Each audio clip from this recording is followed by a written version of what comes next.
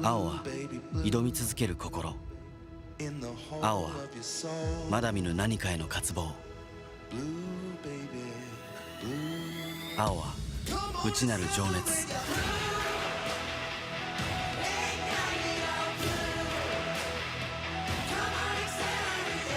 あなたの青をそのタイヤは呼び覚ます。青を灯せToyota Tires。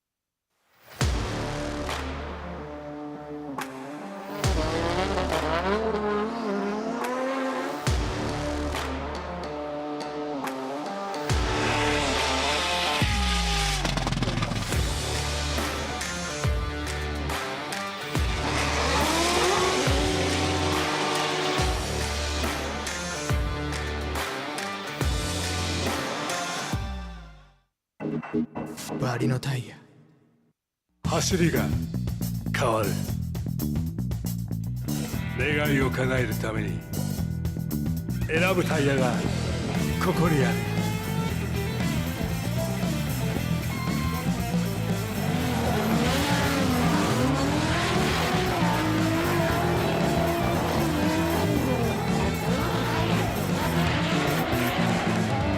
芝タイヤ。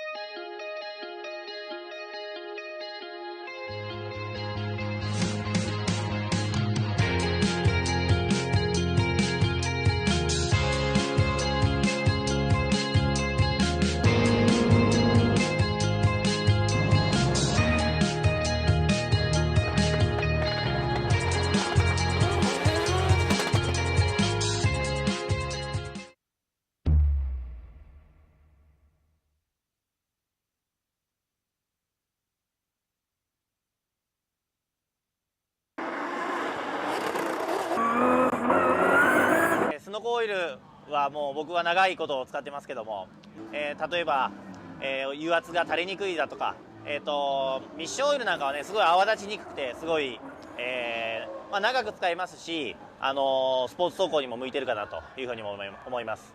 ぜひ皆さん使ってみてください。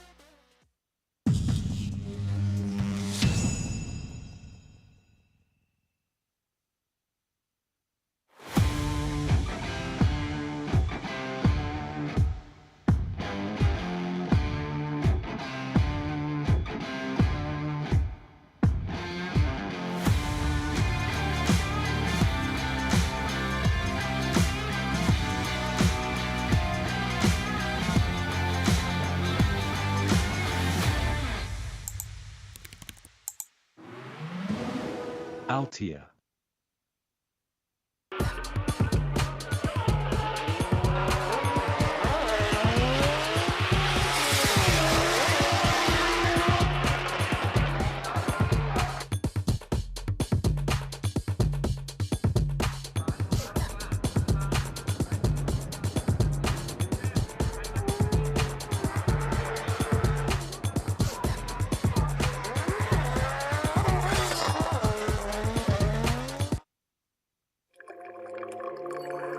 先人が積み上げた伝統の味わい、時代に合わせた革新の味わい。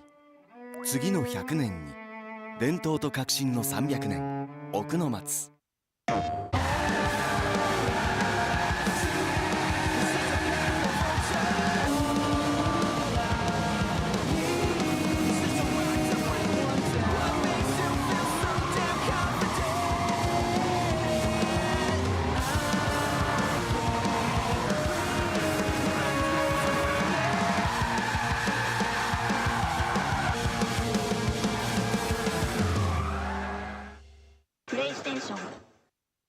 青は挑み続ける心、青はまだ見ぬ何かへの渇望、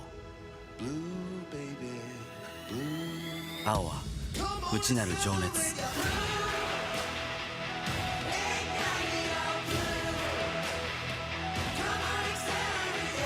あなたの青をそのタイヤは呼び覚ます。青を灯せToyo Tires.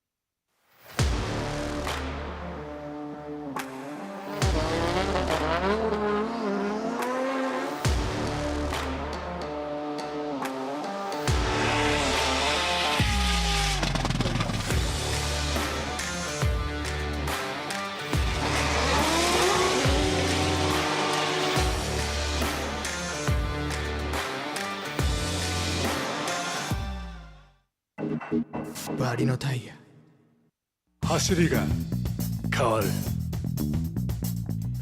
願いを叶えるために選ぶタイヤがここにある。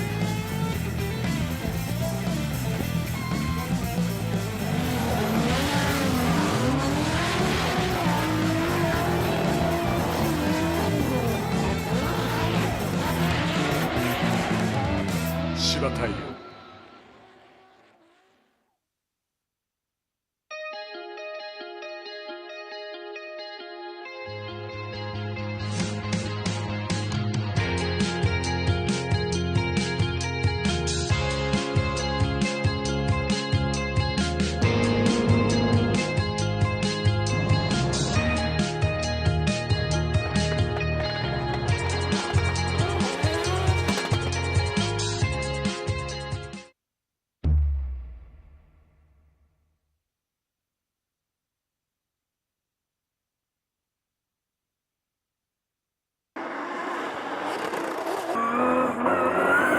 スノコオイルはもう僕は長いことを使ってますけども、例えば、油圧が垂れにくいだとか、ミッションオイルなんかはねすごい泡立ちにくくてすごい、長く使えますし、スポーツ走行にも向いてるかなというふうにも思います。ぜひ皆さん使ってみてください。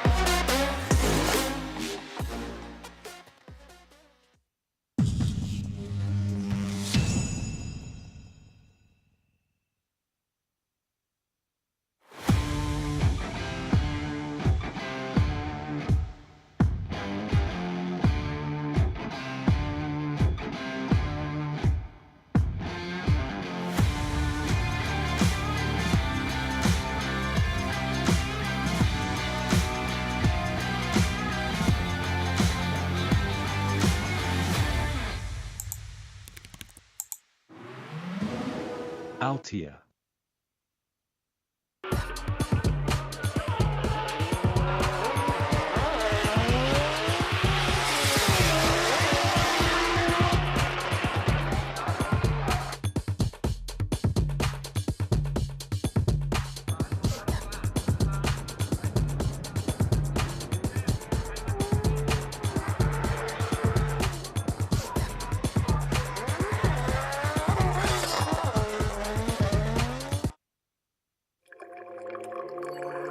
先人が積み上げた伝統の味わい、時代に合わせた革新の味わい、次の100年に伝統と革新の300年、奥の松。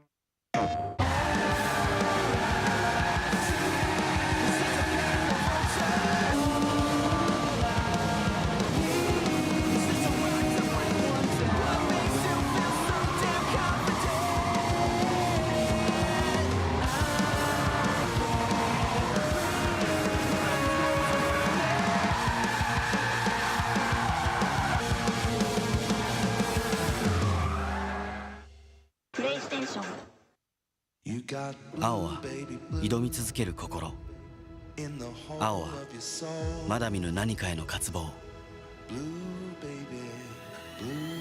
青は内なる情熱、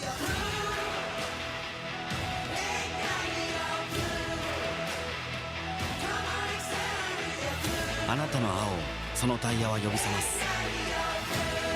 青を灯せ。 Toyo Tires.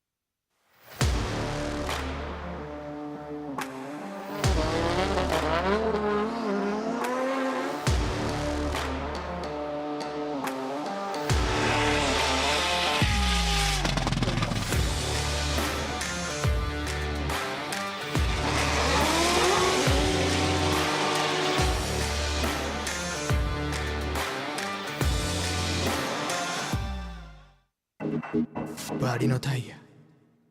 走りが変わる。願いを叶えるために選ぶタイヤがここにある。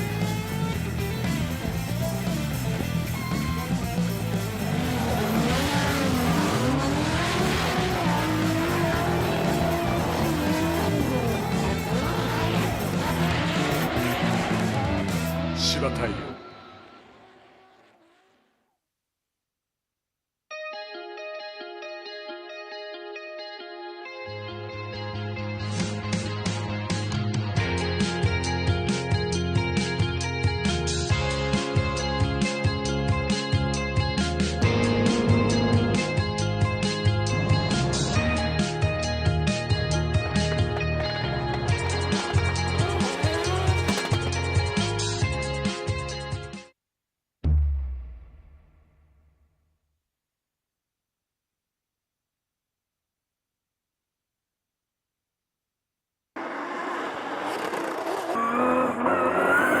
スノコオイルはもう僕は長いことを使ってますけども、例えば、油圧が垂れにくいだとか、ミッションオイルなんかはねすごい泡立ちにくくてすごい、長く使えますし、スポーツ走行にも向いてるかなというふうにも思います。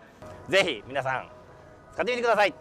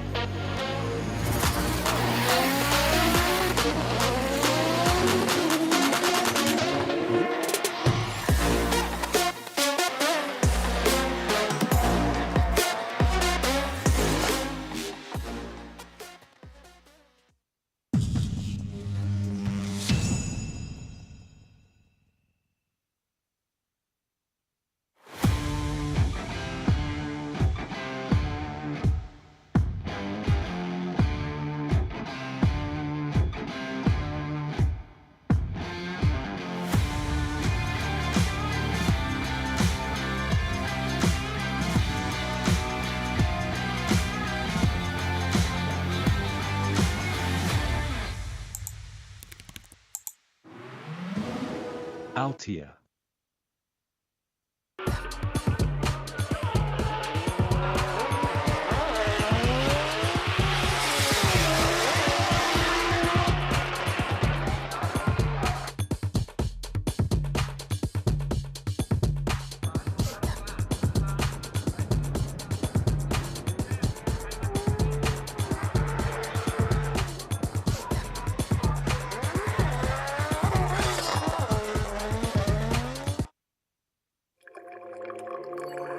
先人が積み上げた伝統の味わい、時代に合わせた革新の味わい、次の100年に伝統と革新の300年、奥の松。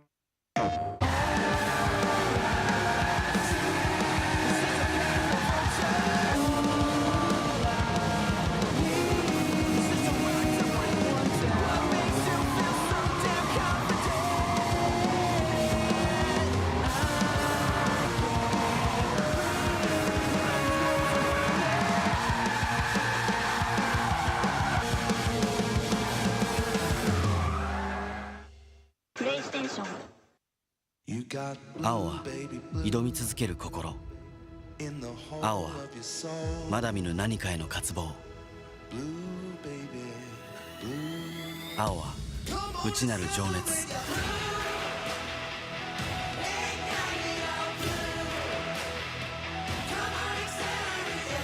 あなたの青をそのタイヤは呼び覚ます青を灯せ Toyo Tires.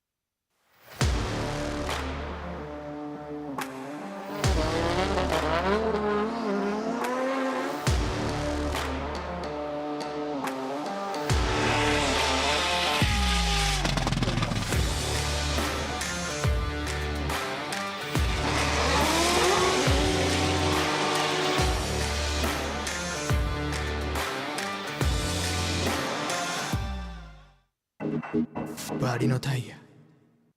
走りが変わる。願いを叶えるために選ぶタイヤがここにある。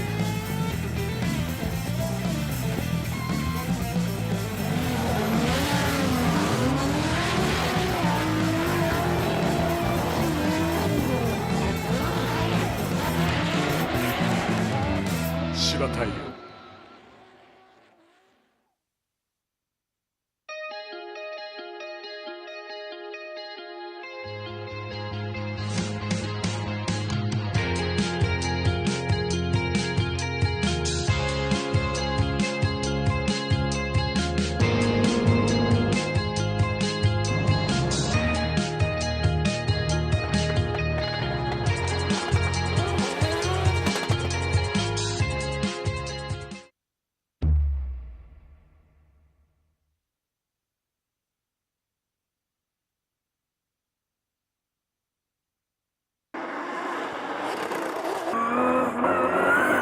スノコオイルはもう僕は長いことを使ってますけども、例えば、油圧が垂れにくいだとか、ミッションオイルなんかはねすごい泡立ちにくくてすごい、長く使えますし、スポーツ走行にも向いてるかなというふうにも思います。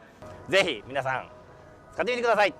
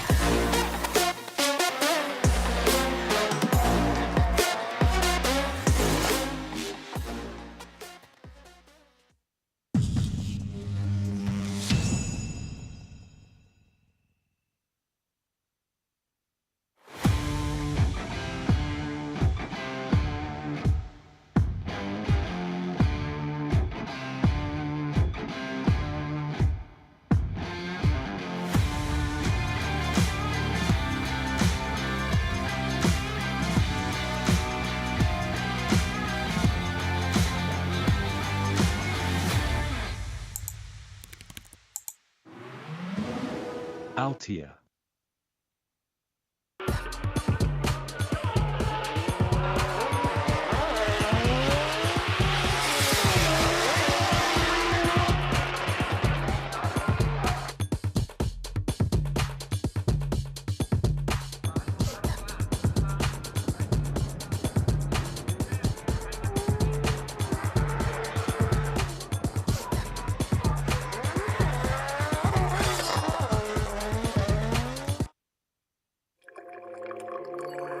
先人が積み上げた伝統の味わい、時代に合わせた革新の味わい。次の100年に伝統と革新の300年、奥の松。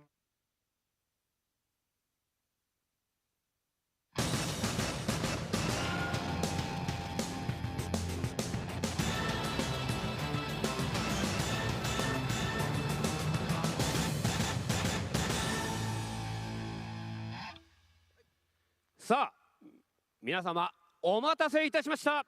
2024 JAF 日本ドリフト選手権グランツーリスモ D1 グランプリシリーズラウンド7オートポリス始めてまいりましょう。さあということで、とはいえこの悪天候の中本当オートポリスようこそお越しいただきました。おそらく今日は一日このウェットの中での戦いということになると思いますけれども、シリーズももう終盤、本当にチャンピオン争いも激しくなってきたこの D1 グランプリシリーズ、一体どういう戦いになるのか、ぜひこの土曜日ラウンド7最後まで見届けていただきたいと思います。もちろん今日も一日実況私鈴木ラブお送りしてまいります。よろしくお願いいたします。さあそして続いてはこの方でございます。はい、皆さんこんにちは、江崎ロアです。私は普段レスキン活動をしながら今年も D1 の事務局として走り回ってます。今回もよろしくお願いします。はい、よろしくお願いいたします。そしてさらに事務局員として、追加されているということで新たなる新人ご紹介いたしましょう。この方でございます。はい、皆さんおはようございます。楓咲です。今日はロアちゃんと同じくちょっとスタッフの方で走り回らせていただきますので、一日よろしくお願いします。よろしくお願いいたします。走り回るのはいいんですけど、一体あなたたちはどこで会えるんだっていう気がしますけれどもね、この後ねお会いしたいですね。はい、なんですか。事務局で会えますよ。会えないよ、会えないよ、そりゃチームの人しか本当にね、皆さんも会いたいとは思いますけれどもね、多分ピットウォーク、コースウォーク、そういったところでね、また会えると思いますんでね、ぜひよろしくお願いいたします。さあそしてですね、今日ここにはいないんですけれども、今日は、実況&審査の方は実はコントロールタワーの方からお送りするということになりまして、審判員もですねもうすでにタワー4階の方、こちらの方にいるんですけれども、お名前だけね出しておきますんで、多分ね映像は出てこないと思いますけれども、今日の審判員は、上本久志さん、小口義則さん、そして高橋邦明さん、有山隆さん、この4名で審査の方をしていくということになります。もう最新のですね映像がスローもですね、このタワー4階からしっかり見れるというところで、審査の方は、その中から行うということになりましたので、そして実況も私ね、いつも皆さんの前でねやることになるんですけれども、今日はちょっと皆さんと同じ場所ではないんですが、そのコントロールタワー4階の方から、お届けするということになりますので、どうかよろしくお願いいたします。さあそしてですね、いつものようにまずはやはり選手宣誓からということになりますけれども、今回の土曜日選手宣誓はこの方でございます。前線恵比寿2連勝、一気にランキングも4位まで上げてきた、そしてこのオートポリスも得意とするこの方でございます。そば切り広大選手です。おはようございます。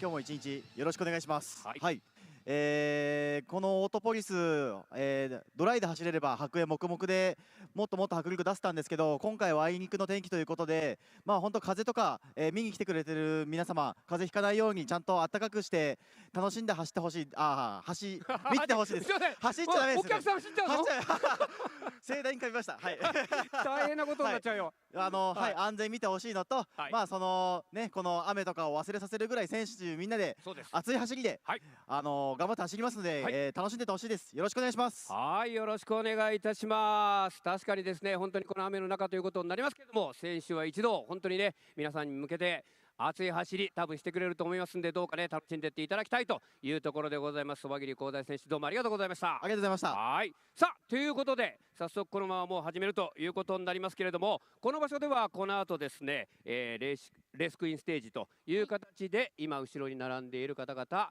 ロアちゃんの方から紹介するということになりまして、私の方はもうコントロールタワー4階の方に戻って早速始めて、でその後ですね選手紹介、そちらの方からお送りしていくということになりますので、このまま今回のラウンド7始めてまいりたいと思います。ということで本当に最後までどうかお楽しみください。それではアルワさん、この後のレースクイーン紹介の方よろしくお願いいたします。はい、お任せください。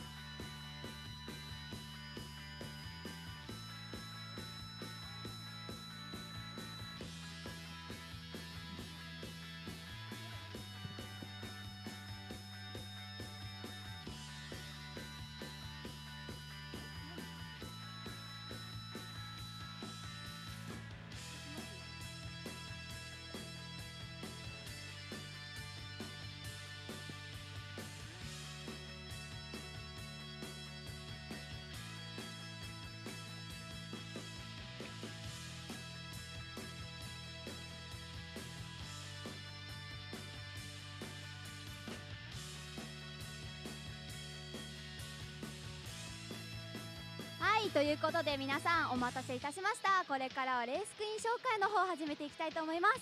レースクイーン紹介も今回も江崎ロアが担当させていただきます。で今回登場いただくレースクイーンの皆さんにそれぞれチームの紹介をさせていただきたいと思います。それでは最初のチームのレースクイーンの皆さんお願いします。皆さんおはようございます。トネモタスポギャルズの木戸ひなのです。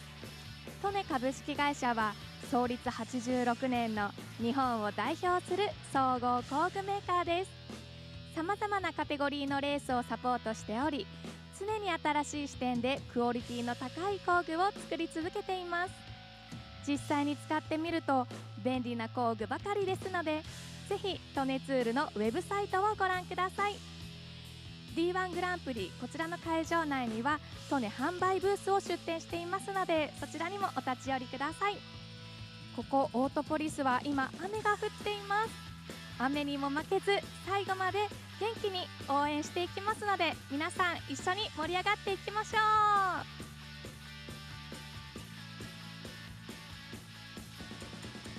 い、皆さんおはようございます。バリノガールズの宮瀬七海です。チームバリノは中村直樹選手を筆頭にたくさんの D1 グランプリドライバーをサポートしています。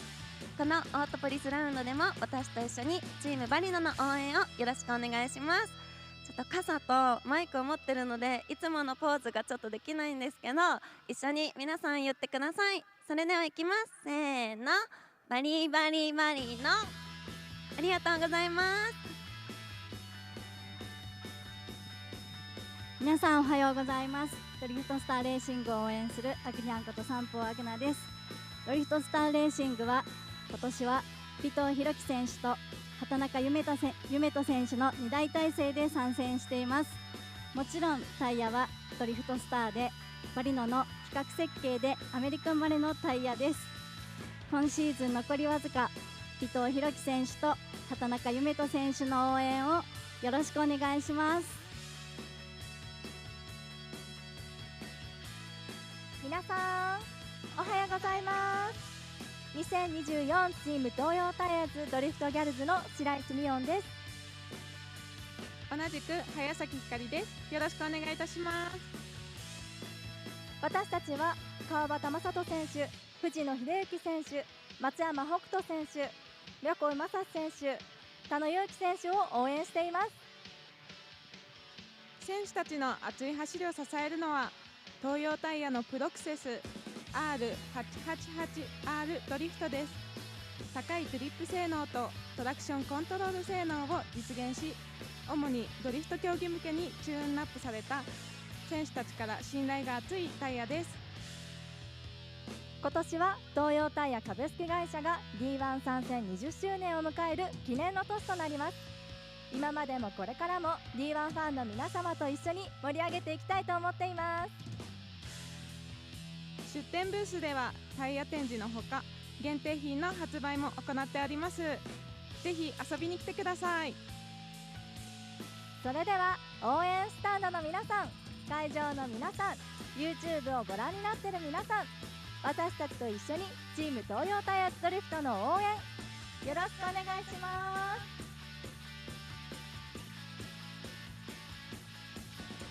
す。はい、皆さんおはようございます。柴田レーシングチームの新田優衣です。私たちが応援する柴田レーシングチームからは31号車そばぎり光大選手、18号車日比野哲也選手を筆頭に全13台出走します。そして物販ブースではたくさんのグッズが販売されているんですけど、私が着ているこちらのパーカーが新作になってます。でこの後ろに恵比寿のお写真がプリントされていてとっても可愛いので、ぜひ皆さん買ってみてください。柴田社長も愛用していましたので、皆さんお揃いで応援しましょう。それでは応援よろしくお願いします。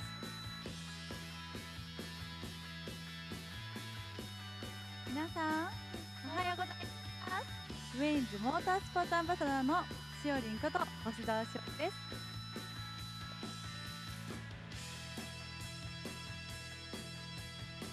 ウェインズモータースポーツはウェインズトヨタ神奈川の神奈川県トヨタディーラーが3社が合併し昨年誕生した会社です。ダイナミック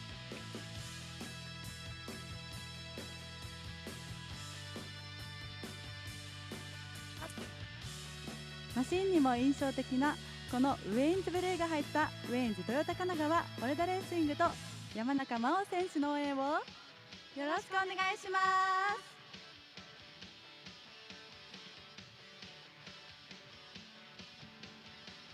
皆さんおはようございます。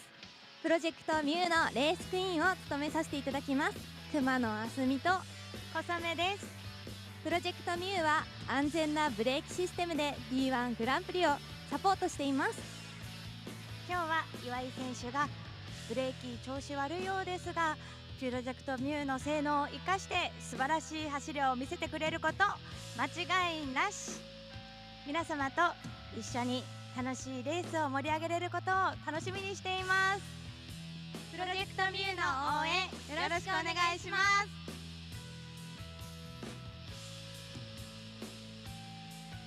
皆さんおはようございます。シャークガールの長坂ありさです。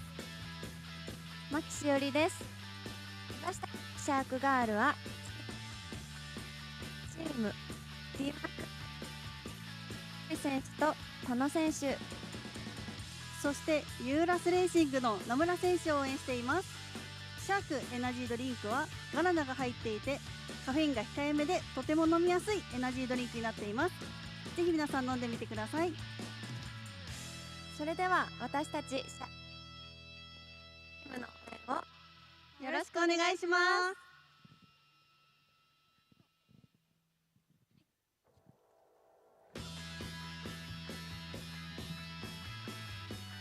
皆さんおはようございます。レーシングサービス渡辺の応援をするマリンいつきと前田恵理子です。参戦する選手は43号車田所義文選手と51号車岩井照義選手です。レーシングサービス渡辺は50年以上続くアルミのホイールの会社です。 SNS ではワイルドスピードに登場する反役の三冠さんとの日常も投稿されています。ぜひ SNS、インスタグラム、ホームページなどチェックしてみてください。実は悪天候の中ではありますが、一生懸命気合を入れて応援いたしますので、皆さん応援よろしくお願いします。皆さんおはようございます。リペアクリエイト×リザルトジャパンレースクイーンの月島奈々です。私が応援しておりますのはカーナンバー23村上充選手です。リペアクリエイトは広島に所在する自動車の中古ヘッドライトをリペアし販売している会社になります。そしてリザルトジャパンは村上選手のマシンに装着されておりますエアロパーツをはじめとする各車種のエアロパーツを手掛けるメーカーになります。本日も勝利へと駒を進めるべくチーム一丸となって戦ってまいります。配信をご覧の皆さん、会場の皆さん、私と一緒に村上選手を応援しましょう。本日も熱い声援をよろしくお願いします。皆さんおはようございます。ガレージワイズのワイズガールことみゆです。下田選手はここオートポリスのみの参戦となりますが、皆様の温かい声援のおかげで今年も出られることになったので、皆さんどうか熱い声援をよろしくお願いします。はい、レースクイーンの皆さんありがとうございました。この後は選手紹介がピットの前で行われます。じゃあ紹介の方、学さんお願いします。はい、ロアさんありがとうございました。皆さんの前でまずはレースクイーンの方々、最初のご紹介ということになりましたけれども、それではこの後準備ができましたらいよいよですね、今回戦う全選手36名のご紹介ということになります。ただし36名なんですが、今日の朝の練習走行を踏まえて今日単走に出てくるのは33台ということになります。36人が出てくるんですが、どうやら出られない方というのもご紹介しなくてはなりません。そのご紹介の時にね、一言入れていきたいと思いますが、さあこの後いよいよピットに並んでいるその紹介をしていきたいところではありますが、まだどうやら映像の方がですね、この審査コースさあというところで、それでは早速今回を戦うラウンド7選手たちご紹介してまいりましょう。まずはこの方です。カーナンバー99チームバリの N スタイル中村直樹。現在ランキングトップということになります。さあ続いてまいりましょう。続いての登場、カーナンバー15です。バデストラ上尾勝弘です。さあ地元九州というところでこのオートポリス、やはり出てまいりました上尾勝弘選手。さあ続きましてカーナンバー98ドリフトスターレーシング尾藤弘樹です。さあ続きましてまいりましょう。カーナンバー75ドリフトスターレーシングは畑中夢人です。21歳若手畑中夢人、北海道からやってまいりました。さあ続いてまいりましょう。カーナンバー 56GP スポーツグリーントップ森高弘です。もう D1 上位、本当にねしっかりと D1 選手 D1 ドライバーというところになってまいりました。さあ続きましてカーナンバー 47GP スポーツグリーントップは米内久人です。さあ米内ルーキーね、ライツチャンピオンがまたこのオートポリスどういった走りを見せるかどうか。さあ続きましてカーナンバー79トップチーム G マイスター目桑幸次郎です。さあ今日こそはトラブルがないように本当に走り切ってほしいところ。さあそして同じチーム続いてはカーナンバー16トップチーム G マイスター山口浩二です。カーナンバー16番の方になります。さあ続きまして参りましょう。カーナンバー90です。ウェインズトヨタ神奈川オレダレーシング GR スープラは山中真央。さあルーキー山中真央ミネラル5の一人、このオートポリス初めてどういう走りになるかどうか。さあ続きましてカーナンバー10です。チーム MJ スタイルバリの三好隼人。さあ三好もねちょっとトラブルが多いところではありますが、今回はどうでしょうか。さあその横になりますカーナンバー57トヨプラスレーシングチーム陣野俊之。ちょっと顔は笑ってますが悲しい。今日明日出ることはできません。どうやらエンジンがもうお台場に向けて早く直して頑張ってください。さあ続きましてカーナンバー87です。ファット5レーシング GR スープラは斉藤大吾。さあとはいえちょっとねエンジンの方が心配ではありますが大丈夫なんでしょうか。期待したいところ。ここは得意なオートポリスです。さあ続きまして参りましょう。カーナンバー31柴田レーシングチームそば切り広大。日々の邪魔、あそれ日々の時自分でやってくださいね。昨日折れちゃったのはね本当にね。まずはそば切り広大。さあそしてその横もう一緒になってしまいましたカーナンバー18柴田レーシングチームの日比野哲也です。はいもう本当に忙しい人ですね日比野さんね。昨日はねこのミッションのところちょっとね折れてしまいまして修理したというところを出してくれました。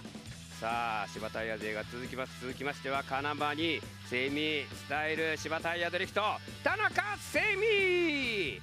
練習走行から相変わらずいい得点出していました。今日はどうでしょう。田中セミ初優勝をかけて頑張ってほしいところ。さあ続きましてカーナンバー23リペアクリエイトリザルトジャパン86村上充。変な顔村上。さあ絶好調村上。今日はこのオートポリスどうでしょうかね。さあ続きましてカーナンバー7です。チーム有山宮松本清柴タイヤ松井幸雄。フォローター RX7 松井幸雄ちょっとやはりね前線もいい走りができていないというところで今回期待したいところです。さあ続きましてカーナンバー2727ワークスは茂木武史。さあもうベテラン茂木武史ここのオートポリスでこの S15 どんな走りを見せてくれるかどうか。さあ続いてまいりましょう。カーナンバー11ハイチュウインターナショナル久保川澄香180。ハロウィン状態で配置を持ってね、前線この恵比寿ではもう大クラッシュしてましたけども、なんとかマシンの方は治ったようです。さあ続きましてカーナンバー78チームベルテックスネクサ D2D 上野貴弘。さあ雨の中では絶好調、そしてオートポリスは得意な大ベテランレジェンド上野貴弘。今回はどういうところまで来るかどうか楽しみです。さあ続きましてカーナンバー95です。チームベルテックスネクサ D2T 大ジャポントインチャロネンはどうやらやはり出てこない、紹介だけはねするということだったんですが、閉まってます閉まってます。この辺りは明日は出てくる、今日は出てこれない。さあそして続きましてカーナンバー63ネクスタードライブトゥドリフトコンビジットトインチャロネン。さあペイでございます。ペイはなんとかこの 1AT で、さあオートポリスどうでしょうか。さあ続きまして89番のラタポンカウチンもどうやら土曜日は残念ながらリタイアというところで、続いての紹介はカーナンバー9です。ボージトクルー佐藤牧場山本渡る。さあ北海道からやってまいります山本渡るね、どういった走りをこのオートポリス見せてくれるかどうか頑張っていただきたい。さあ続きまして84です。チーム RDS 橋正和 ER34 ライズでねここで優勝した経験を持っている橋 ER がいい状態であればいいんですけれども、頑張っていただきたい。さあここから青チームになってまいります。まずはカーナンバー70です。チーム DMAX レーシング横井正史。空を指さしてね、雨もっと降れということなんでしょうか。どういったねこの戦いがまず土曜日横井に出てくるかどうか。さあそしてその横です。カーナンバー80です。チーム DMAX レーシング田野祐希。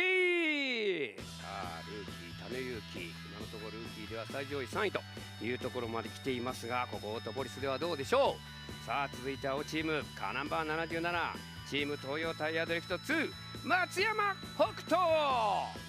さあこの GR カローラ松山北斗どこまで熟成してきたかどうか。速さに定評のある松山 GR カローラ注目の1台です。さあ続きましてカーナンバー88チーム東洋タイヤドリフト川端正人。お気合入っているのかこの顔、どっちなのか全く分かりませんが2位というところで川端正人ね、前線ちょっと辛い状態でしたけれども今回は問題ないでしょう。いいところ期待してます。さあ続きましてカーナンバー66チーム東洋タイヤドリフト藤野秀幸です。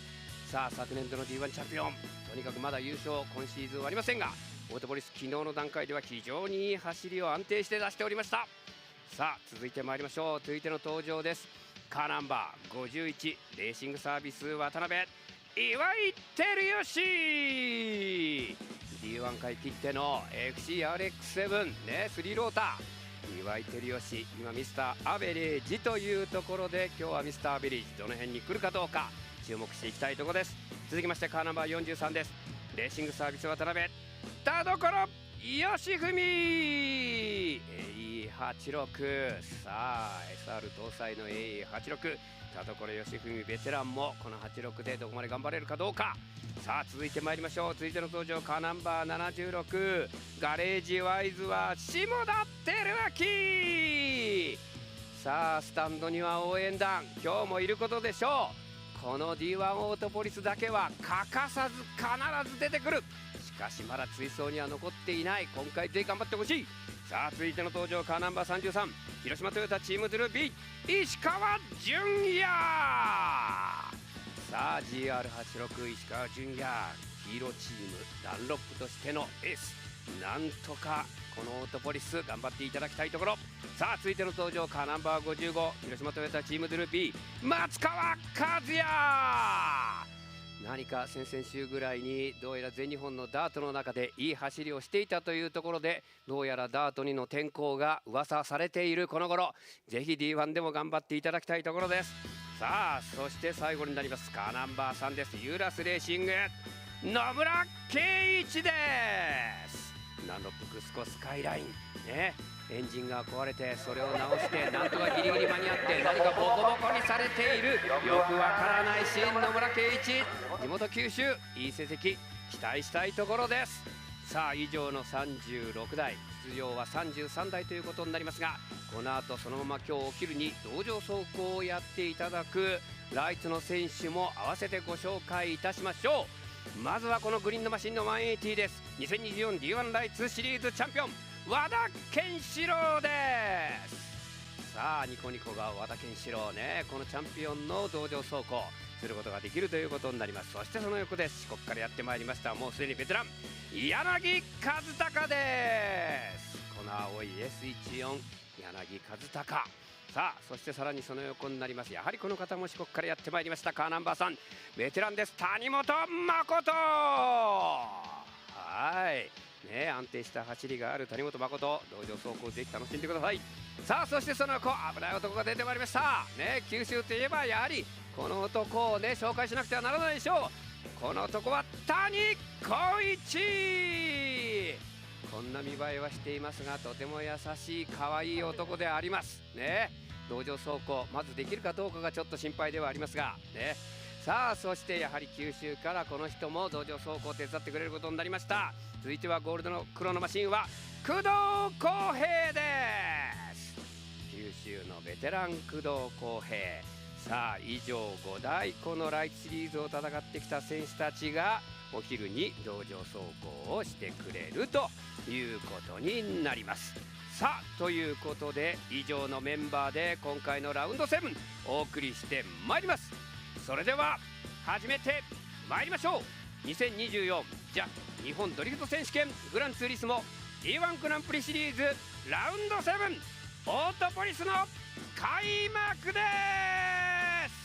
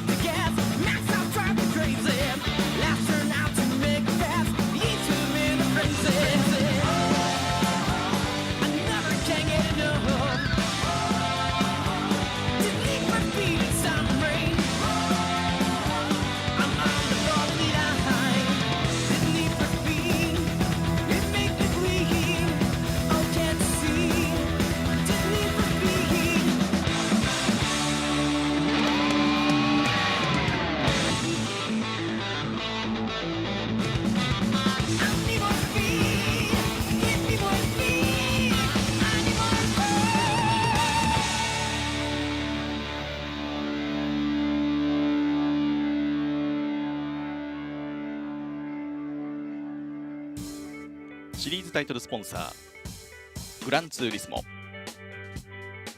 オフィシャルタイヤスポンサー東洋タイヤ、バリノタイヤ、芝タイヤ、サポートタイヤスポンサーダンロップ、パートナースポンサートネ、ダスキンレントオール、スノコ、グラムライツ、アルティア、 ATS、 ワーク、プロジェクトミュー、 BN スポーツ、ブリット、ウェインズトヨタ神奈川、メカニクル、オフィシャルウェアプーマ、オフィシャルアワードドリンク奥の松酒造、メディアパートナードリフトスピリッツ、38以上の皆様のご協力でお送りいたします。「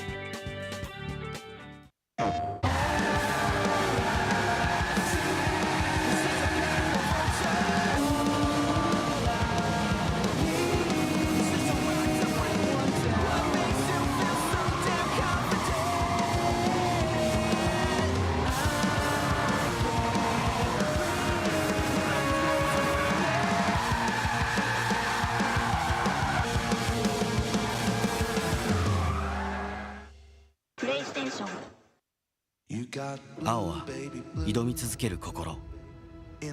青はまだ見ぬ何かへの渇望。青は内なる情熱。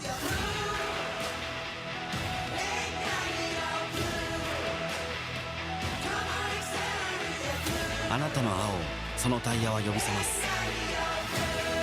青を醸せ。 Toyo Tires. .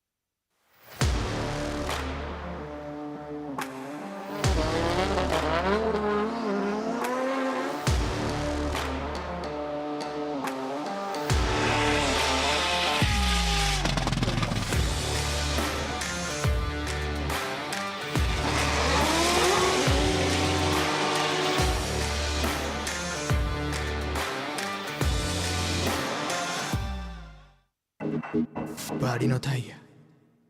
走りが変わる。願いを叶えるために選ぶタイヤがここにある。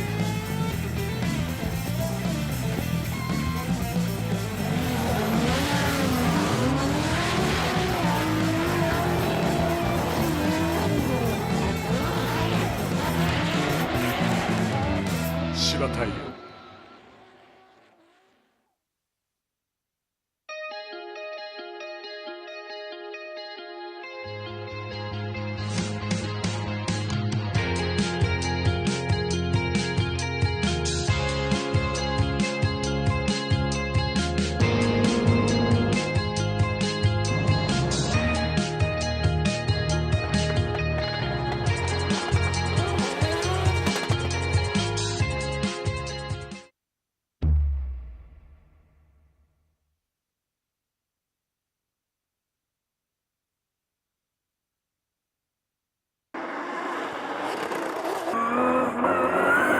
スノコオイルはもう僕は長いことを使ってますけども、例えば、油圧が垂れにくいだとか、ミッションオイルなんかはねすごい泡立ちにくくてすごい、長く使えますし、スポーツ走行にも向いてるかなというふうにも思います。ぜひ皆さん使ってみてください。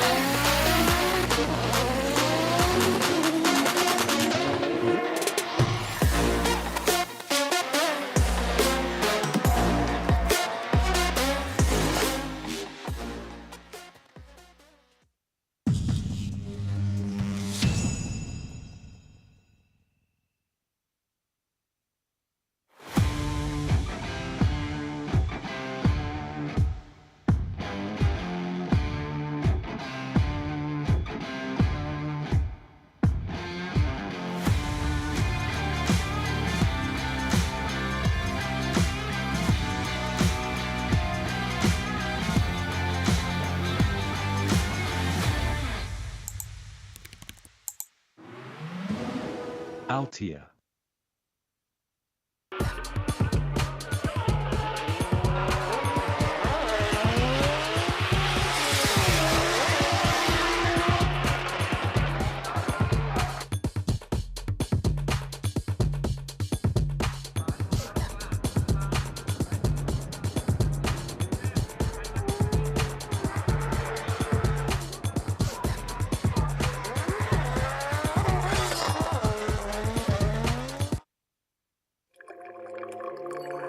先人が積み上げた伝統の味わい、時代に合わせた革新の味わい。次の100年に伝統と革新の300年、奥の松。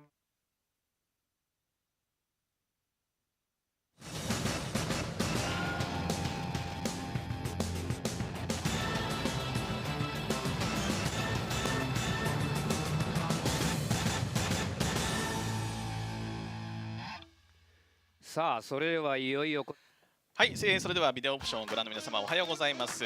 今シーズン4会場目ビデオオプションで MC を務めます勝俣智也です。どうぞよろしくお願いいたします。そして今回も解説に入っていただくのは熊久保支配人です。よろしくお願いします。お願いします。今回は隣にいますよ。やっと戻ってきましたね。今回は隣にいますよ。寂しかった、前回はうさぎちゃんでしたからね。そうですね。はい。まあ今日はね支配人よろしくお願いいたします。はい。というわけでまあ今回ですねオートポリス戦ということで現地は雨ですよ。みたいですね。はい。かなりの雨でこれオートポリスは雨が上がってくると逆にまた霧がね。そうですね。だからちょっと降ってた方がいいの。まあもうこういう状況だったらね。そうですね。はい。まあこの辺りですねまた雨の説明は後ほどしていきたいと思います。まあというわけで前線恵比寿支配人ね本当にいいまあレースというかねそうですね。大会でしたけれどもいかがでしたか。いや前回はね現場からまあちょっと喋ってる間はすごく寂しかったんですけどただやっぱり実際に走ってる姿を見ながら喋ることができたので、そういう部分ではねやっぱり臨場感があったかなとは思いますよね。そうですね。そば切り2連勝ということで。そうですね。ちょっと高台がもう完全に覚醒してしまって絶好調でしたよね。はい。ブラックそば切りと我々ね。はい。だから本人ブラックって呼ばれるらしいですよ。ああそうなんです。まあいいじゃないですか。これずいぶん広まってきてて、でも本当にね。ブラックがないんですよね。ブラックがないので一生懸命ブラックを探してるのでブラック情報あったらそうですね。そば切りブラック普及活動してますので皆さんぜひよろしくお願いします。まあ本人はホワイトだって言ってましたからね。はい。というわけで前線恵比寿を置いたのランキングですけれども、ランキングこちらをご覧いただきたいと思います。今ですねランキング今トップが中村直樹ですね。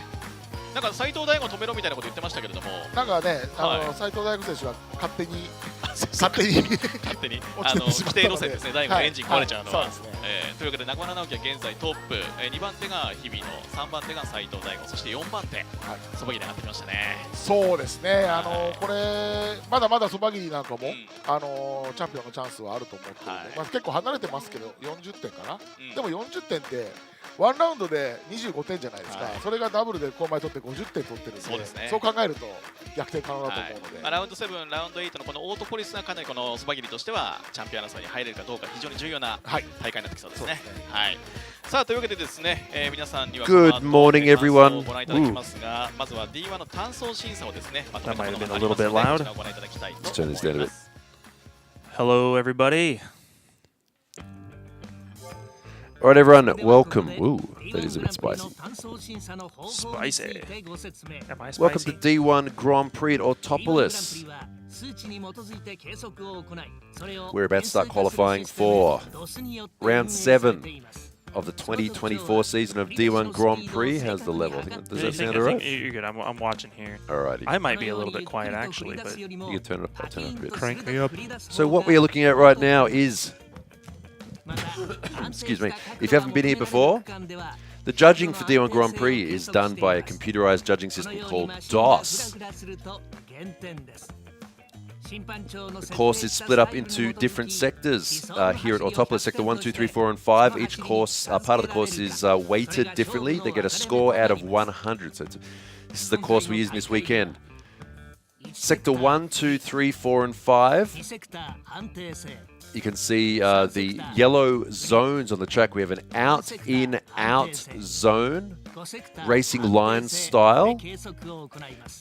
Cars need to hit those zones at some point. They don't have to ride the entire zone. At least just put a tyre into those zones is enough to avoid getting a penalty. Different parts of the track are also, the DOS is looking for different things. For example, in some parts of the track where they transition, a big strong flick will get them the best points. On parts of the track that are a long sweeper style part of the track, stability. Cars with holding big angle the whole time, not wobbling around, will get them the big points.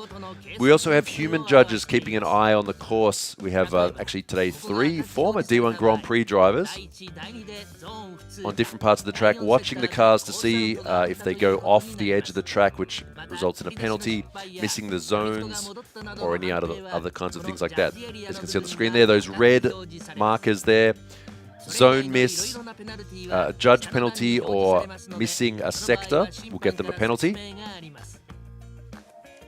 And they end up getting a score out of 100 total. Each of the drivers gets 2 solo runs. That determines their rank. And the top 16 drivers out of our drivers here today will move on to the top 16 battle later on today.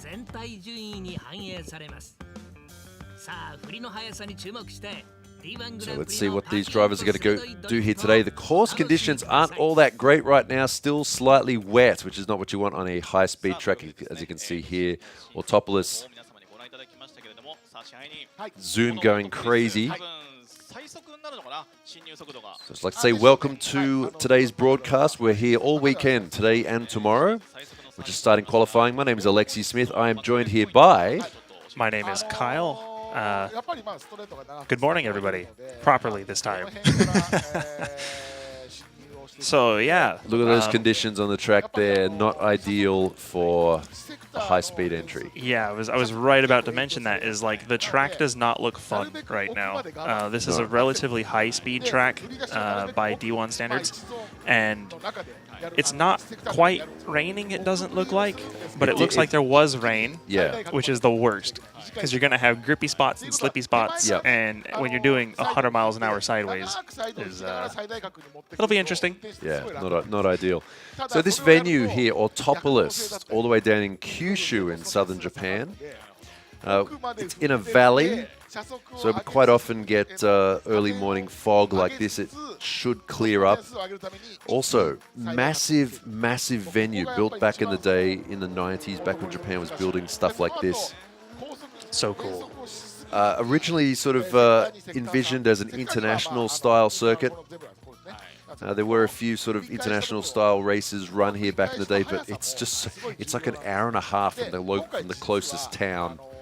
There used to be, I didn't know this, there used to be a massive hotel here at the venue. Yeah, and it got ripped down because they stopped using it. Like there was all these like like accommodation and stuff, but Japan back, man, you read the story about AUTOPOLIS, there's like stories of, you know, valuable artwork being seized from safes and all sorts of real estate deals. And Japan back in the day, the money situation then was on another level. So in a way, you could almost argue that this it's still good that it's there then, at least the track. Well, yeah, because that was from built in the peak. Yeah, I mean, you look at it, it looks like something you'd see in Europe, this style of track. Right. But you can see in the back end all those like those rooms up there, like they're all, there's nothing in them anymore. Yikes. Yeah. We got to bring it back, man. Well, I mean, we're doing our bit here today. I mean, you can see the seating. There's a lot. There is a lot. And because it is so far away, the crowd does tend to come in a little bit later than they normally do at a D1 event. Right. Everybody's still on the way there. They're on the way, honestly. And you get this like these traffic jams in the middle of the mountains on the way there. Like there's it's a one-lane road at one point in each direction. And then it all of a sudden opens up to these like massive sweeping mountain roads. And yeah, it's a bizarre place. It honestly is. Normally run the opposite direction. This track has featured in some simulators and video games. So some of you out there may have actually driven this track before. Going in the opposite direction, however. So we're starting on the front straight, just near the end of the pits. See our start line there. It's a short run-up. The run-up used to be a bit longer back in the day when D1 Grand Prix ran here. Of course, the cars back then were not all, standard 800,000 horsepower like they are now. They were like 400 to 600 at the most. So there was a bit more of a run-up. I believe the biggest, the fastest speed entry was just over 200 kilometers an hour here, which is what in miles an hour, Kyle? A lot. A lot. You don't know? A lot. 200 Ks, what is that? That's like... I thought you were North American. Hang on a sec. Well, dude, you know this. You're more American than me. 200 kilometers an hour in miles per hour. Hold on. Don't. It's going to be like... 124 miles an hour. 124, okay. Yeah. I just asked Siri. I'm sorry, chat. The resident American doesn't know how to... It's really useful What's to do that. What's a mile an hour? What is a kilometer? No, I know the kilometers. Yeah.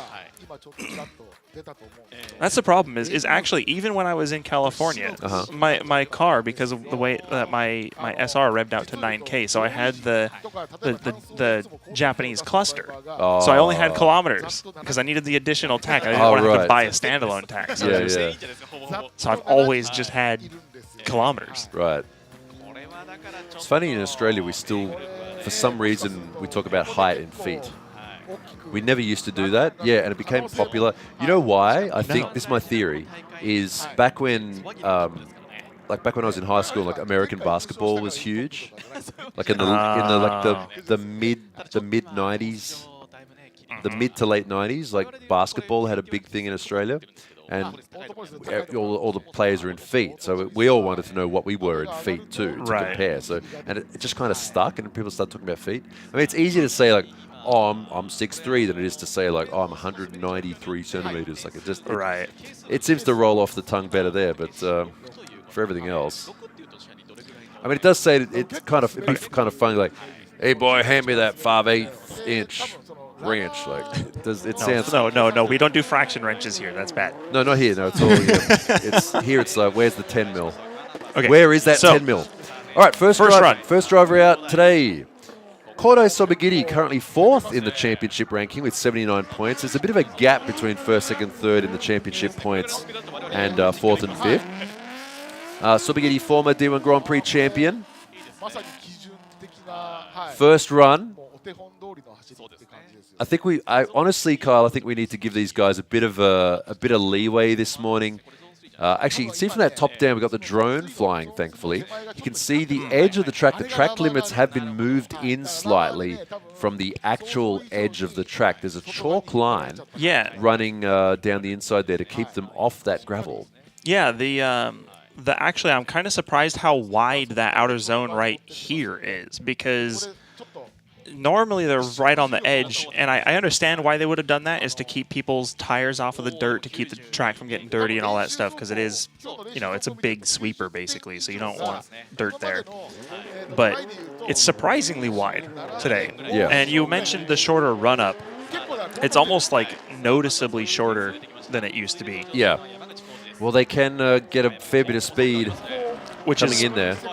Actually, it is kind of surprising because they're still speaking of that, well, that might be a little bit overspeed. I was about to say they're still throwing in relatively quick initiations, considering the wet and the short run up and everything else. But second driver there, Koji Yamaguchi in the BMW. Yeah, it's, you can see that momentum there just doesn't slow down. The track looks miserably slippery right now. This honestly doesn't even look like fun. Yeah. It really, in a car that had this looks like great track conditions for a car with like 200 to 300 horsepower. Yeah, well, it would be so much fun. Well, let's see because we have some other drivers here. We have some. Do I want to say vanity entry? I don't know if that's a bad thing to say or not, but we have a car here today that is something you would have seen here back in like 2005, or actually we have our resident expert here, Fawaz Rafif, in chat. Fawaz, when did AUTOPOLIS first run? Do you know? He probably knows. I mean, but there we go. So zone penalty there. Yeah, something like that. Yeah, we have a car here today that looks like something out of the first time we ever ran here at AUTOPOLIS. So we'll see them later and we'll see how they handle the wet. But here comes the next driver, Yuki Tano, third driver in this group. So this is Group A1 if you're just joining us, our first group of 5 drivers for qualifying. Making his way through the track as best he can. Well, see that wobble there? That's the sort of thing the DOS does not like to see. It likes to see a big stable angle and big angle being held the whole way. The second half of the track looks not too bad there. So this is going to be technically counting as like one tire off because of the fact that even though he's not physically off of the track, yeah. Oh, well, that might even be 2 tires off actually, but that's definitely a penalty there. So over that chalk line there, they're trying to keep them off the dirt. So this weekend we're not on location. Again, this year we're running the commentary remotely from Shinjuku in Tokyo, which is Good and bad. Honestly, I do sort of enjoy flying down to Kyushu and being at the actual venue itself. But that said, it's a lot easier to get home at the end of the day. It's comfy. It is. It's nice and air conditioned. We're in a nice office. But we used to have the commentary tent down on the edge of the track, and one time it was Ueno who went off. Sorry, Ueno, Kamekitina, who went off quite egregiously. We got hit by rocks. I actually remember that. Oh yeah. For some reason, I vividly remember that stream specifically. Oh. Every time I think about this venue, I always think of the time that. I also bring it up every time that might we're also here be a as thing. well. So, yeah. So some penalties there. Yeah, not looking like an easy track. Let's see how Koji no Mekuwa hits this track. He's the teammate of Koji Yamaguchi, a similar-looking BMW with the Eurofighter kit. Keeping it online there.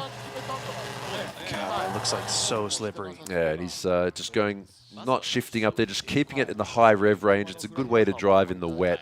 We're going to start to see a dry line too, just over the edge of the track there. The worst thing is right before the outer zone in the big final corner. It looks like it's really wet there still. Yeah. But it dries up halfway through the corner. Right there. So right there it's slippery, yeah. and then you'll come through, and right about here you start to get grip again, and it doesn't. This is where it doesn't look fun. This is where spotters are very important. You can almost see the puddle there still. It's not really a puddle, but it's just a damp section. Oh, so that wasn't that was okay there for Mekuwa. Looks like the scoreboard's broken there. 888. 88.8. Our next driver, Mr. Average, Takehiro Mori. I didn't give him that nickname. Oh, that's a lot of angle there. He's going to loop around, and that's going to be 0 run there for Mori, or at least for the rest of the course. Tricky course at the moment, looks like. He's just giving a bit more of a check there. If you're going to mess up your run, might as well use the rest of the run just to get a bit more of a feel of how the track surface is. Yeah, I almost expect to see a couple of people do something similar to this. But as long as we don't see any more cars doing kickflips and whatnot, that'll be great. Yeah, that was there's a few highlights from this track that are kind of interesting from previous rounds of D1 Grand Prix.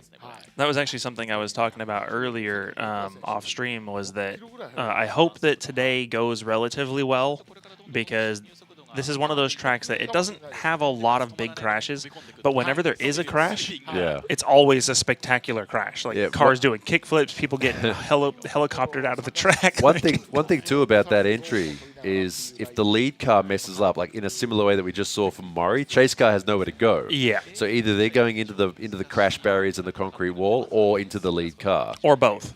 Yeah, which has happened before. Yeah. So, chat mentioning the fog here. There was one year, in fact, where the start was delayed due to fog. This whole area, if you open up Google Maps and look up Autopolis down in Kyushu, and sort of you hit the control key and make it 3D. Like it is in a valley. Right. This particular track. So it does take a while for the fog to clear up. Yeah, and it did get a pretty gnarly wave of fog just a couple minutes ago, but that cleared up relatively quickly. All right, second run. Kodai Sobagiri on his second qualifying run. Said before, currently fourth in the championship with 79 points overall coming into round 7. Honestly, a bit too much. He's going to try and save it. Nope, and not straightening in Sector 5, so...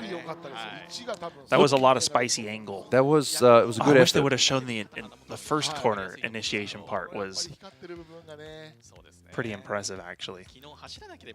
At least at the moment, he doesn't need to worry about a car behind him. Are they going to cut away from the in-car as soon as he initiates? No. Okay, see, that initiation was pretty sick. It was pretty good. He didn't. He looked like he was sort of going halfway between safe and not safe at all. Right, and then he was like, "Well, that angle worked. Let me just try to do it again." Yeah, but it just didn't work out. All right, half spin there for the GR86. Look at that entry. Of Sobagiri. Yeah. So doesn't look like he was necessarily pushing it too hard. He looked actually pretty comfortable, but he just, it's kind of unfortunate to see a waste of a run like that. Yeah. Like the first qualifier is not the kind of run you want to just be throwing away as like a warm-up test run kind of thing. Yeah. Like Well, I mean, some people have different strategies. Some people do. Some people do that. In a situation like this, though, the problem is that usually it depends, though. But between your first and second run, the track can change conditions. But although in this case, because we only have 5 drivers, it won't change that much. Is it sprinkling? Is it raining over there? I mean, there was looked like a bit of rain on Sobagiti's windshield there. Definitely Sorry, water on the windshield. I just don't know if they just never cleaned that off from before, or yeah. Guess we'll find out. Or it was just spray from his tires when he was going sideways. So I'm not too sure. I don't think it's raining, but here we go. Second run now from Koji Yamaguchi. Shallow in the angle, yeah, very shallow. Just being, yeah, that's very gingerly flicking the car. Oh, another wheel off there. Difficult conditions here at Autopolis. Yeah. I'm kind of expecting to see people who normally drive better in the rain to do some pretty good runs. Yeah. But most of the drivers, I feel like, with the D1 cars in particular, they don't seem like they normally drive them in the rain that much unless it's raining during a comp. So that's an interesting point, because these cars drive so different than normal cars, right? Yeah. And then if you hop in a car that you have most of your practice time is in the dry, it yeah, managing that much car, skill issue. I mean, well, yeah, pretty much. Still not easy, not an easy thing to do though.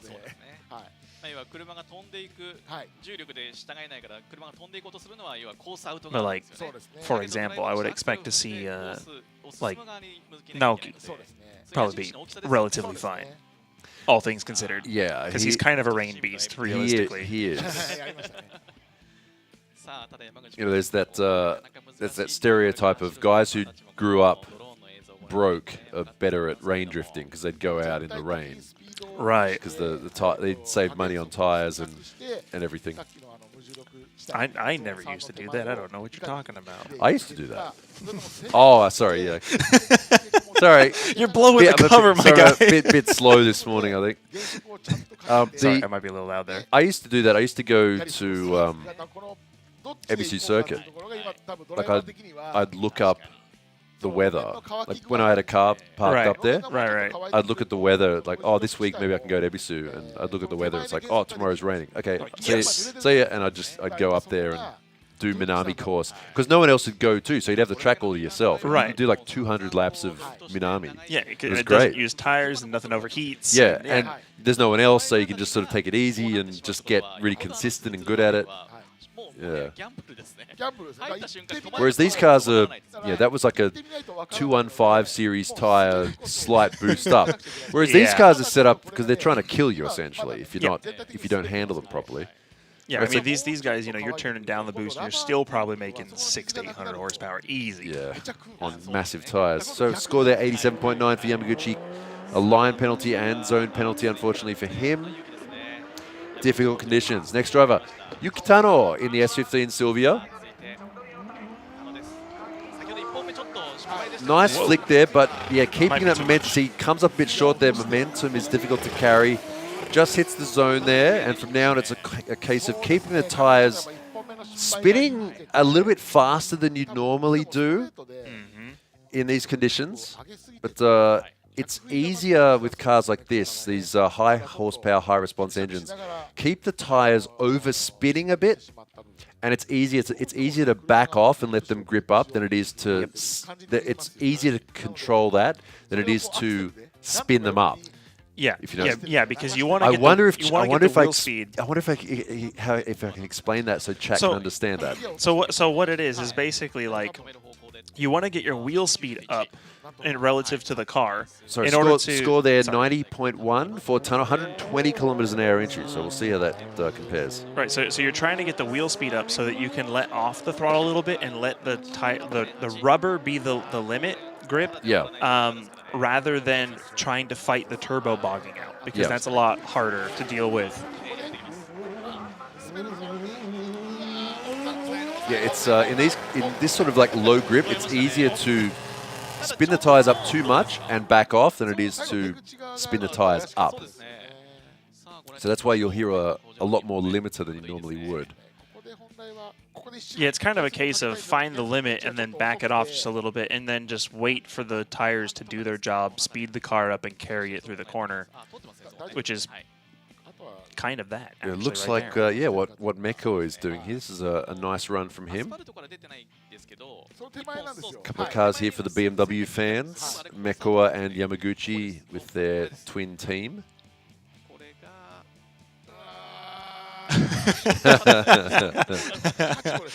Oh, just give it to him. No, Nope. zone penalty Nope. there, and line penalty, unfortunately, for Mekoa. Yeah. Difficult. Yeah, and I think, you know, for drivers who have more experience here, it's probably a weird thing too, having the outer zone be moved in so far. Yeah. Because it is just a small adjustment, but that can make a big difference. All right, next run, Mori. Half spin on his first run, so anything is better than nothing. Let's see, like this looked really good, but that outer zone is just. Yeah, it's getting the car's momentum to come around. It's a bit of a wobble bit there, of wobble. That's DOS really hates that. Yeah, it does. Let's see, like this is actually really cool to watch because he's right on the edge, but he's also off course at this point, technically. Yeah, the last zone here is not very easy looking. Like I've never driven this track in real life. Yeah. But I have done this layout on simulators. Assetto, yeah. So me seeing this, I'm like, okay, yeah, I know how that works. But like trying to figure out like how you would move the car in just a little bit when you've already sort of built up the familiarity of like, hey, the corner I can go here, you get used to it. And then it's like, okay, now move the car over a bit. Skill issue. No, it is. But it's one of those things that you just have to adapt to realistically. Yeah, but it's like yeah. to do it in the moment, you know, it's just kind of like, okay. And we're seeing a lot of red in that left column, left couple of columns today so far. 126 Ks in the entry, only 85.6 for Mori. Yeah. I'm thinking top 16 is well, I mean, if conditions stay like this, it's probably going to be like high 80s, maybe? Like high 89, maybe 92-ish. That's kind of grim, isn't it? Well, we'll Because see what right now, happens. 92 is the best we've got so far. Yeah, well... Which I expect it to get higher, but... Well, that is our top driver so far. Sobagiri is currently 4th in the championship, and he's currently sitting in 1st. So we'll see what happens. We have in this next group, we have Daigo Saito. As you can see on screen right now, he's currently 3rd in the championship with 106 points. So another chance at a championship for Daigo Saito. He's on Ooh. He's just going for a little test there. Yeah, this is the warm-up run. Yeah. Daigo just feeling the limit of the car, feeling the limit of the grip. It definitely looked like you could see his brain being like, okay, this is how much I can flick it. That's how much grip I have. Okay. Yeah. That was very much a study run. So Daigo also yesterday having engine trouble like he did at Ebisu Circuit. Although there's nothing really too new for Daigo. Wait, what was too new for Daigo, sorry? That's nothing too new for Daigo. Oh, nothing too new. Okay, yeah. Having engine trouble before the event. Yeah, he has a habit of having the car sabotage him on his good days. Goes through 2Js like normal people go through, I don't know. CAs. Oh, well, yeah.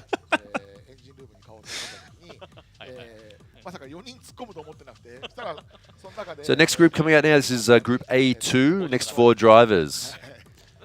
Yonai, Yamanaka, Saito, and Latapon Kiaochin. It's our Thai driver. I tried asking a while back how to pronounce it, like one of their people, and I still couldn't get it. I don't know. I don't know how to pronounce Thai. Yeah, no. It's so hard. It's hard, man. I'm going to really upset some people if I try that. So yeah. ストレートは多分ストレートをこう試験を抜けた瞬間のグリップ感でドライバーって決めてくる。All right, super group right now. Supra. We have 2 A90s in this group. And an F22 BMW. Actually, oh wait, no, he's not out, is he? I think he had some troubles. We might not be seeing Pon in this group.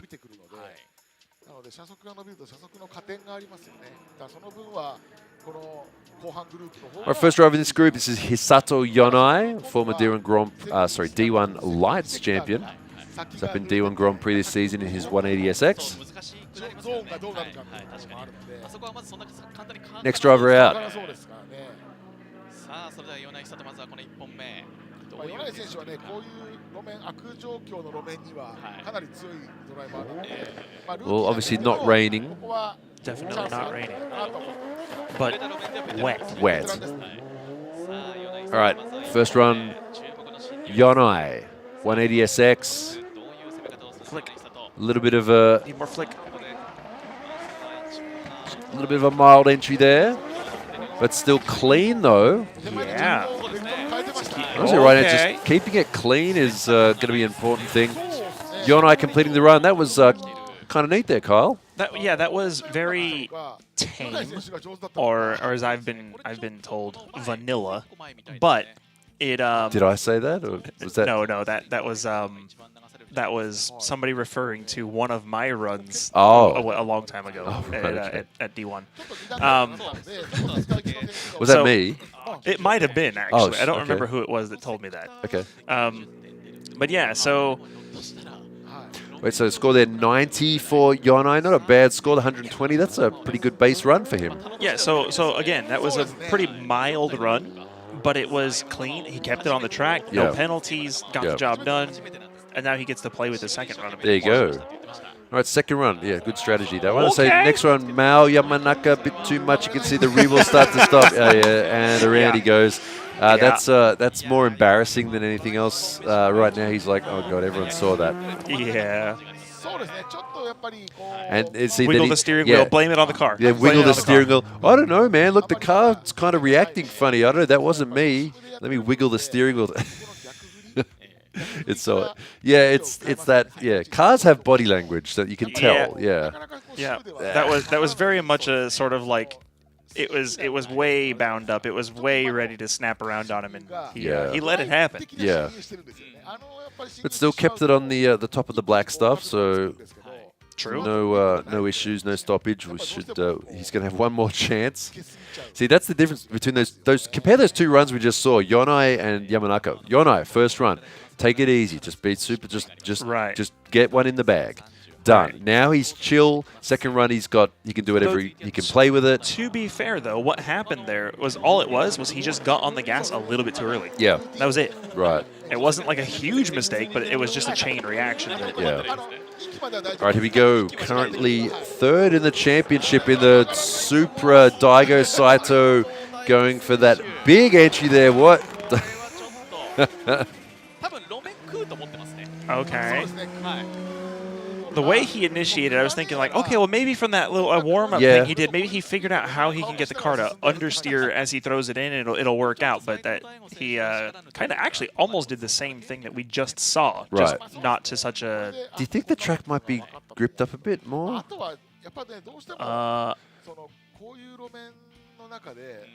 It's hard to say. Yeah, it's hard to say. It looks like it's patchy. Yeah. It looks like they're probably right where the transition is probably got a little bit less grip than the section right before the transition. So they're slipping, and then grip, and then... Yeah, you can see a bit of tire spray exactly like where you were saying just now. So, yeah. All right, Daigo there, first run. Put it in the bin. 60.5. 134 kilometers an hour entry, though. So, yeah, Daigo always one of the fastest drivers on the entry. Actually, do you know what the fastest you've ever initiated in a car is? Me? Yeah. Oh, where would that have been? I don't know. I don't know. Couldn't tell you. 100. I don't know. Probably not. I don't know. Not that fast. I don't know. But people, like a lot of people, sort of say like, "Oh yeah, I did a 200-kilometer entry," and it's like, no, it wasn't. Like, get your hand off it. I don't know. Well, I mean, fourth gear, obviously, but don't know. 170, maybe? Not that fast. I don't know. Okay. I mean, I haven't really driven any of those tracks. I mean, I've driven tracks where I could have, like, for example, I don't know, like Rudskogen in Norway. That is a huge run-up, but the car I was driving, it's like, I don't trust to do that. Like, nah. No, this has to last like an entire weekend. I'm not going to break it. All right, next run. Yonai, second run. So first run, nice and clean in the bag. This time he's not quite as clean this time. Looks like he's a bit more on the ragged edge. I think we're seeing that because it looks like there's grip coming into the track. Yeah, all of a sudden. Like I was just saying before, the track. Oh yeah, look at, you can see the line now. It's got Or it like gets grip darker. and then no grip and then grip, then no grip and then more grip. Oh, this is nasty. Yeah, see right there, Yeah, you've so got some grip, he and then you got no initiates- grip here, Right, yeah. and then you've got grip here, like Right crazy. there. Which is Tricky conditions. So Yonai still in second place after 2 runs. So 91.5. Yeah, so the scores might be a little bit lower than they are at a regular D1 due to these wet conditions. Like, this is the worst track to be wet. Yeah. But other tracks, like at the beginning of the year, we have like Ukuibuki, for example. Like, which is fun to watch. Yeah, you can drive. I mean, it's slower than it usually would be, but you can watch that track in the wet and still get some really nice skilled driving. Whereas here, it's like, it's difficult for them to do their absolute best. The second run for Mao Yamanaka. First run was a spin. Spotter, he's probably in his ear going, just take it easy this time. Just get a run. Yeah, I think this will get him on the board at least. Look how wobbly that is. That's yeah, DOS gonna get a penalty hates there. that, the wobbliness. Yeah. Yeah, DOS really likes it when you basically throw it and then you just don't You don't have to adjust do your anything. steering wheel at all. Yeah, yeah. I mean, that's what judging in Japan is generally like. You do get pinged on that a lot, even like just like from regular judges, like, oh, like fura, you know, like you were wobbling around. And I love that. Honestly, No, I love that I love too. that because Yeah. it requires you to be aggressive, but also to be in control when you're being aggressive. Yeah, you can't have the rear of the car sort of wobbling around all over the place. All right, Daigo Saito. Here we go. Is he going to show us why he's a former grand champion of various series around the world? Yeah. Take it easy this time. He's doing what you... Whoa, that's a lot of angle right there. That might have worked out for him. Yeah, that did seem to work out. He got his traction control pretty good right there. Because see, you hit that grippy patch, and then, he hit the slippy bit there. Sent him a bit too wide. I know that track grippy. So I don't know. It's an internet meme. Don't worry. Some people in chat will get it. Anyway, I'm sure everybody except for me will get it. Sorry, Don't worry, it's go fine. on. Huh. Look how far he's looked. Like his helmet is like turned to the left there. Yeah, he's going to get that zone penalty for dropping those tires past the white line, but that'll definitely be a lot better than not great first run. Yeah. Nice flick. Yeah, and then you can see it grip up, and then it can see Right there, like, and then look, as he yeah. goes wide here, it's just slippery, and then Yeah. it grips up again a little bit here. Right. It's just like there. Yeah, the water spray off the tires is very inconsistent. Right there looks miserable. It's actually kind of cool because you get this puddle before the zone, and then outside of the zone is really grippy. So you have this, like, you slide out, and then you can just, like, grip up and pull through the corner. It's like, oh, no. Okay, as long as you good. get it. Oh, there we go. A couple of penalties there for Daigo. 5th place after 2 runs. That's, Daigo. But everyone's going to struggle today, so you never know. But you know what, though? What? Is the drivers that go later, Yeah. are gonna actually have an advantage. If the weather stays clearing and the track keeps getting grippier and grippier as cars go, they're gonna clearly have it. We'll see. Also, you can see on the screen there, making his appearance, Ueyo in the S15 Sylvia. Local guy. Is this the same the trophy truck? Yeah, this is the Godzilla trophy truck S15. It's not quite as trophy trucky as it used to be, but I'm not gonna lie. As a suspension nerd, I loved watching that thing operate because it was just like squat. Yeah, yeah. Oh, It's so cool. Ueyo is like sort of thinking 10 years ahead. You know what I mean? Like, yeah, mechanically, yeah. Yeah, he's building stuff. He doesn't want to build stuff to beat other cars. He's trying to build like the car to beat himself, sort of thing. Right. And sometimes it works out. A lot of the time it doesn't work out. But yeah. Yeah, like his old setup just had like literally zero bump damping in the rear. So like as soon as he threw it in the corner, the whole thing would just like bottom out in the back. Yeah. It was cool to watch, but. All right, so our Thai driver Pop. Not bringing his BMW out, unfortunately. I heard he had some sort of mechanical issues. Wait, did he have mechanical issues at Ebisu too? Was that what caused him to the BMW? I can't remember. I remember one of the Thai guys was like they both doing well, and then the whole thing just kind of like got funky. Yeah, and, like, it's his. That was the. Was that the 180SX? One, I forget which one. I have to look it up. One of the Thai guys has this consistent steering problem that he can't seem to get rid of. Right. Yeah. Right. I think that might be Pop in the BMW. Okay, that actually sounds right. All right, so we have our start line reporter there, Kawasaki-san from Drift Tengoku magazine, or the RIP Drift Tengoku magazine. I was subscribed to that, and then I got a letter in the mail saying, "Oh, you're gonna get a refund." I was like, "No, I don't want the refund. I want the magazine." Yeah. I used to write for Drift Tengoku. Oh, awesome! A long time ago. I didn't know that. Yeah, I used to have like a 2-page article every month. Sick. Yeah, it was great. And so I got put on the subscriber list, I guess, for free, sort of thing. Oh, nice. Yeah, so I just got it every month, and then I stopped writing for it. I just kept getting it. I was like, oh, they're gonna keep sending it to me. Okay, sweet. I'm not gonna say anything. I just keep getting Drift Tengoku every month in the post box. Hello, Nav. Welcome. Hi, Nav. Also, welcome to everyone else watching here from... Is that slightly blue sky? I can see through the clouds there. Maybe not. I don't know. It's going to clear up. It will clear up. We are here. You can see the fog has cleared up a lot. We are here at AUTOPOLIS in not less than ideal conditions for D1 Grand Prix Round 7. We've just run Group A qualifying. And we still have another 27 drivers to go,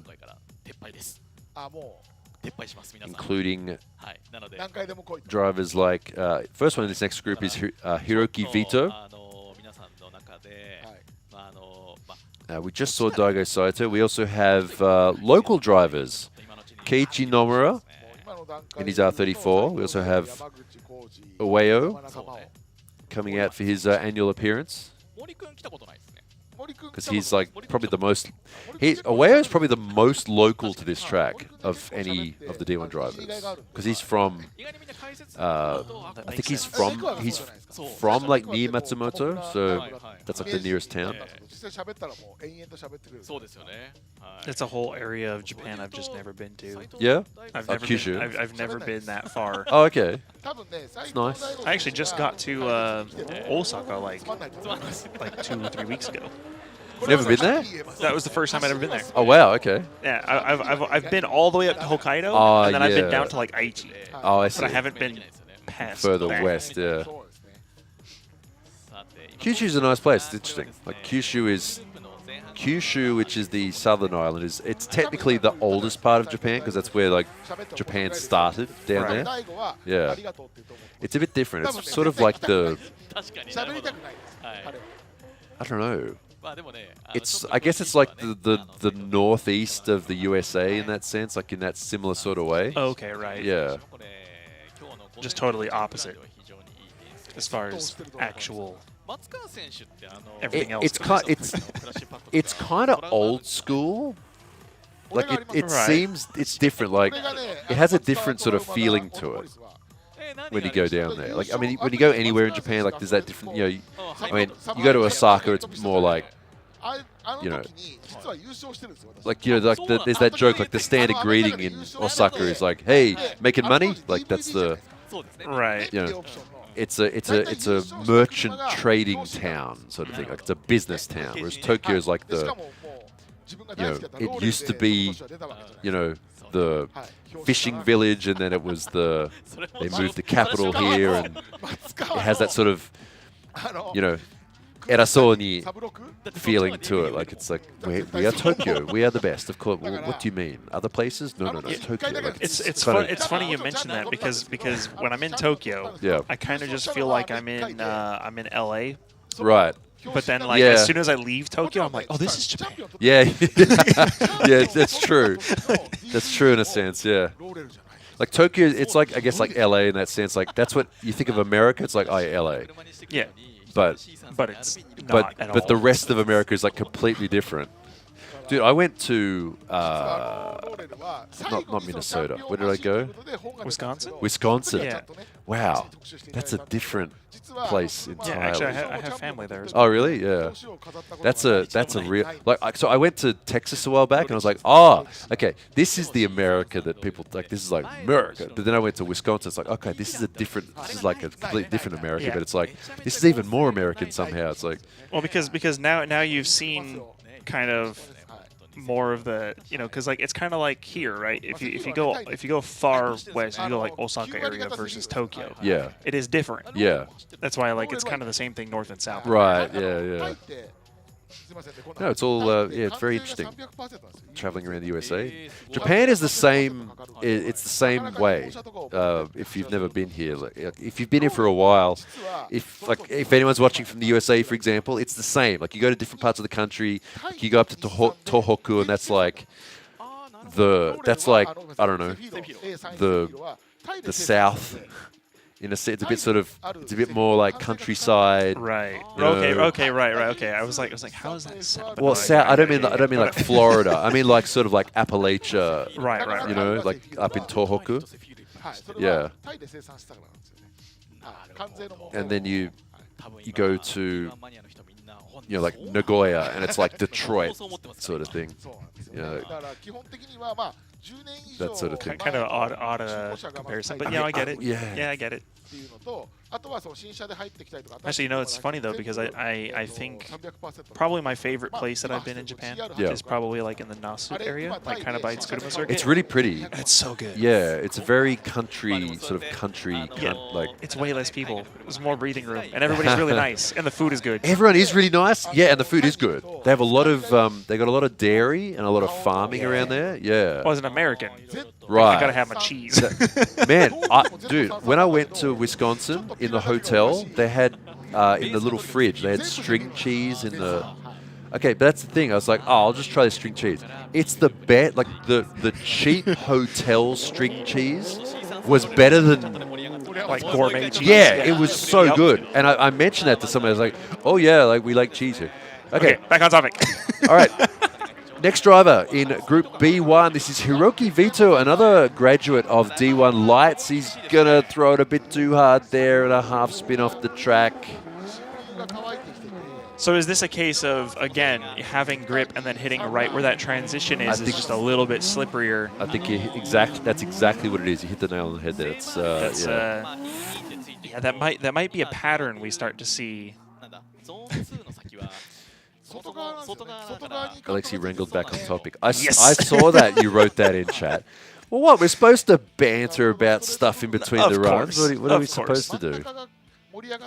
I mean, the whole reason I went to Wisconsin was to go drifting. Like, I went to a final bout at in Shawano, which is interesting. Like we drove through town. Again, I'm going off topic. No, that's fine. It's drifting related. But we drove into town, and there's like a Sherman tank in front of a playground, like just like the little war memorial that's in like every small town, like people who went to World War II. Yeah, I was like, oh, okay. Oh, we went to Walmart. That was interesting. And I went to a Taco Bell. All right, next driver, Junya Ishikawa. I get the feeling he's going to do a good run. I'm just going to jinx it. Ishikawa always seems to do well in these kinds of conditions. And it's already looking nice and clean. He's in the GR86. A little wide. 2JZ powered, like they should have been from the factory, honestly. Nice looking car, clean run. You know, I disagree. No? I think it's just a little too heavy for the car. Yeah, well, for this case, it makes sense. But maybe like a 4-cylinder turbo. Exactly. Yeah. 4-cylinder, maybe 400, 450 horsepower from the factory with warranty. Wow, would be great. Like a hot, like the, you know. What again? I guess I should specify a 4-cylinder that's not sideways. Yeah. Yeah, they're a good car. Like if I just had the spare cash I'd buy one for sure. I'd have a GR86. Absolutely, I think they're great cars. I almost bought one. I almost bought an RC because I can get them. Like you can get them relatively cheap. Yeah. And I was like, this is actually not much more than like. You know, if you buy an S15 at this point, you got to rebuild the SR. Yeah. And it's like you're gonna be in way more money than the GR, except the GR's got that stupid engine in it, and I don't trust it. And I don't know if I told you or not, but I talked to the people from HKS. Right. I was like, hey, can we just do something to make like 400, 450? And they're like, if you're doing time attack, fine. Yeah. If you want to do drifting, not going to happen, bro. Right. It's going to blow up. I was just like, oh. Yeah. I was like, really? Even dry sump? And they're like, we tried everything. It's not going to work. I've heard them say the same thing. It's like, we've tried everything. Yeah. I got so sad because that meant like I was going to buy this super cool car because I love the styling and the way that they drive. It looks great. I just can't trust that engine, man. Yeah. It's if you just leave it alone. Yeah, but then you can't. Like, you're not going to compete with a stock. No, I mean, yeah. You know, like, if you were just going to drive it privately, look at that score there, 90 flat for Ishikawa, 90 even with 2 penalties. Yeah, with 2 penalties. That was. I saw it as soon as he hit that run. The car looked really confident. He looks on top of the car too. Like if you notice his he had a quick correction where he turned in super hard and then immediately countered back again. Like he's paying attention. Yeah. He looks really confident in that. The dude downed like 4 monsters before he caught in the car. He's like, I got this. Okay, next driver, Takeshi Mogi in the S15 Sylvia. A lot of angle, might be losing a lot of speed though.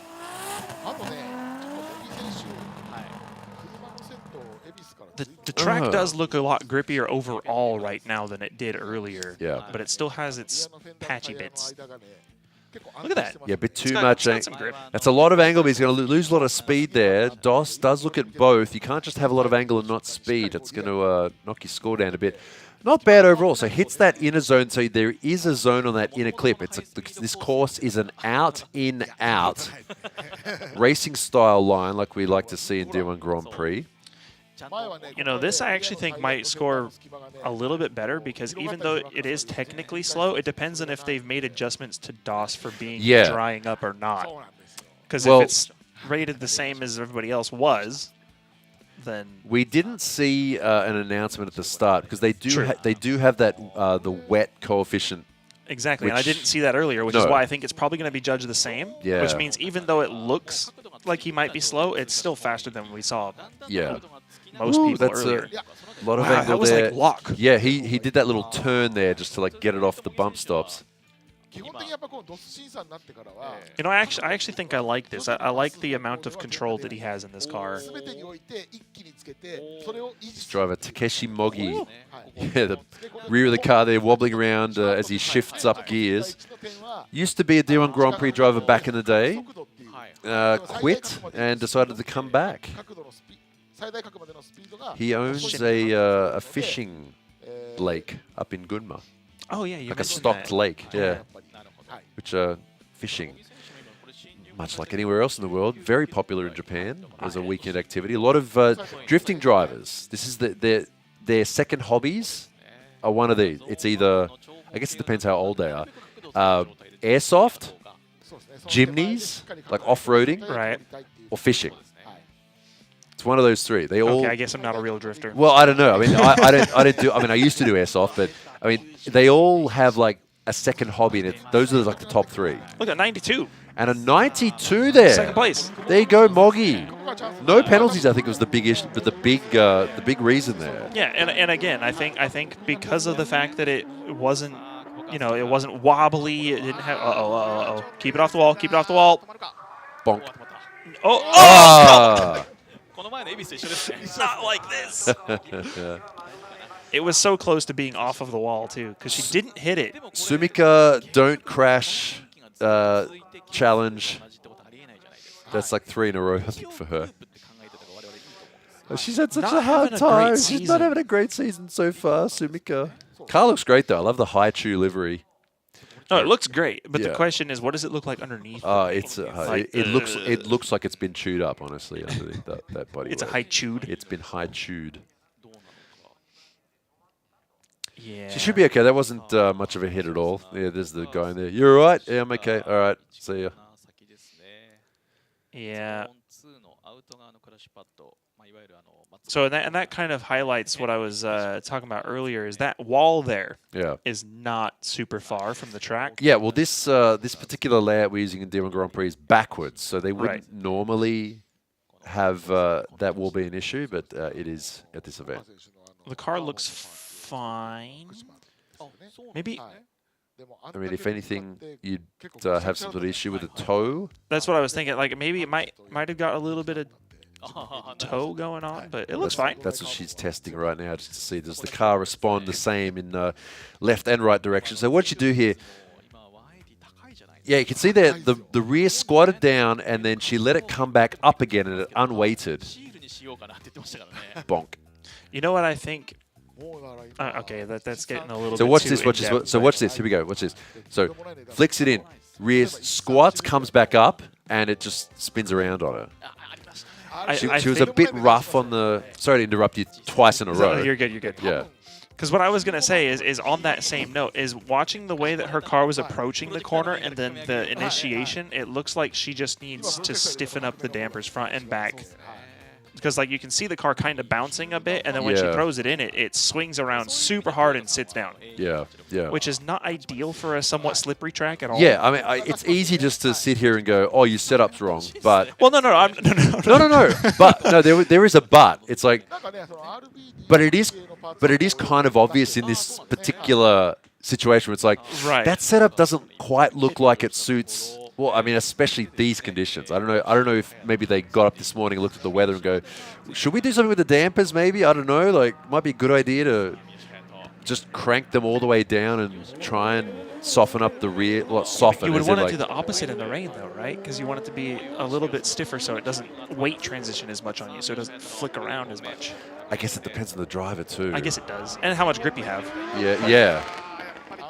Well, there you go. I mean, obviously, there's still a fair bit of lack of grip on some parts of the track there. Oh, definitely. Miyoshi on his first run, a spin. And this is one of those things, too, especially where I see a lot of people that watch this kind of thing, and they're like, man, why is everybody spinning? And it's like, that's hard. Bro, you try it. Yeah, exactly. It's terrible. Like even just standing. Like I've never driven this layout either, but I've ridden in a car not at speed, but going reasonably, just driving it. Right. Those like the first and second corner have a fair bit of bank on them too. Like it's not they have a lot of camber, and it's not a flat track, and so from about here on, it's downhill. Yeah, it's downhill. Yeah. So it's not. You have all that to consider as well. It's not just a flat. You can sort of see from that angle too. There, like you compare the background there. Like there is a hill that goes up. Like, yep. So it's flat, flat, flat. It goes. This is still flat.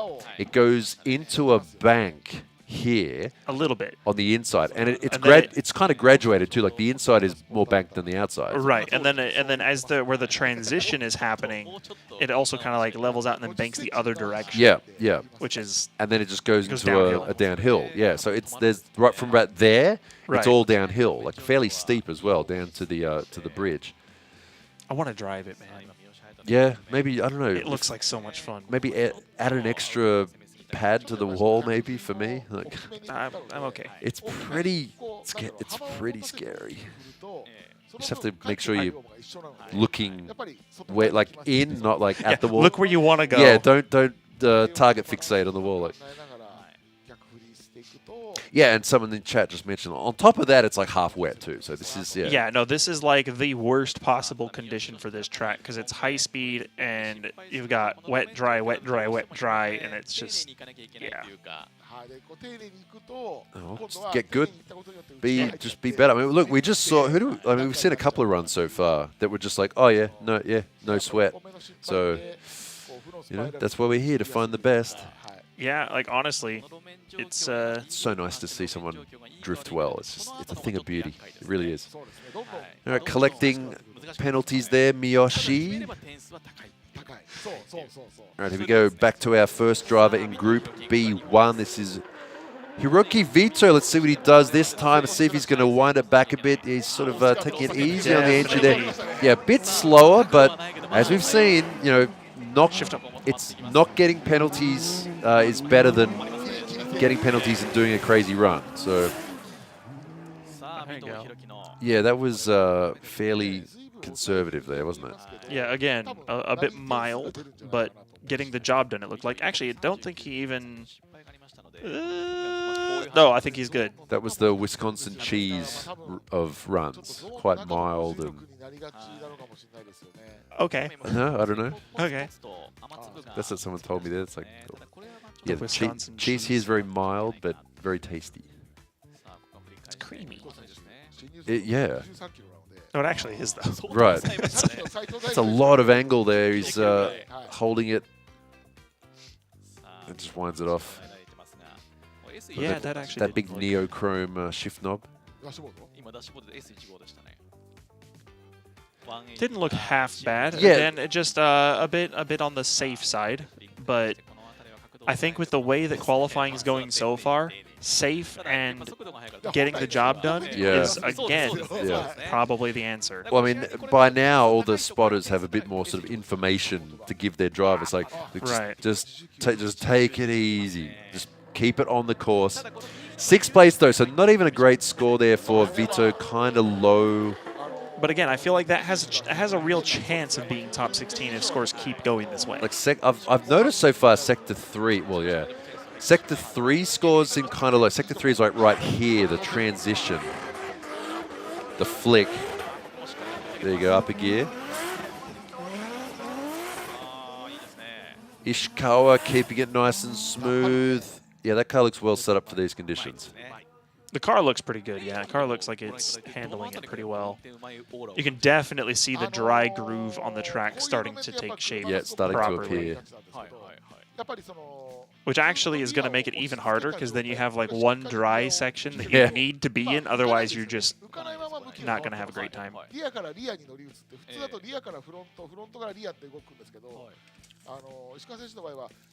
So will he get a zone out penalty for being on the curb, or do they not? No. Okay, no. So it's not until he's one tire off of the track and then it's a penalty. First place score there, Ishikawa 92.4. Good job from both his runs, very consistent. All right, second run now, Takeshi Mogi in the S15 Silvia. It takes sort of a straight line there. It's going to make it difficult to get the rear of the car around, but he manages to hold on. You can see him sort of unwinding the steering there to try and stop the car from understeering. I don't know about this run. I don't think the DOS is going to like it that much. I mean, it'll like the angle. It'll like the angle. The Sector 3, also he's not going to get any penalties there too, but this part of the track, so this part of the track right here, watch the entry here. Entry here is 25 points. The transition is 15 right there, and this part of the track is worth 25. He took kind of a straight line there, didn't have a whole lot of angle, took a long time to get the full angle. Yeah, but he kept it clean though. I think it is. It's Sector 3 in this track that I've noticed, like, it's out of 25. A lot of these drivers, not many of these drivers are getting above like 2021 so far. Which makes sense because I think the ideal line is the line that is still patchy wet. Yeah. So nobody wants to go out there. Also, no one's really flicking it that hard. Although, I mean, that makes sense in this. If you're trying to be safe, you take a slightly inside line, you still have a bit of like leeway, like, oh, the car went too wide, but I'm still okay. Whereas if you're on the good line, And that's sort of what it did there too. Like, Right. Well, and you can see there's the dry section in the very middle of the dry, track yeah. that, you know, if you transition into the dry section, gives you time to kind of like settle it in and figure it out for the big sweeper. Because, you know, a big aggressive high angle transition is what DOS wants to see, but you're going into a big sweeper. So when you're going into a big sweeper and you need to accelerate, you need to have the car settled in and ready to accelerate.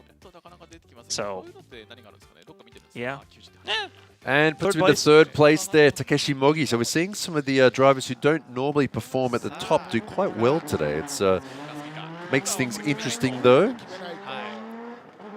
right, All right, don't second crash. run now. Kubikawa, just keep it clean. that That's a car's lot of soft. angle. Ooh, it grips up, it gripped up. She had to cut that corner right there. Straight line it. She's going to run too wide there and into the dirt. Not great there for Sumika. A couple of good drivers in this run, but not this one. I don't mean drivers, I mean runs. Runs, You know, right. Yeah. Yeah, see, because what happened, that's exactly what I was talking about. She got a little too wide right before that outer zone and Yeah. hit that wet spot, and that's just going to carry you all the way to the outside of the track. But that car looks set up really soft and squishy, almost like rally car spec. Yeah. It's tall, it's soft, it's wobbly. Yeah, the front end really... underdampened, I think. I don't know. It looks like it. I mean, Sumika has been doing drifting for a long time. A long time. Yeah. It makes me wonder if they're like experimenting with some new settings or something. I don't know. Maybe.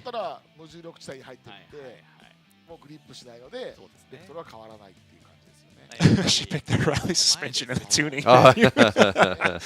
It really does kind of look like it. It's actually, you know what's funny is I think her car might have more ground clearance than a lot of the modern rally cars. Right. Because they're all set up for full droop. Well, I mean, let's see what happens when like there's other drivers like Yokoi who like they have a lot of front travel. Right. We'll see how they do. And that's my thing too. Is like, you know, personally on my cars, I do like a suspension that can move. I don't like it to be overly stiff and sort of robotic, but like that, it does look tricky. For some reason, that car just looks tricky. It's like the dampening doesn't look quite right for this particular. Yeah. All right, next driver now, Miyoshi spun on his first run. Let's see how he does on his second run. Another GR86 with a 2JZ. Looking much better. That's much better. Ooh, that hesitation on the transition is going to cost him because he's going to run wide. Any kind of hesitation here at these speeds on this track is going to have big consequences when it comes to your line. So watch this here as he does that trick. Yeah, right there, that little pause in the transition. That means like an extra meter out wide. You can see how the car is like gaining angle, and he had to wind it off later on just outside of that shot there. That's Yeah, watch this right here. So angle, angle, angle, angle, angle. Hesitation. Angle, yeah, and that. there we go. And then you end up going wide as a result of that. Yep. Yeah. And then you're in the wet there, so it's Yeah. even harder. But then Yeah, because so many people went wide, that is kind of dried up outside of the track limit. Right, true. So you can just drive out of it. keep it on the track Yeah. at least.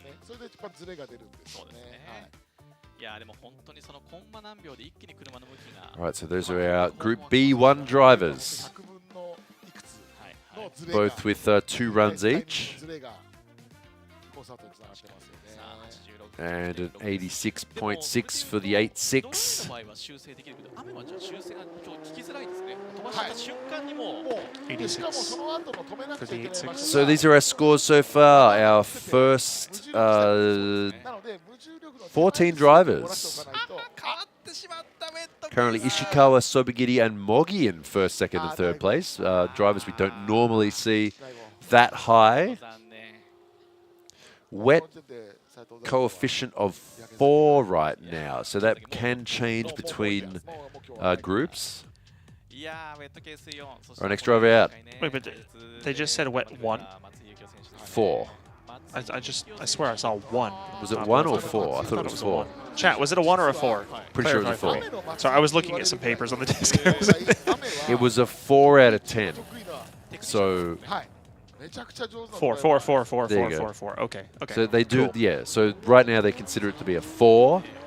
It does adjust the judging a little bit. So first, there you go, 14 drivers, including Pop, who did not go out.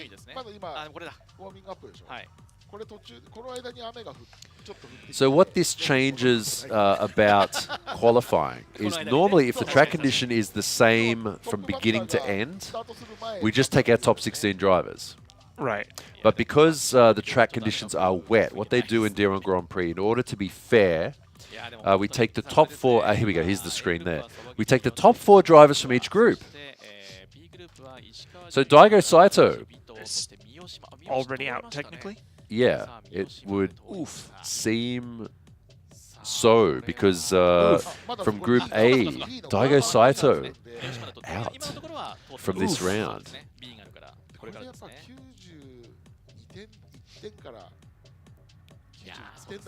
So we still have 4 drivers to go in Group 2. So it's split into Groups A, B, C, and D. So you can see on the left screen there, Group A drivers were all judged under one system, like because the track was reasonably similar, but it has changed. Of course, nothing is 100% fair. Right. But yeah, you hey, can be guaranteed but Daigo's like, come on, man! Yeah. Hey, life isn't fair, but just in order to, because the track conditions are changing, they do change the scoring somewhat between groups to try and make it as fair as possible.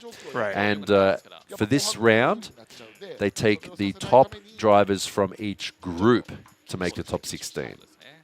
So the top 4 drivers from Group A, B, C, and D are the ones who make it through. So a bit of a chance for some drivers maybe to get into the top 16 when they don't normally get in. Unfortunate for other drivers like Daigo Saito, but hey, it was on him.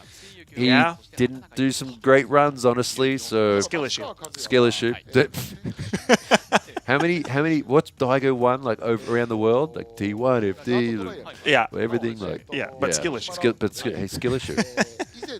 Maybe check the weather, dude. Go out when it's wet sometimes. Anyway, so there you go. That's how it's working here today because the track conditions are changing. We're using the top 4 from each group style format. I feel and like, that will continue. I feel like skill issue is going to be our word for today. Well, like before it was, the whole thing with it looked good until it didn't. I feel like skill issue is going to be the thing today. It kind of is in this case. All right, so next group rolling up. We just saw them do a warm-up run. Matsukawa, first driver out. Also in this group we have Hibino, who's currently second in the championship with 108 points. Just in front of Daigo Saito at 106. Also Yukio Matsui, you can see in the back end that bright yellow front end of the RX-7. And Yumeto Hatanaka in the JZX. So first driver out, Kazuya Matsukawa in the Toyota AE85. Of course with the 2JZ though. This car looks pretty dialed, actually. For the conditions, maybe? Does it suit these conditions? I mean, a short wheelbase car normally no, but he's got big fat 18-inch wheels on it. It's not really an 8.6 anymore, but... No, well, it never was. It's an 8.5. Well, okay. It's not even that. It's even less that. It's even less. Yeah. It's even less of a 8.5. That's good angle right there. The initiation looked good, and the transition was like maybe a little bit slow, but it was smooth. Not bad. And he just looks relatively plain. Yeah, online. stable. Maybe a little bit of a wobble there as well, right at the end. Yeah, but overall, 4th place after 1 run. That's not too bad. 89.3. See if we can improve that to something in the 90s for his next qualifying run. All right, next driver. Could this be Hibino's year for a championship? I shouldn't say that as a caster. Nope, you jinxed him now. First run for Hibino in the 8.6, also 2JZ powered, the GR86. A lot of handbrake usage right there, but that's not something that's penalised at all. As long as the car is going fast and at big angle, it doesn't matter at all. I expect that to score pretty well, actually. That should be a decent score. Let's see what kind of angle he got coming. Yeah, pretty early on the angle too, coming into Sector 3 and Sector 4 right here. he might get a penalty for that, but I think he'll be okay. Might be It looks okay. like on is in kind I of think, thing. yeah, it should be okay. Let's watch it from the onboard camera here. You can see the approach to the corner. Good, like we were talking about before, good way to see the angle of the track there. You can see it kind of bank in right there, and as they transition, it banks in again, and then just goes to a downhill left-hander. Yeah, he was in the zone. Yeah. No, I think if they don't give him the penalty for that, I think that transition there was very nice. That initiation and flick, yeah. That's something Hibino's kind Very of good stable. at, though, isn't it? Just like He is. flick to crazy angle and just be like, okay, this is fine. Yeah, yeah. I'm just going to sit here. There you go. Third place. That's actually exactly what I figured it would be at. So yeah, that makes sense. Third place after his first run, 91. Good first run for Hibino. All right, here we go. The four-rotor turbo. Aria Mamiya car being driven by Yukio Matsui. Ooh. Nice angle. Oh, a bit too much. Oh, got to get it back. Keep it going. Bit too much grip there. He didn't anticipate it gripping up like that, I think. It was looking good. Until it didn't. There you go. Looking good at the start, though. Yeah, it really did. His initiation was like, okay, and then he just got a little bit too happy with it. Yeah. He's like, yeah, this is fun. Oh, never mind. Oh, I'm doing really good now. I'm doing. Oh no. What do I do now? He could have kept it going, but yeah, the engine. Yeah. He could have just gave give it a more, half clutch or something, yeah, or yeah. Easy to say from this office chair. True. But yeah, someone in chat said, "What a run it could have been." Yeah, that could have been a really good run for these conditions. Yeah.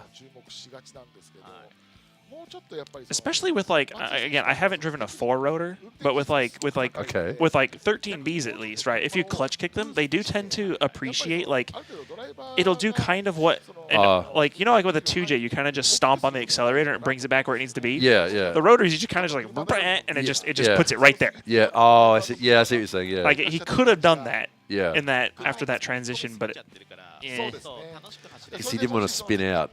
Yeah, I assume with the four-rotor, it's probably a lot more aggressive than like. I guess it probably is. Spin happy, I assume. I haven't driven one before, so. Still though, 7th place. A chance for him on his second run, Matsui. All right, okay, next run now. This is Yumito Hatanaka in the JZX 100 Chaser. Long wheelbase. But not enough to save him from that half spin there and off the track. Get on the radio. Sorry, guys. I spun out. Skill issue. Yumito Hatanaka is one of this new generation of second generation drivers. His dad, a former D1 Grand Prix driver. We have 2 of those here this weekend. I think also Keiichi, yeah, Keiichi is also second generation drifter. Is there anyone else? Not at this event today. Right.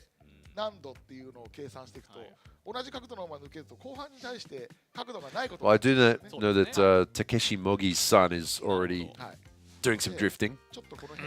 Yeah. I was at Nico one time, and I saw like not the D1 car, but another one, like a purple and pink, or purple and white, sorry, car driving. And I was like, oh, like Mogi's here, cool. And then I was in the pits, and then I turned, and Mogi was standing there. I'm like, huh? Like, huh? Isn't that what you like? And then, I didn't say that. I was like, oh, who's someone else is driving it? And it pulls into the pits, and his son gets out. Yeah. And his son's like little kid, 12 or something. Yeah. Yeah. All right, second run now, Matsukawa. Some of our usually underperforming drivers doing well here this weekend. A little bit shallow. Yeah, quite shallow on that run. Yeah, very shallow, actually. I think maybe his first run might be a bit better than the second run. Definitely. His first run looked pretty dialed. This one was, I don't think, did he ever even get out to that zone? I don't think so. Yeah, maybe not. No. Not quite, nope. Yeah, that's going to be a wasted run, but he did pretty well in the first one. I think we'll see him in top 16 realistically if this whole 4-4-4-4 thing works out. which we saw him in top 16. Oh yeah. Also, sorry to interrupt. Sorry. For was I remember this before. I forgot to mention it. You're talking before about kick flips. Oh yeah. That's him. Yeah. Yeah. Yeah, This the is the guy. This is the guy who did a kick flip here back in the day.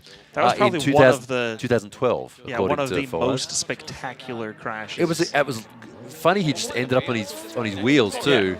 Yeah. That was a decent flip.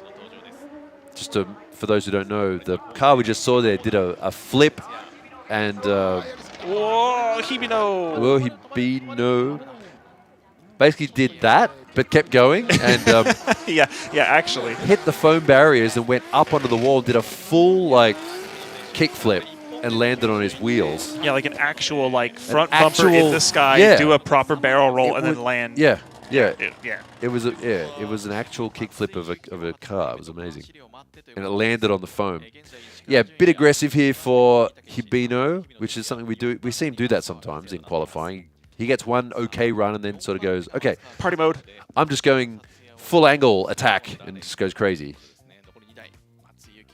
He used to drive a S2000 several years ago, and he was just doing some silly angles in qualifying sometimes. Well, that thing had like grocery cart shopping. Yeah. On it, it was a forklift. Yeah. Yeah. That's got to be scary too, going backwards. Oh, where's the wall? Am I good? Yeah, because if he would have been that, yeah, that could have been a real disaster for his whole championship. Actually. Yeah, true. If you take the front left wheel off now, yeah, not great. No. Yeah, Hibino currently second in the championship after 6 rounds. We have this weekend, and then we have Odaiba coming up pretty soon, actually, next month. All right, second run for Matsui. Let's see if he can do a good one this time. Oh, that's a lot of angle. Just hold it. Sick. And flick it back early on the power. No. Late on the power. Come on. Come on, man. I mean, yeah, try and save it, but it's not gonna we saw it. It's got to be upsetting. I thought he had it this time. It looked like he did. He looked, again, it looked good. Until it didn't. Right. Because it's it looked really good until it didn't. Yeah. His initiation here looks so comfortable and so confident. He's just like on it, and then transition comes and he's like, oh, it has grip. It has grip. Hold on. I thought I was watching when he did the transition, I thought, oh, okay, he's figured it out this time. He's going to get on the power a bit earlier and get it to spin up and keep it going. It's like, but it's still kind of hooked up. Yeah, that's a shame.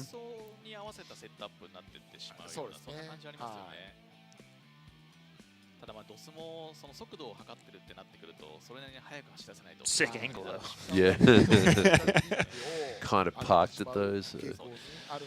All right, everyone, if you just joined us recently, we're currently watching qualifying for Round 7 of D1 Grand Prix here at AUTOPOLIS.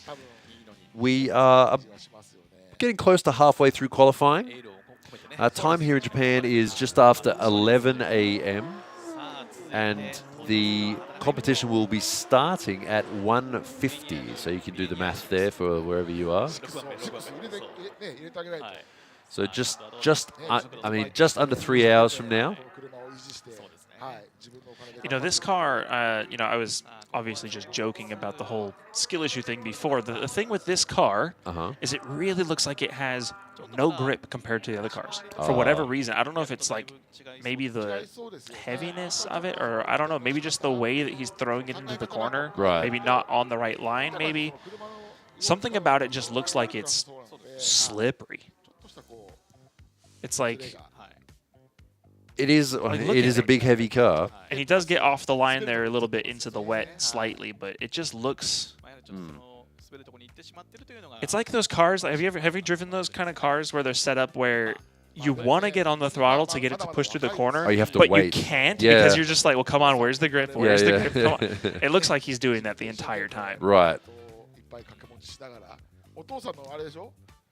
And it might have to do with the line because he did hit a little bit of the outer wet on the first corner, and then after the transition, he went into that kind of wet zone on the far side of the track.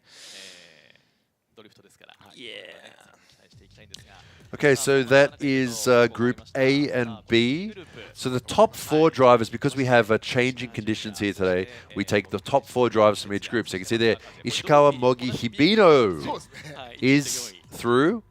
And Matsukawa, unfortunately, Vito, Miyoshi, Matsui in the RX-7, Hatanaka, we just saw, and Sumika Kubokawa in the 180SX, all being dropped from the top 16. So we are now halfway through qualifying. We have 2 groups to go, C and D, so C1 and 2 and D1 and 2 here at D1. Looks like the fog has come back a bit. It's got the rolling cloud effect. Right. Occasionally it's there, and then it disappears, then it comes back, and then it disappears. Is that a meteorological thing? Yeah, I don't know. I don't know. I'm not an actual meteorologist, oh, okay. but just like the rolling clouds, it always happens. Oh, okay. Well, yeah. I don't know. You said it like. You mean like the clouds sort of go up and they come down thing because it's a valley, like it's sort of the air. Yeah, because it kind of like it goes into the valley and then it clears out and then it'll get another. Right. Kind of like spills over the clouds. Okay. Spills over the mountains, basically. That's cool when you see that, isn't it? When like a cloud comes. It looks so cool. It's like water coming over. Yeah. It's like water, but not like wet. Yeah. Well, it is. Well, well, that was the wrong word to use, wasn't it? But yeah. Again, not a meteorologist.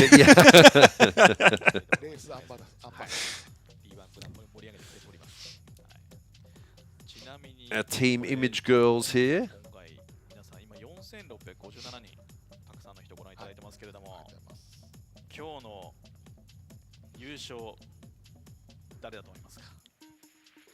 What? What was that? What was what? I don't know. Am I hearing things? What noise? I might just be going schizo. My stomach just rumbled. Oh, is that what it was? Maybe that's what it was. Yeah, my stomach just rumbled. I was like, what was that noise? And as soon as it rumbled, you went, "What was that?" Maybe that's what it was. Yeah.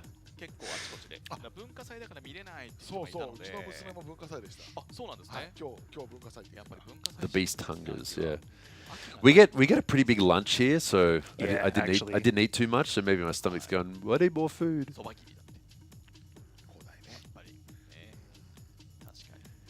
All right, 2 groups to go. We have a round today, a round tomorrow, and then also next month we have the Odaiba round, which should be good. Odaiba's always a fun one. Here in Tokyo, sort of trying to convince them to have us on the venue, but I don't think they want to do it. I think they would just want to stay. I think they're too comfortable, like the broadcast guys. I don't blame them, honestly. No, I don't blame them. I mean, it's gonna be November. It's gonna be cold. It's gonna be windy.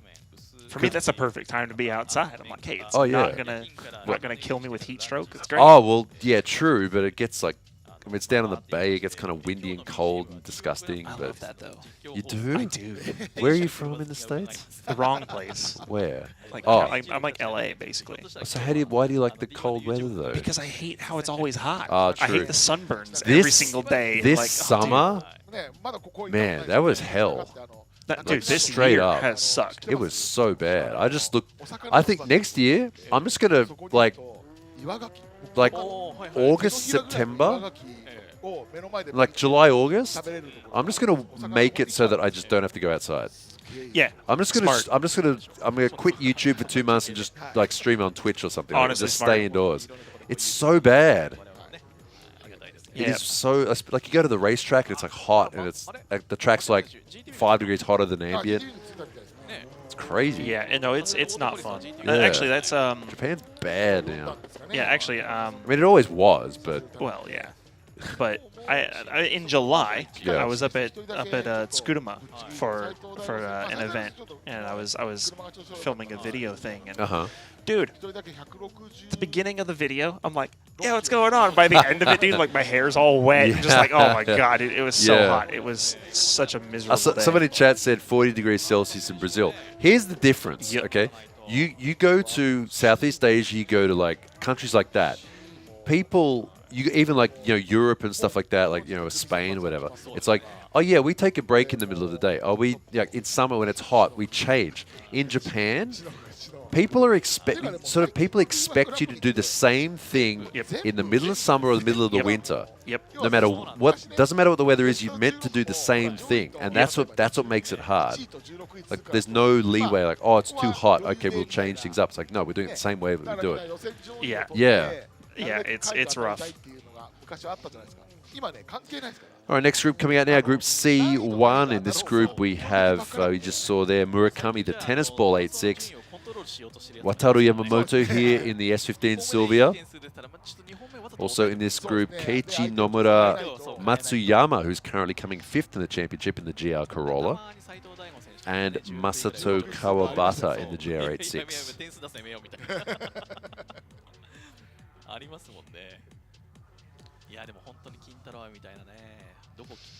So another local driver, Keiichi Nomura. Of course, that's the son of Nomuken. He's out in the R34 Skyline today. Local drivers, not necessarily that local, but they're down from. Where are they from? Kumamoto area. Are they from Kumamoto? Yeah, I think so. Yeah, they're a bit further down from where this is, from Matsumoto, where we are. Again, I've not been down that far yet. I went on holiday once to Kyushu. It's nice. It's quite, the scenery is quite different to the rest of Japan. I think the problem is if I go there, it has to be like in like November to January.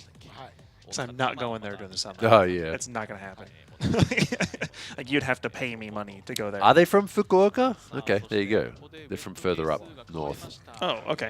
All right, so wet condition 2. Wet 2. So does that mean it's more wet? Has it been like sprinkling the whole time? Well, 10 is a river. Well, right. 2 is like, it was 4 before now. Oh, was it 4? Oh, right. Because yeah, for some reason, I don't know why, I keep thinking it was 1. See, look, I don't know what's wrong with see the gradient there? It's darker. So yeah. That means wetter? Yeah. No, I know. I know how the system works. Okay. I just, for whatever reason, I keep thinking it was set at 1. For whatever dumb reason. Like, you know, that was why I even asked earlier. I was like, was it a 1 or a 4? What were you looking at that said 1? And your brain, No, I swear, I looked at the screen and I saw a wet 1, and I was like, maybe because it was like, you know, like a 4 when it's written in that way, it looks like a 1. It might have been, because I only had like a split second to glance at it as it disappeared. So, and I think it just messed maybe because it's like that, like. Maybe, yeah. I just drew a 1 and a 4 with the little tails on it. It just caused my brain to blue screen, I think. They need icons with the funny umbrella characters suffering the rain at each stage. Oh, that'd be great. I mean, yeah. Kind of like the old, like the Ikaten character style, just like have like different umbrellas. Man, with, like, I saw an Instagram thing the other day, and it's like, drifting used to be judged by sea creatures or something like that. It's like, it's like, what the this guy, I mean, you're not wrong, but the way he presented it was like, it's kind of weird, but anyway. Yeah, the old Ikaten, Gintako, like all that was cool. Yeah. All right, first run now, Keiichi Nomura. They just finished the car yesterday night. I believe yesterday night at 7 o'clock. Stay in it, son. Yeah, a bit of a mistake there. Interesting rear wing setup as well in this R34. It's like up force. Well, I don't know. It looks funky. 2JZ though, it's not an RB in this car. No, he definitely just hit that wet spot right before that second outer zone. Nice aggressive entry. Looked really good. Yeah. Yeah. Keiichi's one of those guys that you want to see him do well because he's had such a character development over the years. It's like I want to see this dude like, you know, finally get to that point where he takes home like a proper win and then a championship. And, yeah. You know, as he progresses.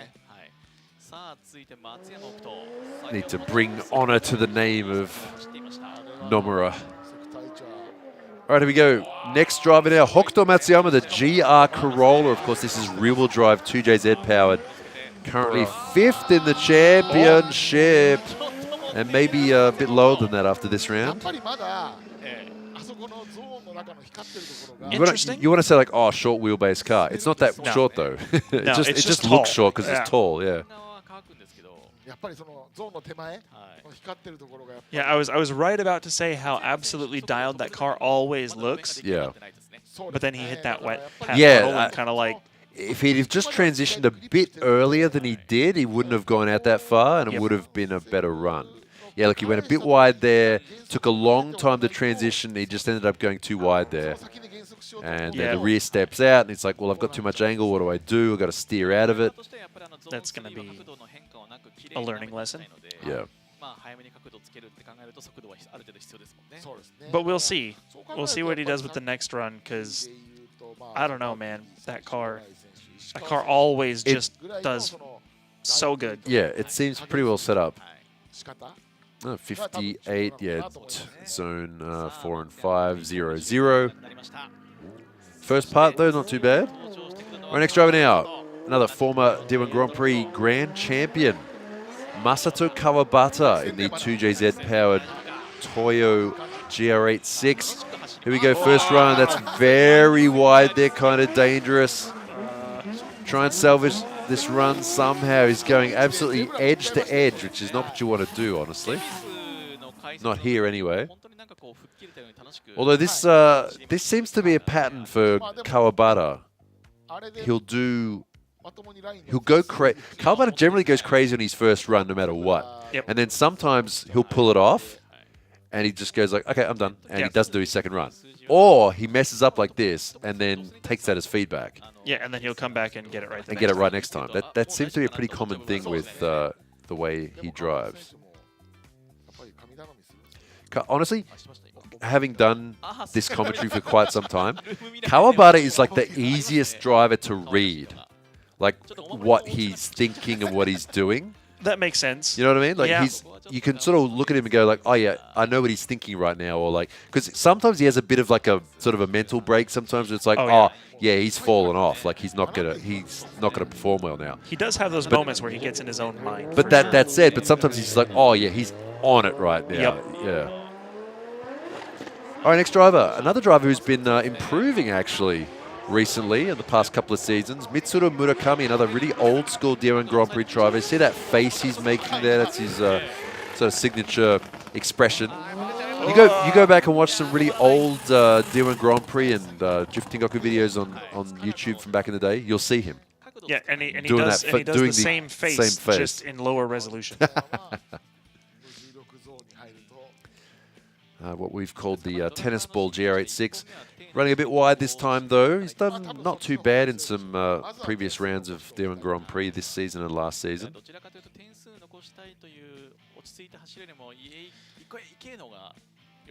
Like, honestly, it looks really good. I think it just lost that rear grip. Yeah.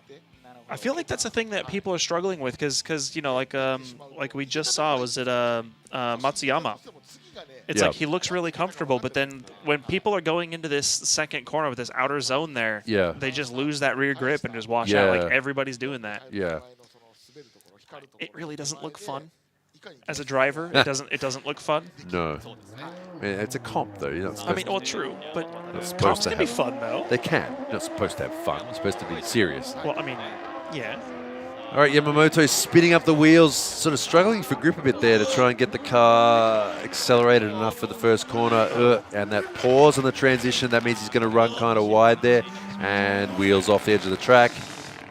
Yeah, just timing is key here. If you mess up the timing, it kind of builds up on itself. So watch this. That little pause there, that means he's not going to get the angle by the time he gets to that corner, and that pushes him out. He was already going too fast anyway. Do you want me to just keep going? Like, no, just all the way mistakes he's making. It's like no, just the way that you said, like, well, that means he's not going to get the angle before he gets the corner. So he made sure he did. Yeah, because that's too much. Yeah.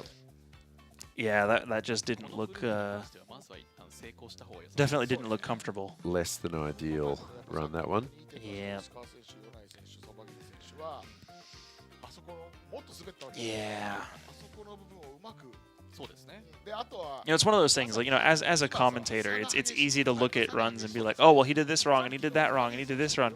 But, like, as a driver, you feel for the guys. Yeah, you know, it's like, oh, man, that's so frustrating. Honestly, that's going to be such an awkward drive home, glad too. that's not like, me. Oh. That's the worst thing when you mess up and you go to that drive back to the pits where you're just like, well, probably not going to make the main show. Yeah. Failure cascade. That's a good way of putting it.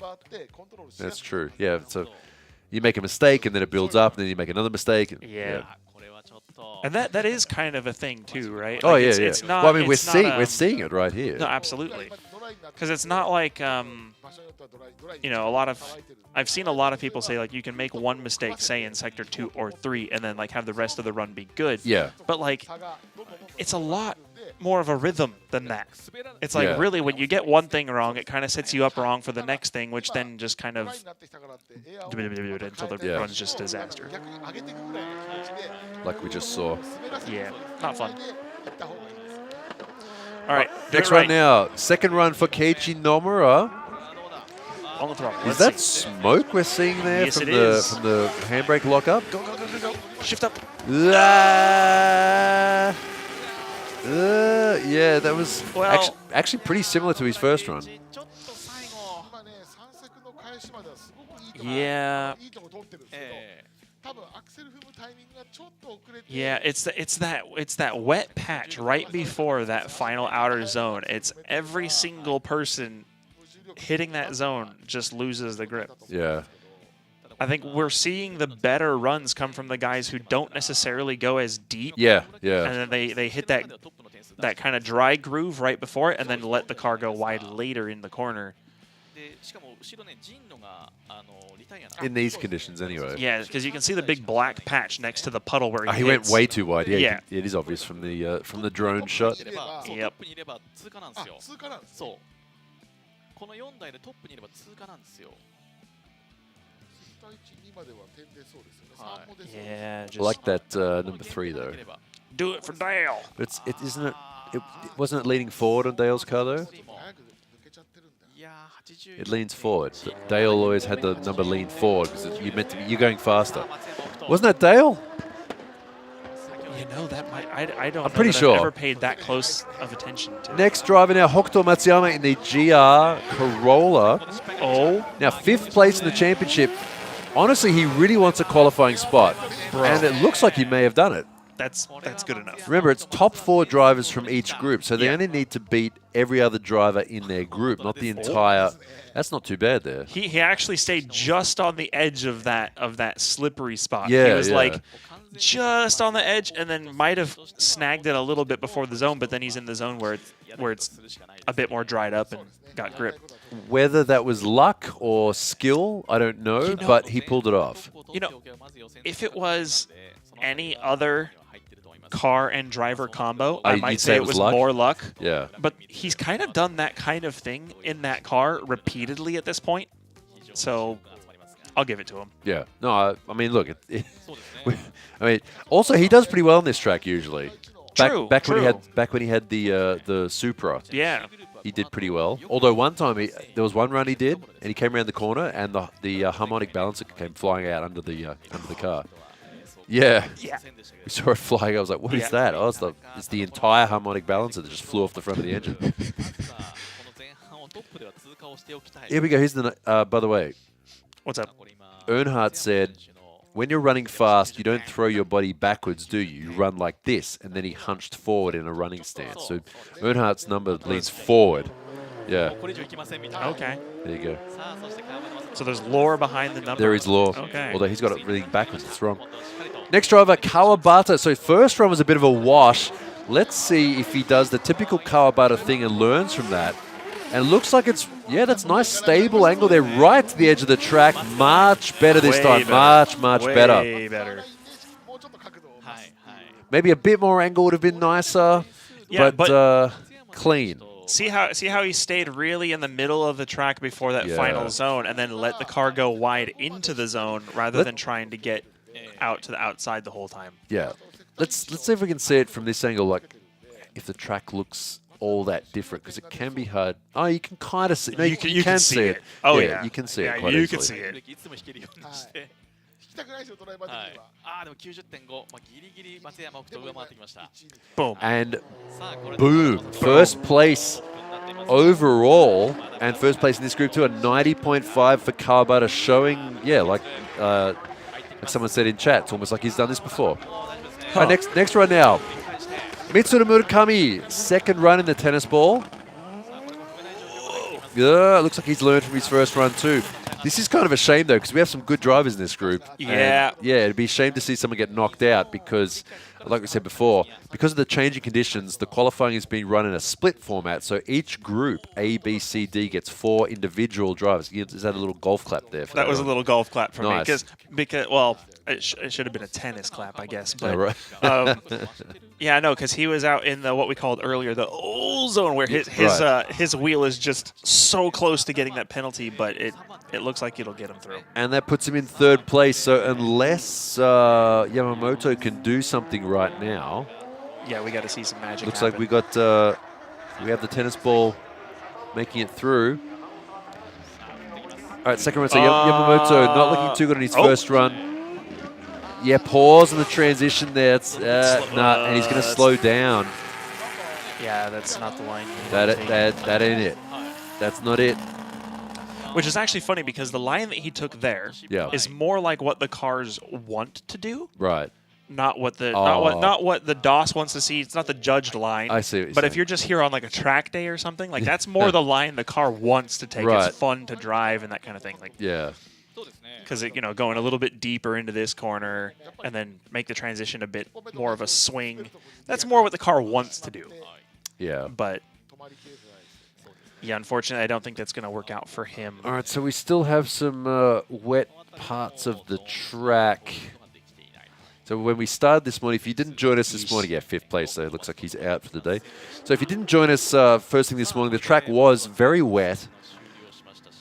And what they do is they change, so there's the result there for the first half of Group C. So we still have 4 drivers to go in Group C.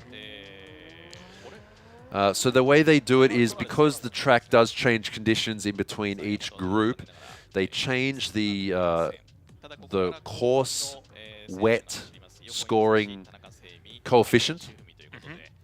And it does alter the scoring slightly. So just in order to keep it as fair as possible, each group is judged individually as the track condition changes, and the top 4 drivers from each group of, today is 9, top 4 make it through to the top 16. So normally it's just judged overall, but because the track conditions are changing, it's split up into different groups, just to keep the judging as close as possible and as fair as possible for each group.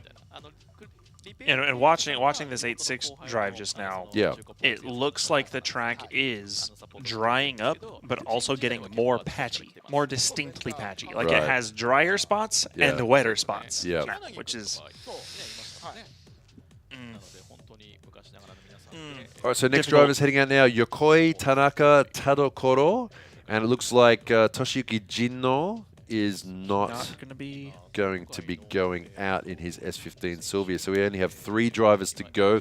So top 3 drivers that we just saw in this group are safe. I can't remember who was in 4th. So they'll all be going for that position. Yokoi, another... see, we got the crowd coming in now. They've arrived. Because honestly, like from the closest town, it's like over an hour, and from like bigger areas, it's like more than that. It's way more. It's like 2 hours. It's a long drive.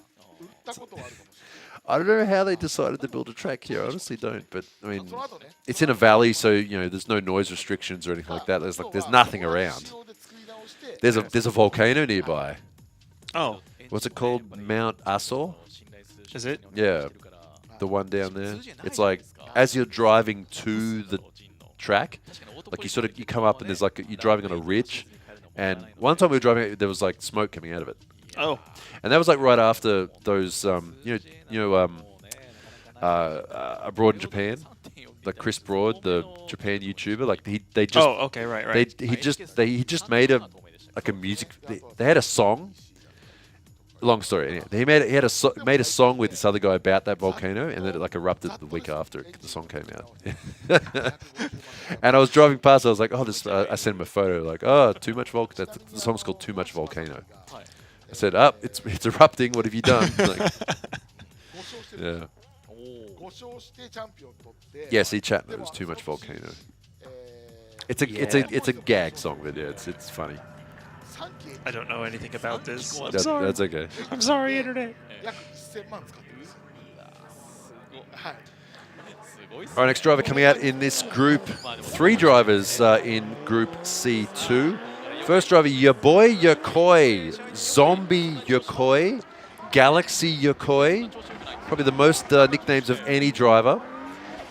But the stickers on the window say it all. Look how many little shiny gold stickers there are on his window. He's probably one of the most winningest drivers in D1 Grand Prix. Probably more than Daigo Saito, honestly. Well, when your car runs out of space on one window, Yeah. so you have to start going to the other window. Yeah. All right, first run for Yokoi. Let's watch it from the onboard camera. Not too bad. 要は光るところに来てから角度を増してないんですよね。はい。 Oh, 4th. So that puts him into 4th. Lacking a bit in sector 2 and 4. Yeah, nothing too spectacular on that run. I guess that we were talking over it, so I guess it wasn't that spectacular. Yeah, it was kind of. It was like middle of the road. But hey, look, it's a strat. That's a strategy you can take, is to take it easy in your first run and then go all out, especially if you're someone like Yokoi, who I guess you're pretty confident. And I think that's one of the things too, is with it being Yokoi, it's Yeah. like if it's not like, oh my god, it's kind of like, okay, he's Yeah. doing a thing, Yeah. he'll be fine. Yeah. All right, first run, Semi Tanaka, another S15 Sylvia 2JZ, the meta build of drifting. Ooh, did he hit that zone though? Did he come up a bit shallow? It was definitely shallow, but was it too shallow? I don't know. We'll see from the top-down drone That zone view. is pretty wide. Yeah. But No, he's okay. Yep, he's in. On is in. Yeah, on is in. On is in. He was. I think he was in, honestly. 90点ぐらい行く走りができる可能性 All right, let's see if so there's 3 drivers in this group trying to get a position in the top 4 in Group C. Yokoi, Tanaka, and Tadokoro in the A86. Ooh, from that angle, it looks like you missed the zone. But I Right. think No. they did. Yep, that's zone 3. Zone 3. I haven't written it down here. Oh, okay, right, because zone 3. Yeah, it's in sector 4. Yeah. Right. Yeah. All right, next run. Last one in this group. Tadokoro, A86. Whoa. Sick. Oh, good. Get on the accelerator. Smoke. A lot. Smoke. A lot of smoke. Who would have thought that the first real smoke machine would be an 8.6? Yeah, a 4, like I think it's the only 4-cylinder right now in D1 Grand Prix. Yeah, that's that's drying up big down there zone for sure. miss. You can't hide it with that smoke. Yeah, it is drying up. 残りの選手にしてみればめちゃくちゃいいヒントなのかもしれないですね。 100 out of 100 cool points for the run. Well, unfortunately, cool points don't count in D1. 取らないっていう選択肢はちょっとないですね、ゾーン3を。ちょっとでもいいから取るっていう。だから1点減点はもう仕方ない。はい。最初から入って舐めようとしなきゃいいんですね。 Yeah, that's just a way too shallow. Big zone miss. Have you run this track in any simulators before? Because you said you hadn't driven it in real life. Have you driven it in any form? I think I tried it like once, like a long time ago. Yeah, but Yeah, because the thing That's with it. No, I you know, haven't. just speaking from simulator perspective, the difference between being in the middle of the track and the very, very outside of the track is like, dude, it's such a small adjustment in your accelerator. Right. Like it's literally like you make no change to your transition and Right. you just it's 2-3 You wash meters. out. It's crazy how it's like exponential. Right. Yeah. Well, that's what we're looking at here on the transition right there. That's the important part. Yep. If they can, if they wash out wide or if they keep it on line. And zone 3 penalty, yeah, very obvious from that angle. Yep.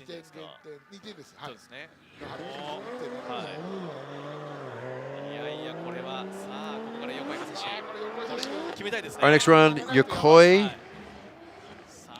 Second run. Ooh. Okay. Ooh, that's actually a nice line there.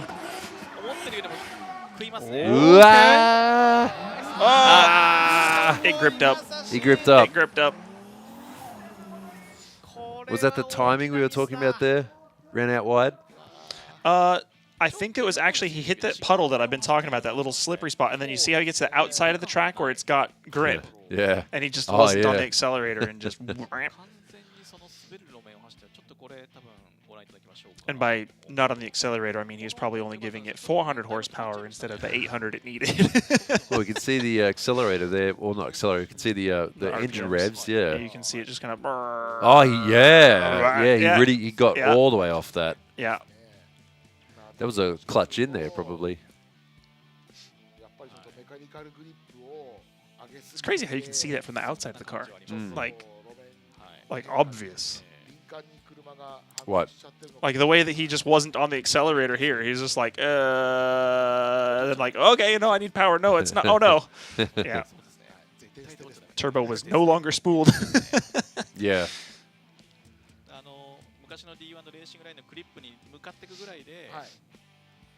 Yeah, in that case, that was definitely just, I guess you could call it a rear grip jump scare. Did you make that up, or did you read it in chat? No, I just made that up. I did see a jump scare reference earlier in this one. I was like, wait a minute, what? This is a thing. Ooh, Yokoi, that's not looking good for him. We might not be seeing him in the top 16 today. Just a grip scare. A grip scare. That's a real thing. It can be sometimes. If you've ever had a car grip up on you like that, yeah, it's when scary. it kicks back on you, or something, you're like, what just happened? Yeah. Second round, Semi Tanaka, a lot of angle into the dirt, all three wheels off.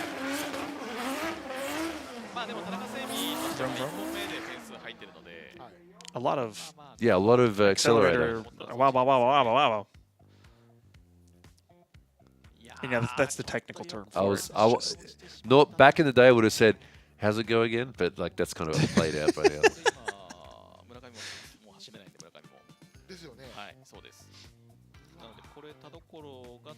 Oh, you know that you ever seen the videos on, I guess, like Instagram, whatever? There's an Australian guy who can do really, really good like car sound impressions. I'm sure chat. I have sseen some impressive ones in my time. Chat's probably seen this guy. He can do everything. He's like, we were at a track day once.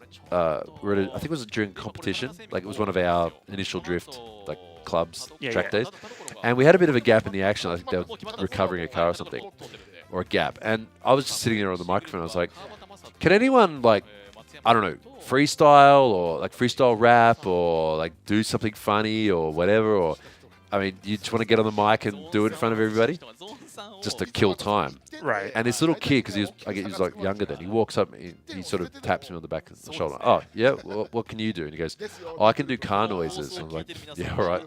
Go ahead, mate. And he starts doing the best car noise. Everybody's just sitting around going, whoa, what the heck? and then I saw him later, like, recently on Instagram. I was like, that's the kid, and he's still doing it, and he's like even better now. Yeah, nice. The turbo dose guy, not the VL turbo guy. Like he does like rotaries and stuff like that. He goes like, oh, here's VL turbo, like, or like, oh, this is a Pack Performance 3-rotor drag car. It's a famous drag car in Sydney back in the day. Yeah. Anyway, so he's like actually like able to get noises on to the point where it's like it sounds like the real, like a specific car that everyone knows. Yeah, it's cool.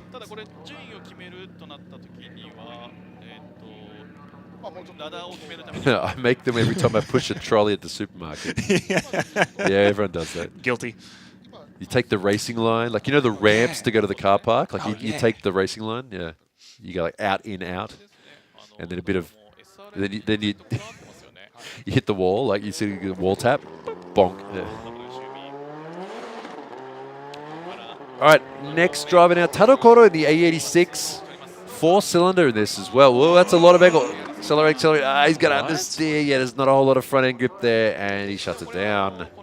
That's really his weird. warm-up run looked good though. It's weird because his car looked so gripped up, and it was like, oh, see, like.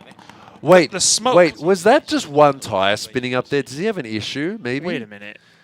I think he might have a diff issue. Wait a minute. That's why it smoked up so much, because it's only one wheel. That might be it. He might have a broken... You watch this. Watch the rear. He just sort of tries it again. And watch this. Only... I think you might... I think only one time might have been smoking up. I think you could be correct on like I maybe don't the diff know. needing a rebuild kind of thing. Yeah, I don't think it's quite broken. But see, like yeah, maybe it's only gripping up like not as much as it should. yeah. Are they going to show the replay? See, it's like only the rear right was only smoking up, and that could explain that right there too. Like it didn't drive the car forward, so it just understeered. It's almost like you know how you can like change the percentage that a diff locks. Yeah. It's almost like that's been done, but then it's also like sort of malfunctioning. Or Like, it could be. It could actually. Someone chat pointed out. It could be a brake. It could be a brake dragging. Yeah, it could be. It could actually be. Yeah. Because I noticed on the previous run too, it's like, wow, that outside tire is smoking a lot. So I don't know, but he's running a solid axle in that, a Wattslink solid axle out of an Estima.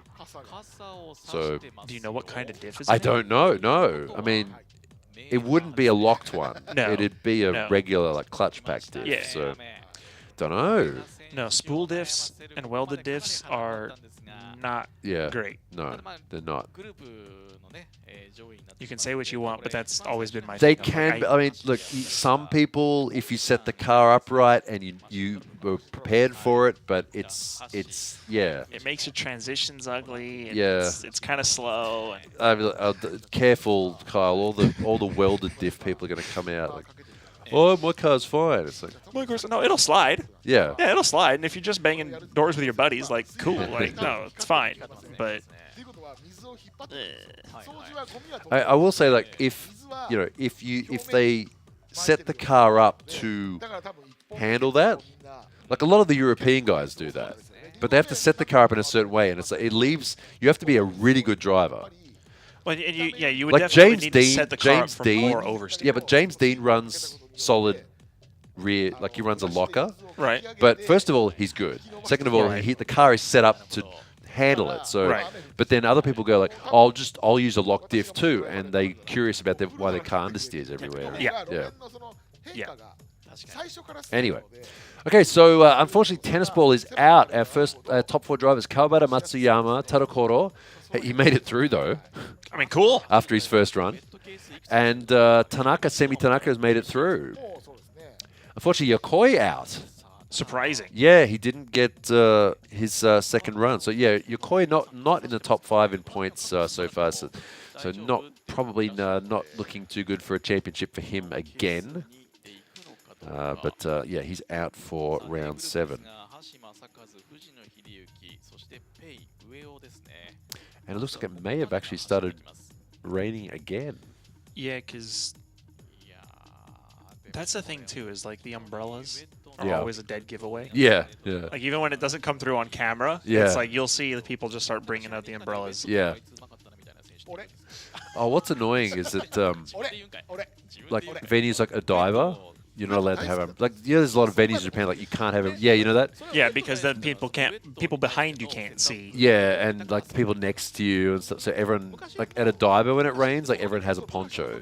Whereas, obviously, here at AUTOPOLIS, and the grandstands are, like, a billion more seats than you possibly ever could need, ever. Like, you can just spread out. Like, the seating here is ridiculous. I've never, like, it's like more than Fuji Speedway on the front straight, I think. Which, like, I want, like, I know it's kind of like not Look at the reasonable, seating. but- Look at the seating in the background. It's Yeah, crazy. It's everywhere. Yeah. I want to just see it full of drift nerds. Like, that would be such a party. I was actually talking. There's this. I got a call last week. There's a company, like, they got my number from here, from like Sun Pros. Okay, right. And they're kind of connected. They're under the same publishing company as this. They want to do like tours for D1.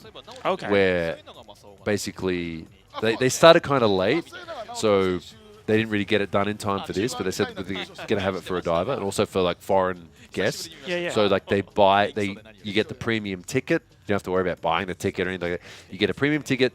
They pick you up from like Tokyo Station, and you get a bus to the venue. like you get some like merch, like T-shirts and stuff like that. Lunch, also the VIP section, so you got a place to like relax and sit down and stuff like that. Right. Yeah. So if there's anyone out there who wants the do everything for me, I just want to go and sit in the premium seats and watch the drifting experience. That will be available pretty soon. So there you go. Oh, there it is. Whoa. Trophy truck. There it is. There he is. Owayo.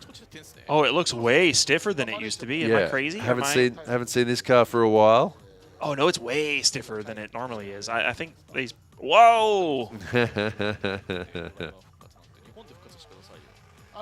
VR38 powered S15 Sylvia of Owayo. He recently he's only been doing the Autopolis round because it's his local round. That's a point. He has a wing now. Yeah. Last time I saw that car, I don't think it had a wing. That's true.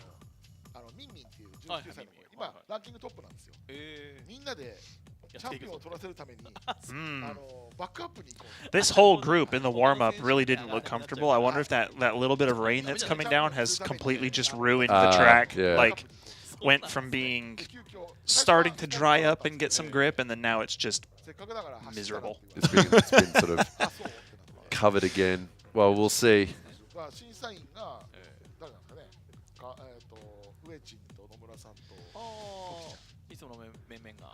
Hibino coming into screen there, also not currently sitting in the top 5 in points.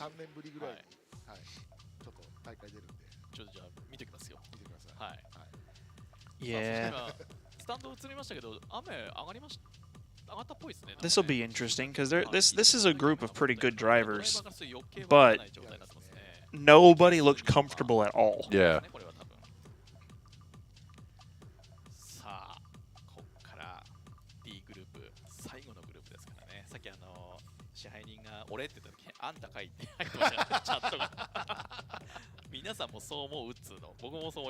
All right, we are down to the final group, D1 and D2.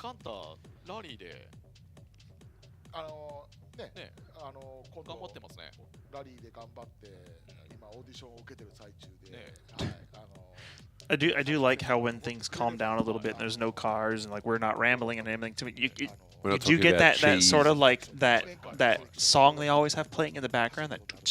Oh yeah. I like the jazz funk one they have. It's so good. I like that one more. It's so good. Every time I hear the one that's on right now, I always just think about that when they used to do that thing where it was like, and clap, clap, clap. It's like, that was so bad. That was an era. I don't know who thought of that. Because it was this track that they used. No, it was a different Wasn't one. it? Yeah. It was Oh. that. It was that one that goes. Oh, it was. Yeah. Okay. And the wave your towels thing. Oh yeah.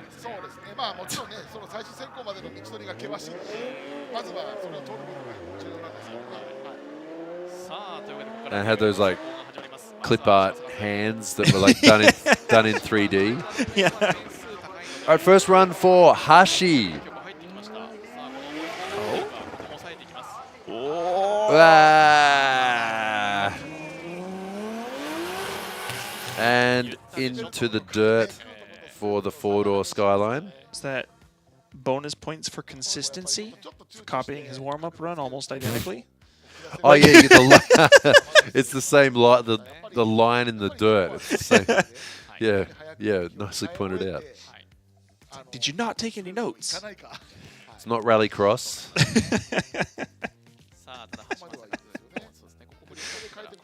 Yeah, this one, the little jazz funk. Yeah.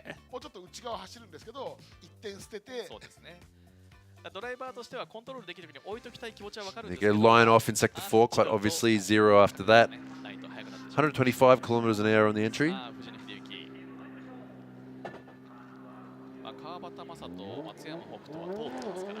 All right, next driver heading out now, Fujino, another D1 Grand Prix Grand Champion. The GR86 2JZ. All right, looking clean so far. Let's get the nice early transition on the power nice and early. And drive the car through the sweep. One wheel off the edge of the back of the track there.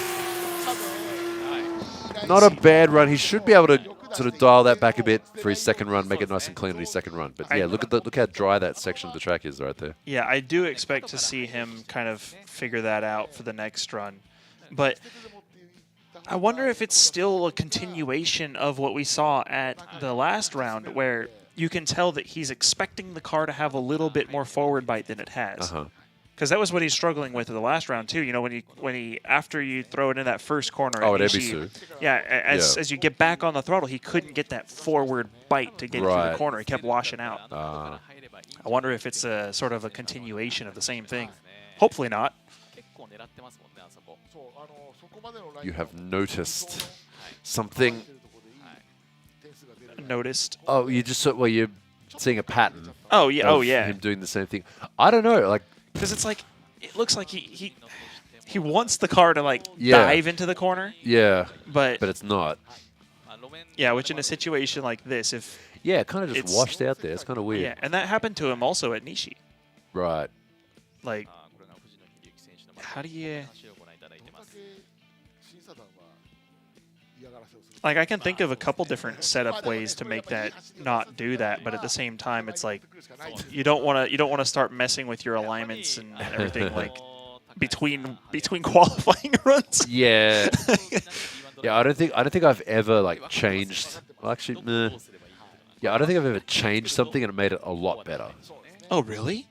No, I mean like I do warm up and like, oh, I should change this. It's like. I don't know. I just think you're better off sort of sticking with the same thing and just trying to do it better. There's definitely a line to it, right? Because Yeah, if you're comfortable with it, it depends. Right, if you're comfortable with it, is the most important thing. Yeah. But if it's not doing what you're comfortable with, then you should probably change. That's probably the defining thing. Yeah. Our next driver, Pei from Thailand. 3 for 3 in the dirt in this group. Yeah, this group is the Dirt Gang.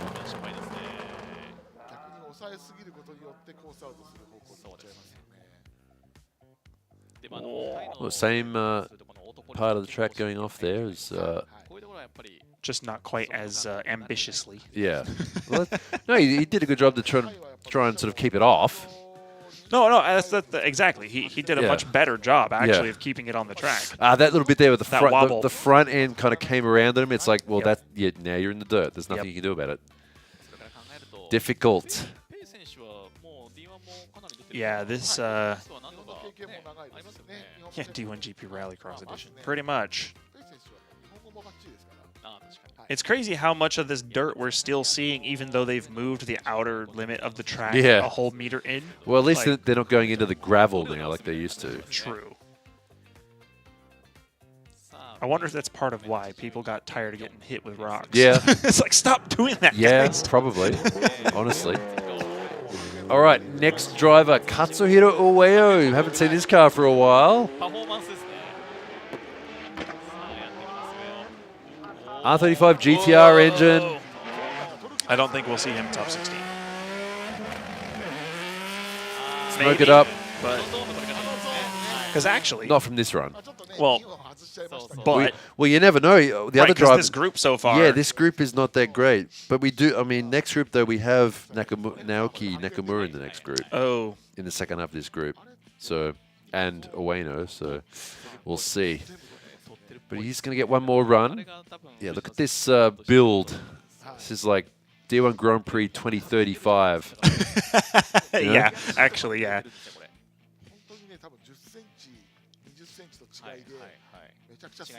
You know, that's the thing. Every time I've watched this car drive, I can't help but not see it as an S15. I see it as like an engineering experiment. Right. Yeah. It's like you can tell there's so much research that's gone into that. Just like, how can we mess with this? How can we mess with this? And it's like every single part on that car is just overthought. Yeah, that's definitely that is true with Ueno's car. Ueo, sorry. All right, second run now, Masakazu Hashi.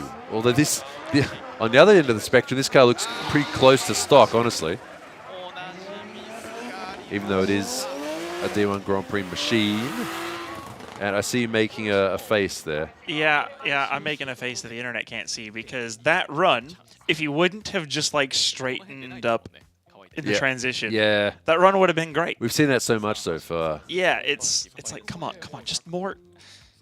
Give it more of a flick on the transition. Just keep the drift going because you see that straighten up right there. Right there, yeah. We've seen that a lot so far, and it ruins people's line, and they end up going too wide. Although he did a great job of keeping it on the line afterwards. I think maybe because he was going slow. Yes, that is true. I wasn't going to point that out. But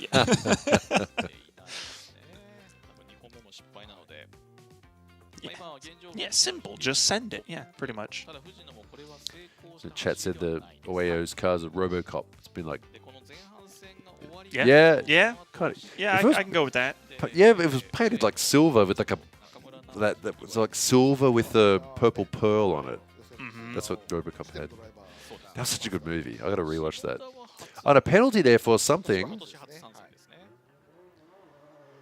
Oh, we didn't know what that penalty was for. That was a judge penalty. Yeah, probably the straighten.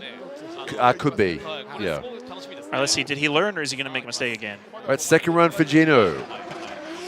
This driver definitely has a chance for a top 16 spot. Looks like he's just trying to clean up his run a bit. Okay, I saw what he did. I don't know if it worked out for him, but we'll what see. he did was right after transition, just a cheeky little e-brake to try to get the car to slide out into that less grip. But then it had more grip than he was expecting, so he was fighting. Well, here we go. We got the onboard view. Let's see if he does that. Yeah, that's what that was. You see him be like, well, last time it was slippery, so I'm gonna just kind of like stay in the grip, e-brake, and then I'm gonna oh wait, there's grip here. Oh, hold on. Yeah. He's like, do I need it or not? Like, yeah. Does the hover hands? It's like, oh wait a minute, the rear has grip all of a sudden. Yeah. Nicely read. A good job of dealing with unpredictable grip levels. But again, that's what I was talking about. Like as a driver, I don't want to compete in this.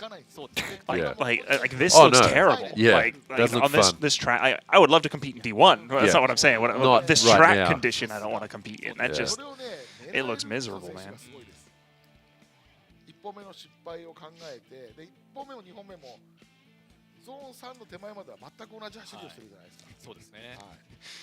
You're starting to get a bit of smoke there. Yeah. Still not the best of runs. Like I wonder if they're gonna ding him a bit on the points if he'll get dinged because it was pretty shallow for the second half of this whole zone. It's pretty low angle, kind of in the middle of the track. Oh, first place. Wow. Oh, with a penalty. Hey, nice. Well, okay, Gino. then. There you go. Okay, then. So that would have been 93.7. Okay. Losing 2 points. All right. Nicely done. So there you go. There's a bit of a standard there to work with. Nicely done for Gino. Maybe I might have been a little too harsh on him. Pays second. Yeah, but you're friends with him. That's why. Well, that's why I'm allowed to do that. Like, no. Chat, full disclosure, Kyle is friends with him, with the driver you just saw there. I mean, well, you know. Yeah, so that's why he's being so rough. That's the way it works in Japan. It always sucks when you go to a competition and it's people who you know who are judging because they're always stricter on you than they are. Because, like, I know you can do better than that, and they give you a worse score than some other guy. It's like, I did better than that guy, but they expect more from me, so they give me a lower score. Like, that happens. And that's sometimes. actually something that he said to me one time. That the first time I ever did a competition in Japan, we're at a restaurant the night before. And hold on a sec. Finish that story just in a sec. So Pei's second run there, definitely an improvement on his first run. And, yeah, just kind of late on the accelerator. It's that timing, which is so hard. Puts him in third place in this group, but we still do have another 4 drivers to go and Oeyo. So 83 might not be enough for Pei. Sorry, go on. Yeah. Actually, do you want to wait until after? I'll just wait. If chat reminds us about that later, I'll this is the last group. Wait after this group. Yeah. Okay, second run for Oeyo. Big angle. Oh, got it. I think he hit that zone. He did. He's using every inch of the track right now. Let's go. Oh, good average speed too. The speed's building up. Yep. He's doing science. What's that from? Oh, okay. I don't know. Is It that might be from a thing. I don't know. It just Well, it is now. It's from me, I guess. But that right there. Look at that. Ooh, that was yeah, nice. That was cool. The initiation. DOS loves that big flick, and that big flick there too. It loves seeing that. It always gives good points for that. It always gives good points for that. Everyone loves those big flicks. Everyone's saying it. That's my Donald Trump impression. Oh, okay. Wonderful, wonderful flick. Bigly. Anyway, sorry. We're here to ignore that sort of stuff. We're here to not to talk about that sort of stuff. That's just the joke. So, good. Like, this is a good run. I like this. Like, Yes. I just want to give this good points just on principle because it looked fun. Yes. Yeah. Car go Froome, car hit boxes. Good Woo. run. Yeah, he got that whole zone too. That second zone. And this section here, it looked like he was really testing the speed of which he could still hit that inner clip. Yeah. He's like, I can go fast and go sideways, and I'll still get it. He hit that inner zone and then went all the way out wide and then flicked it back and kept it like online. That was a good run. I hope this gets good points. Honestly. Yeah, I really do. I think it will. If this, again, I haven't seen the in-car, but if this doesn't score as high as, like, at least close to Fujino's run, I'll be surprised. Technically, Fujino's run, I like, from a technical point, I like his better. Better, But this is more fun to watch. Right. Yeah. And I really do want to see Owayo in the top 16. Whatever. Just give him a Joker run to the top 16 because I just want to see him in it. This run kind of reminds me of some of those runs. Hey! Yeah, see? With 2 penalties on top of that. That run Wow. kind of reminds me of what we've seen a couple times from people like Naoki and Hibino, where they come out and they do something that's not really competition friendly, Yeah. but it's just fun and cool, and it's just like, what the heck is going on? And they still manage to score well, and it's Yeah. like, okay, this is Sure. Yeah. But I mean, generally they tend to back it up after that anyway. So, Right. Yeah. Okay, we are down to our final 4 drivers of round 7 qualifying. So currently, Owayo, our best score so far is a 92.44. That's Ishikawa in the A86 of all cars. There you go. That was in slightly wetter conditions though. So we're down to a wet of 1. So this group will be on a wet coefficient score of 1. So it does slightly change the judging algorithm of DOS. But each group is judged on the same algorithm. So it's as fair as we can possibly get it as the wet level of the track. So that's the least wet. now it's a 1. Now it's a 1. Now it's a 1. Yeah, not a 4. So I'll be like, okay, it's a 4, right, guys? Do you want to finish that story about what just real Fujino quick, was saying to you? Yeah, so right, because you were talking about how people judge you harsher when you know them. Yeah. So we're going into D1 regionals, and we're there at a restaurant the night before. Divisional. Yeah, divisional, Yeah. right? Yeah. So we're there, and my manager at the time was like, okay, yeah, so you're gonna give Kyle bonus points, right? And Fujino just looks at me and he goes, I'm gonna dock you like 10 points, dude. I was like, wow. He's like, I expect you to drive better than everybody else because I built your car. I expect you to do it right. Yeah, exactly. We'll see. Yep, that's how they do it here. Yeah, yeah. Your friends are harsher on you. Yeah, but it's also fun because then you strive to like try to. Well, yeah. I mean, I'm not complaining about it. No, it's fun because it drives everybody to kind of prove everybody's getting better. Also, it makes it. Yeah, actually, someone said, chat, as it should be, no corruption. I mean, it does. Yeah. It makes everyone else feel better. It's like, oh, he's your mate. You're giving him points. No, it's like the opposite here, man. Yeah, they on purpose. They go, I'm being harder on this guy because he's my friend, or he's my core high, or I do whatever. He's my teammate or whatever. Yeah, that's a real thing. Yeah, but it's fun though. Yeah, and it is fun too because just get better. Because just kind of like at practice days and stuff, I'll go back and forth with him. And I'll be like, yo, you were hard on me, like impress me. And then he always ends up like smashing into the car he's behind. He's like, oh, I got close, right? I'm like, yeah, okay, sure. Like taking taillights off of cars and transitions and stuff. He's like, oh, I was so close. I'm like, yeah.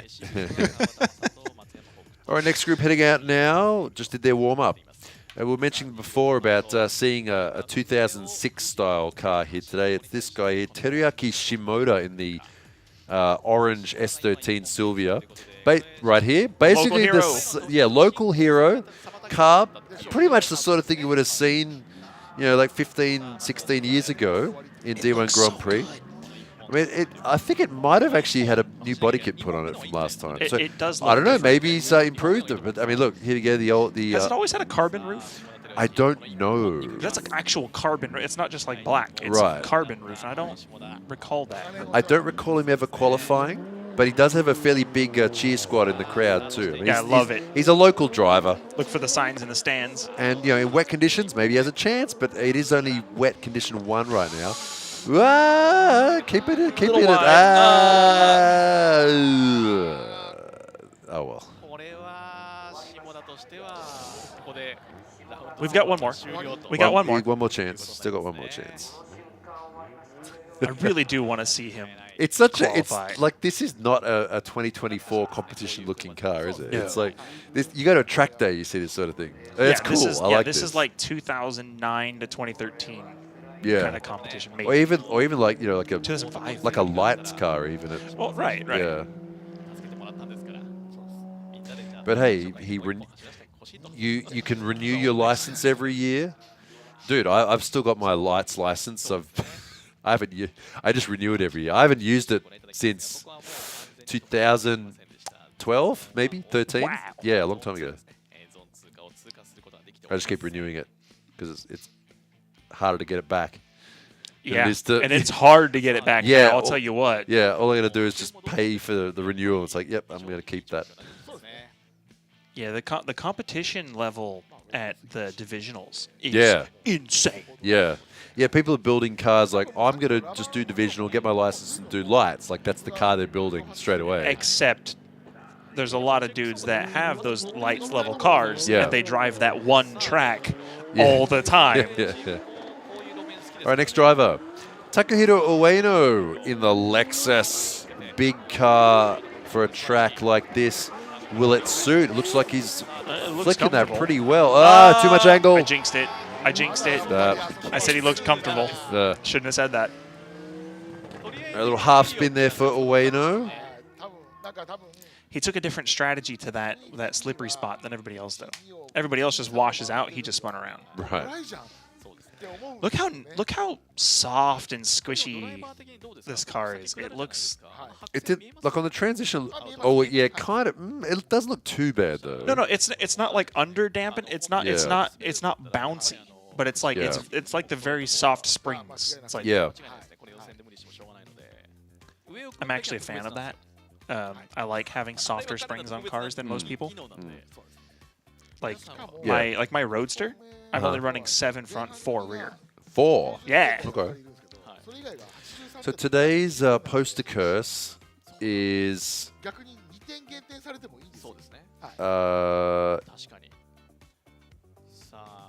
it's Yokoi.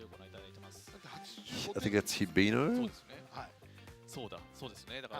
31, is that Hibino? That might have been a different number last year. Alright, so Yokoi got knocked out, so yeah, poster curse. I mean, he's the biggest car on the poster, so poster curse. Oh, well, that's immediately poster curse. Who else is on there? Did he just get 3rd? Did I read that right? I wasn't looking at the score. Well, don't worry about that for now. Naoki Nakamura.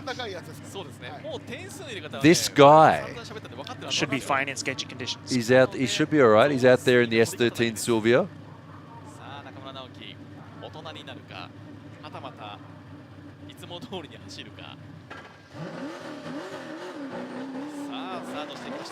All right, here we go, making those turn left noises of freedom. Supercharged V8 in the little lightweight S13, the true definition of a hot rod.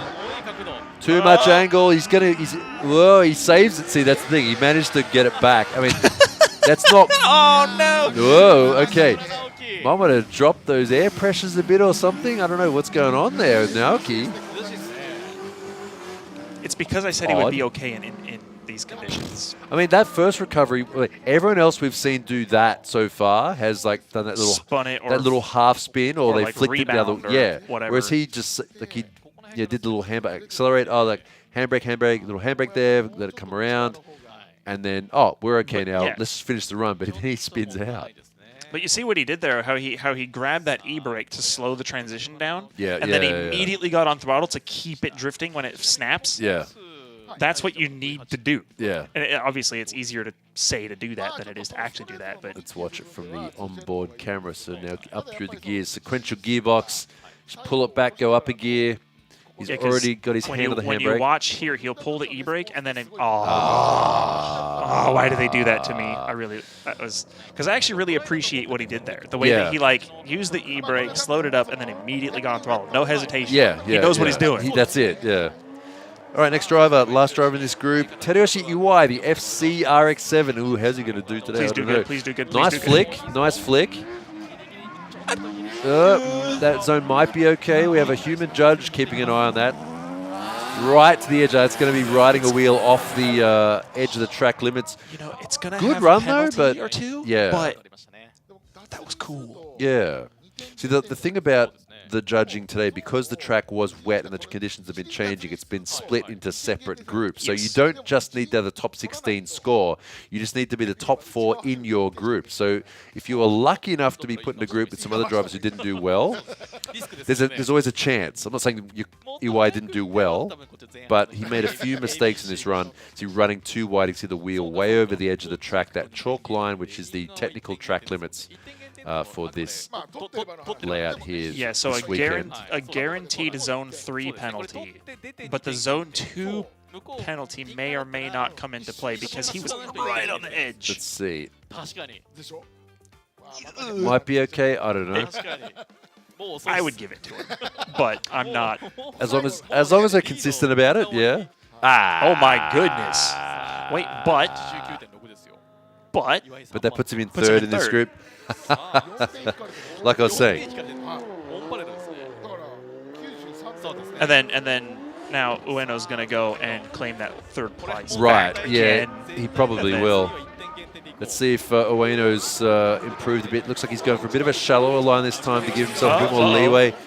No, that could be. That might have been a zone miss there too. I think he came up a bit shallow on both of those runs. Oh no, sorry, on both of those zones. Watch this top-down view. Yeah. Might be, yeah. Oh no, he makes it in. He's in the zone, but it just. The front end of that car squatting right there as he slams the brakes to tip the car in. That's okay. You can run up on the curb there. That's fine. Yeah, as long as the tire's not in the grass. Yeah. Dakedo? However. Well, better than his first run, that's for sure. But was it better than Iwai's run? Yeah. From a competition standpoint, I'm going to say maybe. No, yeah, well, it was. But, yeah, definitely. But. Well, Iwai got a bunch of penalties. Yeah, though, so. I know. Yeah. I know. There you go. First. Wow. Oh, he did actually get a zone penalty. There. Okay. First place. That knocks everybody down a branch. So that now knocks we've got everyone down. So what is that order now? Then it's then him and then Fujino? No, Fujino's in third right now, I think. Oh, okay. And then I forget who was in second. Was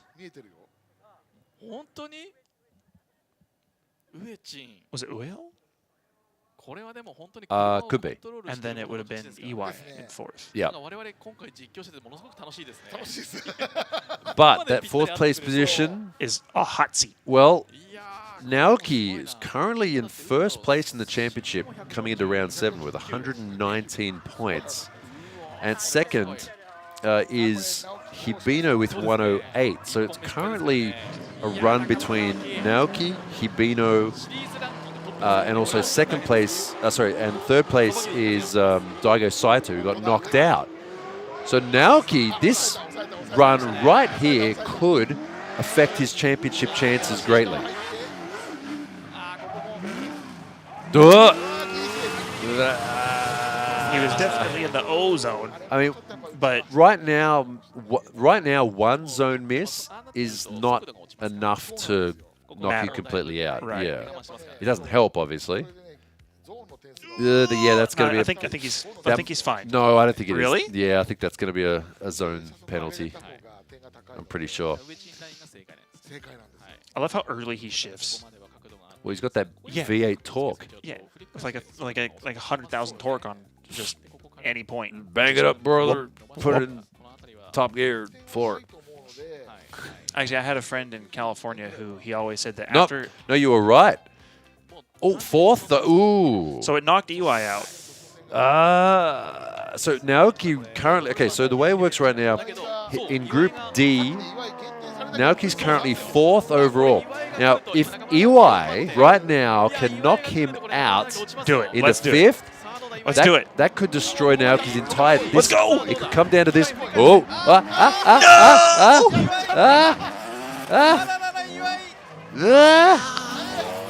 So right now, EY is battling for a position in the top 16, but this run could also knock Naoki Nakamura out. Nah, that's not going to be. I think Naoki's safe. Yeah. I think Naoki's got that. Yeah, honestly. DOS hates that. What he just did. That big wobble there. That ain't it, Chief. That ain't it. Yeah, because that wobble. What is that from? I don't remember. Okay, that ain't I it, probably Chief. have 1,000 references that I use that Right. I don't remember. Yeah, where they're right from. there. That big. Yeah, that big straight in there. Yeah, that big wobble with all that correction there, that's the exact opposite of what you want. So right DOS. now, EY is looking for a fourth place, and Naoki is looking for him to knock it for. Wow, he got it! Oh my God! How? So I want a soundboard so bad right now. hang on. So wait. So a zone 3 lost 2 points, but the rest. Where's the points? Look, he did it! He did it! Wow. By 0.09 of a point. That's so close. That's so close. So Naoki is out. So what that means, so Naoki is out. Hibino is in. So Naoki, first place in the championship, is out. Hibino is in. Third place, Daigo is out. So Hibino's going to have a great day. Hibino currently in Group 2, third place qualifying with a 90.99. He's going to be in the top 16. That means that this is Hibino's chance for a run. And then fourth place is 79. So it's really only currently first, second, and third place. Naoki, Hibino, and Daigo Saito are the 3 top runners. 2 of them are out right now, and Naoki just got knocked out by EY. The 2 angriest people in D1 right now are Daigo Saito and Nakamura. Yeah, because and they're both in 5th. Yeah. Well, exactly. They're both in 5th. Yeah. And they're both like they need to be. See, here's the unfortunate thing. See, look at Group 1. The scores there are so low, but that's because it was in wet conditions. So it's the fairest way to do it, just because the conditions change. So you change the judging criteria per group to get as close as possible. Like, it's the best we can do to try and keep it fair, especially with this computerized judging system. But and realistically, it's not that it's unfair. There's nothing unfair about it, I don't think. It's just because of the way the bracket breaks up. Yeah. It gets rough. Yeah. There you go. So Ueno getting the best score too. That's pretty crazy as well. Today has been a lot more interesting actually than I thought it was going to be. Mix it up. That's what makes things interesting.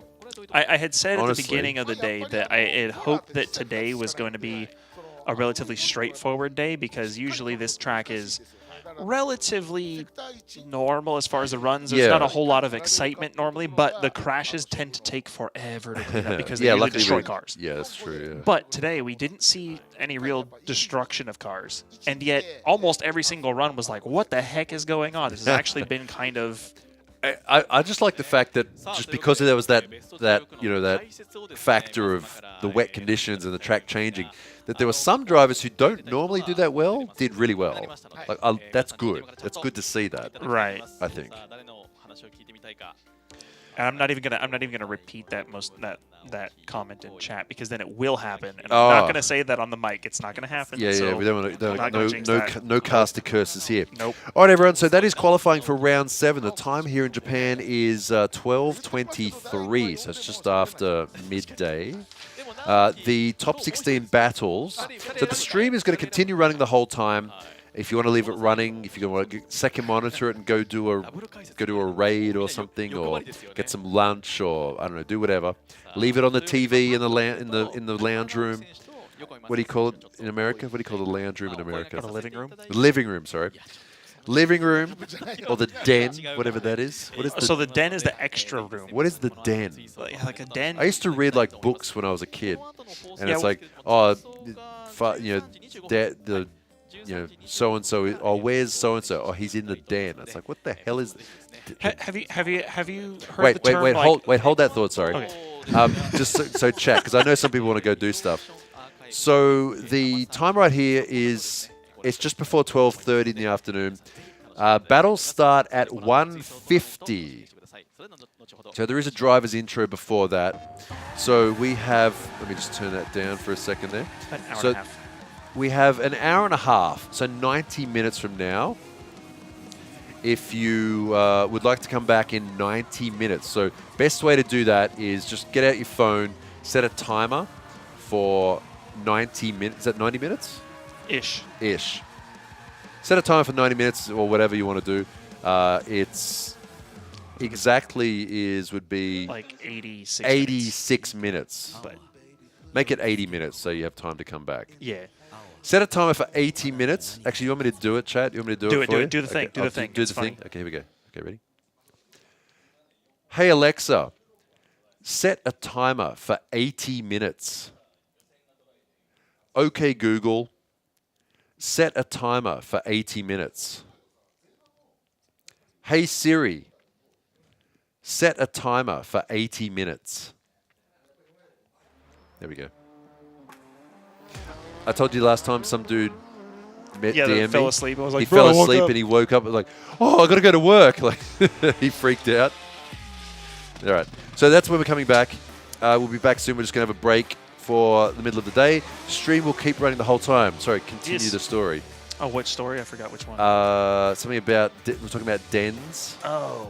So like, yeah, at my house in California, we had a room that we called the den. Right. Have you heard the term sunroom? That's like where you have like a porch, but it's like indoors. It's like got windows. Yeah, it's effectively that. But Oh, it's okay. like, yeah, it's effectively one of those, but with a roof. Oh. So it's like instead of having like a window roof where it's an actual like sunroom, like a garden room, it's more like most walls, but it's got like one wall that's just like a big window that goes outside. Like it's usually a big sliding glass. Oh, really? door type Oh, thing. okay. At least it was in our house. Hurt said Alexi's view of America is just married with children. Well, yeah, pretty much. I mean, America's. I There's thought- a lot of it that is I like thought that. den was my image of den is like what we'd call a study. It's like a sort of a similar. smaller room, but it doesn't. But it's like kind of like more. It have like a writing desk and a Chesterfield chair and like. Okay, well, to be but fair, you go in there to sit in front of a fire and maybe like smoke a cigar and ponder. You're probably not far off. Oh. Ours had a roll top wooden desk thing in it. Yeah, yeah, and a bureau. And it had a couch that like unfolded into a bed for like a guest. Right. That's a bureau. That's called a bureau. The like with the roller shutter thing that goes like it shapes like an S. Yeah. That's called a bureau. Yeah, that's so cool. It's old. England loves sunrooms. Okay, we call it a sunroom or something. Yeah. I think sunroom is slightly different, but it's yeah. basic. I guess it depends on what part of the country you're in too. Like you're not gonna have like a sunroom in. I mean, you're not gonna have a sunroom in like Florida. No, that's You have a sunroom in like Minnesota or something like. Yeah, Right? that'd be great. Yeah. Yeah, you don't want a sunroom in like Arizona. Dude, I saw a video once. It was a bit weird though. Like it was one of those police body cam channels, and it was this sort of story about. I mean, I don't want to get it. It was like a bit of a dark subject, but Right. the cops went in. It was this big bunch of houses that were built. It was like some person who was like an influencer who was like not looking after the kids properly, to put it the best way possible. Oh, yikes. And the police went into these houses, and they were like bunkers, basically. They're built in like Arizona, like in the desert somewhere. And they look like, but they were all beautifully built, but they look like a Call of Duty level. With like, a lot of little planters and like big doors and like a lot of indoor rooms and like multiple levels and like big open areas that wind could blow through, but they're kind of shaded. It was like, right. Wow, these houses are crazy. I'll show it to you later. Yeah, do that. Yeah. A den is like a man cave. I mean, well, I guess it could be. Is it where you go to retreat from your responsibilities? Yeah, kind of. Because the den is usually like the extra room. So it there's not like a one template for it. It's kind of like the den is kind of the room that like. Is that the room where you put like boxes and stuff? Like. No, that's the garage. Yeah, in America, that's the garage. A cringe cave. Yeah, I don't know about the man cave thing. It's kind of like. No, the man cave's usually different. It's kind of, but that's okay. I don't know. Man cave for the whole It's just the extra room. Yeah, it's just like an extra room that you can just use for whatever. Like when your uncle comes over and he's going with your father to a sports event or something. It's like, oh, you're gonna go sleep on sleep in the den, on the pull-out bed in the den. Yeah, exactly. I got you. Yeah. I got you. Yeah. What I think, you remember that movie, The Big Lebowski? Yeah. And there's that scene when they call the dude to the house, and after the guy's wife has been kidnapped, and that guy he's in seclusion in the West Wing, and he opens the doors, and the guy's sitting in front of the fire, and music's playing, and that was like what I thought a den was. Like it's like the dark room with the fireplace and the place you go to sit in. Anyway, I'm overthinking it. Yeah. I don't know what that is. With a rug. Where's this rug though? With a rug that really ties the room together. Yeah. It's not a living room where you go to escape. It's still comfy to escape. Okay, fair enough. Yeah. The guest room. Yeah. Okay, that makes sense now. I get it. Yeah. I don't know. We didn't really have that sort of stuff in Australia. Anyway. Yeah. All right. Okay. Chat. Yes. We're going to take Lunchtime? a break. We'll leave you with this. The VTR will keep running the entire time, and we will be back at 1:50. It's 12:30 right now. So that is 70 minutes. Sorry, 80 minutes from now. I've already set some of your timers, so. Cool. All right, we'll see you soon. All right, see you guys soon. Bye for now. Bye-bye.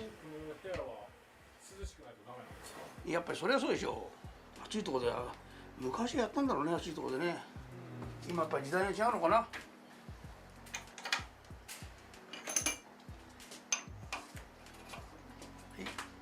とりあえずフロントローターハウジングを入れます。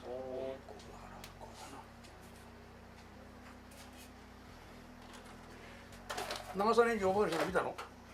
長さしょっちゅうやってますね。いや見たの？RB26 やってるのは見たことありますね。あ、そう。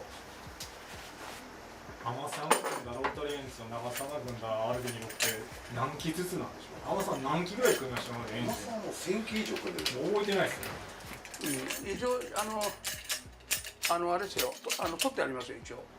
書いてあります。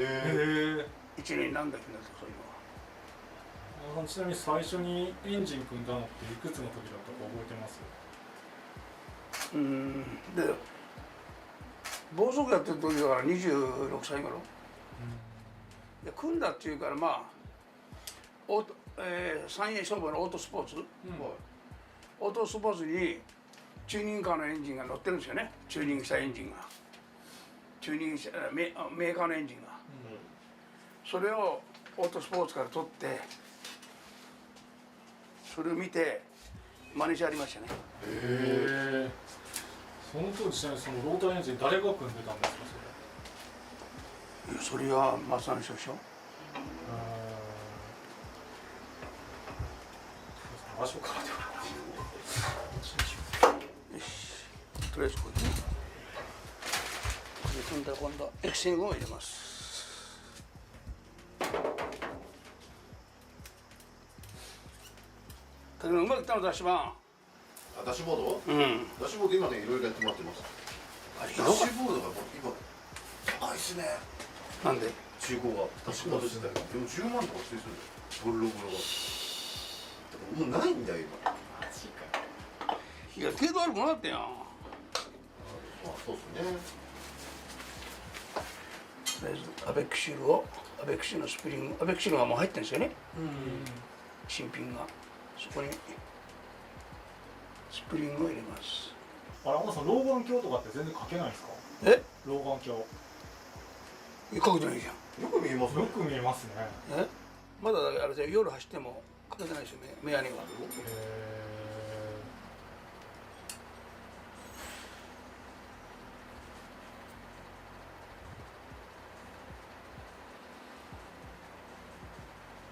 よっこいしょと。見てるとできそうとか思うけどね。そうそうそう、そうなんです。積み木じゃないけどね。そうそうそう、そうなんですよ。知ってればと思いますけど。そしてせっかちだからレシプロっていうのはほらピストンとかなんかバルブから出さなきゃいけないでしょ。ね、外注に出して。外注に出すもんないですよね、あんまり。さあセンターにつけます。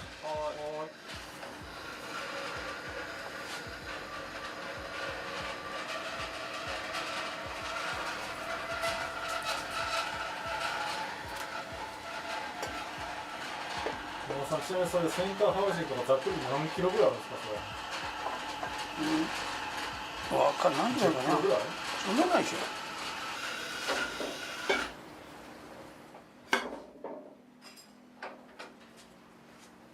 これ2個目のことだね。結構早いでしょ。誰やってもみんなそうですよ。さん、ちなみにざっくりでこれ今日組んでるのは何機目のエンジンですか、これ？ざっくりでいいんですけど。わかんない、それは。どのぐらいに毎日に1回ペースでエンジン組んでますざっくり。1ヶ月5、6台？ 1ヶ月に5、6台。月6台として、10人と70人かける50。すごい数だね。すごいね。はい。やります。はい。これ本当簡単に見えるでしょ。いや簡単なんだよ本当に。ほら。ほらって。でもだって大悟さんあれでしょ。自分が組んだエンジンの車乗らない。嫌だね。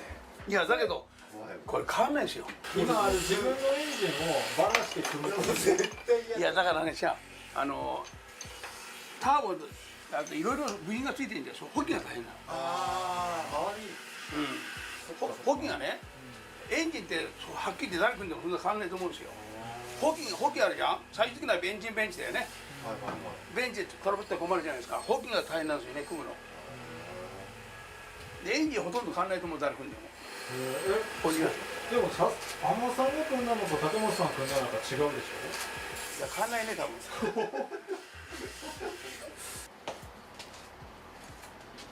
昔はやり方違ってこれ今やり方変えてるんですよ。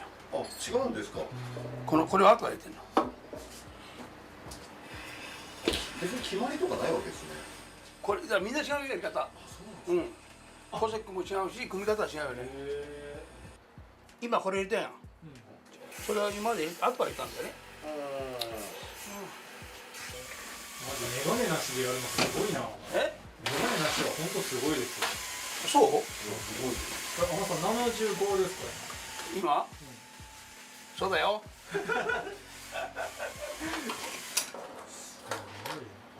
視力いいっすよね、視力自体ね。いや悪いと思うよ。だって新聞とか今新聞は読まないけど、目にはかけてないですよ。だって天野さんでスマホいじってるの文字はやっぱ大きくしてますけど、だってメガネなしで見えてるんですもんね。信じらんない。信じらんない。もう俺らそろそろ始まるんじゃない。俺も結構きつい。やっぱりタバコとか吸ってさしてるからやっぱしねダメなんですよ。やっぱ規則正しいでかしなきゃダメなんですよ。でこれスプリングやると2本やるんだけど先に入れてる人もいるんですよね。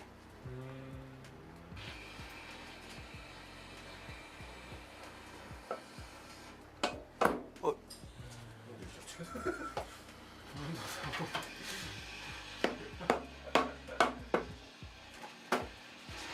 何分30分でしょ。いや3分かかってないじゃない。それでほら全部フライウッドとかつけてフロントカバーつけるとやっぱり1時間ぐらいかかるね。で補給の方が時間かかるんですよ。だからエンジン組むのはそんなに誰がやってもそんなね積みとかないとは変わんないと思うんですよ。やっぱり補給あとはやっぱベンチシャシベンチかけてねやんなきゃ。でホールダーも組むのそんなに2時間ぐらいしかかかんないですよ。単純に倍ってことなんですか。そう。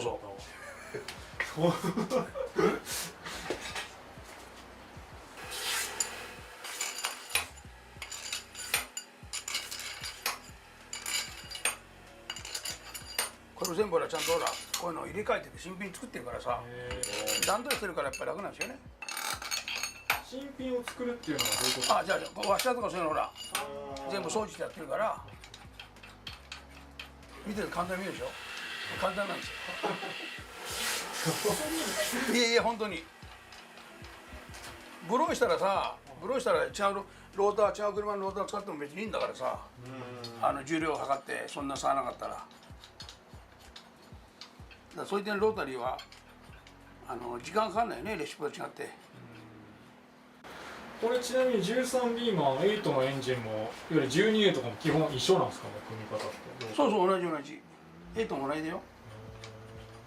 これからまた8が人気出てきて結構多いですよね。8が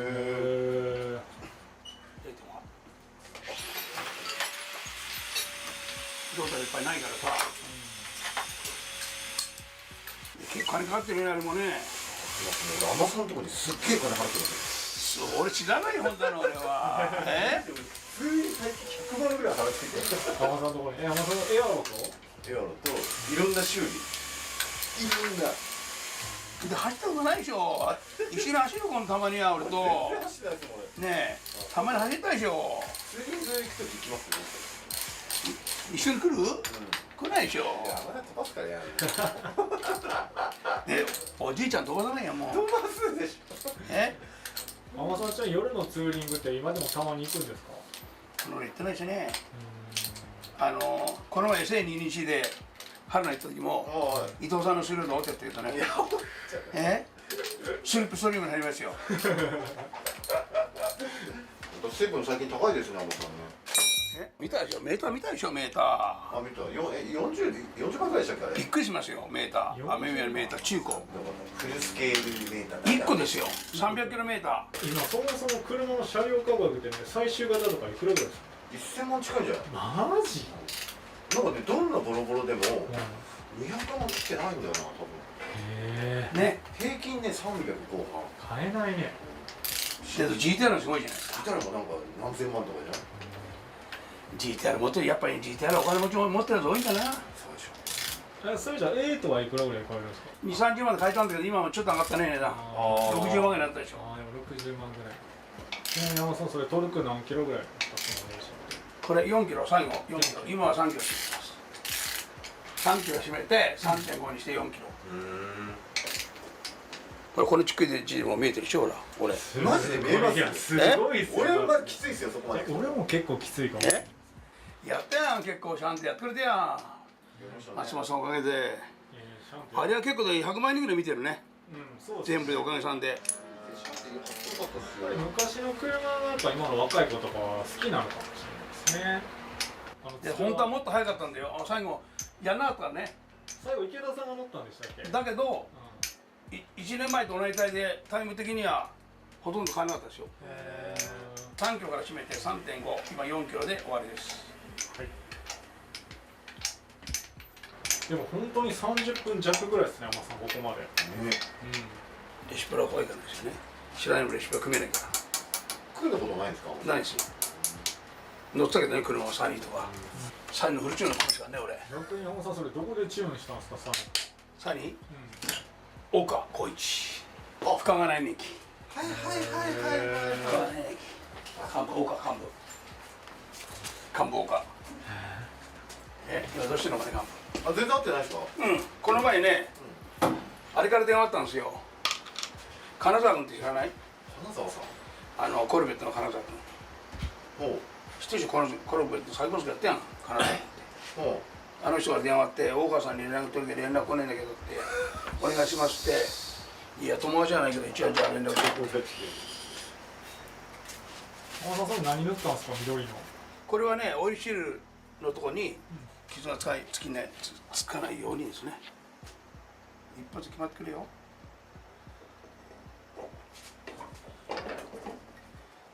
ダメでした。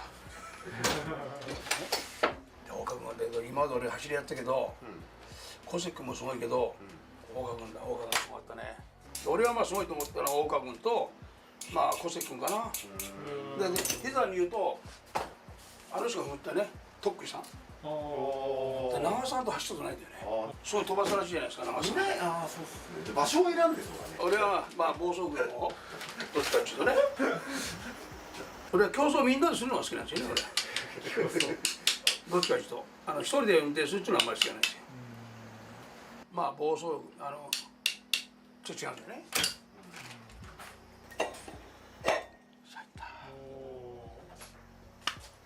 いや本当これ一発いかなきゃいけないですよね、本当は。で結構ほら見にくいでしょ、目で。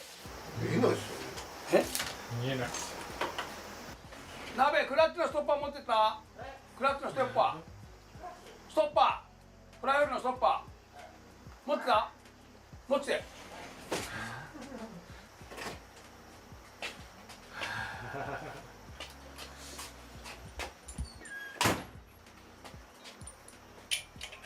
ダメじゃん、渡辺さん持ってちゃう。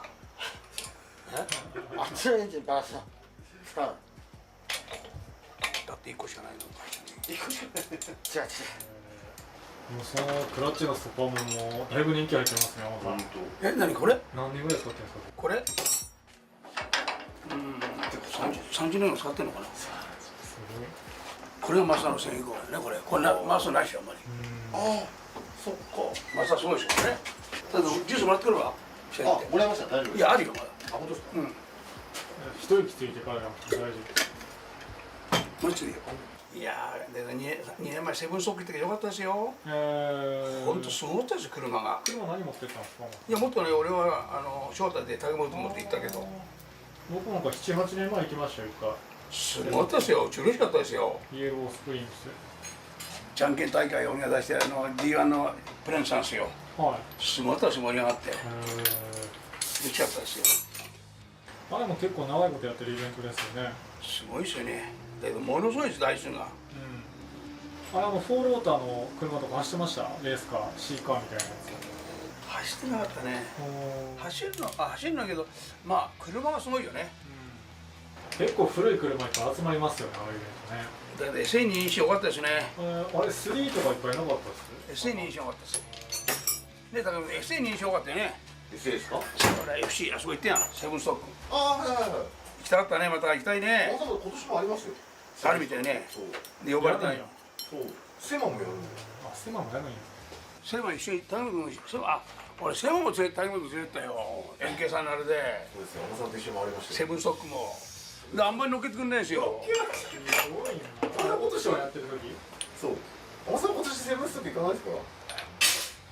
いや、本当はね、持ってドリフトやりたいよね。ああ、車持ってってね。だってやってない、それがちょっとこれね。確かにね。セブン、まあ見せるのはいいんだけど、これ仮組ね、バックラッシャーってこうにあり、少しほらこれなんちゅうの、なんちゅうかな、やっぱり隙間を少し取っとかないと焼きすぎちゃうから、それがまあ、コンマ4から9まで書いてある。もうでもあれですか、それぞれ何キロそれかけるかとか覚えてるんですね、やっぱね。そう、僕書いてある。普通はすごいですよ。メーカーの指定は27キロだけど、俺は2キロしか占めてないですよ。なんか理由があるんですか、それ？あんまり占めても関係ないね。それバックラッシュ見てるんですか？そうそうそう。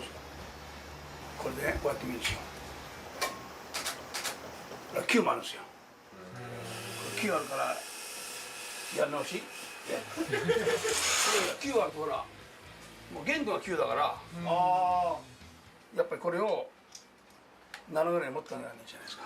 こういうのは珍しいね。一発やっぱ決まらないから。あのさん、これ見えてるんですか、これメモリー。だろ？いや、全然メモリでかいじゃないですか。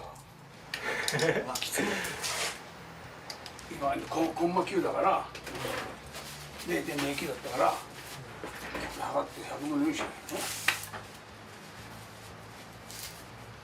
あ、それ合うやつを。そうそう。ああ、なるほど。ないの削るんですよ。ペーパーでね、なかったらこれやって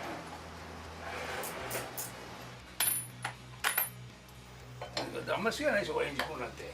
好きじゃないでしょ。目細くしないでしょ、別に。普通ですね。ほら、6でしょ。さっきだったでしょ。本当だ。オッケー。馬場さんが年取ったなと思う瞬間でね、夜雨が降ってる時はちょっとね見えないですよね。いや見えないってことないけど見にくいなと思うだけ。日が沈むタイミングであの時ってたら最悪だよね。どんにも見えない。ただね俺白内障やってんのね。だからすごいそれが良くなったの。多分眩しいの。だからサングラスかけなきゃならないけどイベント行った時に日本とのねやっぱし違うじゃん時代がね。サンかけてなんか生意気だとそう思われちゃうからなるべくサングラス外してんですよ。どうしようか。確かにそうですよね。俺もサングラスしたいんですよ本当は眩ししょうがないんですよ。まさにハウジングっていくらするんですか。すごいに上がってる。昔は1万5,000だったんですよ。これ今7万いくらしますね。まあ1万5,000ですよ今ね昔は。あれは 13B のローターは1個いくらだったんですか。5万ぐらい。昔はいくらだったんですか。昔は3万ぐらい。いやなんとだけど日産でも上がってるらしいじゃないですか。日産も RB のブロックとかすごい値段になりましたよ。でニスボのポンプで15万だった。ああそうそうそう。だからうちもあれ使ってるもん。GCC。ああそっちが安いですか全然。そうニスボ15万だよ。買えないですよ。まあ4万いくらのが。ハウジング買っとかないとやばそう。そうね。絶対ブローするんだからいやだけどね竹本がターピン交換してるからフロントリアがあるんだけどフロントの安い確か安いんですよ。でタービン交換の人はフロントリア関係ないからノーマルはやっぱりこういうところに入るからこういうところから空気がいってるんですよ。はいはいはい。だけどタービン交換は関係ないからハウジング安いんですよ。あそうなんですか。4000円ぐらいしなきゃいけないかな。そんな違うんだ。ビレットのエンジンあるよ。作るよ。キーバグがタイマーの時に作ったよ。買ったよ。アメリカのやつですか。あったでしょビレット。さんと見に行ったところなんですけど。あれオーストラリアのエンジンだけどあれこれとエキセンテンプで400万ぐらいしましたよ。買いましたよ。買ったあれがキーバグが。すごいっすね。それやるよ。マジで。今バランス出してる。今度よく見ますよ。それは俺買えない。いらない。アメリカかどっかの会社はビレットチタンローター作ってましたよ。そう。純正よりすっごい軽くて。ああ軽いからいいんだ。そうそうそう。ああなるほど。マジに？見たいねそれ。ウェブオプションでね掲載しましたよこの間取材して。そこのいくらしたの？いくらですかね。いやすげえ高かった。60万円買えねえかな。あそう？どこのアメリカ？確かに。発売してんの？すごいねそれ。ニュージーランドドルで20万7,000円。20万？ノーマル5万円。ノーマルでいいんじゃないですか。だから何に使うかでね。で軽いからいいけどすごいね。ニュージーランドなんだね。エクセン作るのニュージーランドなんですよあれ。やっぱそうなんですか。何なんですかねニュージーランドって。なんかオーストラリアもあるじゃない。オーストラリアはそのビレットを作るけどニュージーランドはエクセンなんですよ。シックスローターのあったでしょ。あれもニュージーなんですよ。エクセンは。小瀬君と使ったの全部ニュージーランド。うちもニュージーランドだよ。俺はスリーローターが好きだな。音がちょっと違うんですよ。ロータリーエンジンなんだけどちょっと違うんですよ音がね。めっちゃ乗りやすいですよねスリーローター NA で。これ結局馬力がないから8の6速使えるんじゃないですか。ああそっかそっか。300馬力ぐらいだから今6速当たり前でしょ。まあ安かったけどね。うちが GT やってけさ日産とか伊藤がさセールスマンがレースやってるのエンジン上げるよとか言って。マジっすか。くれてたんですか。もらってました。あれ今ちなみに3ローターってエンジン買うといくらぐらいするんですかね。70万ぐらいです。でも全部がそうだよね。86とか昔はもう持ってってくれるのはただでいいよって言ってたから。そうでしょ。今全部高いよね。86も高いでしょ。86も高いって言いますし。86はワンメイクレースになるからいいよね。だから羨ましいよね。うちもローターのワンメイクレースやりたいよ本当に。そうですね。まあ大きなアタック頑張ってくれてるけど、ただレースやりたいな俺は。だ俺はあれでレース5周とかやりたい。ああそうそれは見たい。すごいですね。みんなねやりたくないでしょうけど。いやそれはオプションやるって言えばだけどあれなんだよね。結局タンクがみんなちっちゃいから5リッタータンクだから。一発勝負ですもんねそういう意味でね。いや5リッターだから持たないでしょ。インラップのだってアタックしたらもう戻んないとダメでしょ。足りなくなるだろうね。やっぱりみんなやっぱりレギュレーションがないから楽しいじゃん。うちもその揉めてだから作るんだよ、あれを作ってんだもん。ああですね。ああ、下のやつですよね。ただ、イリクのためやめられねえな。あ、イリさんが54秒も出した。55秒。ただ、イリクの一番先、まあ、うちが作った車なんだけど、馬力が昔なかったんですよ。360馬力って言ったから、それじゃ勝てるなと思ったら、今450馬力なんですよ。だから450馬力人変わんないから、うちもだからタイム出ないですよ、あんまり。がっかりですよ。あまさんでも GT って結局何年やったんでしたっけ？16年。16年。あれ、最後は何年でしたっけ？2000年。10年。シリーズ3位、谷口君で。9年が2位でね。あ、じゃあ、アマさんのところは GT やめて、谷口さん、あれ、白土に行ったんでしたっけ？そう、10年乗ってます、10年あれ。白年。すごいですね。10年。アマさん、最後のそこはもうあれですか？手でトルクを。そうそうそう。手トルク。うん。だから手品、本当のうちもスポンサーあれば行きたいな、だけど行きたかったな。雰囲気がいいですよね。雰囲気が。ピットでスタートする前に鍋がワンワンってかけてくるとお客さんね。すごいいましたね。すごいですよ。集まって。ただ英語だから分かんないですよね。で1回見た時うち走れなかったですね。コース分かんなくて。あ、そうなんですか。分かんなくなっちゃって。英語で言ってるから。次の時には行かなかったっけな。よし、OK。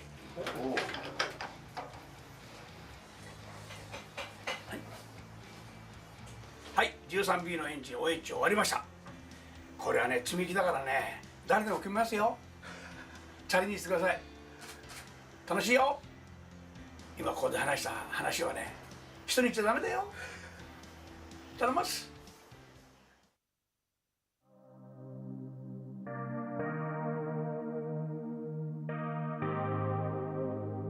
FD はね、今まで僕もいろんな車乗って、まあ F40 はちょっと古すぎるけどね、レーシングカーだからあれは。ハンドリングがね、FD に勝てる車はないですね、俺に言わせると。抜群ですよ。だから楽しいんです乗って。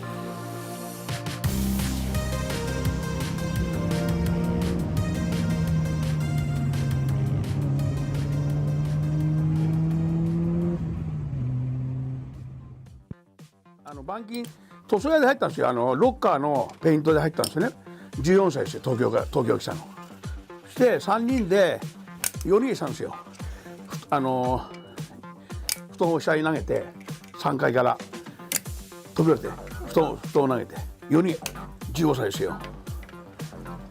それで新聞見て中央区でその板金塗装屋があったからそこに電話したら OK になったんですよね。で挨拶行ったら中央区じゃなかったんですよ。事務所は中央区で会社は江東区だったんですよ。で江東区で運送屋さんだったんでね。で運送屋さんの車が毎日3時だけになってそれ毎朝出すんですよ。それで運転を覚えたんですよね。その働いてるところにマツダの車が多かったんですよ。マツダデーラーの車やってたのかな、板金塗装。そこでロータリーエンジンが来た時に下ろしたらさ、こんなちっくいじゃないですか。こんなちっくいじゃん。なんだこれやと思って、でそこの一人の人がその柱の人で第三京走ったんですよ。今度一緒に行くかってさ乗っけてもらって、こういったらそのスピードもう108キロとか200キロ出すじゃないですか。そのスピードにもう惚れちゃって、それからスピードですよ。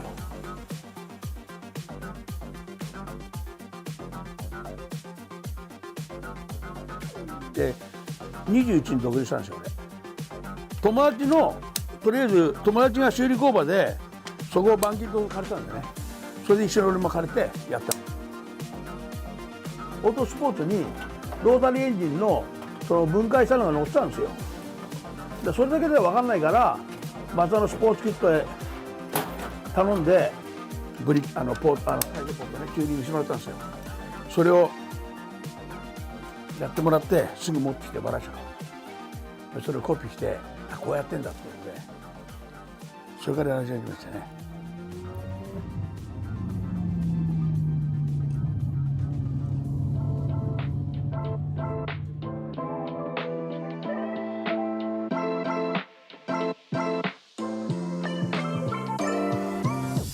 これはね、まあ尼三号って言うと恥ずかしいんだけど77年の記念に作った車なんですよ、この ADGT キットって昔からあるんですよ、何十年前から。そのイメージを残すためにやったんですけどね。ただエンジンをまあ GT やったもんで水ローターがやっぱ好きなもんで水ローターの NA にしました。これも全バラしまして、これ屋根も交換したんですよ。もうボルボですよこれ。15万ぐらい買って車だからね。でコツコツしない。これは楽しいですよ。車をこう作るのが好きなんですよね。かなり乗ってますね。種類をいろいろ変えて、ノーマルタービンからタービン交換から、まあこれが今度 NA ですよね。NA の水ローター。やっぱ水ローターっていうのはやっぱりね GT 出てたもんでやっぱ思い出ありますよね。やっぱチャンピオンも取ってるし、やっぱこの水ローターじゃないですか、レース出たのは。だから思い出ありますよね。だけど俺ねやっぱりねいつも思ってるんだけど速くないとダメなんですよ。格好だけ嫌なんですよ。昔は格好だけだったんですよね、うちも。毎回大サロン終わるといつも考えるんだけど今年はなんかピンときてないんだよね、珍しく。普通大サロン終わると違う車作りたいっていう気もなるんだけど、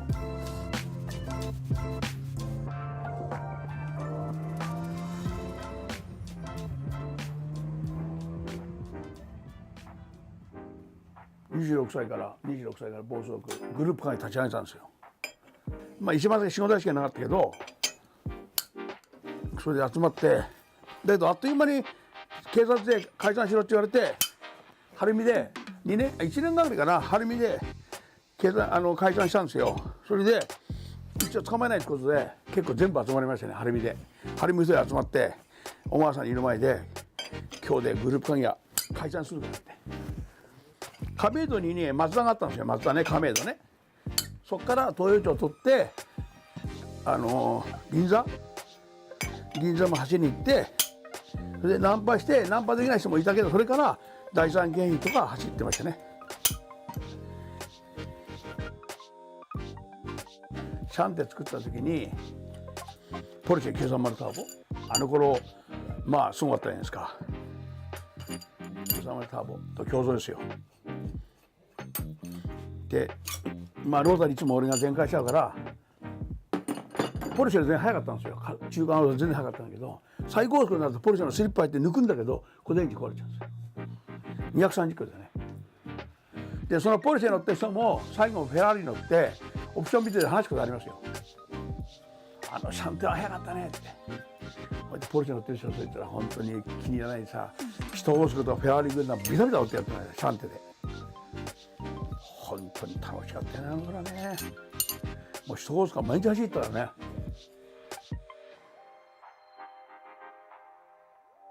ロータには負けてもいいですよ、俺は。昔からね。やっぱレシプロに打倒レシプロですよ。やっぱりね、人コースが走ってもね、レシプロって人は金持ちなんですよ。240Z とかね、GTR、金持ちなんですよ。そういう人に勝つことが楽しかったですよね。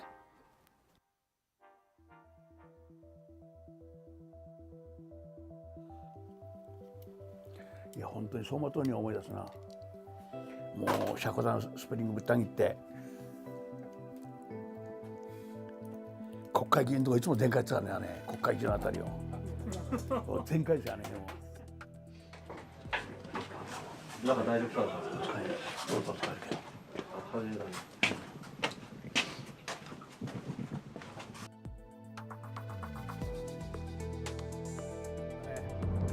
無我夢中にま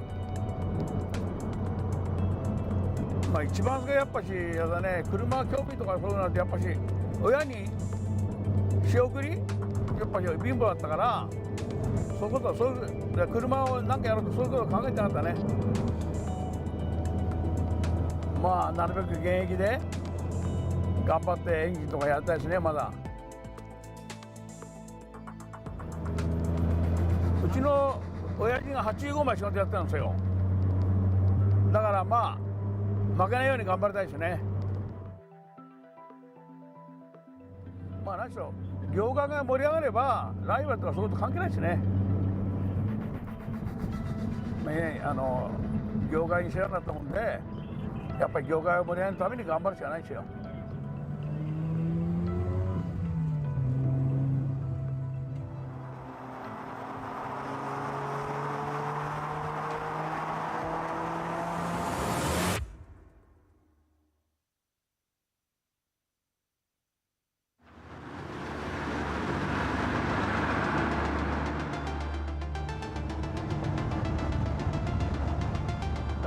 本当にこの年になってもね、車楽しいですね。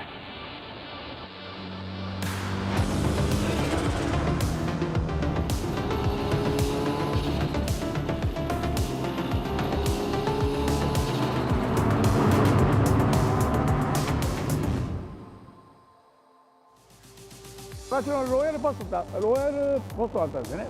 そこでみんな集まって、そこから全開で来てこれ集まって。これから大工の方に行きましたね、人ホースとか。何時なしにみんな集まってましたね。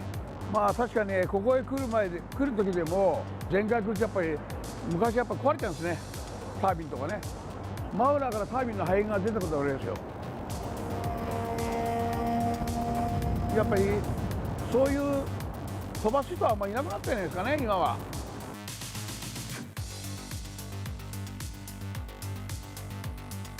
まあここの食堂なかったけどね、あっちに車止めて、とりあえず、いや今回じゃあオイルをプレーンするからじゃんけんだけやりましたね。うちのオイルをプレーンするからと。いや結構集まりましたよ。すごいですよ。もううわーですよ。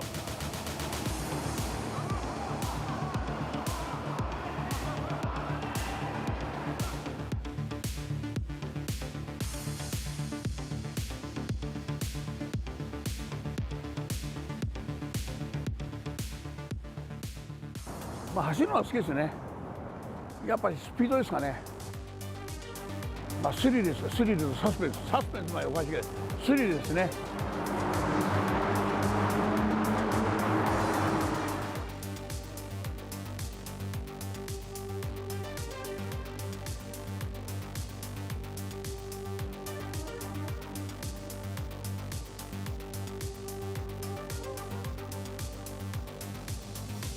いやこれね、ちょっと今年大皿出しまして、ちょっと車検取れたばっかで、まだ1週ぐらいしか車検取ってないんですよ。だからちょっと今慣らしだからね、まあいつも言うけど飛ばさないですよ。これはね SA224 なんですけど、エンジンは FG のエンジンですね。でミッションは8の6速ミッション出て、まあストリート用でね、まあサーキットも行けたらいいと思うんですけど、まあとりあえずストリートでちょっと走って、前出した時オーバーヘンド出したから今回オーバーヘンドなしにしようとかね。もう大騒ぎが終わるとどうしても新しい車作ってなくなっちゃうんですよ。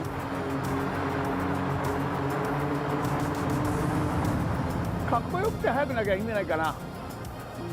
昔はねかっこだけで車作ってたけど、やっぱ今はかっこよくて走れなきゃダメですね。だんだんやっぱり飛ばせるようになって、やっぱり足回りとかそういうのを良くしなきゃいけないってことで、それでまあサーキットとかねレースとかやったそういうノウハウでやっぱり速い車を作らなきゃいけないと。やっぱあくまでストリートですね。透明でお客られたんですよ、ファミラクーペになっててね、お客さんの周りに。そしてね、うちに着いてすぐエンジン下ろして、ミッション下ろして、フェンダーとか全部外したんですよ。そしてすぐパトカー2台と白バイ来て、それであの時はほら写真ないから紙に書いたんですよ、666ってナンバーが。あ、この車だなと、ね、対応するって言われて、なんで対応ですか、この車さっき飛ばしたろって、いやエンジンとか乗っかってないでどこ飛ばすのもうその前で下ろしちゃってるから。下ろした旧車は結構ね今人気あったもんで、まあ、これももう旧車なんですけどね、まあ FD ももう30年から旧車ですよね。でそういう人で若い人が結構多いですね。だから大阪も結構若い人ね、思ったよりね若い人がまあ昔の見てるんですかね、本オプションとかああいうのも多いですよね。それは嬉しいでしょ。だから今はね、みんなイベントやってる、やるじゃ大きなやつけど、やっぱいろいろなジャンルの人、車だけじゃなくて、漫画家とかね、そういう描いた人を呼ぶとかね、絵を描いた人を呼ぶとか、グルメの人を呼ぶとか、そういういろいろな人類を集めてやった方がいいんじゃないですかね。車だけじゃなくて。やっぱり今ね、やっぱり盛り上げることが一番だと思うからね。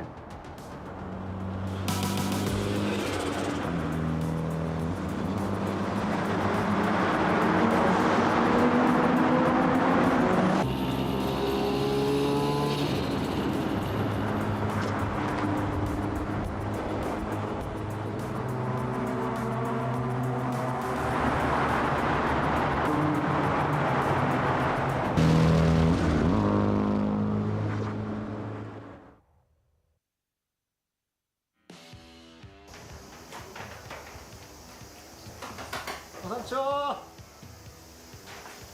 マさん。ママさんが作った車一個ぐらい取材させてもらったんですけど、その車をどんなところで作ってるのかなっていうのが気になって取材しました。いやー、大して見せるもんないよ。この辺を作り方書いてあるっていう部分があれば。ないんですよね、それがまた。エンジンはね、NA で450馬力ぐらいですね。いや、イーリグの記録ちょっと厳しいわね。やっぱり草の池ですよ。草の池だ。いや、もうほとんど捨てますよ。じゃあさ、今度エンジン組むの見せます？これ顔変えたいんだよね、本当はね。せっかく来たんで、今ここに入ってる車をちょっと紹介してもらっても、どんな車が入ってるのか。はいはい、これはね、D1 か。D1 か。はい。まさに今から作る車。そうですね。ちょっと中途半端なんだけど、まあこれは3ローターですね。ちなみにどこか今走る車とボディ補強とか変えたりした部分どこかあるんですか？いや、一応ロールバーとそういうのはね、ほら、一応レギュレーションありますからね。レギュレーション通りに作ってますよ。なんかこの辺を作り方変えたよっていう部分があれば教えてください。ないんですよね、それがまた。ちなみにさん、いつこれ走る予定なんですか？本当は今年走る予定だったけど、来年はまあね、ちょっとね、走らせるか、まあ、イベントかなんかそういうところにちょっと使いたいですね。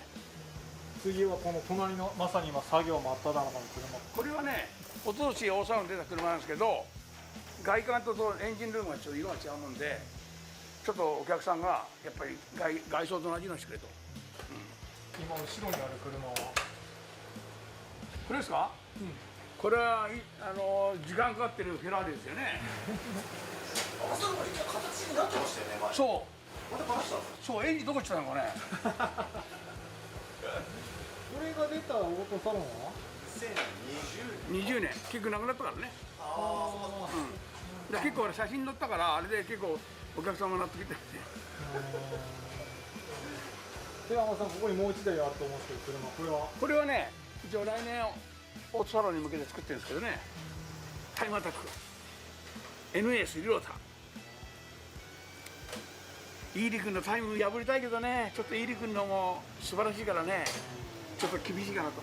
簡単に今のイメージでどんな仕様になるのか教えてもらっていいですか？エンジンはね、SGT の最後の余ったエンジンなんですけど、テレアルポートで NA で450、まあ、450馬力ぐらいですね。ミッションはね、ヒューランドのドッグミッションですね。神経じゃないです、ドッグミッションです。6速の。H パターンの。そうそう。サスペンション。サスペンションはね、普通のノーマルでかなり軽量はしてます。一応スクースポーツのショックになるかなと思う。タイヤは050ですか？そうですね。後ろ見てください。後ろすごいでしょ。ヘラしてバックリ切ってますよ。瀬山さん、これ何キロ目指してるんですか？うちの若い人が変なこと言ってるんだけど、いやー、1トンは無理だと思うよ。もともと FD って何キロあるんですかって？ 1200。そうね。1250ぐらい。250キロぐらい軽くしたい。いや、それ無理だよ。エンジンスロートですからね。ああ、そうか。なるほど。誰を乗せてイーさんの記録を抜こうと思ってるんですか？いや、イーリグの記録ちょっと厳しいわね。やっぱりあれですよ。草の池ですよ。草の池だ。エアロは？エアロはね、D1 カーと同じエアロだけど、ここに穴が開いてるんだけど、ここにオイルクーラーがこうフラットにつきますから、ここはいらないですね。埋めました。浜さんは普段どういう作業してるんですか、ここで？このボディを切ったり、この補強を入れたりやってますね。下積みの仕事やってます。コツコツと。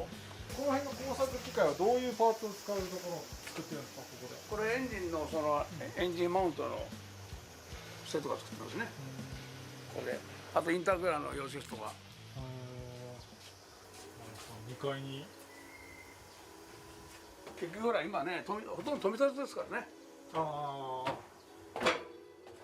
2階はここでミッションですね。浜田さん、こっちなんですか、パーツ置き場ですか、これは。ゴミ置き場ですね。ゴミってことはないじゃん。こっちは今ミッションをオーバーしてますね、ここで。この辺のミッションで特殊なミッションなんですか、これ。いや、そんなことないですけどね。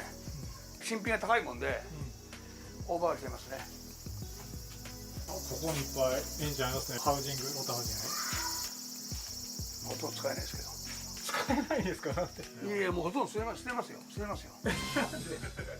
ーローター3台あります。スリーローター。2ローター、3ローター、4ローターありますけど、どれが一番好きですか。やっぱスリーローターいいですね。それなんで3ローターが一番いいんですか。今までやっぱし D1 で使ってたけど、そのトラブルないし乗りやすいし、やっぱしメーカーで作った3ローターいいですね。ちなみに3ローターの NA とターボだったら違いとかあります。いや、両方ともねいいんですよね。 NA もいいしターボもいいけど、まあこの年だからやっぱり NA かな。普段乗りたいですね、 NA の3ローター。浜田さんが乗ってきた中でこの車一番記憶に残ってるような車ってあったりします。やっぱシャントでしょう。透明をポルシェと競争した車ですね。まあその次やっぱし、まあいろいろな車乗りましたけど、やっぱり FD ですかね。FD の中でもこの FD が一番良かったとかってあります。まあ格安上場7の1号機ですかね。やっぱり一番初代がやっぱり一番思い入れがある車です。そうですね。ここは僕のエンジン組むところですね。浜田さん、やっぱいまだにエンジンどのくらいのペースで組んでるんですか。月5台ぐらい。じゃあさ、今度エンジン組むの見せます。ぜひお願いします。段取り終われば1時間で終わりますから。本当に1時間で組んじゃうんですか。はい、やります。これ本当簡単に見えるでしょ。いや簡単なんだ本当。ほら。ちなみに最初にエンジン組んだのっていくつの時だったか覚えてます。暴走やってる時だから26歳頃。オートスポーツにチューニングカーのエンジンが乗ってるんですよね。チューニングしたエンジンが。それを見て真似してありましたね。この部屋って何の部屋なんですか。まあこれ一応コンピューターでね部品に注文したり、僕がブログ書いてますよね。それブログって本当に海女さんが書いてるんですか。当たり前じゃないですか。字間違えて困るからこれ見れば分かると思うけど、昨日のブログちゃんと書いてるでしょこれ俺が。ほら。じゃあ海女さんが文章を打って誰かがブログに上げてくれる。そうそう。まあケンと吉村なんだけどね、これはケンに送ってるけどほら。だけどこれ顔変えたいんだよね本当はね。イラストの海女さんパンチパーマのままっすもんね。海女さんちなみにパンチパーマをやめてそれが10年ぐらい経ちます。10年いけないでしょ。海女さんちなみに何でやめたんですかパンチパーマ。いや髪の毛ないからだよ。70までは。本当にですか。70。懐かしいな。まあこれタイムアタックなんですけど、あと2ヶ月ぐらいかかればある程度できますから、また取材に来てよ。ではぜひお願いします。はい、連絡待ってます。はい。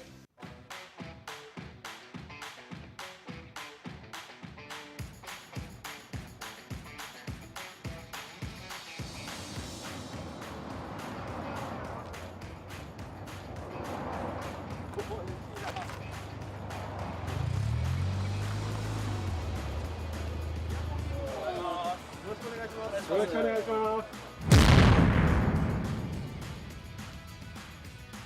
学生の頃から欲しかった FD に入れた瞬間、自分の足りない部分っていうのはこれだったんだっていうピタッとこうはまる感じですよね。ジグゾーパズルのような、それがこう乗るじゃなくて操るっていう、まあノーバルが3万キロだからね、そのままでいいんじゃないかなと。なんか心強い。なんかノーマルだったらね。これ2シーターにしたんですか。これアンフィニ仕様というか。したんですか。元からです。ああ、これ知らなかったですよ。あったんだね。そうなんですよ。すごい出ていいですね。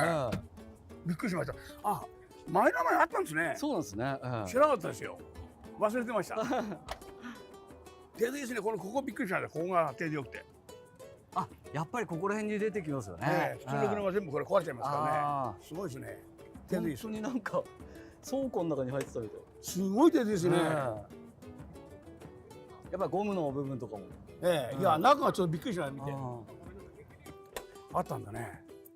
いや、すごい綺麗。これ3万何キロだったらそう高いね。値段はやっぱしそのぐらいするかわからない。いや、これヤフオクで買いました。めちゃめちゃ高いですよね今。本当なくて。FD なんか20万ぐらいするの今18万ぐらい。15万以上はしますよね。いや、誰か作ってくんないかなと思って。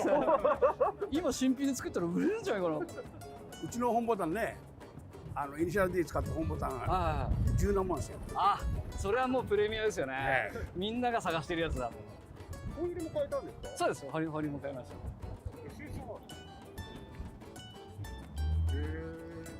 ちょっとこれだけ手で珍しいかな。うちだけど2万キロの車1台あるけどね。でこんなにね中がすごいですよ。あ、はい。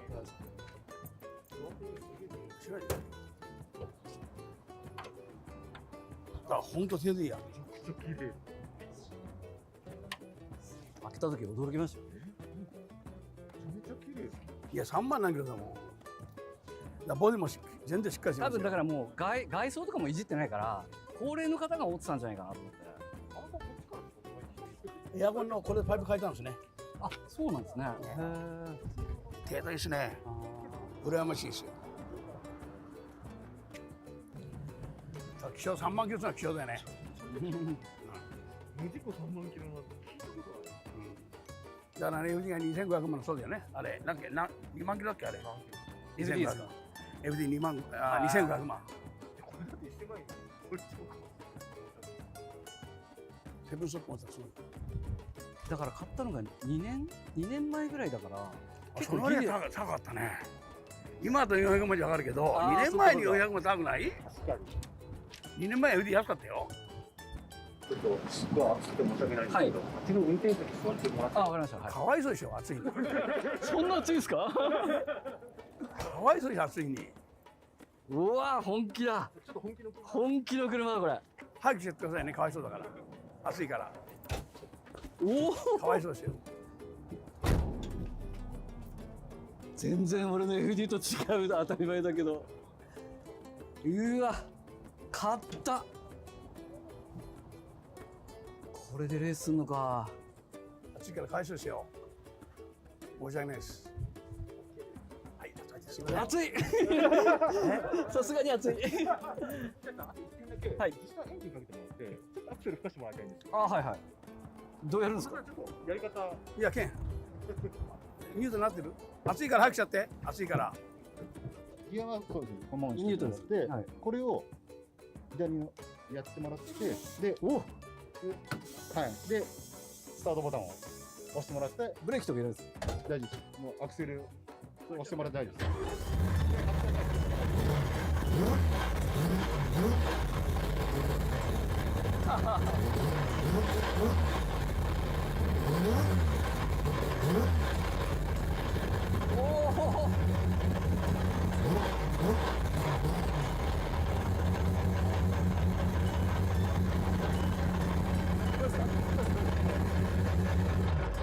すげえ音。本当はそうなんです。ここもう押すんですけど、でもこれだけでもいけるんで。キルスイッチなんて。はい。すいません、暑いに。ものすごい音でしたね。すごいわこれ。これスリローターなんですよね。これでレースに使った昔レースやと同じようなエンジンなんですよ。はい。すごいな。スリローターに見えないでしょ。同じ位置なんですよね。なるほど。中に入ってますもんね。へえ。これ5月ツーリングこれ乗って行ったんですよ。おお、すごい。きつかったですよ、寒くて。かっこいいですねこれ。これロータリー FD 乗ってるんですよ、エンジンが。FD のエンジンそのまま乗ってます。速そうっすね。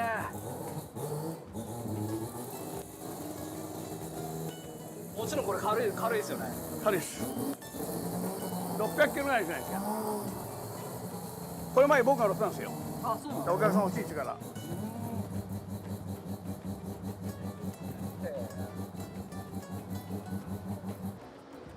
れは後ろにコーローダー。コーローダー。これ。あれはドリフトっていう。はいはいはい。あ、そうなんだ。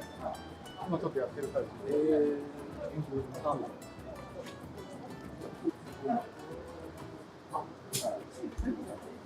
入らないで下げて奥に出るか、うちの大体してみようんですよね。じゃあ。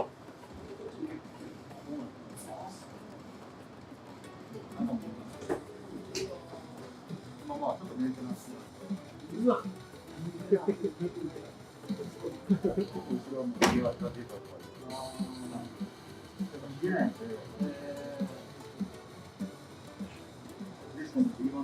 はい、あれ、お題のとかで。はい。すいません。はい。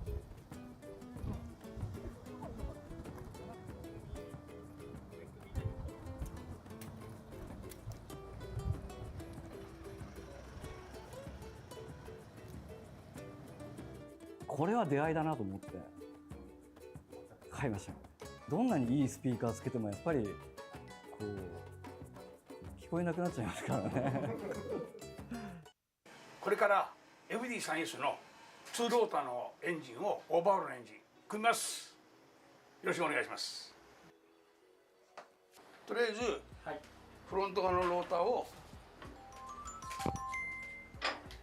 こうなっちゃうからやんけ大丈夫？いい、しょうがないよ。うん、全然それはもう僕が合わせます。そう涼しいでしょ、どう？涼しいですね。トップさんのやっぱエンジンの涼しい？あ、同じ感じですね。あ、そう、さすがだね。やっぱエンジンルームは、エンジンルームじゃねえや、エンジン組む部屋は涼しくないとダメなんですか？やっぱりそれはそうでしょう。暑いところでは昔やったんだろうね、暑いところでね。今やっぱり時代が違うのかな。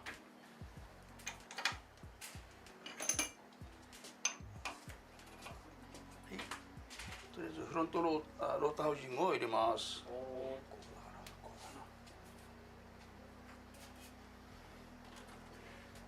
長さのエンジン覚える人見たの？長さしょっちゅうやってますね。いや見たの？ RB26 やってるの見たことありますね。あ、そう。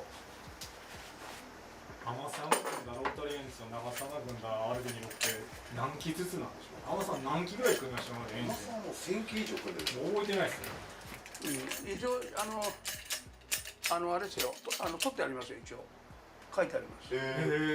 一年何だっけなとそういうのは。ちなみに最初にエンジン組んだのっていくつの時だったか覚えてます？で暴走やってる時だから26歳頃、で組んだっていうからまあ三栄商売のオートスポーツ、オートスポーツにチューニングカーのエンジンが乗ってるんですよね。チューニングしたエンジンがチューニングしたメーカーのエンジンが、それをオートスポーツから取ってそれを見て真似してありましたね。へえ。その当時ちなみにそのローターエンジン誰が組んでたんですか？それは松田の人でしょ。場所からではよし、とりあえずこれね。これで今度はエクセングを入れます。だけどうまくいったの、ダッシュバーン。ダッシュボード？うん。ダッシュボード今ねいろいろやってます。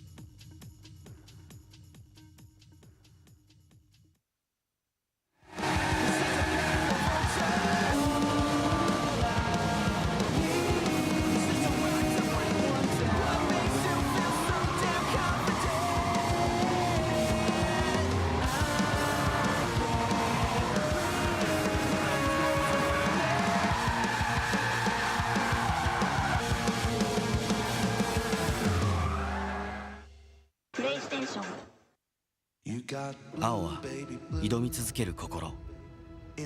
青はまだ見ぬ何かへの渇望。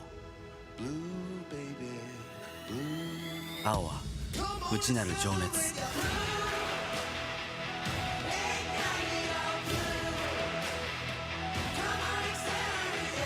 あなたの青をそのタイヤは呼び覚ます。青を灯せ。Toyo Tires.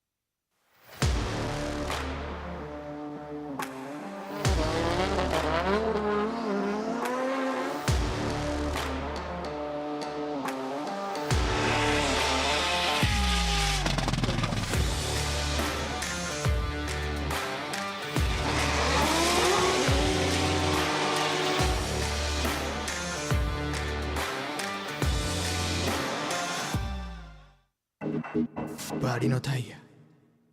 走りが変わる。願いを叶えるために選ぶタイヤがここにある。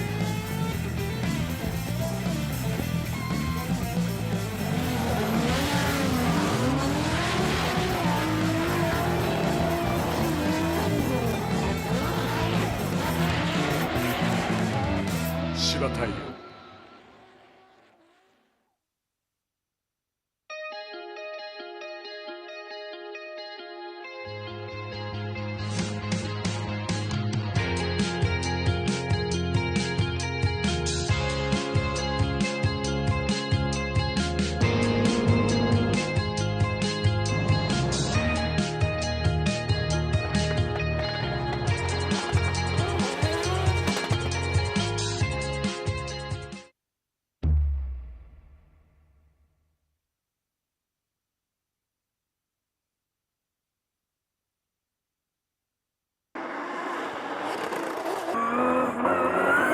スノコオイルはもう僕は長いことを使ってますけども、例えば、油圧が垂れにくいだとか、ミッションオイルなんかはねすごい泡立ちにくくてすごい、長く使えますし、スポーツ走行にも向いてるかなというふうにも思います。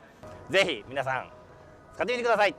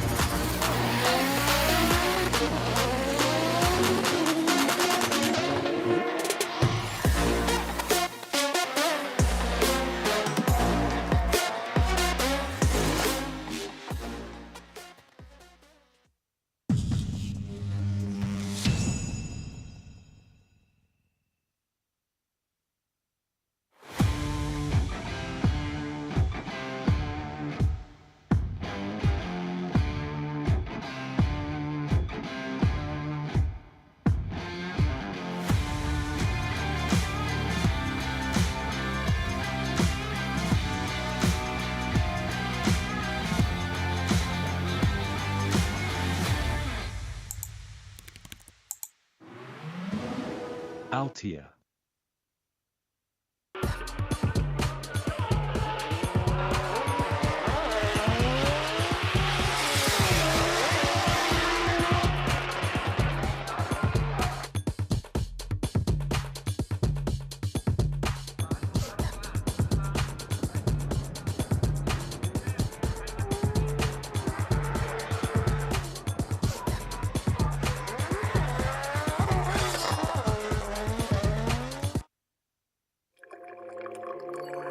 先人が積み上げた伝統の味わい、時代に合わせた革新の味わい。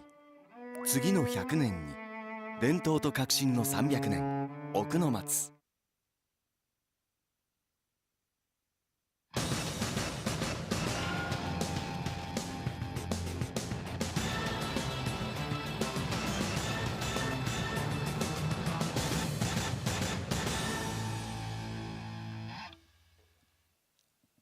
さて、ビデオオプションをご覧の皆様、ここから、D1 の追走スタートとなっていきます。単走同様ですね、解説いただくのは熊久保信繁さんです。よろしくお願いいたします。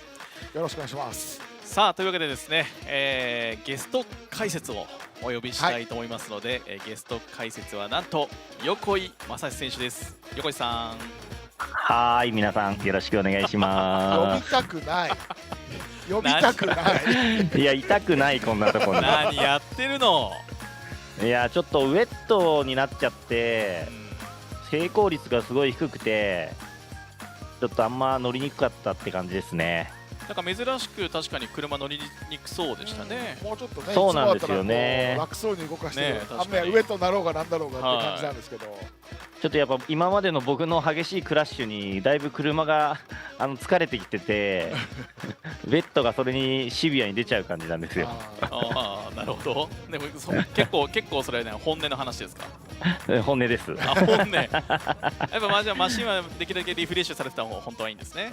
そりゃそうですけどね。1本目割とちゃんとコース上走れたんで、もうちょっと点数出るかなと思ったけど。88点か9点ぐらいだったんで、いやー、これは攻めなきゃいけないなと思って行ったんですけどね、ちょっとなかなか安定しなかったです。そうですね。まだまだ下手くそですわ。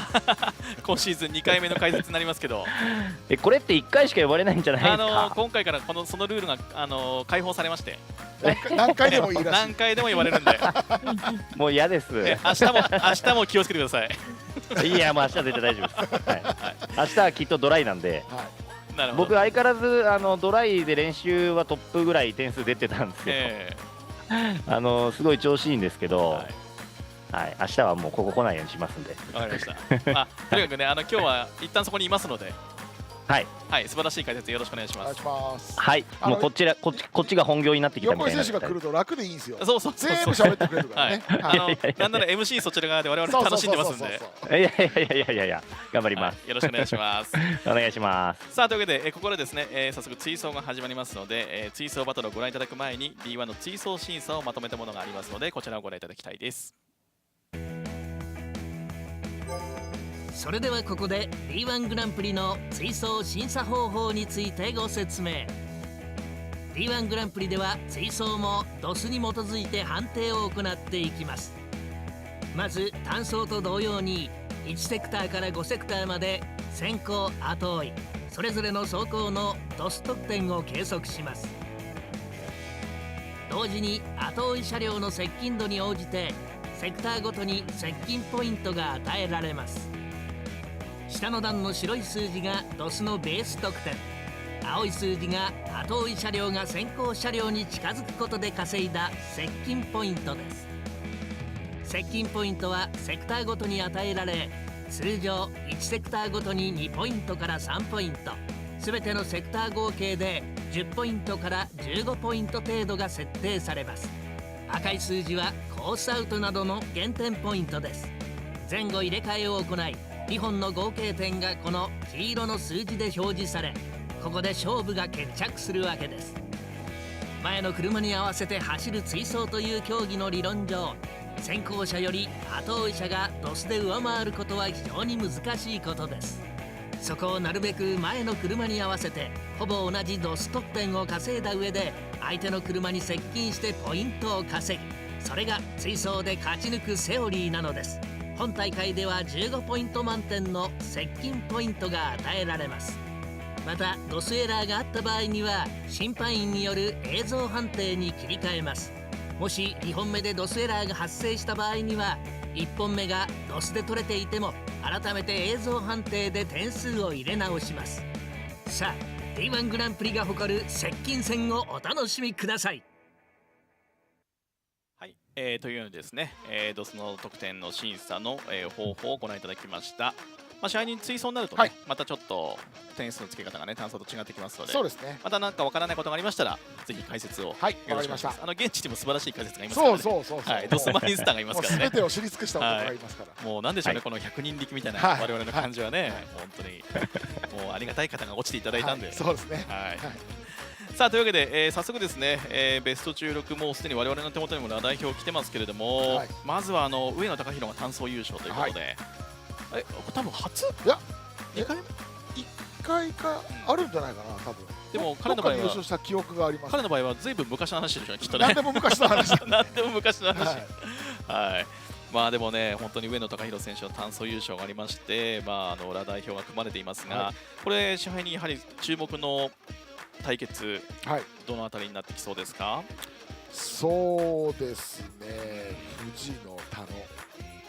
今ちょうど見えてます、今見えてますよね、藤野選手、これ一番最後の8組目の戦いになるんですけど、藤野選手と田野選手、そうですね、あとは石川純也選手と田中誠美選手、ああ、確かにここは結構面白そうですね。そうですね、上野メクはなんか面白そうですね。上野メクは面白いですね、メクワ選手16位通過ってね、かなりギリギリで通ったんですけど、メクワ選手本来はね1桁でいつも通ってる選手なので、その辺がこのスピード、メクワ選手スピード持ってますし、ウェチンねもちろん1位取るぐらい乗れてますから、そうですね、この辺のどういう差が出るかが楽しみですよね。さあ、横井選手はいかがですか？このベスト16のラ代表をご覧いただいて気になる対決は？いや、やっぱり藤野選手対田野選手ですよね。東洋対決っていうのもあるし、マシン的にもちょっと違うタイプなんで、どういう風に走るのかなっていう感じはしますけどね。なるほど。横井選手の方から、これ田野選手は今回トレイルをちょっと調整したみたいな話があったんですけど、そうですね。なんすかトレイルって？トレイルって難しい言葉言うとあれだけど、なんて言うんだろうな、ナックルに対してタイヤのつくハブの位置をちょっとずらしてるみたいな感じですかね。それをショートにするとピーキーに動いて、なんかロングにすると安定性があってみたいな、なんかそんなバイクでよく使われる多分用語ですよね。そうですよね。そうですよね。そういう感じですね。ただまだね、試作段階でいろいろこれからの商品開発のためにいろいろやってるんで、まだいろいろ触ってるところです。なるほど。横井選手もね、早く86に切り替えていただいて。そうですね、なんか僕、何もそういう話聞いてないんですけど、周りからそうやって言われるんですけど、でもこの前なんか、この前自分で言ってたんですよ。あとなんかほら、ちょっと調子悪かったんだけど、中国で、中国の D1 で86乗った、86乗りましたね。ちなみに乗った感じの、エンジン、調子悪かったと思うんですけど、その86の素性はどうだったの？いや、ちょっと足回りがすごい古い足回りだったんで、今風な足じゃなかったから、ちょっと物足りないなっていう感じでしたね。Hello chat, I am back from our lunch break. We're still doing a little bit of a top 16 introduction and driver interview thing before we get the tandem battles going. But I am back. Alexi will be joining us shortly. But he's like, I'm here. So he'll be back in just a minute. Just kind of hanging out before the. What was that? Sorry? 時代にはどんどん乗っかってってる感じなので、先へいろいろ開発はしてますし、He's doing a それこそ前も言いましたけど、これから86の開発も力入れていくと思うんで、本当にいつか、もう全然僕も聞いてないですけど、最前線で開発していくと思います。My YouTube app crashed. I was gonna hop in chat too, but I guess I won't. It's okay. You guys can hear me. I don't need to be in text chat. そうですね。追走には残ってるけど、やっぱちょっとまだ安定してない、僕が言うのもなんですけど、安定しないところもあって、まだ若気の至りだなっていうところもまだあるんですけど、でも、どんどん良くなってきてるし、結構理論派なんで、勝ちの流れが出来上がっちゃうとずっといっちゃうかもしれないですね。なるほど。逆に支配人どうですか、今回の横井選手の走りをご覧いただいて。どうなのみたいなアドバイスじゃないですか。アドバイス多分なんかやっぱり見てると、今までだったらちょっと車の扱いやすさに幅があったと思うんだけど、なんか周りが今ね、どんどん車がすごくなってきて、そこでシルビアで勝とうと思うと、もうちょっと狭めてでもちょっと尖った部分を作っていかないと勝てなくなる感じがするので、ちょっとずつ車がもちろんそのいいところはすごい伸ばしてるんですけど、Alright, so is everybody Everybody gotten fed. Everybody's got snacks ready for the top 16, the main show. いやでもそうだと思います。ただまあ What are we snacking on today, chat? You guys got your chips and crisps and chips and what's the other called? What was the other word for them? 奇抜なセットにしたからこそ路面の影響をちょっと受けやすいなっていう感じですね。 Corn chips. Oh, so okay. So we got Final Fantasy dailies going on. Okay, is that the snack? またすぐ慣れたんですよ。大丈夫 That is the sustenance required for survival. 間違えましたけど、もう大丈夫です。もう自分のものにしました。自分のものにしました。バッチリ。本来はもともとオートポリスと筑波のために US サイドにしたかったので、そうですね。やっぱり車速出るとタイヤの回転スピードが高く、回転スピードが上がって一気にロックできないんで、まあ本当オートポリス対策っていう感じだったんで、まあ今回もトライは結構点数僕出てたんで、ちゃんと US サイド使えてるなっていう感じです。ちょっと最初自分がね、実は US サイドにした時にオートポリスで Only Alexi will know what shapes are. Is that an Australian snack? It is an Australian snack, yes. And he's back. I'm back. It's an Australian baked sort of snack. It's good. There's various flavors. It's sort of a personality test, like, do you like the pizza shapes, do you like the chicken one, or do you like the Vegemite flavor? They have Vegemite flavored one. Like they're shaped like Australia. Right. Yeah, it's good. So which one are you in? Which camp are you in? I don't know. I used to like pizza shapes, but these days I like the Vegemite ones. They're good. It's very Australian. Maybe at some point we'll have to have me try them. And then, I usually bring, like, some people bring them over as well. Like I've never heard of them. Oh, okay. Wait, I'll show It'd you. be kind of interesting to try them and see which camp I fall into. Is there only the 3? No, there's, here you go. Oh, okay. There's chicken crimpy, because they're like shaped like that. Pizza, barbecue are like the standard ones. Right. Cheese and bacon, I don't know if that exists anymore. There's also cheese and bacon sounds like where it's at, though. No, they're not that nice. Oh, no, really? Think. Yeah. There's also, there you go, Arnott shapes. Popular. I don't know why I'm advertising it. Also, just because I see the question in Australia, chat New real Zealand. Quick. Yokoi is in. No. No, Yokoi. That's why Yokoi is missed out. Yeah. That's why he's on the interview stand. Yeah. Yokoi. Yeah, that's why he's doing. So our first and third place in the championship, Naoki Nakamura and also Daigo Saito did not qualify, and Yokoi didn't qualify either. So this morning we had semi-wet conditions. It rained before the event started. Absolutely miserable track conditions this morning. Yeah, less than ideal conditions to do qualifying in.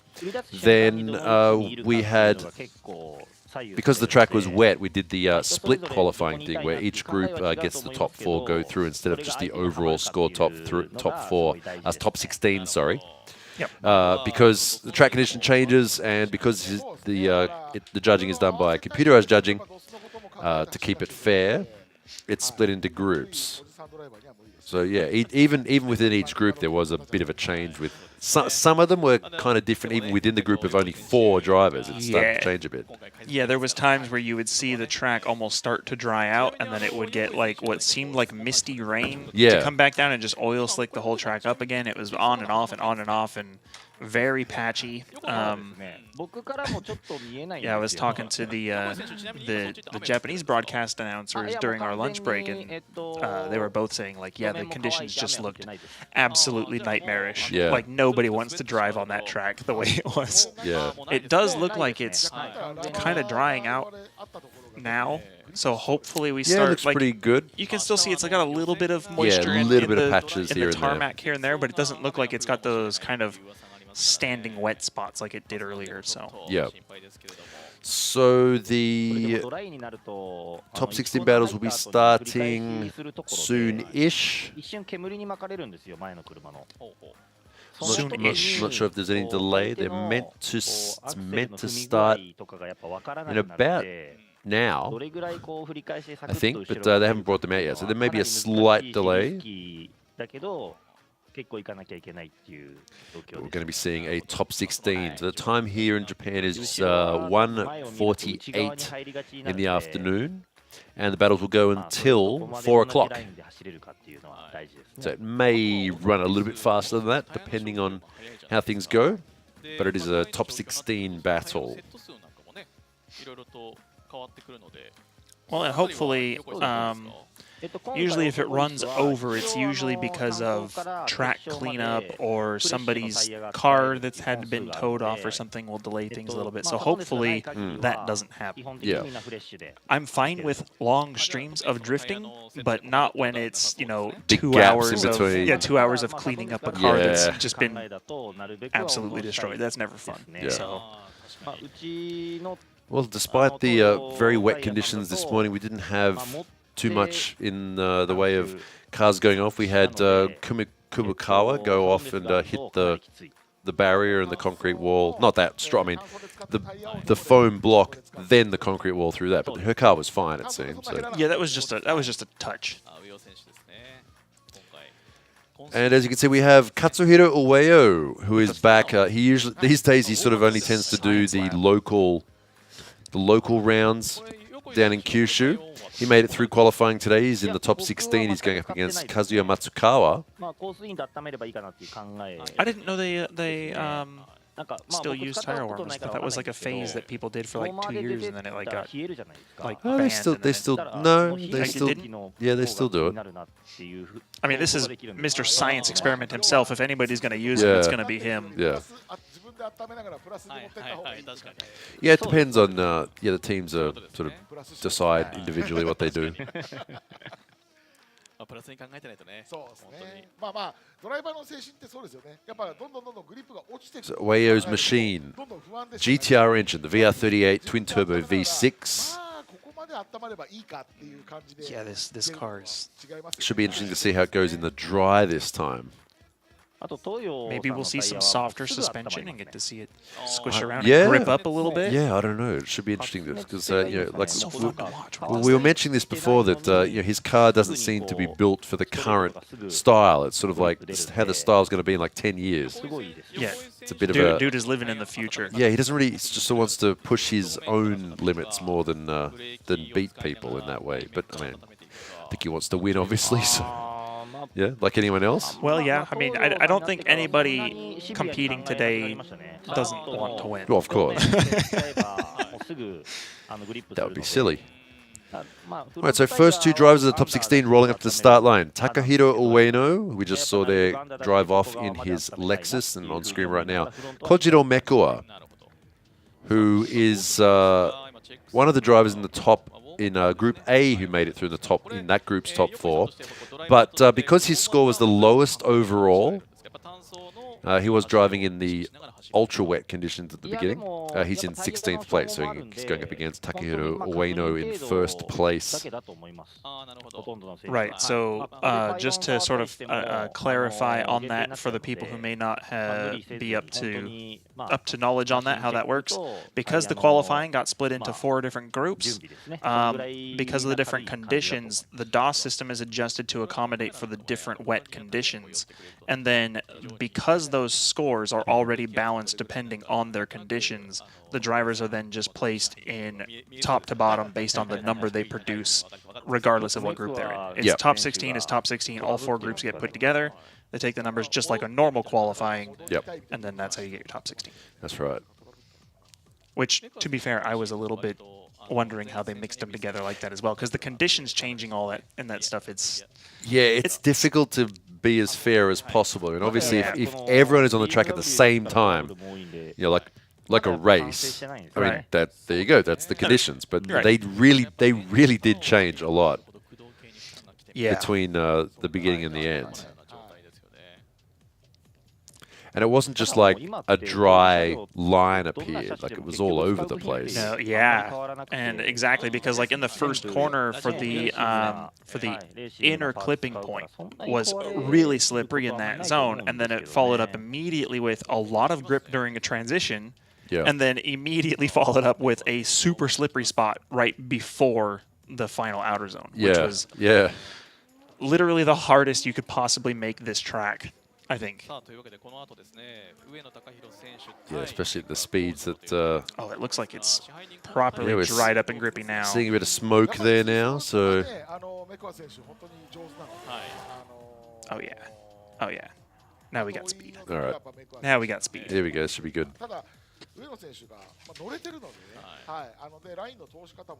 So drivers in top 16, Iwai actually made it through. That was surprising, ending up, because of him, Naoki Nakamura getting knocked out in that group. That's interesting. Naoki coming into the round 7, first place in the championship. Rotaries better than V8s? Ooh, I like spicy comment. Ooh, spicy comment there. Also, like we saw before there, Katsuhiro Ueyo making it through, even though he doesn't enter every round of D1 Grand Prix. We also saw Semi Tanaka make it through.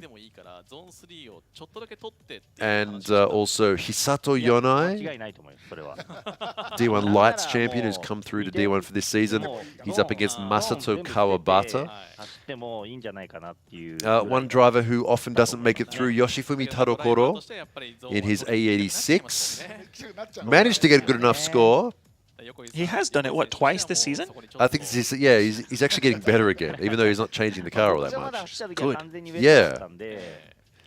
And final battle is Hideyuki Fujino and Yuki Tano. And Tano making it through. So should be interesting. Top 16 here at Autopolis down in Kyushu.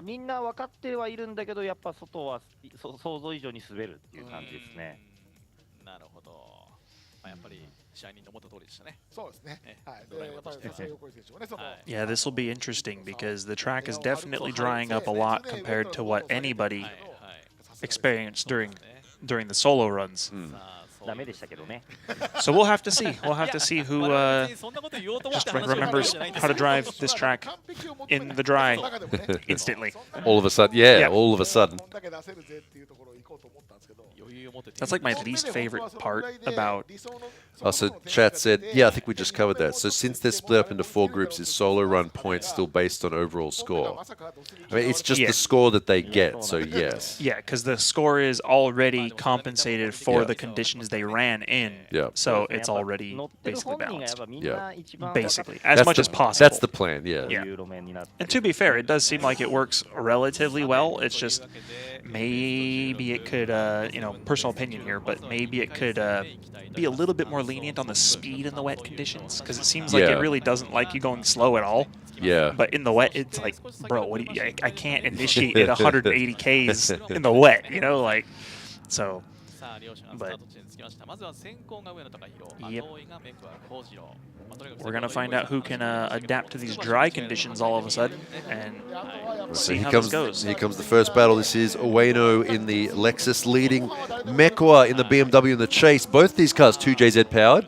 Here we go. First battle of round 7. And it looks like it's very dry out there. Mekwa. Wow. Now remember, lead car needs to essentially do a solo run. They need to hit those zones. Chase car, what they need to do is get as close to the lead car as possible. It's that proximity we want to see, matching that angle, matching that speed, and matching their position on the track as much as possible. So here we go, first run replay from the position of the lead car, Ueno. Yeah, Mekwa was definitely doing that, the chase car's job. Yeah. That is for sure. That's right. I did not expect him to be quite as aggressive as the very, very first battle in the top 16. Straight out of the box. He's like, okay, we're doing this. Yeah. Time to break some doors. So the initiation here into that zone there. Hesitation. Zone again, so there's an out-in-out zone, and the third zone is just there. You can see on the track there, Ueno hitting that no problem. Chase car. The chase car does not need to hit those zones, of course. We'd like to see them a little bit further up inside the track, which means side by side with the lead car, and that's pretty much what Mekwa is doing right there. Yeah, Mekwa was on it. So this particular course split up into 5 different sectors. In each of those sectors, the cars can earn those proximity points. So that's how they can win here at D1 Grand Prix. Lead car will get a score. Chase car, because they're taking a different line, it's a little bit different. They end up with an overall lower score, and they make up for that by proximity points. This is all awarded automatically by the DOS system. So you just need to get as close as possible. The score you want to see is the blue number at the bottom. 12.7 is the wow. And that is a 12.7 proximity for Mekua. So that's the overall score in yellow up the top. That's over 10 points difference. That's a pretty big gap. That's a big gap. He's feeling pretty good right now. But Ueno with a -1, I'm not entirely sure what that was for. It might have been -1 is usually something at the start or the finish in the judge sector. Yeah. So there are parts of the track which are not technically judged to earn points, but if they do make a mistake or do something that they're not supposed to do, they can have points taken away from them. For example, after the start line, the cars, for example, for 10 meters, they need to be going in a straight line. Right. They can't do any kind of drifting or moving or anything like that. Just things like that, like jumping the start, hitting the pylons on the start line. There's various things that they can lose points for. Yeah, I didn't catch what the -1 was for, but either way, a 10-point gap is feeling very good for Meko at this pretty point. good for Meko right now, yeah. ストレートを走って振り出す時の位置取りがどこにいるかで、要はセクター1で3点取れるか、1点になっちゃうかの違いだと思うんですね。まあただ上野に関しては本当は2024シーズン新しいマ I シ think ン it might have been something in the first sector there for Ueno. RC が調子いいので We don't have all the extra information they have next door, unfortunately. Yeah. They have a couple of extra monitors with more stuff on it.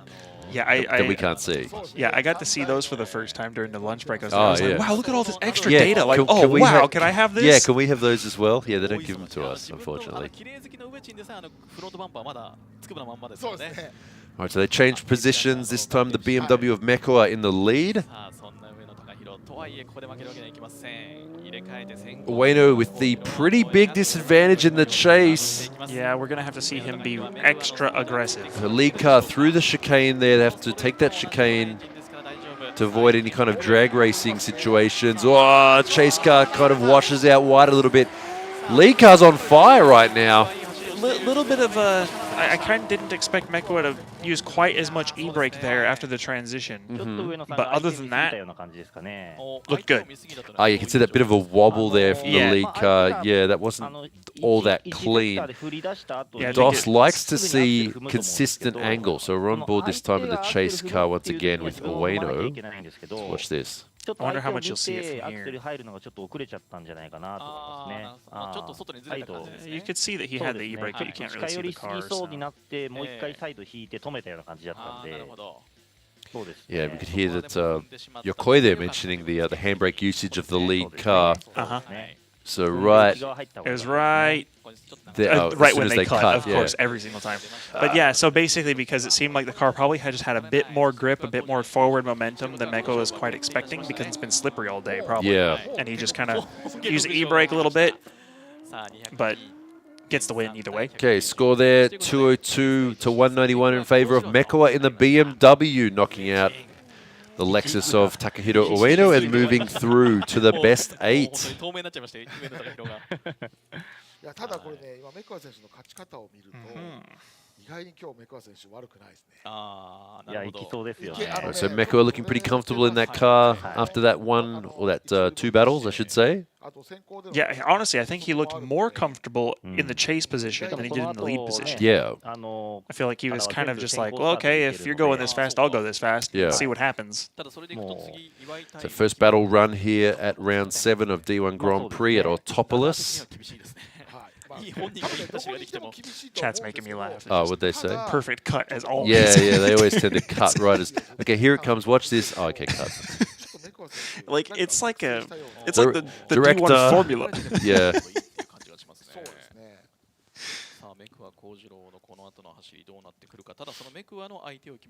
It'd be good if they could start the VTR like a bit further, like just as they initiate, because we don't really need to see the run up in slow motion. Yeah, you don't need to see the launch. Yeah, unless there's some issue with it. Like, right. Yeah. 岩井選手急にすごい良くなりましたよね。そう良くなりましたよね。はい。Right, so next battle will be between Iwai and Hibino. Now, Iwai actually did pretty well this morning in qualifying. Yeah, actually, Iwai's first run was like pretty dang good, actually. Yeah.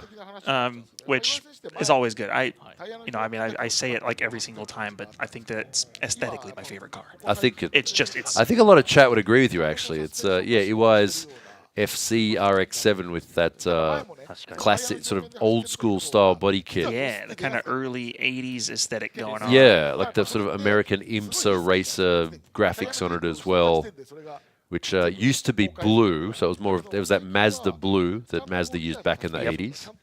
Of course, it's red now because of his Watanabe wheel sponsor. Right. But I think I actually liked the blue livery a little bit better. Yeah, I did too. Yeah, it's that classic, that light blue that Mazda used back then for their corporate color. But it still do look dang good, don't it? Yeah. All right, let's see if Iwai here in the FC RX-7 can keep up that momentum from this morning. He's up against this guy here, Hibino. In a completely different type of car. Yeah, it's the most modern style of drift car, you could say. The GR86. Now, what's important about this battle, too, is Hibino is currently sitting second in the championship. And his two main rivals have been knocked out. So this is a chance for Hibino to extend his lead in the championship. But will Iwai get in the... Whoa! Bit of a collision there. No! I was about to say, could this be Hibino's chance to extend his lead in the championship? Maybe not. Iwai must have gone to the local shrine and made an offering or something last night, because he seems to have all the luck today. And look at his run is great. Despite getting after getting shunted like that, his run was like right on line. Oh, and that was a hard hit too. And he still didn't miss the zone. Yeah, Hibino just trying to bully him. Yeah. So that will be a penalty from the human judges to Hibino. You can see there's a bit of a hesitation there too from Chase Carr. He was like, do I go? And he came in a bit too late. Yeah. You can hear Yokoi thinking of this from the position of the other drivers. He's probably thinking like, Naoki's probably like, hell yeah, right now, because Naoki coming into round 7, first place in the championship, not qualifying, and now the guy in second looks like he might get knocked out in the top 16. So that's good news for Naoki. Because at this point, all Iwai has to do is basically just not completely ruin his chase run realistically, and he'll be fine. Yeah. Which I actually really want to see Iwai do well. Like, I always say that. He's one of those guys that he's got such a cool car, but he just never seems to like... get right up the top there. I want to see him like at least top 4. He's getting better over time, yes, but it's like really, really gradual. He's not like... Which I guess is fine. It's fine. Like, it's good. Improvement is improvement. It's good if it's like consistent improvement. It's not like you get really good and then you sort of drop off a bit. Like, he's getting better and better. And, he's always had interesting cars in D1 Grand Prix. Like, he's had this one before. He had the rotary powered Roadster, Mazda Roadster. He's also had other cars like back in the day. Because he hasn't been in D1 Grand Prix for a long time. Back in the day, the KP61 Starlet. Yeah. And he's also had, for a very short time, it was a Daihatsu Shaman as well. With it was NA with the loudest exhaust I've ever heard in my life. I don't know how it was so loud. So Hibino coming in a little bit too hot there. But lead car not even worried at all. He continues the rest of his run online, which is pretty incredible. Door. Yeah. Oh, there's a big dent there. Yeah. That's a big bonk.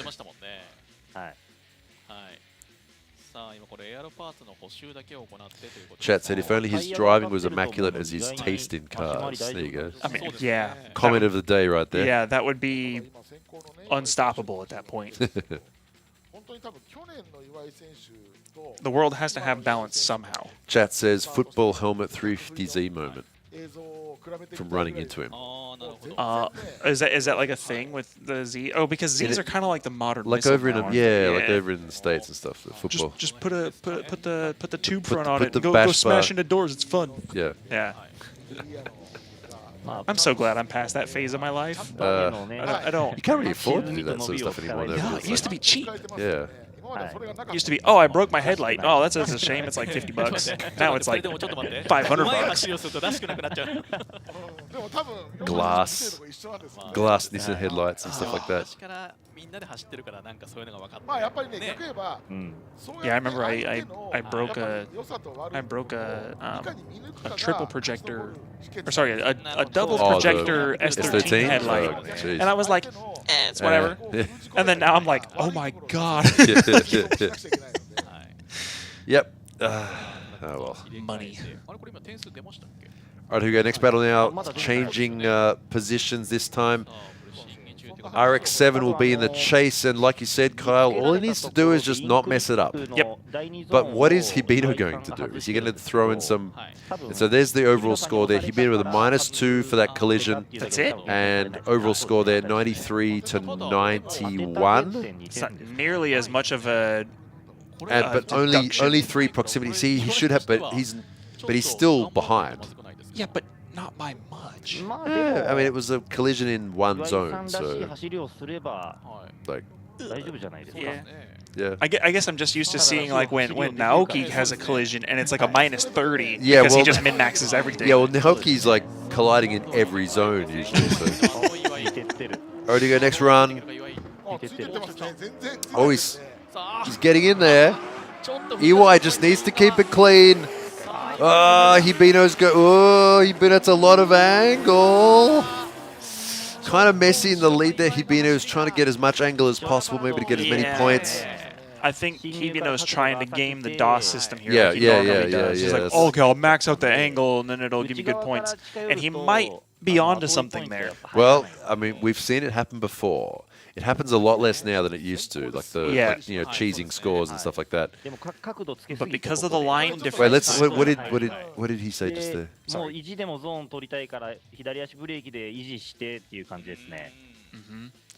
Yeah, just like exactly, just the use of left foot brake just to stay where he needed to be. Yeah, that's.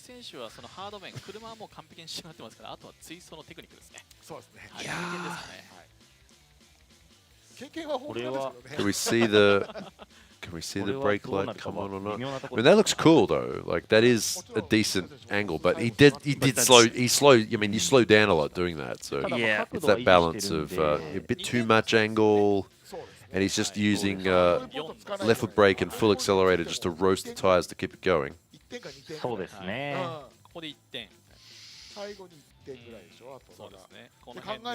I don't think that can be a flip. I don't think so. I don't think so. I think this is going to EY.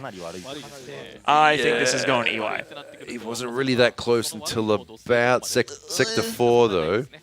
But he only needs to get an even score, really. Yeah, exactly, yeah. So, like, if this doesn't go to EY, I mean, I'm not going to say it's impossible for it not to, but... We haven't seen anyone throw that much angle yet there, so we don't know what kind of score he would get. True. But look, I mean... But was that a 98 score run? I don't know. If only... See, EY went really shallow. Like, there's no black marks on the road there. That's like the shallowest anyone's ever run so far, so... That's what I started to say earlier. Oh god. Uh-oh. It did flip. See, I thought that might happen. Because EY's base run wasn't any good. I know. Well, that's exactly what I started to say. He didn't catch up until like sector 4. Yeah. And he didn't have any angle until sector 4. That's I know. That right there is Hibino being really lucky. Yeah. That he didn't spin. At all. That's really lucky. I was you know what? See, we haven't seen anyone do that yet. Honestly, even compared to previous rounds, I haven't seen anyone do what Hibino just did. Right, because that was like dumb angle. Yeah, because normally you'd either wash out and go to the inside, or you'd spin there. Right. I don't know how he held onto that all the way around. That's crazy. I mean, but he pulled it off. Yeah, he pulled it off. No, that's to be fair. And the chase run, like I saw him during the actual battle, I saw Iwai come around. I'm like, because you can see, look, you see the black lines. That's Iwai's lines right there. It's very obvious where he was. He's like 4 car widths off the proper line, right? Which means he's going to be super shallow. And that's exactly what I started to say. Even if I was judging that, I probably would have given that result. I wouldn't have liked it, but I would have given that result because if the chase car was better, he would have won it. And if the lead car wasn't as lucky. Yeah, and that's the thing. And that's the thing. It's important too. I don't know is to remember that I'm pissed off he pulled that off because he did it so well though. It's like, you're not supposed to be able to do that. For me, you're not supposed to be able to do that. For but me, he did it. The main thing is just the collision penalty being as small as it was. Right. I really expected it because it wasn't as aggressive of a hit, I guess. Like it didn't spin the lead car around. Yeah. But I feel like almost if EY would have just played into it and just let it spin the car around, like no. You know, they actually get in trouble for that. They that. say that. No, we've seen what happens when people do that. No, they say that in the drivers, like the regulations and stuff. Yeah, it's like don't. No matter what happens, you run. Keep doing the run. Right. Like they say that, like don't like go. Oh, don't like. Obviously you're not going to throw it on purpose. Yeah, don't soccer play it. Don't do that. Yeah, flop. Because that's also not good. It's not fun to watch. That's stupid anyway. You shouldn't do that. All right, here we go. Mogi, huge understeer. Matsuyama. 2 battles, 2 collisions. Let's Ooh, go. They're coming out swinging right Gloves now. off now. Yeah. Well, that was we have a broken arm there on Mogi's left rear. From that. Yeah, from that. That was a collision there with that's going to be a bent suspension there. Bonk. Wow. I was not expecting this much collision. Watch this understeer right there. That's really ugly right there. And use the handbrake to try and get the car to come around without it spinning too much. The hit there, I mean, he was kind of in the way though. Yeah. So the thing is, too, is Mogi's car is the same car that I think every single round that I've narrated, I've been mentioning that his car has so much understeer in it. Yeah. Like, it's the setup. Like, remember the time when he actually went, like, past 0 counter mid-drift understeering, and it didn't count because it was, like, the car slip angle was still fine? Yeah. Yeah, I mean, understeer. So front tire angle doesn't mean anything. Right. Like that as far as the judging, like technically that's still okay. It sounds weird, but it's just because the car is still like technically sliding, so it doesn't really matter. DOS doesn't like the wobbles. Well, that's the thing. So usually it's the fact that you end up wobbling and stuff like that you end up losing points. Not they're not looking at the. I mean, you do get. If you straighten as a result of understeering, you lose points. Yes, absolutely. Yeah, but not. So, right, just to sort of clarify that for chat, the angle that the scoring system uses is the direction the car is traveling in relation to the angle the car is facing. Yeah. It doesn't care about what your front tires are doing necessarily. But what it doesn't like is when, like, see here how he turns in super hard and the car kind of straightens up. Yeah. That's not good at all. That's where you lose points anyway, so it doesn't really matter. I just figured I would try to clarify. So we come in this morning. It's all wet. Everyone's like, okay, we've got to do the half wet driving. We're used to that now. Now we're full dry, and everyone's just losing their shit. Usually it's backwards. Right. This is great. Did it actually break the suspension arm? Yeah, Did you see something? I didn't see it. when they were coming down, when they were past the finish. Yeah, down the hill. Yeah, I didn't see that. Mogi's left rear was like crabbing really bad. Oh, Mogi's left rear. Yeah. Oh, we've seen some fun action. Honestly, we're seeing some stuff we've never seen before, which is pretty cool. Actually, I like that. It's cool to see new stuff. All right, he's probably talking about his front end. He's making that steering motion with his arms, so they might want to have a look at the front end of the. So you can see the mark on the car there where he collided. These cars have extreme steering setups, which can be easy to damage if you hit them the wrong way.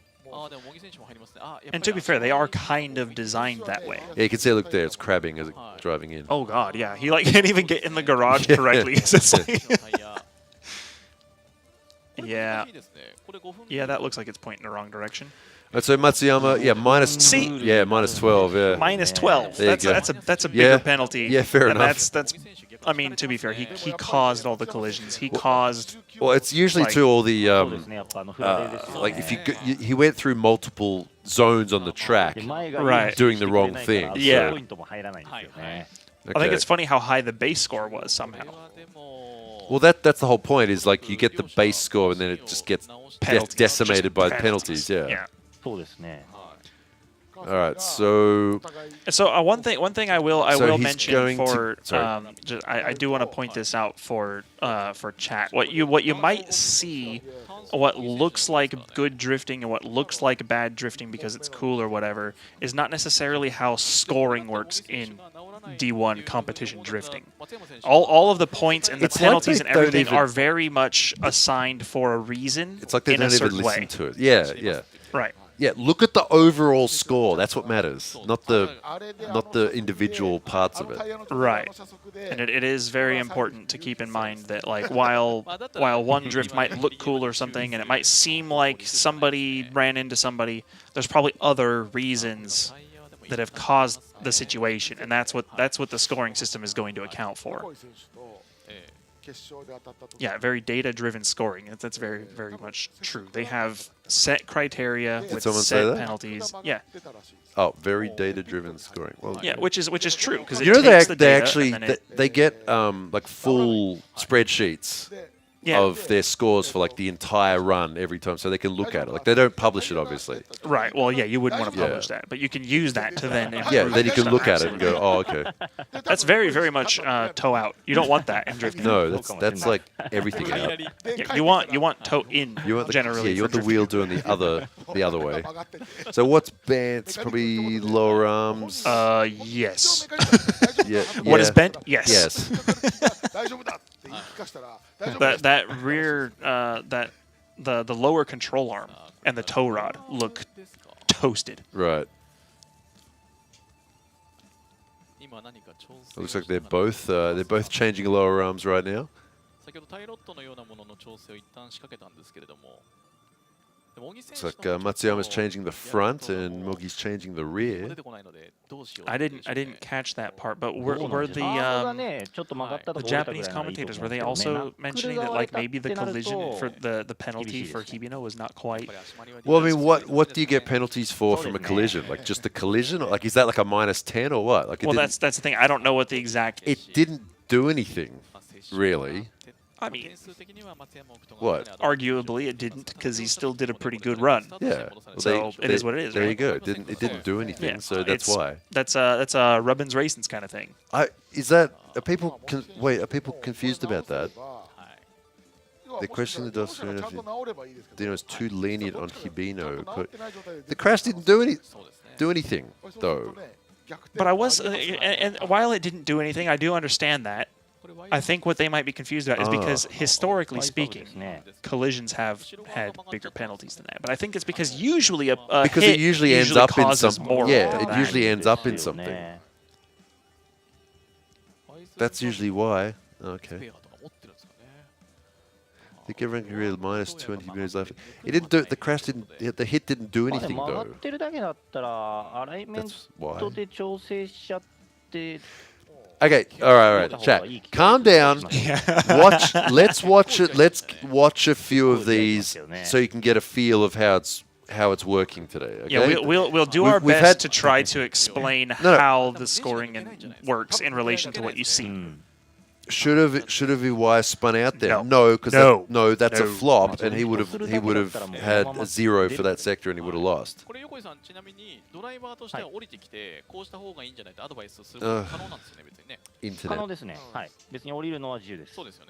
It's because there really is a lot of intricacies that go into.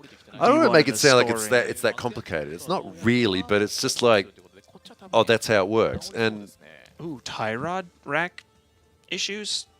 Rack. Was that He had a big pipe wrench on like the inner tie rod and like almost bending the rack. Oh, really? Like, yeah, it's crazy how long tie rods are on cars like this. They're like 5 times as long as, like, you think it's like, oh, what's that? Like a rear toe control rod? It's like, no, it's a. That's my inner tie rod. Yeah, it's bro. a tie rod. Yeah, yeah. It's so long. どうなんでしょうね。ただまあ相手のミスの減点もあるから相手の原因による接触っていうのになればいいような気が Don't しますけどね。 intentionally spin. That's against everything. Huh? That's what you don't want to see. No, that's, first of all, that's a, I don't want to say the word, that's a cowardly thing to do. Yes. You don't decide. You don't get to decide how it ends up. It's literally in the regulations that say continue the run and do the rest of the course. Right. That's what it says. Because each sector is judged separately. So, you know. Yeah, because even if one sector gets completely destroyed, Yeah. it's only There's one still, sector. the rest keep of them going. the rest of them are still like, as when you come into it, it's separate, judged separately. Right. Yeah, there's no immediate zeros. Oh, looks like, okay, so looks like we have Mogi retiring from that run. Okay, so it looks like he's not going to be making it out. So the winner of that battle, yeah, that's unfortunate. In the Corolla is Matsuyama, who's still going to have to repair the car anyway. とりあえずもう一本走んなきゃいけないんじゃないの？茂木選今の状況を整理すると、茂木選手がもうリタイア届出てます。松山選手はまあ Yeah, not really the way you want to win a battle. Penalties work sensibly here. It's not F1. I don't know. I don't even know. I'm not even going to talk about F1. Yeah, I'm not even going to. Not even going to talk about F1, bro. What's this? Why don't you shut it and compete? All you do is commentate. Literally, the guy sitting next to me does, and I have before. I have a lights license. Like, what are you talking about? Yeah. I've been involved in this for years. What are you talking about? Chat, zero brain chat. Swear to God. Okay. Whoa! All of a sudden, everyone who's doing well is not doing well. Not doing well anymore. Condition flips. You know, it was wet before, now it's dry, and now everybody forgot how to drive. See, that's the thing. It's like, but yeah, all the people who don't normally do well, and who are like, for some reason, they have that wet buff. Yep. You know, and now it's like that doesn't mean anything anymore. So, winner of the last battle was Matsuyama moving through to the best 8. Now we have, this is going to be an interesting one. Matsukawa in the 8.6 versus Ueyo in the S15. Whoa, that was a big knuckle crack right there. Yeah, you know. Our wrists do it too. Oh, mine do that too. Yeah. Is that a driver thing? I don't know. Snap. Dude, yeah, my hands and my wrists. Ooh. Yeah, crunchy. There we go, Matsukawa. Banner there, number 55.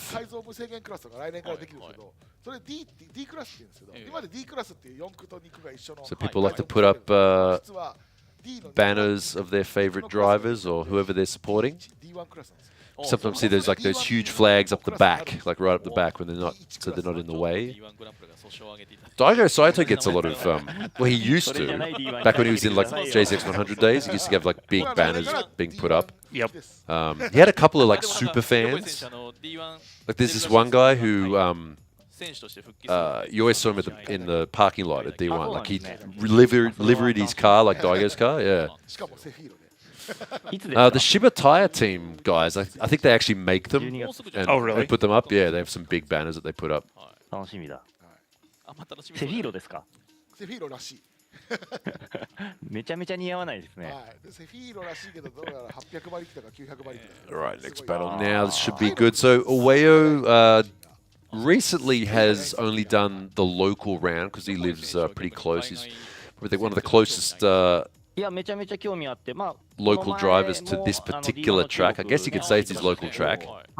They do have a smaller infield style track here. I think it's called Lakeside or Riverside or something like Lakeside track. Yeah, at this venue. Yeah, it's like it's sort of behind where we're looking right now in like an infield area.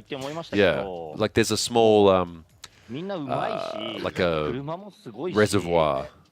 Like, you know, a lot of racetracks have like they'll have a little area that's where the water goes so it doesn't flood. Yeah, it's like it's sort of around that. Yeah, and it's a small like mini circuit sort of thing. And they have run. I think they've run divisional there. Have they? Yeah, they they do some like special like divisional special rounds for because you know a lot of the Kyushu people can't like if they wanted to get a lights license like they wouldn't be able to do it because there's all the closest rounds of divisional like all the way up in Kansai, so they can't make it up there. So they run them there sometimes. So A86, of course, having to run these massive wheels and tires on it to keep up with all the rest of the cars here.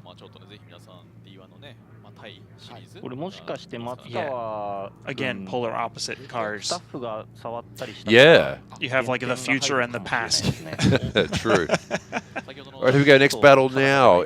In the best 16, Ueo versus Matsukawa. All right, here we go. Ueo in the S15 leading this first battle, being chased by the 8.6 of Matsukawa. Matsukawa did pretty well in qualifying this morning. Here we go. Huge angle. Can he flick it back in time? Matsukawa right up in his door, though. Oh, he's running too wide. Not like that. Didn't he just do that in the warm-up as well? Yes. Yeah. And I feel like he actually had, I think he got smoked out. I think he probably just couldn't see where he was going. Right. Like, look at that. Like, you can't see anything there. Yeah. Usually at this point, you want the chase car just to be slightly in front of the smoke line so they can see where they're going. Because the chase car doesn't need to worry themselves about the zones at all. If the lead car is going a bit shallow, hey, they can go shallow too. It's fine. It doesn't matter. They're not going to lose any points. That's huge angle right there. Look at the steering wheel just spinning. Yeah, the poor old cameraman just got showered with gravel by the chase car there.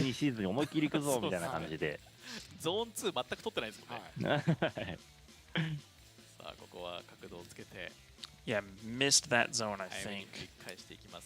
若干アンダーが出てるから減点が入るかなって感じですね。上尾さんも。Yeah, Ueo is definitely battling understeer there. Yeah, his transition was not that clean. No. Come on, everyone, lock it in. So look at that wheel. Yeah, he has to steer out of it and then steer again on the transition. So yeah, not that neat. He's going to lose some points for that. That always feels terrible too. Like when you're transitioning and you have to like go straight and then let the car transition around your understeering front and then countersteer and back then catch into up. It's like and then catch up to it in time. Yeah, the worst. Yeah, I know exactly what you mean. To be fair, Ueo did it really well. I mean, like he controlled the understeer very well. Yeah. Poor old cameraman there. Yeah, that's kind of ugly. But I don't think that was enough to cause. It wasn't enough to cause Matsukawa to go offline. No. That's just him doing him things. Yeah, if he positioned it. I mean, Ueo was all the way out on the edge of the track, so it's not like he was shallow and then Matsukawa had to go super shallow. Like, yeah, see right there. Yeah, chase car didn't quite get as much angle. Like he was trying to catch up, but then lead car just sort of drove away from him. So yeah, not easy at all to chase a car like this.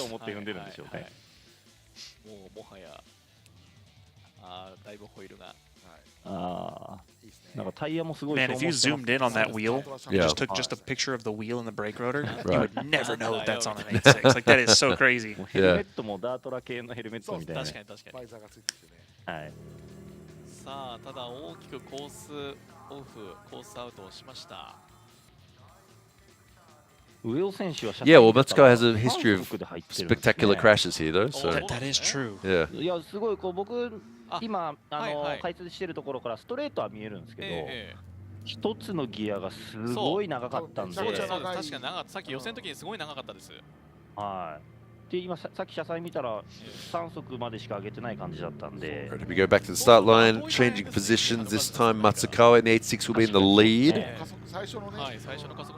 We see a score from that run yet? See if we can get that up.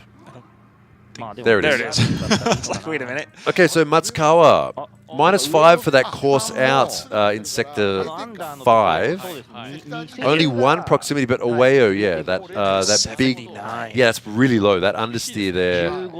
I mean, that part of the track, sector 3 and sector 4, which is basically the transition and the sweeper, is worth half. Right. Even though, like, it's still a big part of the track, but yeah, and it was literally fumbling through most of sector 3. Yeah, like, yeah. That's where that came in, because that was him fighting that understeer the whole way through that section. The whole sector was not a lot happening. Yeah. As far as like being super sideways goes. So. Yeah, and again, that's super clear cut too, because you know, again, DOS wants to see the smoothness and then one hard flick and then more smoothness. Yeah. And fighting the understeer like that, it's gonna read that as like 1,000 little bitty little flicks. Yeah, and like what's going on? Yeah, Nope. yeah. It's gonna give it a Not bad how you score. do it. All right. これまたなんか泥仕合になりそうな気が。 All right, Matsukawa, lead this time. What could he do? Can he keep it on the track? Washing out onto the outside of the track would be not good for him right now. Not have a collision this time, please. Oh, he's gone for a kind of a shallow line there. You know what you were saying about EY's line being shallower than we've seen anybody go? That's probably even we have a more new record. Yeah. もう絶対コースアウトしないぞみたいな Yeah, 感じでしたね。 in the grass. 銀側から来て。 Uyo was actually in the grass to Yeah. maintain that line. Yeah. All right, here we go. Let's watch it from the chase. Kept it on track. Transition looked a lot nicer. Right, here we go. Round cross. そうですね。やっぱ相手も Realistically, it's not a bad chase. Okay, so the gamble that Matsukawa took there, so there is no defined line that they need to take apart from the zones, the out-in-out zone. Matsukawa does that. So normally these guys would be going a bit wider. Oh, but that might count as a wheel out. Yeah, it could. Other than that, it ちょっと重 was たくて、まあ相手もちっちゃいとこ入ったんでついてったっていう意識だと思いますけ honestly, ど。 other than that, I think it was pretty okay. Yeah. It's just it was a little bit too far to the left side of the track there, I think. That was an interesting line It was. choice. I don't think we've seen anybody actually do that. Not like that. I mean, we haven't seen a whole. I mean, today's just been so all over the place so far with the weather and everything anyway. So Of course, the one track that you think is normally pretty tame and everybody kind of just does the thing, Yeah. it's like, of course, it's going to be the one time that nobody knows what they're doing. It's like just random runs. そうですね。 Innovation. innovation. Chat say that. Yeah. Oh, そうですね。下から。これ本当ドライバーによってですね。 I want to see who this goes in favor of, because it was a good chase effort from Uyo for sure. Yeah. But man, that was a very unconventional line. Remember, all these guys get one more chance tomorrow. We have round 8 True. on Sunday. 純正のサイドがすごい好きだったっていうのもあって。 Which I mean, Sunday does typically bring better driving as well. Yeah, yeah. I mean, we've consistently see better driving on the second day than the first day. Assuming the weather stays the same, I don't know what the weather's going to be like down there. We'll have to have a look later on at the weather report. 引きしろがあんまりないんで、その引くタイミングとかその 0. 本当 0. 何秒の世界なんで、ちょっとでもずれると振りが変わったりするから、もうやっぱりもうなるべくもうシミュレーターで練習してもう縦引きで覚えました。What are you giggling at? The fact that he's talking about doing it on the simulator. Uh-huh. Okay, Ueo there with a 97. Matsukawa with the 93. -2 there. So, yeah, he did. They gave him a penalty for. He got it! Oh. He did get it! And it's top 16, so it won't go again. Okay, so it's it's within 1 point difference. Yes, it was 0.9 different, but Okay, it's so top 16. yeah, so the way it works in top 16, we don't have one more time battles. It goes back to the qualifying order, and that means that Matsukawa gets the win there in the 8-6. Awesome. That's okay. See, this is man, It took out the future machine. Aweo, I was talking about this before. Aweo just drives against himself. Yeah. He never uses any kind of strategy against the other person. He's just trying to drive for himself, if you know what I mean. Yes. If he'd have been a bit more conservative, I know it doesn't sound fun to say like, oh, if you're a bit more conservative, it would have been a better. But it's just because it's funny to watch, obviously, if people aren't conservative. But he could have easily won that. Yeah. Oh, absolutely. But he didn't. Man, because Ueo is almost the exact opposite of Hibino. Right. Hibino does everything he can to cater to DOS. Right. Whereas Ueo is like, I'm going to drive because I think this is the coolest way to Way drive. to That's do how I it? want to drive. Yeah. That's what I'm going to do. Yeah. And then sometimes it works really good, sometimes it doesn't. Chat, it's true. Like, I've talked to Ueo a lot, and that's exactly the way he thinks. Like, he just does not care. He just wants to win his way or no way. All right, already on our next battle now while we're yapping away. Ishikawa versus Tanaka. And Ishikawa, speaking of that, was one of the smoothest and nicest drivers in qualifying this morning, wasn't he? But unfortunately, now that it's dry, a little bit wide there, yeah. And chase car there, Tanaka, right up on his door the entire way around. It's like, oh, I'll see you out. Oh, you going to the dirt? Okay, I'll come with you. It looks like fun. Come play in the dirt. So here we go. This we're talking about the smoke line. Just staying in front of the smoke line so you can see.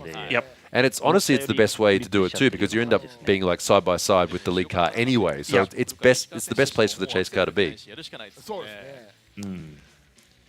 Yeah, that's the thing for me too. Like when I try to chase cars, I do generally try to chase their front wheel rather than chasing the door, because when you chase the door, naturally you'll end up on their rear quarter panel. Yeah. So if you chase their front wheel, you're on their door, and then you can see where you're going. Big understeer there too from the lead car. He tries to steer out of it, but not enough in time. You see the front wheel turn, and he's like, oh, about to hit the dirt. Okay, better counter steer again so I don't spin out.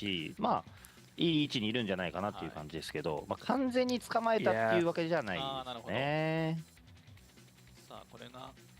Well, that's a way that a lot of drivers drive and chase too. Is you just look at the front wheel because you can tell what the car's going to do. Yep. Yeah. 頑張って耐えたみたいな感じでしたね。 All right, decent chase run there from Sammy. Keeps it online. Yeah, so far it's been a white Toyota Rally in the top 16 so far. Yeah, front, yeah, bit understeer there too. And look at him steer into it a bit. He's still a counter, but he steers in, and then last second goes, okay, better counter steer some more just to catch this. So it's going to be a penalty there for going off the edge of the track. For Ishikawa. It looks like Sammy just pretty clean the entire way. Yeah, honestly, Tanaka there did everything he needed to do. Like, nothing he did looked super crazy or unpredictable or even unsmooth. Like, this chase run was a good chase run. Yeah. There you go. Exactly. There we go, -4 for going off the edge of the track. So almost 10-point lead. Yeah, like an almost 10-point lead for Semi Tanaka. Looks about right. コースアウトをするとそこのゾーンは取れてないということになるので。 Yeah, this, Oh yeah, chat brings up a good point. I saw this on Instagram. You know the old, the matte black, droopy 8.6 with the skull thing on it? Yeah. The other week, Matsukawa did a dirt trial race in that with like skinny dirt tires on it. Oh, interesting. Yeah, so maybe he's like, he yearns for the dirt still. Like, oh, ooh, dirt. I'm going to go for that. All All right, second run now. This time, Semi Tanaka in the lead with an almost 10-point gap. Is Ishikawa going to get aggressive? He's usually a pretty conservative driver. He's usually quite clean. Can he get up on the door of the lead car? It starts to wash out wide again. That bit of that understeer looks like they have to have a bit of a think about the setup of this car because it just doesn't seem to stick. On the other hand, though, Semi Tanaka's car planted right down the middle of that zone. You know, that actually, from the top-down view, did not look nearly as far apart or as bad as it did from the side view. Yeah. It looked like he fell back pretty hard at the end, but actually it wasn't all that bad at all. Yeah. Honestly, there's not really a whole lot to say about that run. It was a clean-ish run from both drivers. Like it. Yeah. But like you Apart said, from the lack of grip on the 8.6 is kind of like, I don't think it's a matter of like necessarily having. It might be too much. It looks to me. It looks like too much rear grip rather than not enough front grip. You know what I mean? But I think it's both in different situations because before the transition, he could ask for a little bit more front grip. Yeah. But then during the sweeper, he needs more rear grip. Yeah. So yeah, I think it's going to come down largely to like probably just damping settings. Yeah. Honestly, dampers, tire pressures. You could see it there too. Like when he the rear of the car, it's that the progressive damping is not set up right. Right. Yeah. All right, score there. Ishikawa 97, Tanaka 96. And total score there. Yep. Almost 10-point difference there. Semi Tanaka in the S15 moving through to the best 8. Fairly straightforward battle compared to what we've seen. Yeah, there you go. So we're getting into the proper battles now, like how it's supposed to be.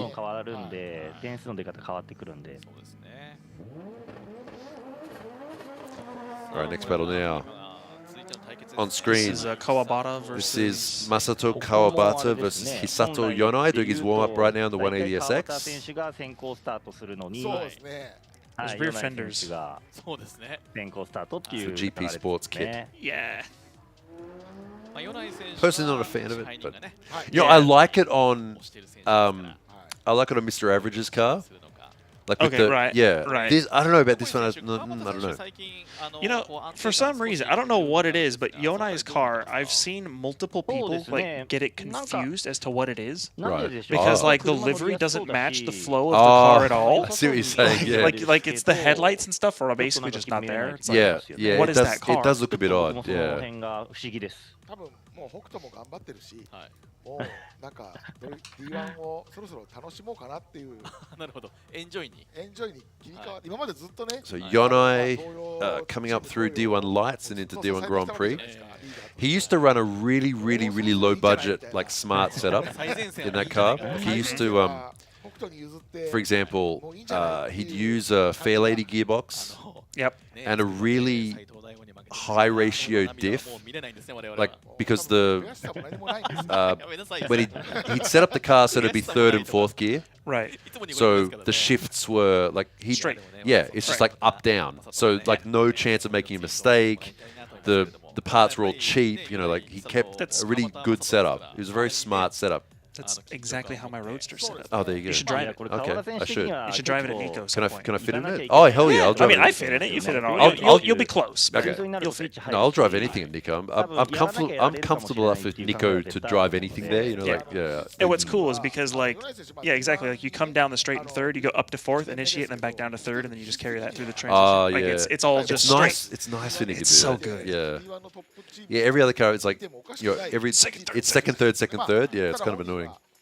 Especially coming out of the little chicane onto the straight, when you're like second, third, like onto the before the start line. I mean, I think it's fun, but I don't like it because there's every time you do it, it's like don't break, like you know, because there's a chance you'll mess it up, like the second to third. Right.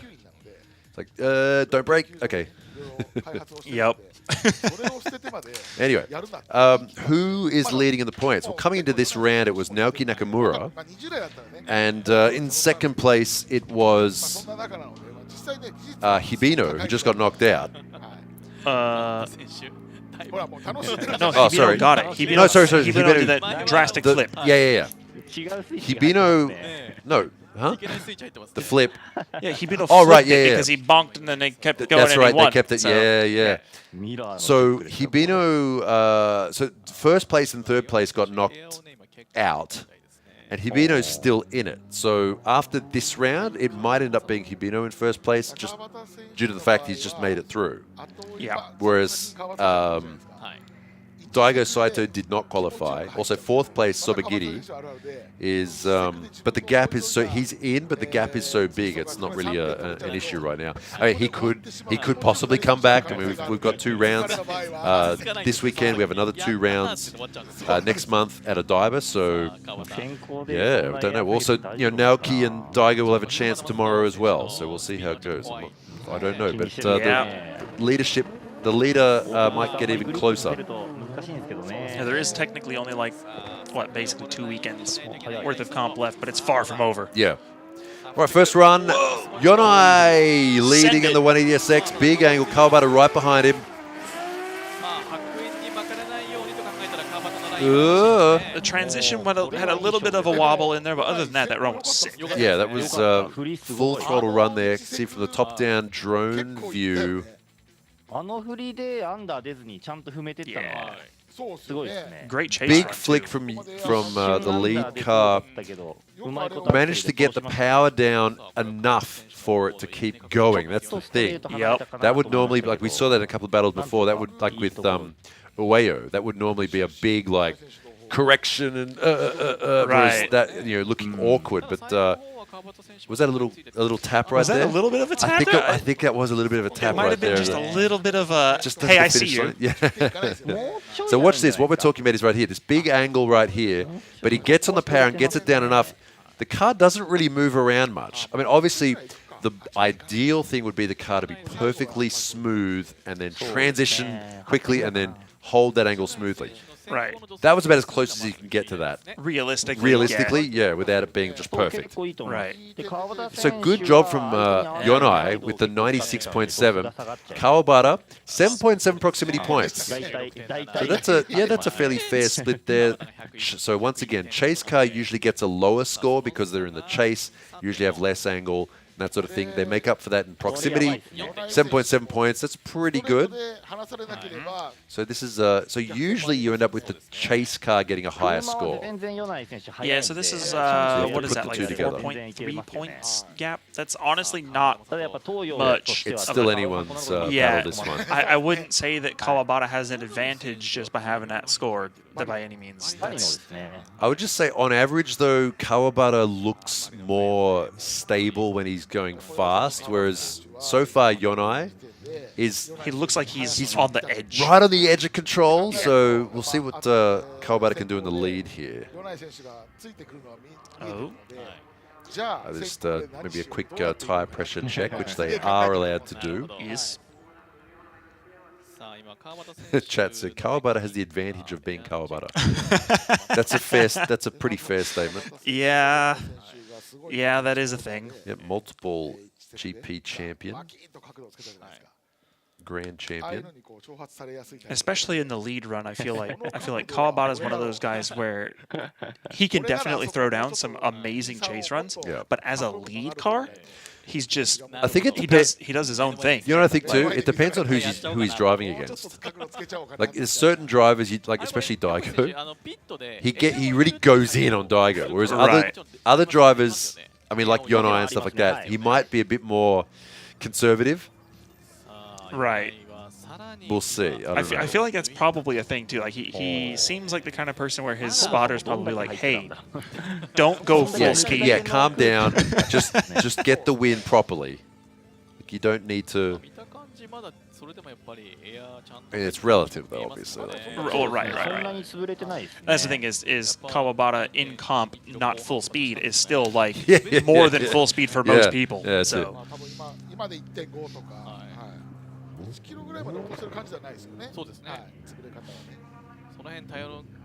It's like when you see like professional, bodybuilders and stuff. Like, okay, warming up, set on bench, 90 kilos. It's like, bro, what? I can do like one, like not even one. Like, okay, here we go. Whoa. That's some speed right there. Look how early Kawabata is on the accelerator immediately, like lightning on that transition. That car looks stable. Yeah, I think that was the most locked in I've seen anybody look in their car so far. So far this weekend, absolutely. Because he just looked like, okay, and go. Wow. Let's see the steering work and see if that's. Yeah, let's see how much it moves around. Don't cut. Flick there. He Flick. barely. Look at He's that. not even moving it. Exactly. It's like 10, 15 degrees at most. Yeah, wow. that right there is how you want to do that. Yeah. Yeah, that'll keep DOS happy. It seems well, I guess fortunately and unfortunately, the less you use the steering wheel, the better the drift usually is. That's sort of how it works. Yes. And if the steering wheel just sort of does its own thing, there you go, 98.2. Zero proximity. Yonai, zero proximity. Wait, but is that's... that? Yeah, he did it. Yeah. Yeah. So overall score there, Kawabata with a 199 to 192. That lead run was locked in. Yeah, that was great. That's the highest score we've seen so far. Yeah, 199. Lead run, I believe. Oh, for a single run? Oh, 101. Just like Oh, yeah, from he maxed out. Yeah. He got over 100. Crazy. Nice. Crazy. So he'll be going up against Tanaka in the best 8. Okay, we have 2 battles to go here in the top 16. That was really good. That was good. That was good, That was man. properly good. Yeah. That was like what you expect to see from D1 at this track. Yeah. It's like, oh, wow, okay. Not the first couple of battles, no. Bro, that was... Okay, we're locked in now. We've got it going. Okay. So next 2 battles, Tadokoro versus Sobagiri and Tano versus Fujino. Wait a minute. Oh, interesting. You see that a lot too when you watch on board of Naoki as well. He drives like that, like the steering. He barely uses the steering wheel in that way. Yeah. That's my favorite thing about watching like the old school D1 stuff is all the top drivers were all just super smooth. Yeah. Like it's like just like slow motion steering. It's so good. But what are we looking at? So on the chart here that we have, Yeah. everybody on the right side of the bracket has won so far. Oh, I haven't noticed that. On the right side? Everybody on the right side of the bracket has won so far. Okay, so that would mean technically Tadokoro is going to take this. Okay, let's go. Sure. Yeah. Make it happen. I'm about it. If Tadokoro can get a win, yes, that would be pretty cool. That'd be amazing. Against Sobagiri. Yeah. Ooh. Rough. See what happens. I want to see it happen. I do too. Not because I have anything against Sobagiri at all. But it's dry now though, so. Yeah, but that's like why I want to see it happen. Oh, I got you. Alright, so yeah, he's right. Everyone on the right side of the bracket has won so far. Is Sobagiri going to be the combo breaker? Well, we'll see. Now that you've mentioned it, you've broken it. It's like the, like the physics thing. It's like when you observe something, you change it. Yeah, that's what the quantum observation. Yeah, the is what has quantum. happened You've right done now, it's the quantum observation. When you measure something's position, you alter it. At which point I should apologize to Tadokoro and Tano. Yeah. Sorry, guys. If that comes true, though, I'm like, bro. You just said that so that Fujino would win. Yeah, you did. That's why you said it.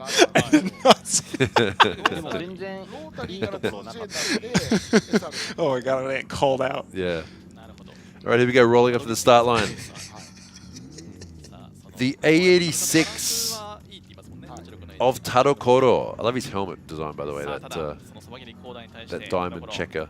It's cool. It's very old school. And he's going up against Sobagiri. He used to drive a GTR-powered. Yeah, it was actually in Infinity, believe it or not. All right, lead car. A bit of a speed advantage right there. Yeah, just a bit. Tadokoro's got to keep it on track, though. Don't wash out wide. He's keeping it on track, but that's going to be a severe lack of proximity points right there. Yeah, that's going to be pretty straightforward. Sobagiti's like, you know what? Following the car might be hard because it's kind of slow, so I'm just going to get this advantage while I can. Yeah. そうですね。やっぱりベスト16に横井そうですね。そうですね。こういうところで倒さなきゃダメです。これ早く目をつまないと大変なことになりますよ、横井選手。そうなんですよ。Alright, so nothing really wrong with Sobagiti's lead run. He hits the zones out, in, out like he's supposed to. Yeah, this is looking more like you expect to see from Nice clean angle. That kind of angle they call it ante, like stable, ante, stable and smooth. No, yeah, no fura, no wobbles. ミレニアル5というのがね、今シーズンから若手のドライバーとして注目が集まってますけど。I want to see the onboard. そう、ミレニアルどう Oh, of the lead car? Yeah. I hope we have one. It would be cool because again, I think it would be one of those things where you don't see the wheel moving much. Yeah.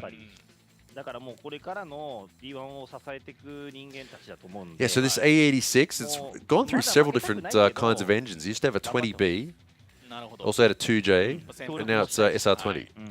まあでもこういう。だからもうWhose 86 was it that had like the V6 thing in it at one point? V6? Yeah, wasn't oh, it like yeah, that was the 2GR. That was Matsukawa? Was that, No.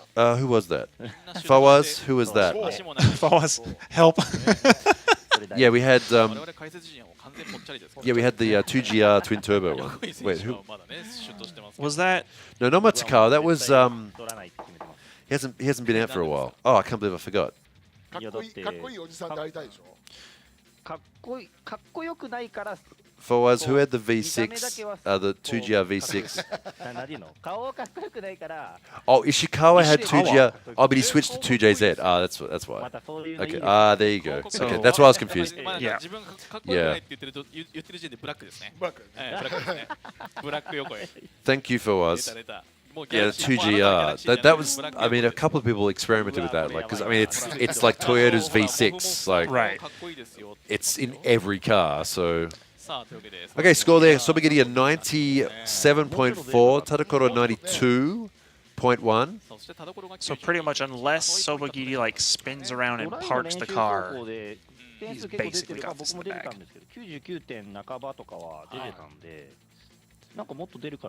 Chad said, "Hey Alexi, the Japanese judge keeps saying what sounds like hi a whole lot." Oh, that's that.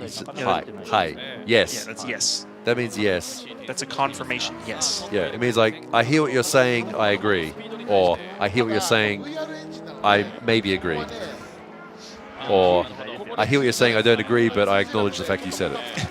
Yeah, usually that one. Yeah, usually that one.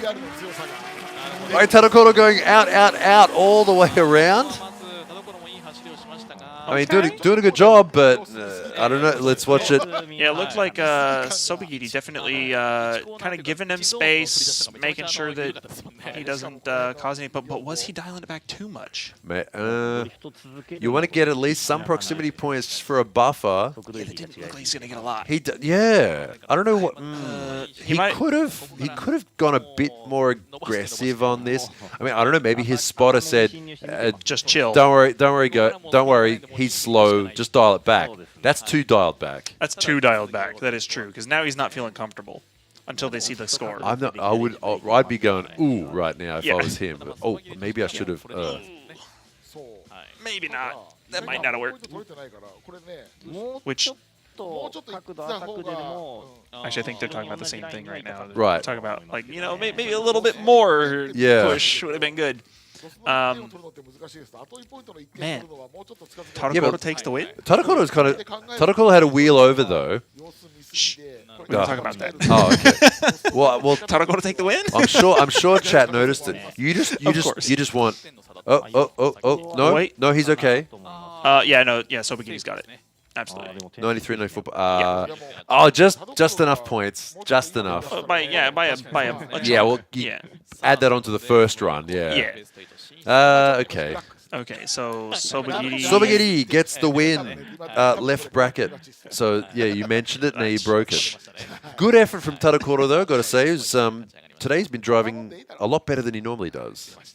Yeah.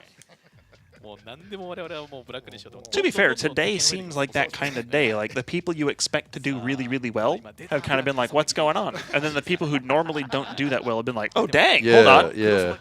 Well, I mean, new round, new track, rain. Yeah, the conditions though, like honestly, leveled the playing field. That was so bad. Yeah. This morning, that was terrible. This morning's weather was You'd rather garbage. you'd rather just be raining the whole time. Oh yeah, because at least if you're running in the rain, it's consistent and you can just deal with that. Yeah. But when it's like wet, dry, wet, dry, wet, dry, but maybe dry but wet. Yeah. Oh, dude, worst. Rain again tomorrow should be good. Wait, really? Oh no. Oh no. Let me have a look. I don't know what the. Let's have a look at the weather. I had a look the other day, but it's probably changed by now.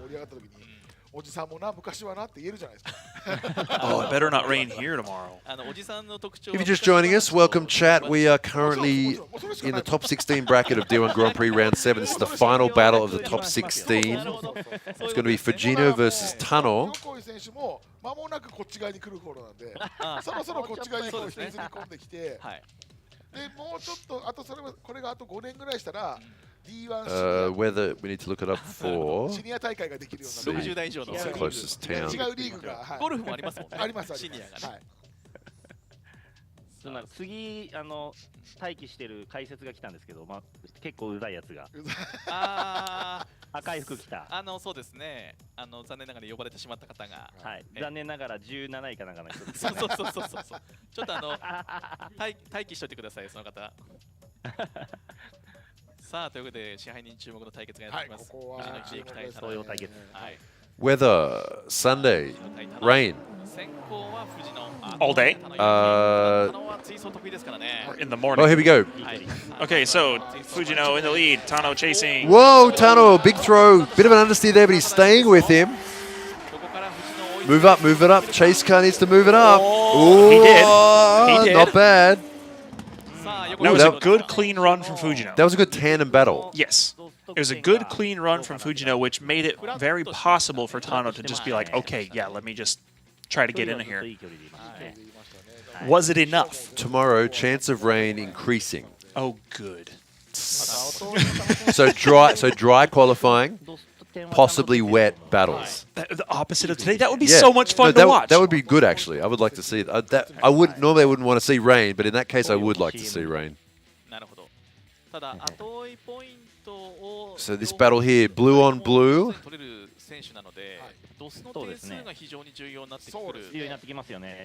Chase car, nice flick from Tano in the S15.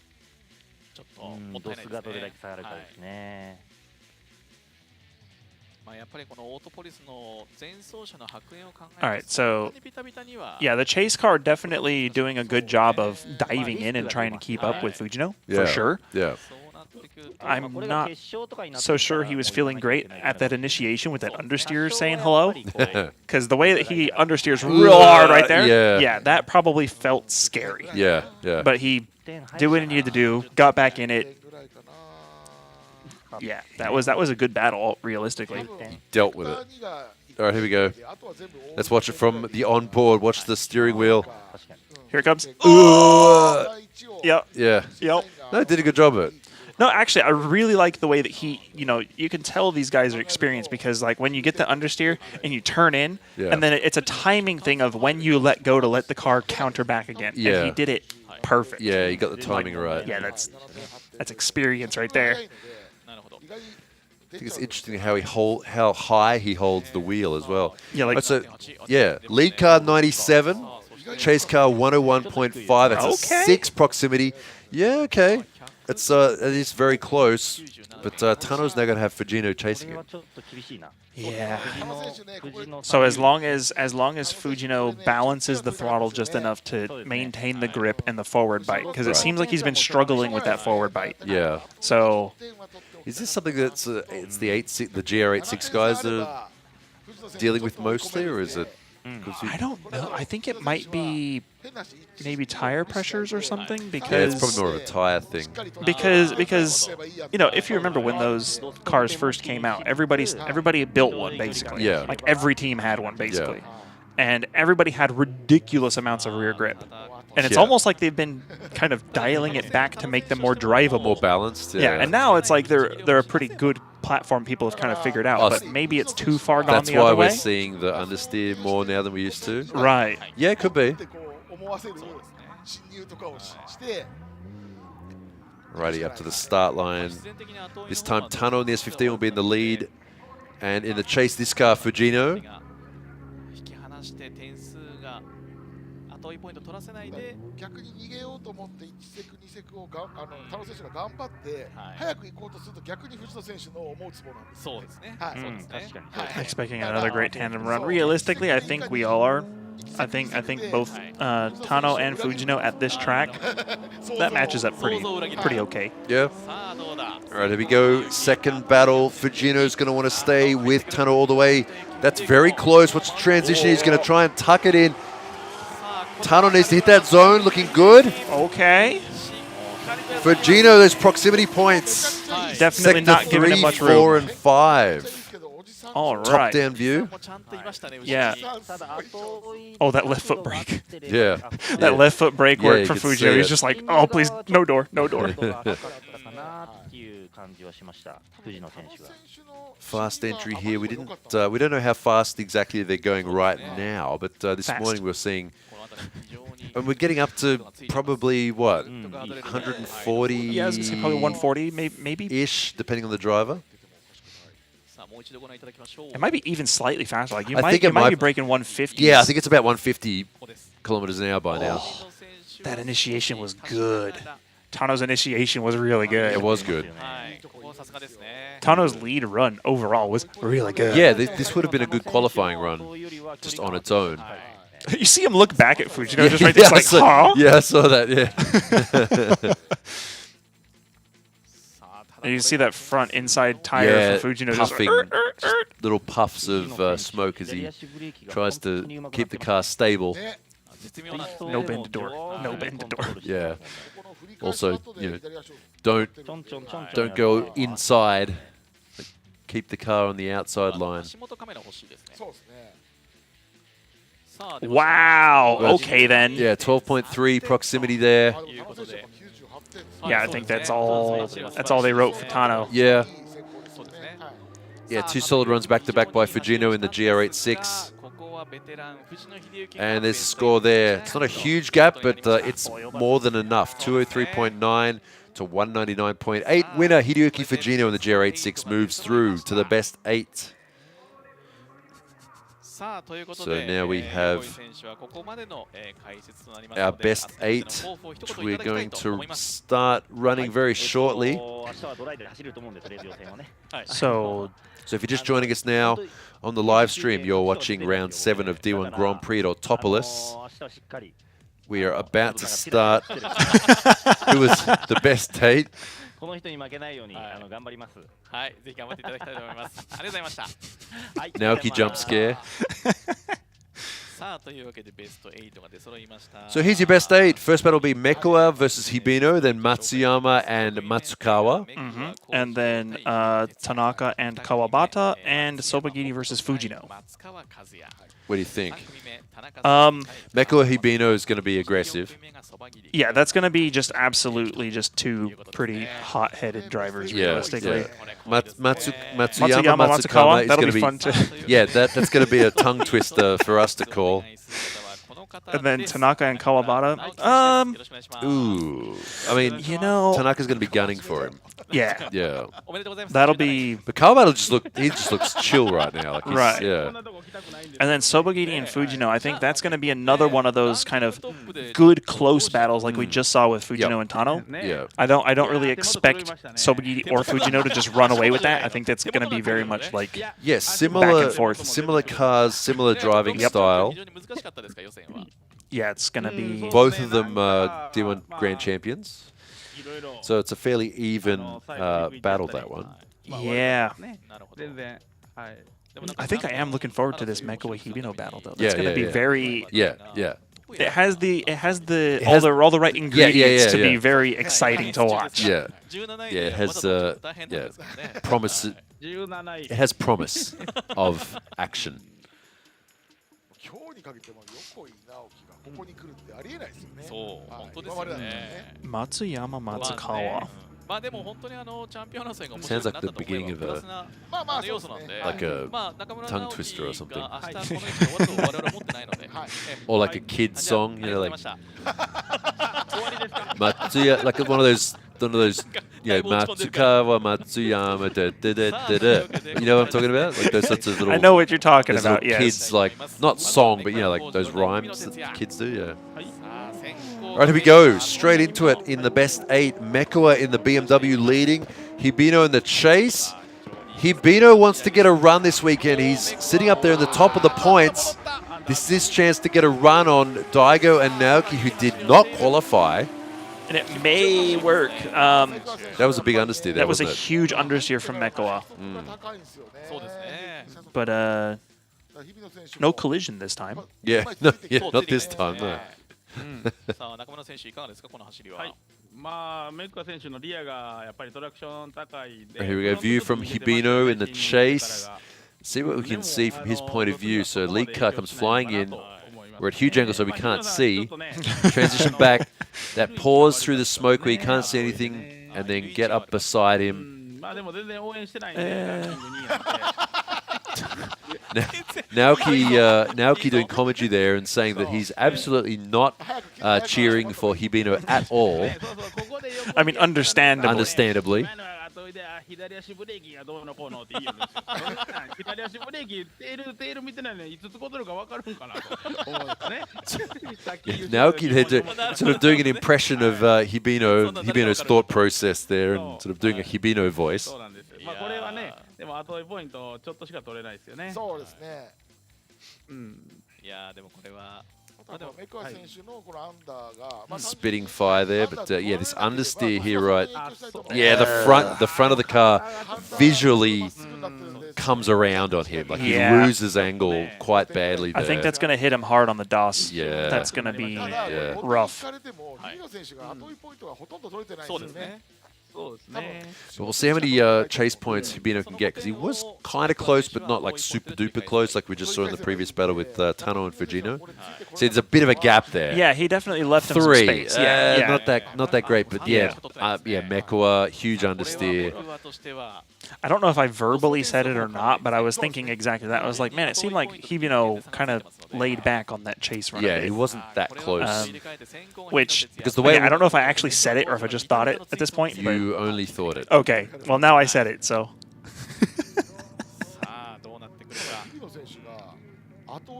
But I mean, the points gap is not comfortable for Mekawa either. Like, Mekawa doesn't get to just be like chill in his chase run. Oh, no, he's definitely got to dial it up. Well, let's see what I mean. Is Hibino going to throw in one of those crazy backies this time?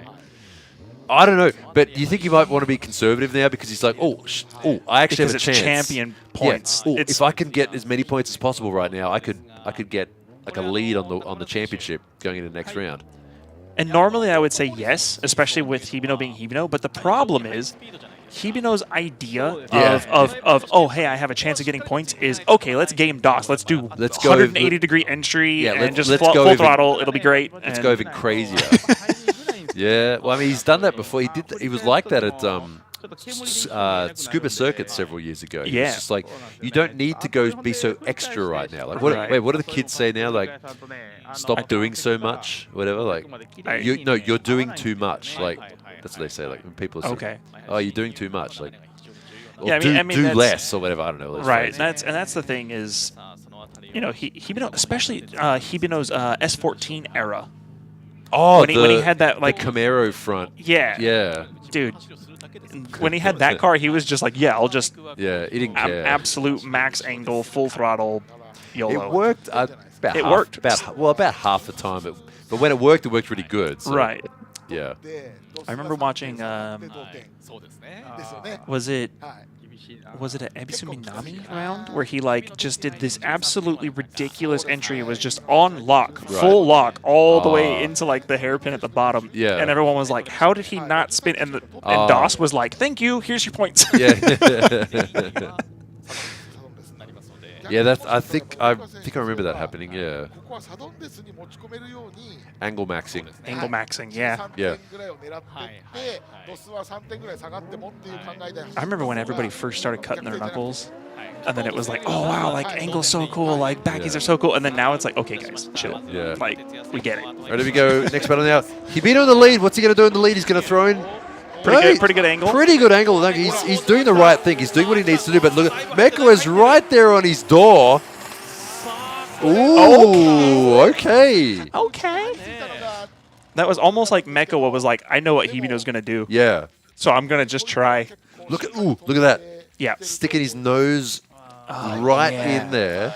And Megawa had a little bit less angle. It's obviously shallower because he's in the chase run.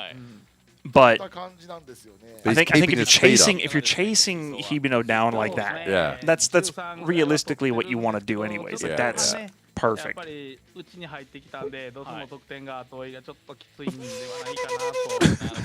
Oh, was the limiter flashing? Like, it was like, well, actually, it was really cool because he was in 4th gear, and he like hit rev limiter and then just like dialed off like 3% of throttle, so it was just at rev limit but really? not bouncing. Just nice. Yeah, that's cool. Like, oh, but did Hibino? I don't know. We'll see. I think he did. I think he's gonna get a penalty. We'll see. Okay, let's check this angle. Because he was in the zone right about here. Might be okay. Might be okay. We'll see. In the O zone.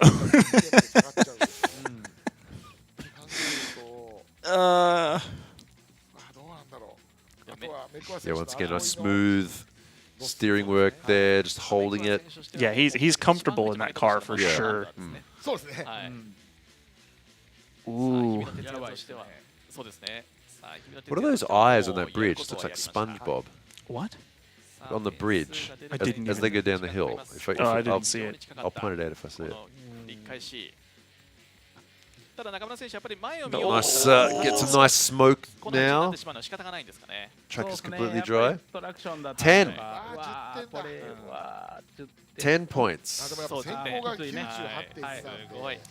And no penalty, so they didn't dock him for that riding the line like that. 98's pretty good. Is that matched for the highest score we've seen so far? I know we saw 98. No, we saw 98.8. Was it for a chase or for a lead? For a lead. No, we saw a 101 before. I thought that was a chase. Oh, you mean for a chase? Yeah, no, for the lead run. We didn't see a 101 lead run. That was a chase run. Oh, that was a sorry, it was a chase run. Yeah. Yes. Either way, it's up there. It's either tied or basically there. But that was a pretty decent run there. So Hibino gets the win there. Meko, a good fight though. Okay. Hibino pretty happy right now, I've got to say. Oh yeah.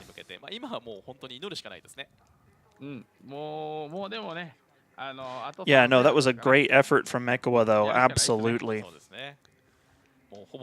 And the point wasn't unfortunately, that it was pretty close, but unfortunately he was up against Hibino, so yeah, Hibino doing Hibino things. Yeah, it made it a bit harder for him. All right, next driver now, Matsuyama versus Matsukawa. Yamakawa? What's that? Yamakawa? Yamakawa? Because it's Matsu and Matsu? Oh, Yamakawa, I see what you say. Yeah, it's mountain versus river. Actually, yeah. Wait, what's Matsu? Matsu is, it's a tree. It's a type of tree, isn't it? It is. I don't remember what it's called in Wait, English. Matsu isn't it a pine tree? I think. I can't remember. I wish I could speak Japanese. Hang on. Let me see if I can look it up before. Why is my translated in Spanish right now? Wait, Matsu. Matsu. Yeah, pine tree. Yeah, okay. So it's Pine Mountain versus Pine River. So what is superior, a mountain or a river? Well, I don't know. You could say the mountain's bigger, but the river is on the mountain. The river can cut through a mountain. True. But the mountain stands tall over the river. So what are we talking about? Philosophy. Kyle. Philosophy. This is no place. This is a place for raw speed and horsepower and smoke. That's coming soon. And smiles. Provided by said mountain and river. There you go. All right,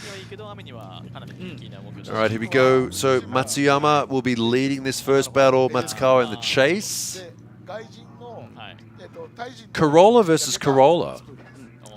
Oh wait, it's not. Technically, it's not a Corolla because it's the. Actually, you're not wrong though. That's right? not a Corolla though. Well, okay, true. Technically. Technically. Yeah. There we go. Matsuyama in the new Corolla in the lead. Here we go. Initiation. Oh, looking all right so far. Matsukari looks like he's going to wash out a little bit wide. There, he's falling back. Can't see him. Can't see him. Yeah, he's too far out of the shot. Dang. Yeah, lead car pretty fast there. Top-down drone shot right now. Yeah, that's a decent lead run, chase run. Not all that close. He's in the smoke, quite shallow. Yeah, it's one of those things where you kind of want to see Matsukawa win, just because you want to see him be that future killer, because he's already done it once today. Yeah. やはりこれ松山選手も今回から GT ウィングをつけてきたんですが、このオートポリスはやっぱり GT ウィングは必要になってくるんですか？そうですね、もう GT ウィングがむちゃ効いてますね。それは逆にどういった利点があってつけてるんです？ Not a good place to be as a chase car. Yeah, it's kind of scary right there. Like, okay, I can't see. My eyes. And it just sucks. Like once you're there, you're like, how do I get out of this? It's like there's no way out. Yeah, there's really not. If you're not set up properly, yeah, it's like, oh well, this is my life now. I'm either going to wash out wide or I'm going to tuck in further. I'm just going to sit here and go over the line and hope it's okay. 曲がる止まるのいい武器なんですよね。なるほど。まあとにかくしっかりとリアタイヤを押し付けてくれる力が出てくるわけですね。 It'd be cool if they made rear-wheel drive cars like that. Like the Corolla was rear-wheel drive, and like the Mazda 3 was rear-wheel drive. It would just be cool if they made FR cars in general. Yeah. Again. Yeah. Would be great. Yeah. Thanks. We need more. Yeah. Please. I sort of thought this before. Imagine the world if every Toyota Camry was rear-wheel drive. Everything would be completely different. Oh my god. You know? Yeah. I mean, like imagine they were all rear-wheel drive, and you could buy them with the manual. Dude, not the prettiest car, but it wouldn't matter. That's it. Because that's your fun car. That's the whole point. That's your $100 go have fun. Everybody could afford 2 drift cars if that was the case, you know? Yeah, literally. And then you have like another like a daily, just for whatever, because now you have like a huge mountain of parts. Yeah, exactly. Yeah. Oh, I destroyed my comp car's whole front end. Let me just take it off the daily, and then I'll just go drive down to the parts store. And exactly. That would be so good. Oh well. We can dream. Prelude should have been rear-wheel drive. Actually, yeah. It looks like a rear-wheel drive car. It does. Yeah. I actually really like the style. Also, the Prelude. Accord Euro. Like the Ford, Euro? it's the Ford or Accord. Oh, right, like right. Sedan-looking thing. Yeah. Like that looks like it should be a four-wheel drive. Sorry, rear-wheel drive. Yeah, my bad. The next Nissan Silvia will be an all-drive electric car. Yeah, well. I mean, but that's not the same. It's not what we asked for. I was saying this yesterday. It's like every car I want to own has already been made. Yeah. You know? Yep. Yeah. Yep. Unfortunate. All right, here we go. Next battle now. This time, the 8.6 will be, sorry, 8.5, technically. He's in the lead.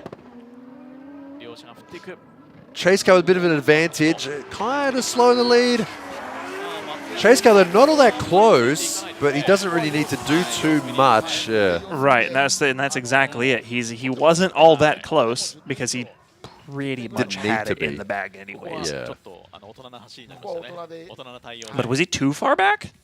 It should be okay. I think it'll be okay, realistically. Yeah. But I mean, it was a pretty decent run from Matsukawa, all things considered. Like, that was a good run. He's doing good this weekend. Yeah. And I really want to see him take the win just by like a 0.1, just to be like, yes, future killer, let's go. I support this endeavor. 1982. Or what if 83? Oh, I don't know when that. I'm not. I mean, this particular one, I don't know. Yeah, I don't know if this. Oh wait, when did? Wait, I got to hand him. I got to hand him my card, maybe. Not even close.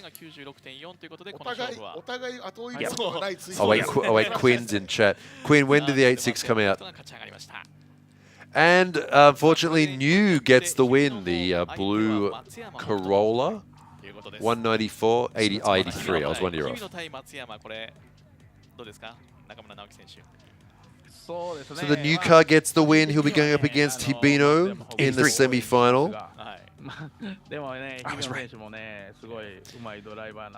GZE A14H. That's the chassis code. So can we just call it the A14? Like I don't. A14. Let me just call it the A14, right? Is there an A14 already? I don't know if there's an A14. There's an A something else, but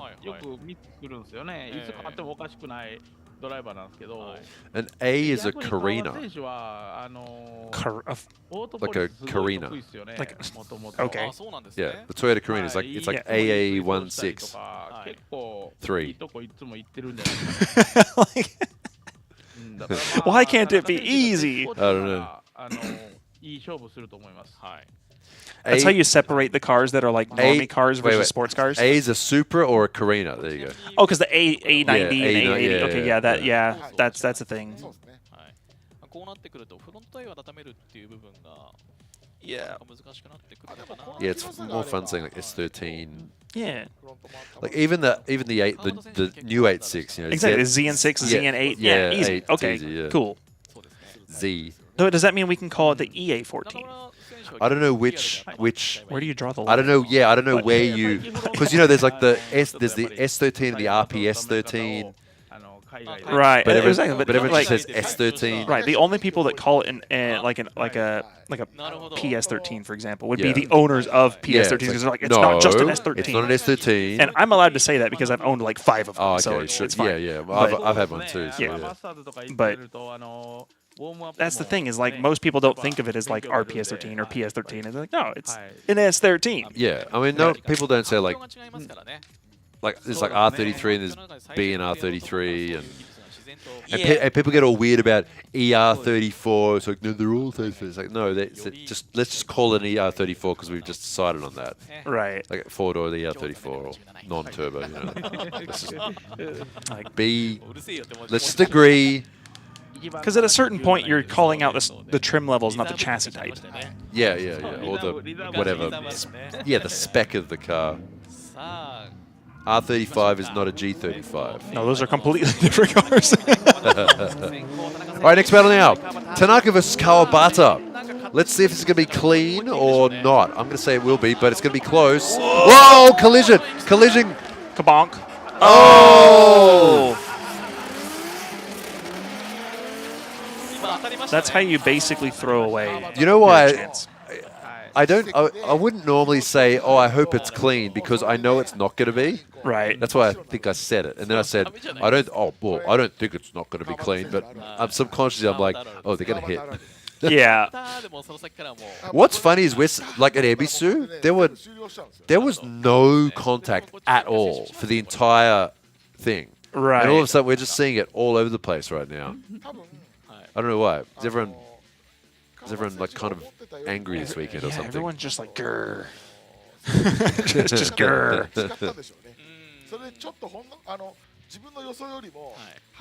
Right, so was that lead car too slow or rear car? Yeah, you seemed like moving the steering wheel around there. Come on. It's like, come on. Do the thing. Yeah.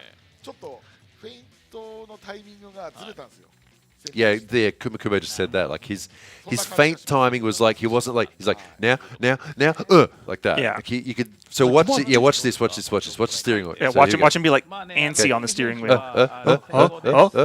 Yeah, and then he flicks it in. So there was like a couple of little. Yeah. That's a pretty big bonk. That was a reasonably big hit too. Yeah. He's in it. He's still in it. We're still seeing rev limiter. Did he even hit the brakes at all in that? Like I don't know. Yeah, so there's little wobbles there. He's like, see if we can. No, he was in it. He should have initiated earlier. Yeah. He should have initiated when he first wiggled the steering wheel. The first one, yeah, exactly. Yeah, he should have. Because, I mean, Tanaka did start a little bit late, but it was still, like, okay. Right. But Chase Car should have started, like you said, that first wiggle he did, it should have been, like, then. He should have committed to that. Yep. Like, there. He should have started there. Bonk. でもやっぱりね、しっかり後追いポイントを取ろうと思ったら、やっぱりあそこで仕掛けないと。そうですね。はい。そうですね。 So -5 to Kawabata for the collision. For the collision. で、田中選手当てられてるんで、 And ロスの点は下がりますよね。 And then 5 proximity points, so a total wash. これ3点しか、これ中村選手どうですかこの点数ご覧いただいて。あんまり事故の割にはそんな差はつかないですね。はい、そうですね。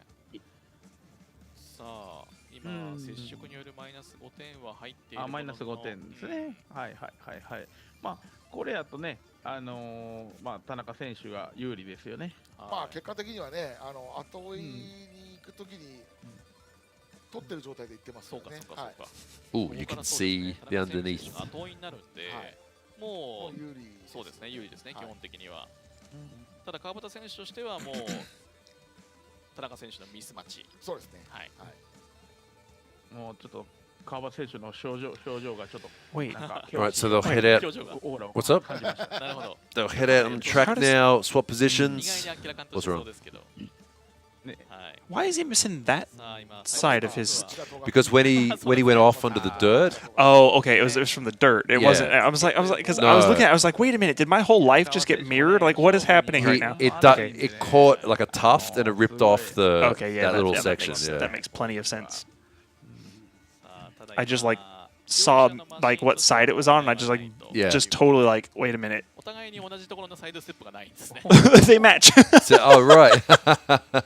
They're both missing the same bit of bodywork on the same side.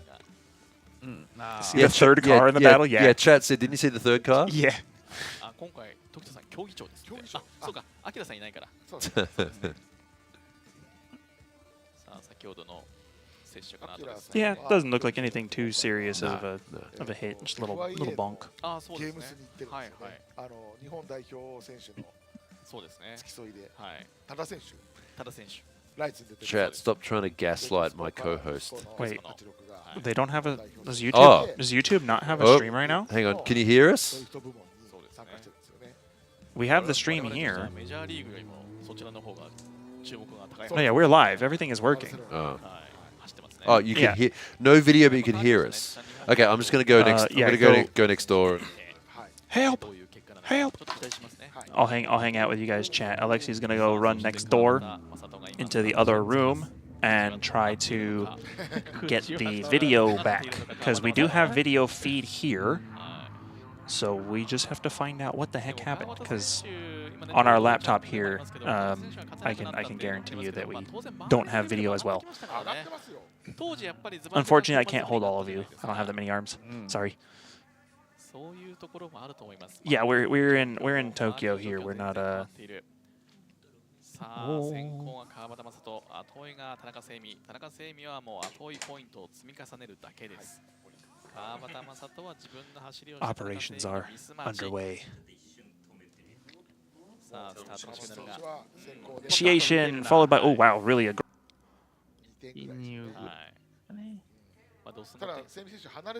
Oh, we're back? Are we back? I believe we are back. Are we back? Can you hear me, chat? Are we back? Video back. Okay, cool. No, that should be live. Yeah, we're good. All right. So, yeah, one of you guys in chat had it very accurate. 2 cars were driving fast, and then the smoke was everywhere and filled up the screen, and then it was over. Okay, we're back. Sorry about that. Yes. So, yeah, unfortunately, that battle, most of it probably went unwatched. Yeah. But winner! Semi Tanaka in the red S15 Sylvia gets the win. Did you actually? I had to run next door and get the guy, so I didn't actually see the battle. I did watch it. It was a fairly straightforward second run there. Okay. It was basically just Kawabata doing a pretty clean run. Actually, it was a pretty good run. But Tanaka was just like, hey. So There you go. So winner Semi Tanaka moving through.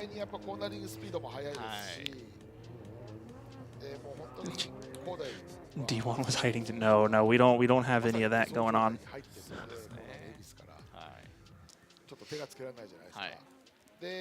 Yeah, it was. Oh yeah. It was a 360-degree jump drift entry. With a barrel roll in the middle just for extra style points. Yeah. And they did a 50-50 grind on the wall and kick flipped off it. Like it was. If you've ever seen like Tony Hawk Pro Skater, it was like that, but with cars. It was great. Yeah. Is there an MLG Pro replay? Do you remember that green car that you could drive around in Tony Hawk's? Was it Underground? Green car? Yeah, there was like a car that you could like drive. No. In one of the old Tony Hawk games. Oh. What, as like a bonus, or it was like you could get in it and drive it around? Yeah, you could like get in it and like drive it around. It handled terribly. I don't remember that. Does anybody else in chat remember that? Remember the car that you could drive in Underground? In Underground? Yeah, in Underground. I don't remember that. I don't know why. The way that you were like, yeah, it's like Tony Hawk, but with cars, I was like, oh, wow, flashback. Like, just, I had a flashback of playing that. I was like, wow. It's like one of my favorite games. Wait, I played Pro Skater. Well, Underground was like the sequel, or what? Well, Pro Skater, and then there was like what, like 2, 3, and then there was, I think it was after Underground 3. Oh, okay. It was a couple games. It was a green CRX. Yeah, it was so much fun.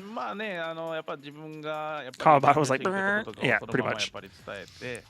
But unfortunately, it didn't work out for him. Yeah.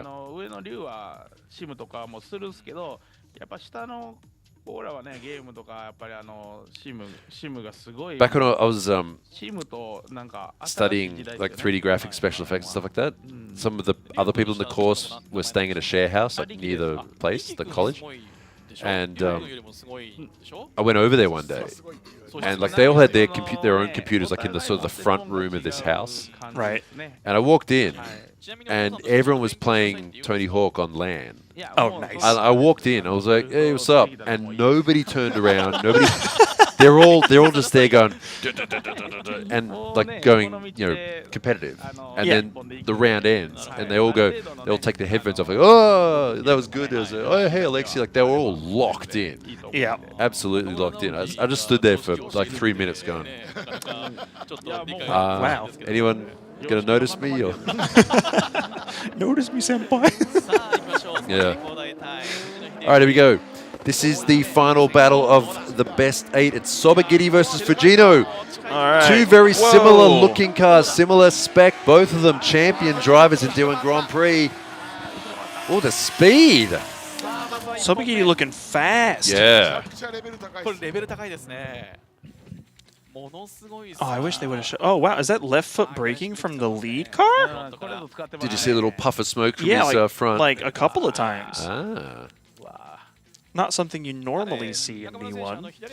Yeah, the entry, it looked like he was, is it Spitfire, right? It was wheeling. Right about that, yeah, bit of a, not that bad though. No. But like, he was just desperate to get back on the accelerator as early as possible. It wasn't left foot braking. His tire is catching air, and it's doing the airplane thing as it hits the ground. It's causing little puffs of smoke. Oh, really? Like, what? Okay. Well, maybe he is left foot braking a bit, and like as it lifts up, like he's not locking the wheel on the ground. No, right. It's just lifting up, and as it touches back down. Yeah. You know what I mean? Like as it lifts up and it locks, and as it comes back down, like airplane wheeling. Yeah. There's a new term. Okay, score there 98 for a lead, 98.2. And Fujino 100.4 with 5.3 proximity, so it's still very close. I'm going to say that's technically an advantage for Sobagiri. Because having a 2-point deficit is not... That's basically having a lead. Yeah, it's as close as you'd get to being an advantage. Because, like I said before, ideally the chase car ends up with a higher score. Yeah. And then you switch them around, and then the chase car is meant to get a higher score. Right, and then it'll level out. Yeah. So this is the score for a single run. So technically, Sobagiri has done better there. Yeah. Yeah. Technically, I would say Sobagiri has an advantage. But we'll see. Yeah, Fujino in the lead run, maybe. What do you think? Well, I don't know, because he has been that forward grip thing. Right. Yeah, I don't know. Like the last couple of rounds, man, he just hasn't been. Sobagiri did good, really. No, just absolutely. Now. So Sobagiri's run was basically exactly what you want to do. Yeah, he's fired up. He's locked in. Let's go. Yeah, we've seen even recently what happens when he's like dialed in. He's like, okay. Yeah. Because he likes this car, I think. Yeah, I think so too. I mean, even in the old Infinity, he was really smooth and consistent in that as well. But I think that car might have just been a little bit too big, a little bit too slippery. It had its disadvantages as well. Yeah. So there you go, everyone out there. If you want to learn how to drift, don't buy a drift car. Get a simulator first, because that's how all these guys are learning now. Yep, that's how you do it. Simulate. When are we going to do something? I don't know. I'll get around to it soon. Eventually, I don't know. Let me know. Next year, probably. All right, here we go. Second run. Now Fujina's going to want to go all out here. Oh yeah, here we go. Oh, a bit of understeer there. Understeer. Wait a minute. Somebody's going to catch up with him. Oh, it's not looking good for Fujina right now. Nope. Too many mistakes. Small as they may be at this point right now, you want to make zero mistakes. Yeah, look at not a lot of angle in the lead car either. Yeah. Yeah, it was a bit of a scrabble there. Yeah, that was the initiation looked really good, but it was like a little bit of a push, like an understeer push from the car, like right there. Yeah. And then it just kind of like almost straightened up. And handbrake too to. It's almost like he found the rear grip that he's been missing all season, but like all in one run. It's like, oh hey, we found the grip. Okay, here it is. Yeah. Well, maybe he's just getting on the accelerator too. You see, he gets on the accelerator kind of late there too, like the timing. I guess because he had that little understeer, it ruined his timing. So he had to switch back later, and then he had to get an accelerator later. So yeah. And then yeah, it just kind of didn't. I mean, there's technically nothing wrong with the line necessarily, because we saw like Tadokoro did that sort of really far over to the left side of the track, and it was fine. It's fine. But it's just. But which one looks cooler? Well, right. Let's just dial back the technical stuff. Yeah. I mean, Sobagiri just did good. Yeah, Sobagiri's run was like what you want to do. Yeah. Fujino's run was more like what you can probably do and maybe get away with. Yeah. But depending on the other guy. Right. But I think Sobagiri's just kind of locked in the chase too. He's looking very comfortable. Yeah, that was a bit of an understeer. Yeah, 'cause see, but Sobagiri though, even with that funky line from Fujino, Sobagiri's like, okay, I can do that too. Yeah, like, cool, we'll do this then. Yeah. That's fine. Okay, tell them how you can drift without like G-forces, because it drift without G-forces. You know, like, because that's the whole point. It's like people get on the sim like, I can't understand what's going on because there's nothing moving. I mean, most of what you feel, most of what you need to feel in the car comes through the steering wheel, anyways. Right. Because, like, you know, you need to feel if you're understeering and that kind of thing. Yeah, it goes and actually, one thing that a lot of people don't seem to get at first is like, in a real car, the main thing that you're probably subconsciously paying attention to is not necessarily even where the steering wheel's pointed, but the amount of pressure you're putting on the steering wheel in order to turn the car around the corner. Right.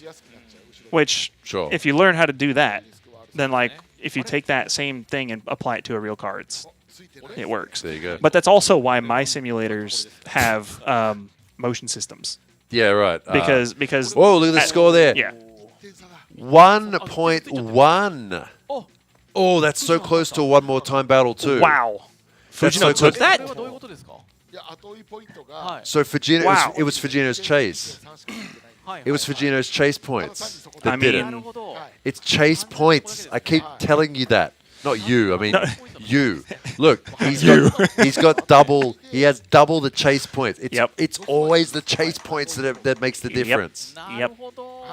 It's always the chase points. Look, it's what 1.1. And you know what I was talking about? How Fujino's lead run was nothing wrong with that line. It's just the one that you can do and maybe be okay with. Yeah. Which is exactly what happened. We saw the same thing with was it Taro Koren? No, it was. I just want to say, here's the thing too. Is it Matsukawa? Here's the thing too. It was Matsukawa. We keep talking. Oh, sorry, I'll get back to that. Sorry. But we keep talking about. We keep talking about like, oh, look how smooth they are, look how clean they are. But sometimes you got to be on the ragged edge. Yep. And that's what we just saw. That's what we just saw there. Yeah. You know. Yeah. Yeah, and the fact that you can just get in there and be on that chase, because I mean that's what tandem drifting is about. Right. Yeah, and not just like, I don't know. Oh, we got a flag there. Oh, for the warm up. Yeah. Yeah. So but realistically, rain, right? Rain. Oh, good. Rain again. Or are these just sun umbrellas? Does that look like sun to you? Well, I mean, for me, yeah. But no. But no, like you're saying, it's the chase run, right? Because in theory, right, assuming everybody had a 100% perfect lead run every single time, sure. What would separate the whole thing is how well can you mimic that lead run in the chase position? That's where you get your score from. Sure. Right? Right. Yeah. So, like, assuming that everybody's kind of on the same level as a pro driver doing a lead run and nobody's making terrible mistakes, the main benefit of the main point that you get your points from is in the chase. How close are you? How much are you matching that lead car? Yeah. So that's why you'll see, like, I mean, yeah, on this level, it's only going to be a couple of points. Yeah. But that's where the difference is. There really. you go. It's true.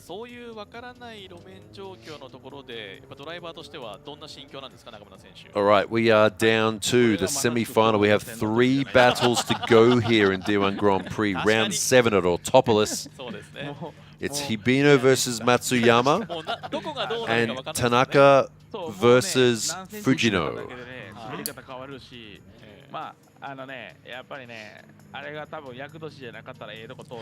Hibino Matsuyama. This is going to be a fun battle to watch. It's the ever unstoppable Corolla versus the crazy guy in the red 8.6. I mean, basically, right? Yeah. All right, here we go. First run. It's going to be Hibino in the lead. Hibino looking to extend his lead in the championship. Corolla doing a little bit of... Wow! Oh! Hold on. What? Ooh. But Matsuyama followed him off. Well, I mean, he couldn't really go anywhere, could he? I mean, he could have stayed in it and just not gone wide. Well, I don't know. We'll see. Let's have a look from the drone view. Because look, he followed him off. Yeah. You could have... Kyle? What? What are you saying? What is he supposed to do? Oh, wait, no, but it's also... It is starting to rain, isn't it? It's I don't know if that'd be enough. No, but look, that's... Yeah... What do you have? What happened? On a rubbered up track? No, you're right. Yeah, on a rubbered up track? The back just stepped out. Exactly. Wow. That was really obvious from that shot. Yeah, the back just stepped out on him. Huh. Well, I guess it happened to both of them then. I guess. Yeah. You're right, because there is a fairly good layer of rubber on there right now. And get a bit of water on that, it's just like... It's like a kitchen floor. You know? Like a flooded kitchen floor on socks. Ew. Yeah, it's gross, right? It's terrible. It's that's the slippery. worst. It's wet. It's gross. It's just not fun. I heard that's one of those, like, you know, like curses. It's like, may you, every time you're wearing socks, find a puddle of water in the kitchen to step on or something like that. Like, you know, like a... It's the worst feeling. That is now a I'm gonna go curse. change That my is a socks. proper curse. Yeah. All right, here we go. So watch this again. Watch the steering wheel. As he flicks about, this is Hibino we're watching right now. Watch this, and watch the rear of the car goes like whoop. Yeah, you see him like wind on that extra like 30 degrees of angle with the steering wheel going whoop, and you can see by the positioning of his hands too. He's like going. He wasn't ready to do that. It was just like oh. Yeah. Yeah. Actually, that's probably exactly the noise that his brain made in his thought pattern. There was oh. Yeah. But I actually think Matsuyama might have gotten the short end of the stick here because he was doing pretty good, but he followed Hibino off the course. Yeah. So even though Hibino got a course off, he did maintain drift. He did maintain doing what he's doing. Well, I think the course out penalties are given by the human judges. So Right.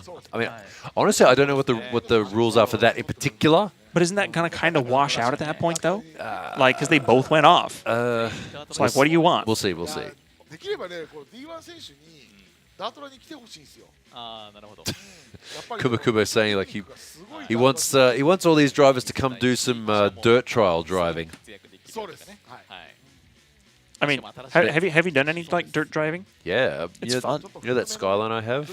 Which one? The beaten up one? Yeah. Yeah. Well, I made a video once. I put so Kuma Kubo. What he did was he said to all the like dirt trial drivers, he said, if you have old like tires that are still good-ish but not like too bad, right? Send them like COD to me, and he got a big stack of all like maybe like 200 tires. Oh. And because he wanted to get people into dirt driving, and he just said, just go into the room and take a set. So nice. Yeah, so I went in, I'm like, oh, these will fit mine, and yeah, I went dirt driving in the Skyline at Ebisu. It was good. It was fun. I didn't know that my engine mounts were kind of shot, so yeah. That's a different issue. Yeah, that was a bit of that ended up being a bit of an issue. It was fun though. Yeah, I think the dirt driving and the frozen lake driving that I've done is some of the funnest stuff because it teaches you a lot about how to manage where the weight of the car goes. Right. Because like it's super important when you have no grip. Did you do it up in Nagano, or like did you go to Yachiyo Lake, or which? Oh no, the lake driving was all in America. Oh, I see what you're saying. Yeah. Yeah. Okay, score there. Hibino lead car 95.3 minus 6 for going off. So Matsuyama, no penalty for going off the track. Oh, interesting. Yeah, well, I mean, yeah, technically they don't have to follow the line. There's no real penalty for it, and you know he was following the lead car, which is technically what he needs to do anyway. Yeah. So 2.7 proximity points, which probably would have been from the first part of the track. So if you think about that as if it was a clean run, it was almost like he got, what is that, like an 8-point proximity? So yeah. Right. I suppose so. Different way of thinking at it. But Chat said subete means slippery. No, subete means all or everything. Yeah. Like but suberu. All of. Yes, suberu means to slip. Like subetta means slipped. Like past tense. Right. Like subete no blah blah blah means like all of the something or other. Okay, second run. This time Matsuyama in the lead with the advantage. Ooh, the track looks a bit slippery there. That stepped out quite a lot there. There's that slight bit of rain on the track. Ooh! Right to the edge, right to the edge. Ugh. Man, it's rough. It looks so rough. That was the O zone for sure. Look. It was right here. It slipped out. Oh yeah, that could have been a wheel off there. Yeah. Yep. Wow. Okay. Wow. So that's gonna be a wheel off penalty, and it is actually properly raining at this point. Oh, they have their wipers on. Like, now. and you can see the raindrops on the window too. Yeah. Like, yeah. Getting slippy. Raindrop. Whoa. Raindrop. Dirt drop. Did you see Matsuyama cut back across the track super hard right there at the end? No, I turned to look at you to say Oh my something. god, I don't think that was intentional. Oh, no, well, yeah. But it was like he shot all the way from the outside all the way to the left. Like Hibino had to basically go off track to not hit him. That was... Let's see if you can see it. They might cut off before that angle, but like... on there, and then... Look at this. All the way to the left side of the track. Yeah, I think that was just sort of like him just sort of trying to not slow down. Right. Yeah. But in the process, like completely cutting across. Hibino off like hard. Hibino got on the brakes there too. You can see that. Yeah. Yeah. I want to see Hibino's in-car of that whole thing because it was like... Like, that was... Interesting battle, this one, though. Look at the constant understeer, just a little bit. Like, Just a good control little of it. bit, Just, yeah. like, perfect control of, Yeah, like, that's- just a little bit of front slip. Like, not Here you go. understeering, but... So Hibino, the 7 proximity points, Matsuyama -3. Oh, could that have made... That's going to be Hibino. That might have made the difference there. Matsuyama going off the edge of the track there. That made the difference. That made the difference. 3 points. Tetsuya Hibino gets the win there. Matsuyama, that was an unforced error in the lead. Hibino is over the moon at this point. Oh, yeah. Over the moon. He's getting points right now. Yeah. Hibino just can't stop winning. If Hibino takes the win today, that's going to shake things up drastically. Yeah, so for those watching, right, coming into this round, it was Naoki Nakamura, Daigo Saito, and Hibino in first, second, and third place in the championship. Guess who didn't qualify today? Those other two. Yeah, not even in the top 16. So that's a really big... at all, like 0. Yeah. So Hibino's pretty happy right now, so he's into the final, and he'll be going up against the winner of this next battle, Semi Tanaka versus Fujino. ウェット宣言どうなんですかね、これ。でも多分出ないんじゃないですか。単走じゃないんで。So it looks like it's raining enough to keep the wipers on. Yeah. Like it's not downpouring, but it's definitely like you can see like even on look, they're putting their jackets on and stuff. So. Yeah. 日比野選手としては決勝に向けて濡れ切っちゃった方がいいですね。そうですね。濡れ切っちゃえばもうちょっと走りやすくなる。そうですね。やはりコースウォームアップ入るみたいですね。優しいですね。まあでもさすがにこの状態で行かせるわけには。So chat, don't forget we have round 8 tomorrow at the same time on this same channel. いいことですね。I think if you go into if you're on YouTube and you go to the video option channel where you are now and go into videos, there should be tomorrow's live, or go into live, you should be able to see tomorrow's live stream already there. So what you can do is like set a reminder on that, so that you know, when you jump on your YouTube tomorrow, it'll let you know, or it'll pop up at the top of your recommendeds. So you know it'll be on. そう。ねえ、そうしたらいいですね。今回はやっぱり頭脳が足りなかった。聞いてたのに。ねえ、ちゃんと言ってたのにね。そう。でもね、中村選手が走り出す頃に明確に支配人が。Sorry, what? I was nothing. いや、嫌やったんです。Yeah. いや、ズルじゃない。Yeah, here's a hint. If you come up with the brand name, make sure it's easy for Americans to pronounce. I failed that one. Why is that? Dude, my freaking channel name, bro. Like the Sly Guy Kyle. Nobody gets it right. Nobody, because it was never meant to be a thing, and then I just kind of got stuck with it over the years, and I'm like, all right, I guess this is a thing now. Yeah, NORIYARO, like nobody pronounces it right, ever. Yeah. Is it sly-eyed, Kyle? So the thing is it's SLI as in like it was SLI the video SLI, right, as in the graphics cards. But then it was also like a double pun because like Sly, you can be Sly, and then the first time it was ever used on a broadcast, the announcer guy was like, hey, how do I say your name? Like, what the heck is this? And I was like, honestly, it's never been pronounced before. Right. Do what you want to do. And then he's like, okay, you're Sly Guy Kyle from now on. I was like, okay, sure. I guess that's the thing. Okay, we'll run with that. And then that stuck. So I mean, SLI doesn't even exist anymore. So really, no, it doesn't. I mean, it does in the server space, but outside of that, not really. Oh well, yeah. I mean, but this is not the same thing anyway, so it's whatever. Yeah. I mean, there's a lot of situations like that too, isn't it? Like when names are, someone will pick a name and. Yeah, and that's the thing is like, yeah. I mean that. There's one guy like I follow him on Twitch. He's a Apex Legends streamer called Imperial Howl, like HAL. Right. And he wanted to pick, like on Xbox, Imperial Halo, but it was taken. So he just left off the O. And but people think he's called Hal. Yeah, then like that becomes your Imperial name. Hal. It's Yeah. like, no, his name's like Philip or something. So it just sticks. And unfortunately, no, I am not powered by 2 GPUs. Can you imagine having to buy 2 GPUs at modern prices? That would suck. I can't even afford one, bro. Look how wet everything here. Yeah, this rain really started coming down. So we have 2 battles to go now, semi-final battle 2 and final, and it is now raining. Yeah, the weather today honestly seems like the biggest opponent. True. Like the water on the track. Oh, I love that. Just cruising along. Oh.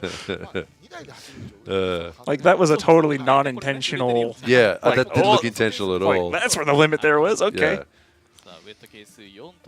Bumped it back up to a 4 then.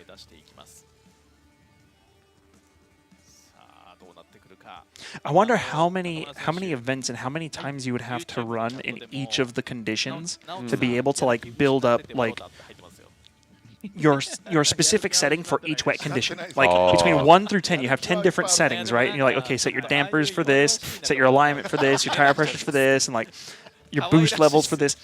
Like, so yeah, so that 4 there means the track is a wetness 4 out of 10. Right.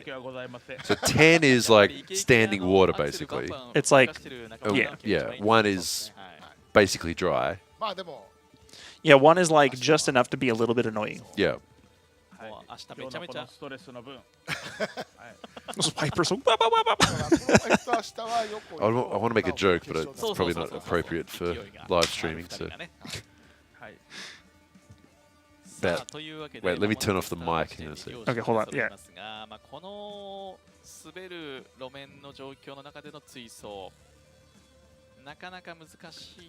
Yeah. Yeah, I can't say that. No, that's not going to get said on stream. I can't say that joke on stream. Yeah.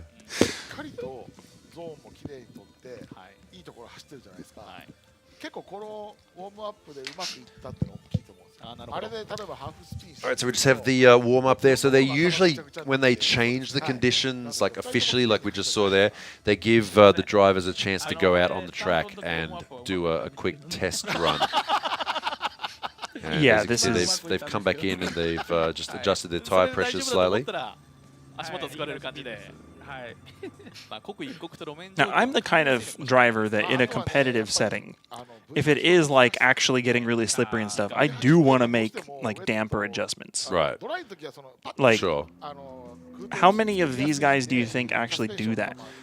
I feel like a lot of them kind of get their car to the point where like they're comfortable with it, and then they just leave it like that, and they just learn how to drive that setting in any condition, in any weather.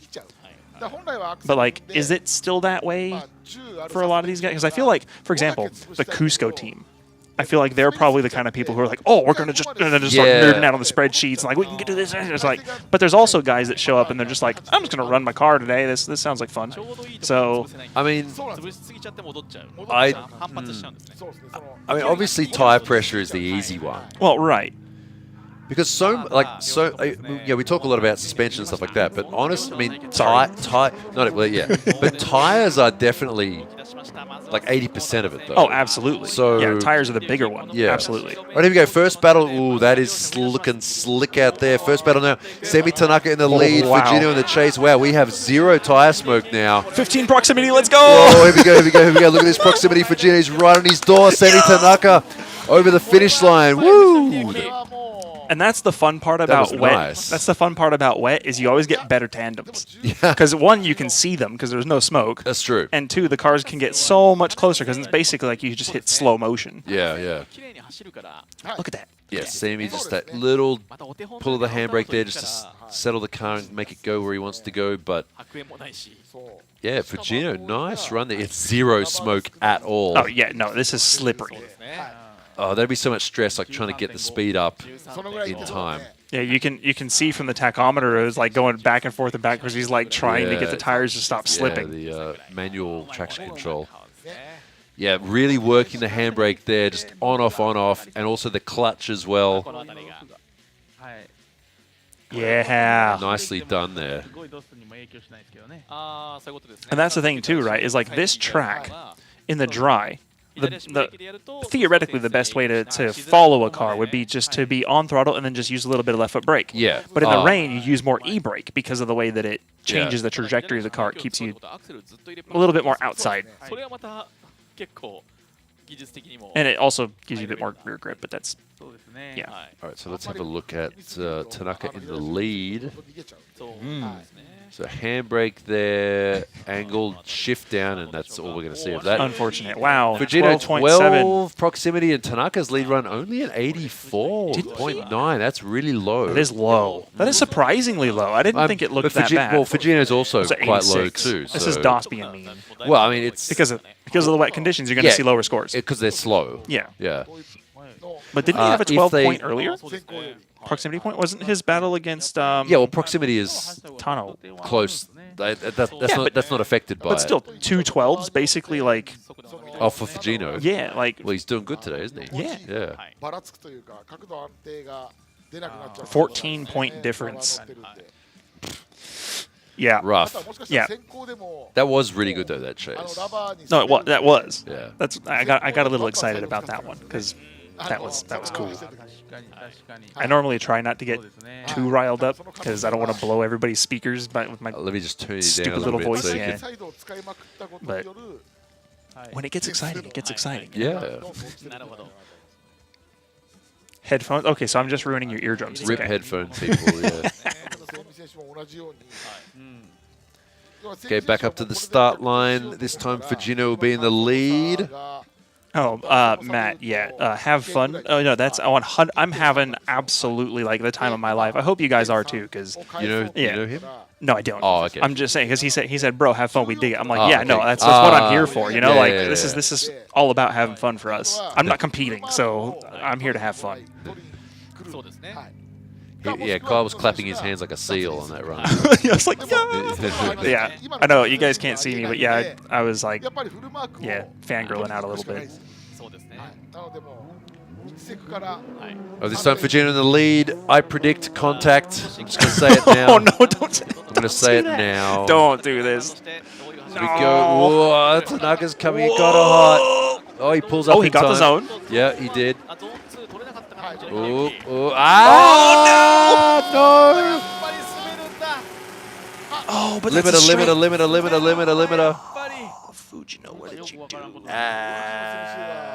Went wrong. I'll let you call this. So, There you go. okay, so this is our signature. It looked good. Until it didn't. Right. It really didn't. So, yeah, the initiation was aggressive. This part all looked It's good. good. It's all good. All the way up until right here. He just starts... Look at it. He looks left. He's like, oh, where is he? Oh, God. Like, Yeah, because he knew. As soon as that rear traction left the chat, he was like, uh-oh, like, what do I do? Oh, let's watch this. Watch it. Mr. Editor, please don't cut. Please don't I want to cut. see this entire Please run. don't cut. Yeah, we'll probably see it. Yeah, this will be the one they play, though. It's fine. Oh, yeah, a lot of kind of wobble and hesitation trying to figure out what's going on. Oh, yeah. Limiter. He's still on limiter, shift up. Yeah, that down to second gear there. That's... Watch the helmet and watch him turn and look back. Oh, I really hope they show this whole thing. Because you'll see it. You'll see in the steering wheel and you'll see in Fujino's helmet. Watch him look. As soon as he loses rear grip. Here we go. Oh, God. Yeah, he's like, please don't hit me. And then he hit the dirt. Look at the limiter flashing. Yeah. Yeah. And he goes for a shift up, but yeah, unfortunately the car straightened up because he was going too slow for that shift up. Yeah, so Fujino knew right there. You could see it. He starts adding on extra lock because he thinks he's going to spin, and he actually would have spun if that dirt wasn't there. Right. Because he hit the dirt and it straightened him up, and he was able to keep it. It would have been contact if it wasn't for that dirt. Right. So we'll call you half right. Okay. There we go. Flicks it around and yeah, that looks. At this point, he knew. Yeah, this was the moment he messed up. Yeah, like that's the yeah. Oh, dude, but the way that he went off and then straightened before the finish line, did he just throw away a 14-point advantage? Is it going to be enough? Like 14 points and then come like what is the phrase? It's like the opposite of that phrase. It would be stealing defeat from the jaws of victory. Oh yeah. Like you're like really? Yeah. You had one job. You had one job. Just don't do that. Yeah, don't do that. Yeah. You're right about the tires too. The dirt, it hit at exactly the right point. But, yep. I mean, that's still going to be a course out. That's still going to be a straighten. That's still going to be a. Yeah, 14 points though. You know what would suck? I'm not even going to say it. If for some reason, for like whatever rules reason, it didn't go the other way, but it can't not. Like it's not. Right. So chat, just to catch you up, because I see it here. My name is Kyle. Hey Stoops. Hello. Yeah, I know him. I don't know Stoops, Yeah, but I know him. I know him now. But yeah, so I'm Kyle. I've been here for what, 2-3 rounds now, something like that. Been This here is a little while. the second. No, this third time. Third This is round. third weekend. Yep. So yeah, I'm just kind of here hanging out. I've been drifting cars for a long time, and I figure I can come hang out with you guys and hopefully give you some extra insight and try to clarify things and basically keep Alexi on topic occasionally. Basically, I complained at the management. I said, dude, you want me to talk for like all day? I can't do it all day. I mean, I can. Obviously, I've been doing it for like however many years, but it's like, it would be nice to have someone else to talk to and like, you know, talk with. And they said, well, do you know anyone? I'm like, oh, I guess, yeah. And we got Kyle here now, so it's good. Yeah. So that's because he's been doing drifting for as long as I have. He's from America. I'm from Australia. He does divisional. Yeah. Or has done. Yeah, has done. Yeah. At the divisional. moment, I got to get another car. But yeah. Yeah. Minus 17. Look at the score there. He did. He lost. Who did? Fujino. Yeah, of course he lost. Yeah, but how do you throw away a 14-point advantage? Well, I mean, that's how you do it. That's like, how well, you throw it away. We just saw it. Like, yeah. Yikes. Yeah. That's still. That's surprisingly close too. That is surprisingly honestly, close. That's like. But see, that's why I said before. It's like, oh, I don't want to say it, but Fujino has the potential chance of winning that if you know. Yeah. If, for whatever rules reason, but there you go. So, thankfully. I mean, technically he didn't spin though, so that's the thing. It's like you could. It would be kind of silly. But I feel like the majority of that penalty has got to be from the fact that he straightened up before the finish line and basically just didn't resume drift. Well, probably that this sector was probably a 0. Yeah. Like sector 5 was a 0. Guaranteed 5 was a 0. Yeah. And then 4 was probably like a 10. I mean, if that. Well, hang on. So what was the minus overall? 17. So there's minus, so there's 10, and then probably 7 off. Well, 10, like a 0, so a 0 for that zone. Right. Then the minus 2 for minus 5 for a straighten. Right. And then a minus 2 for going off the edge of the track. Right. Is 7. Actually, it might have been 17? minus 4 because it was off. It was like 2 tires off. Oh, okay. So. I don't know. Well, I don't know exactly how it was we can broken find down, out, but yeah. it's probably like minus 10 for sector 5 being a 0. Right. Then an extra penalty for straightening, and then the wheel off. Right. Probably adds up to 17. I think. I don't know. I can go find out later on.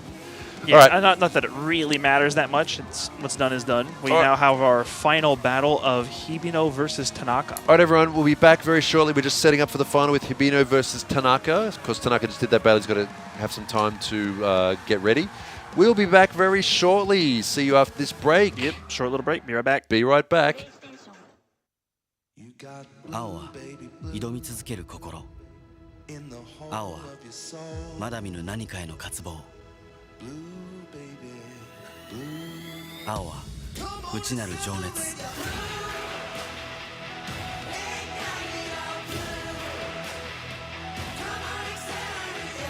あなたの青をそのタイヤは呼び覚ます。青を灯せ Toyo Tires.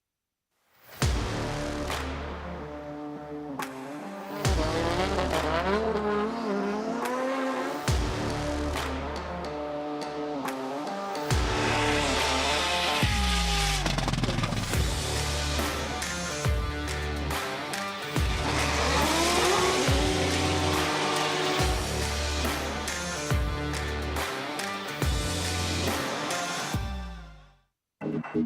バリのタイヤ。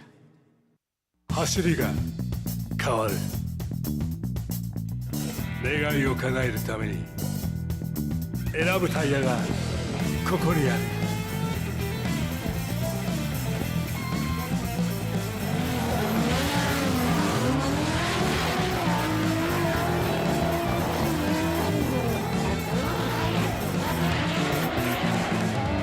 芝タイヤ。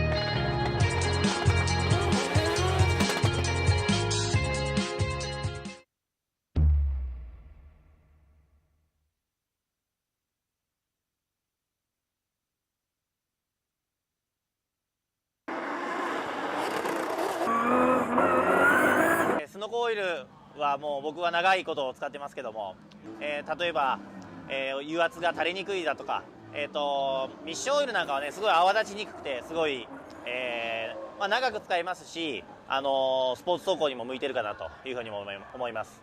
ぜひ皆さん使ってみてください。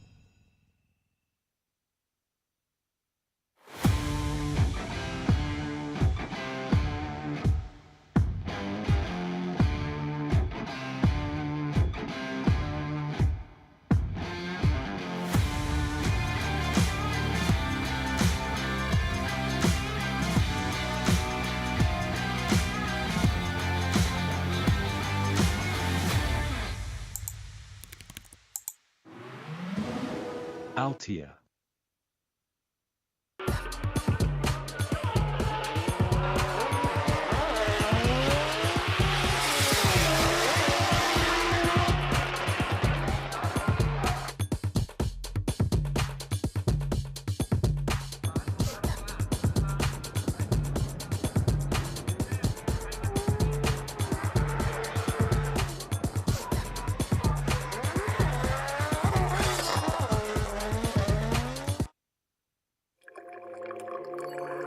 先人が積み上げた伝統の味わい」「時代に合わせた革新の味わい」「次の100年に伝統と革新の300年奥の松」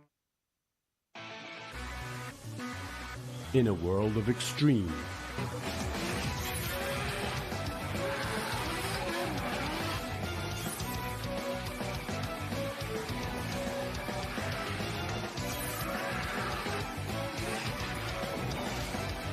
this is where they are refined. The real deal. Cusco. さて、お待たせいたしました。いよいよ第7戦ファイナル決勝がね、スタートしていこうということですが、決勝戦日比野哲也対、田中聖美という対戦になりますけれども、支配人この対決はどうなりそうですか？そうですね、まあ日比野選手が結構安定してるかなっていうふうに見えるんですけど、まあ聖美選手もねこういう勝ち方というか。ね、もう圧倒的不利な状態から大逆転っていうこともあるんで、やっぱこういうのってやっぱ流れってありますから、やっぱりこの勝ち方諦めたとこから勝ったっていうのってすごく大きいと思うんで、やっぱこういう流れとか運とかそういうのってやっぱすごい大事にしていくと、ついにセミ選手の初優勝を見れるのかなって気はしないでもないですよね。日々の選手としてはまだツルツル路面 Hello, chat. We are back. そうですね。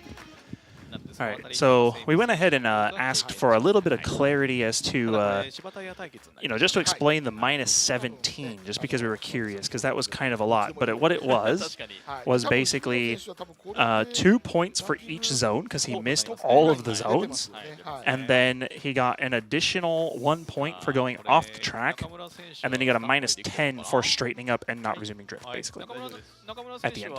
Yep, so 17 points. He blew it. You done blew it, boy. You done blew it. Yeah. Shame, but yeah, happens. Is what it is. Is what it is. でも、中村選手はどうですか、この対決どうなると見ますか。まあね、田中選手も結構やるんですけど、やっぱ日比野さんって結構やっぱそのランキングとか関係なしに。The tire commercials were all arguing with each other, and I don't know which tire is best. Well, neither do they.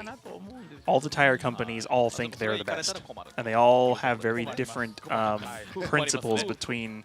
There were tire ads in the middle. I don't know. I wasn't here. Well, I wasn't here either.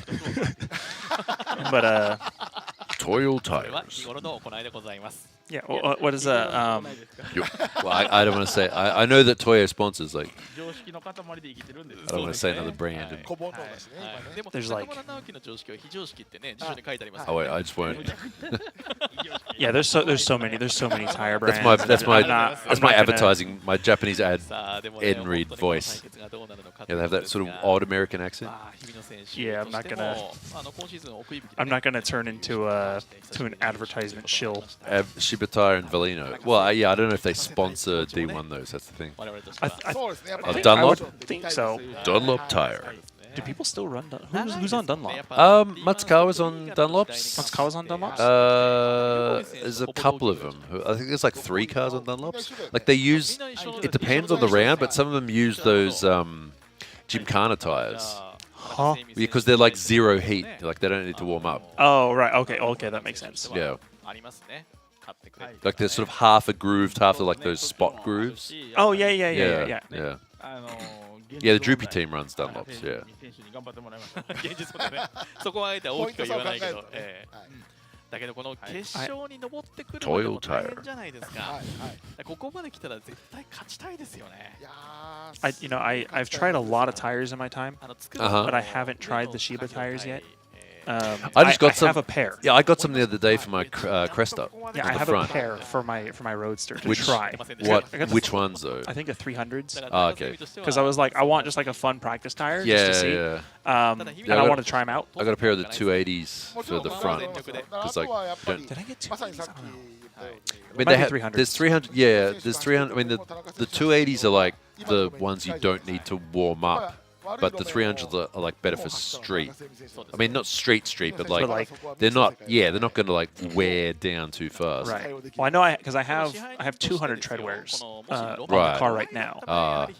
Actually, I think you commented on that when I was at Nico that one time. Oh, did I? And I was talking about how my car has too much understeer, and without the knuckles, it was like really fast. It was like hard to control. And you're like, you also got like grippy ass tires on. Yeah, oh, okay, yeah. Well, that'd make a difference. Like, yeah, I don't want to go fast. But I got these the Shibas just to try them out, but I haven't tried them yet.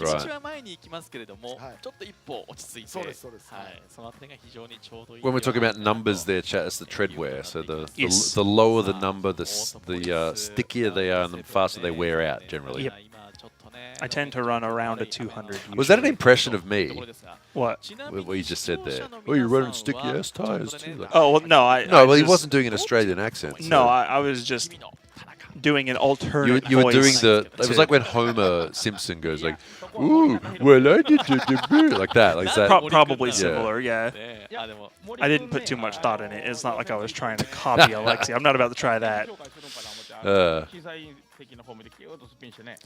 Do I ever stream anything? I have in the past. I'm thinking about getting back into it at some point, but I am also working on potentially getting some YouTube stuff going. I actually Yeah, have you a bought a video. camera the other day, a little while back. Yeah, so I got my first video edited and put together, and it's set to go up on Monday. Oh wait, So Matto we'll see. said since Alexi's abandoned his Twitch. Yeah, I haven't been on there for like 3 or 4 months probably. I was on a, if I sound a bit tired today, I was on a 10-hour stream yesterday with Jake and Bake. We went driving in a GR86 and then we went to Daikoku parking. So I was on that all day yesterday. Imagine if I just did it myself. Alrighty. So we are bringing our final 2 drivers up to the start line on screen right now. That is Hibino. Now he came into today's round as one of the top 3 drivers in the championship. Second place with 108 points. Is he doing the ones? Just behind Naoki Nakamura. Sorry, but just behind Naoki Nakamura with 119 points. Now Naoki did not qualify. Also third place with 106 points. Daigo Saito, guess what? Did not qualify. Yeah. So right now Hibino's on a bit of a run. Whoa! It looks slippery out there, though. Even after this, even if he doesn't win, he's probably going to have enough points to easily be in first place in the championship going into the next round tomorrow. Now, who knows what will happen? Looking at the weather report before, weather says that it's going to be dry in the morning and wet in the afternoon. So it'll be opposite of today. Opposite of today. Well, although it did start raining in the afternoon again. Yeah, so. it did a little bit. We just saw in that last battle, no smoke at all, the battle with Fujino and Tanaka. So we'll see what the course moisture level thing says. Moisture. I don't know what's it called? Wetness. Moist. How moist the track is. Moist. Like surface moisture? The moisture coefficient thing that they put out. Like the wet 10. coefficient. Oh well, okay. I don't know. What do they call it? I think that's what you called it earlier. So. God. How much water's on the track? Yeah, how much water on track? 1 through 10. Okay. Is it wet coefficient? Yeah, wet coefficient. Thank you, Fawaz. I trust you. Whatever you say, I'll just believe you. Because No, it's the it's the wet coefficient. Basically, how wet the track is. I said it first. Okay. Okay. Well, that's why you're here. Like that's I'm here, so I don't have to think as hard. The soggy number. Actually, I think you called it that in the past. Chat always writes the best. Oh, did I? You called it that in the past. Yeah. The soggy number. Yeah. I can't even say that. Like it's too no. Soggy number. That's gonna be one of those dumb things that I laugh at until it just stops being funny. You'll think of it randomly. Yeah. And then you'll think of it at work and you'll be like, and people are like, what's funny? It's like I can't explain it. It's not gonna be funny. The moistiness. Yeah. Okay, that has no right being as entertaining as it is. Okay, moving on. We've been here for a while. I think we just want to see some good driving. Yeah.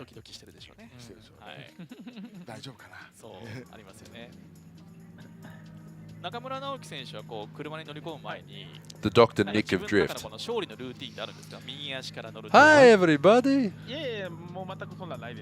Wait, Dr. Nick? Dr. Nick Riviera from the Sim. Look at those tires. They're pretty shaved down. Yeah, that's. I don't think it was close enough to read the tread wear. Oh, right. I was like, wait, I think I can, but then they ran away. All right, here we go. Final battle of round 7. We have Hibino versus Tanaka. So Hibino right now trying to go for first place in the championship. He's getting a bit of a run here over his rivals, Daigo Saito and Naoki Nakamura. But Semi as well in the S15 Sylvia. Can he get the win? Whoa, that's very close on the entry. Semi is pushing hard. Wow, do you think Tanaka wants this? Right. Semi wants this, but he's lost a lot of angle. There's a bit of contact there, and he lost a lot of angle. Hibino keeping that angle nice and clean over the finish line. Tanaka starts to catch back up, trying to get those proximity points, but did he have enough angle or not? Now, keep an eye on these zones, too. Oh. ちょっと近づきすぎてパニックブレーキみたいな感じだった。 Gonna be a -2 unless they say that Unless he they only say went they off pushed because, him. yeah. We'll see what they say. So we do have human judges looking at the things like that, like contact. Maybe they'll say that Semi went off track, a wheel over the edge because he was pushed right there. You can see the steering wheel being turned very hard there after that contact. つけきらなかったのが、日比野選手が意外に返した後に減速したのがで、ちょっと合わなかったですね。Oh. If you want to say something? No, I was just observing the run just to see. Ooh, that was so close on the entry there too. Yeah, so right, because Tanaka really, at first, seemed like he was just on it. He really wanted that win. He was not going to let the proximity points go to waste. But then after the collision, he had no real chance to catch up again. He was then playing the catch-up game where you're like a car and a half behind, and you're like, come here, and you can't quite reel him in. Unless the lead car makes a mistake of some sort. All right, so let's watch this. Let's see how much of a bonk it was. It wasn't much, but it was definitely there. Almost not even noticeable from there, it wasn't honestly. even noticeable from the inside, it's true.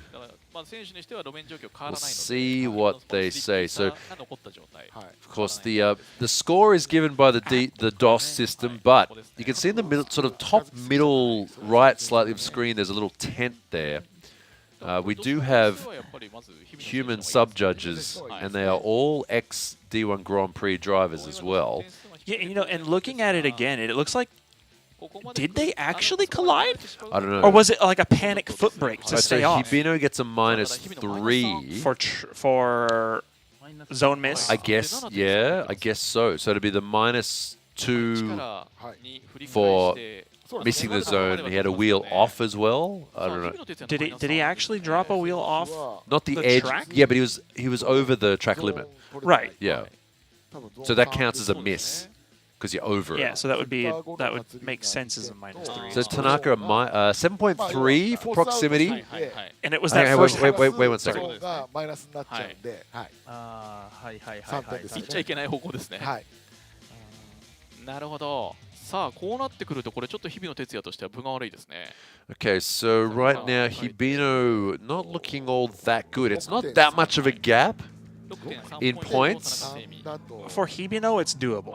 Yeah, he really needs to lock it in, but Tanaka is just going to be violent right now in the lead. It's either going to, like, I know it's, well, yeah, obviously, but it's going to go sort of one way or the other, kind of obviously, I think. I think at the end of this run, we'll know who gets it. Yeah, well, there won't be any doubt. I don't think it'll be well, maybe, but we say that, though. But all right, here we go. Final battle of round 7 here. Hibino versus Tanaka. This time Tanaka in the lead. Is Hibino going to kind of dial it back and be clean, or is he going to get in there? Lead car hits that zone. The S15 Sylvia, he's losing a bit of speed though, but also Hibino holds a bit too much angle too late, starts to slow down. You know, top down. Here we go, drone shot. That's a bit of a gap there. Oh, that's tire out. That's going to be a tire out. -2. So comparing this to the first battle. Yeah. Is it as clear as you think it was? Yeah, no, it's not, actually. No, it's really not. Well, I mean, I can guess, but it's not going to be as obvious. So I was wrong. I thought it was going to be obvious one way or the other. It's kind of not. I guess neither of them want to overextend. But honestly, I think chase car there kind of fell off a bit. You know, all things considered, yeah. I don't want to say it because I'm probably going to be wrong, but I understood feel like it might go to Naka, actually. Yeah. I mean, it's like pretty stable angle there. We still have very little smoke too, so the track is still a bit wet. Yeah, I mean, they've still got their wipers on. Yeah.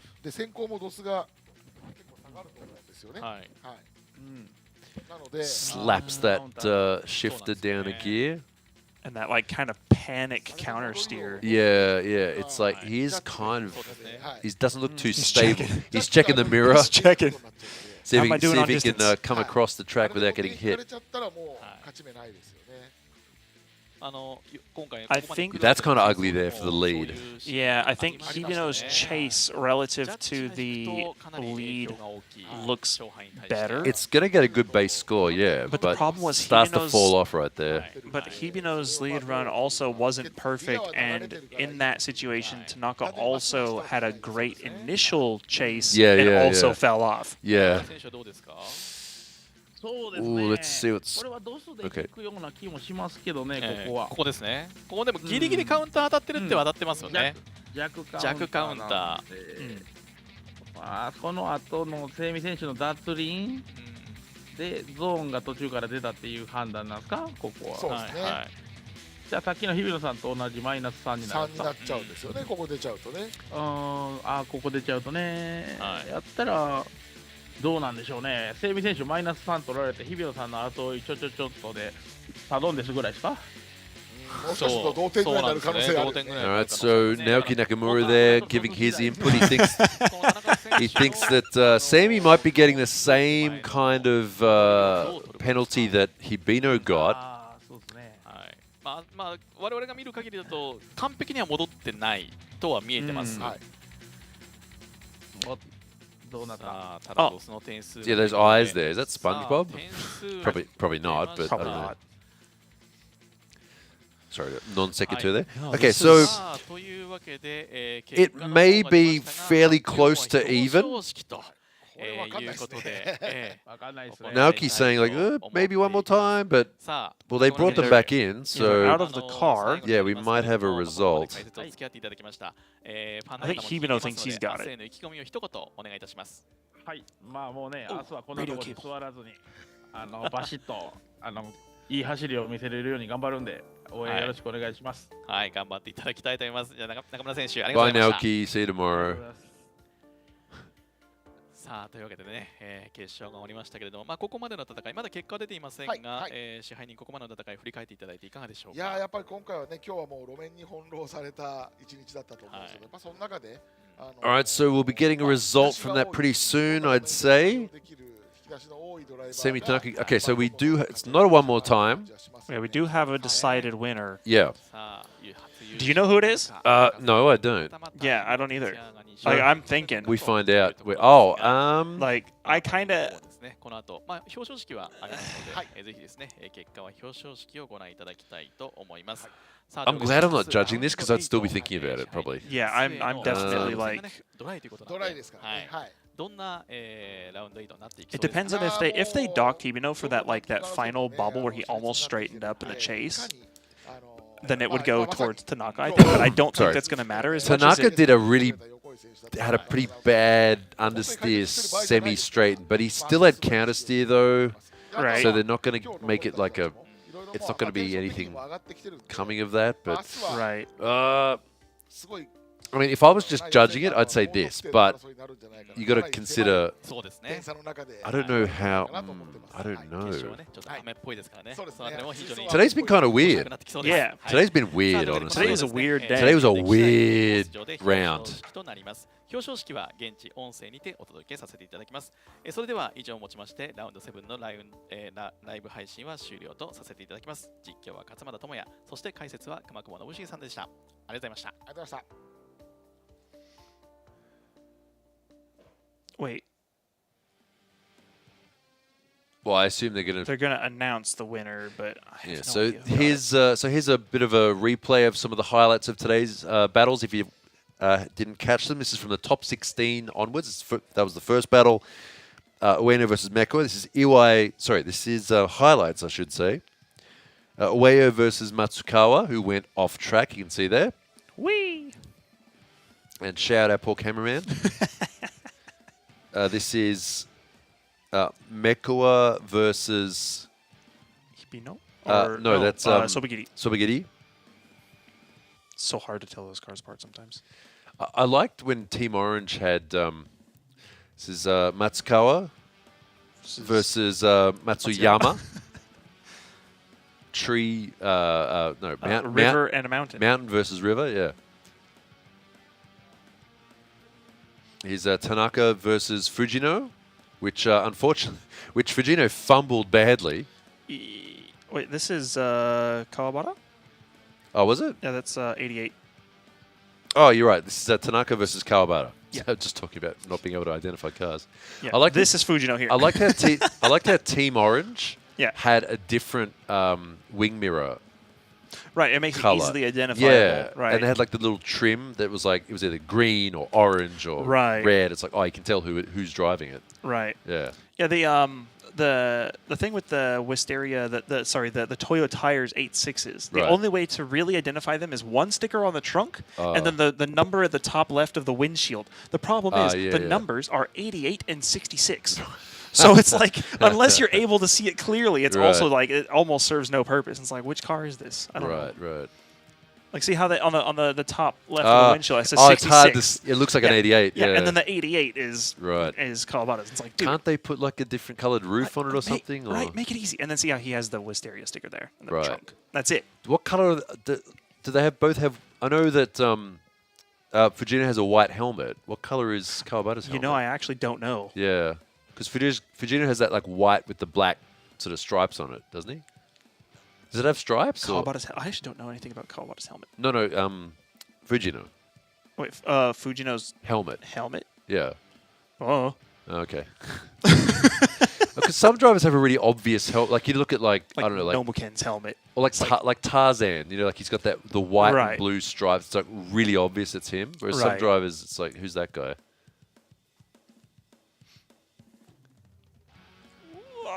Ugh. So we had zero contact at Ebisu. We've had so much today. Yeah, which is usually like backwards. Yeah. So I feel like Ebisu is one of those venues, whether it's at Nishi or not. Like Ebisu is one of those venues where people just kind of let it all just send it. Because everyone people usually want I want to win at Ebisu. Like, you know, it is kind of the thing. Bit of a prestige to it.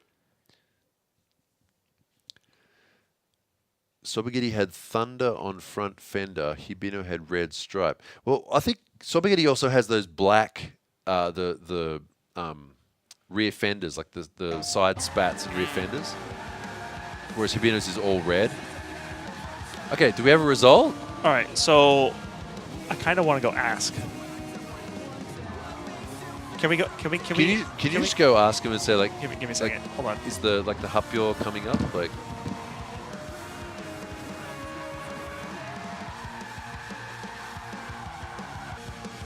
Just going to find out how long they're going to announce it.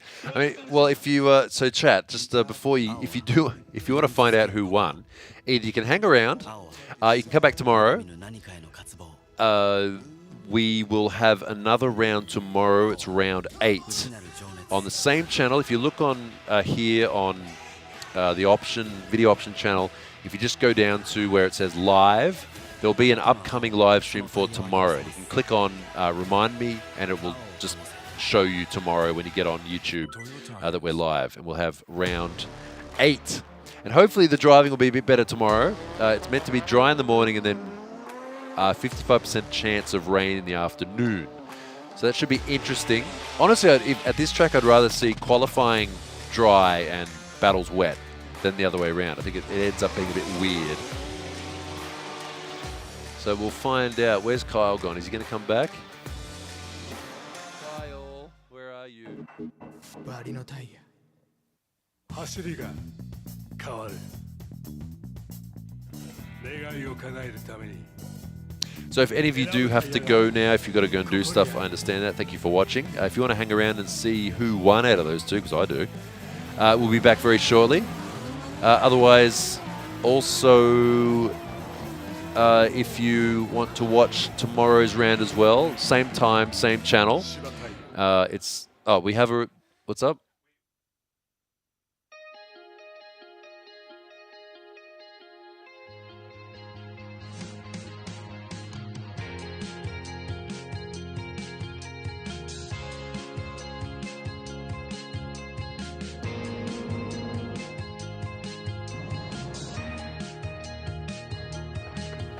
Okay, chat. Apparently, because the crowd is all the way over on the actual track, on the big bowl area, and they're doing the award ceremony down by the front straight. Apparently, there's going to be like a 10-15 minute wait before they do that, according to Kyle. Yeah, so I just went and asked the production crew next door, and I was like, guys, do we have a winner? Like, what's going on? The stream just kind of went to the end reels. Like, what the heck is going on? And they basically said, no, we have a decider. We have a decider. No, we've decided on a winner. Yeah. We know who has won, but we're not going to say until we get everybody kind of moved over, because at this track they're not allowed to just kind of like go onto the track and then say who wins. Like they have to go over to like the kind of like the pit area, right? The like hot pit area where they're paddock. going to be like, hey, this is like where the award ceremony is, and then they can say who wins. Okay. And apparently that's a venue thing. I don't remember that being a thing, but I guess it is. Yeah, so. apparently that was like a venue thing that said that. So we don't even know. Like, we don't even know. So I did that once. I leaked the result once. Yeah. Yeah. And since I know who it is right now. Oh, you do? Yeah. I'm like, I want it, but I can't. Wait, point at who it is. Oh, really? Okay. Yeah. Okay. So okay. yeah. Sorry, chat, we can't. Yeah, I can't say that.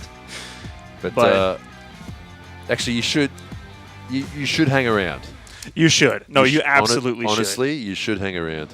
I wish I could say, but I'm like, I can't say. I guess you could say it's like contractually obligated not to leak. Yeah, I mean, we have to be professional, so. Yeah, this isn't a cell phone. We're not allowed to leak it 6 months early. You know, that's not how this works. Oh, okay, yeah, gotcha.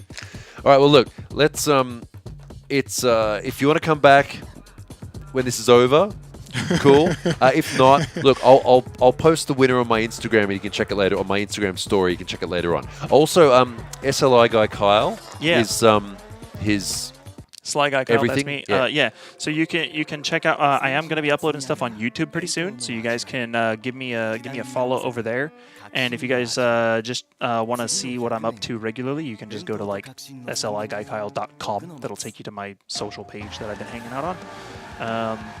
Yeah, I'm not going to plug myself too much because I don't want to be that guy who's like, oh, but yeah, I have Discord. I have all this stuff. If you guys are in Alexi's Discord, I'm there. You can find me there. I don't chat very much, but you can find me. Yeah. I do have a channel right now. If you let me just message in chat real quick so you guys can find it. I do have a channel. It's got just some clips of stuff. But yeah. Gonna be trying to do more because I've got a lot more slide. Well, see, so that's the thing, right? Is like my kind of screen name handle thing wasn't ever supposed to be said, and then it ended up getting used for some stuff that I wasn't able to change, and I don't want to change at this point. So I'm just gonna stick with it. And if you guys want to call it Slide Guy Kyle, but like it's Slide, that's cool. It'll be an inside thing with us, just us. That'll be cool. But yeah. Here, let me go to live chat real quick. I'll just give you guys some links real quick. Shameless plugs. If my chat will load.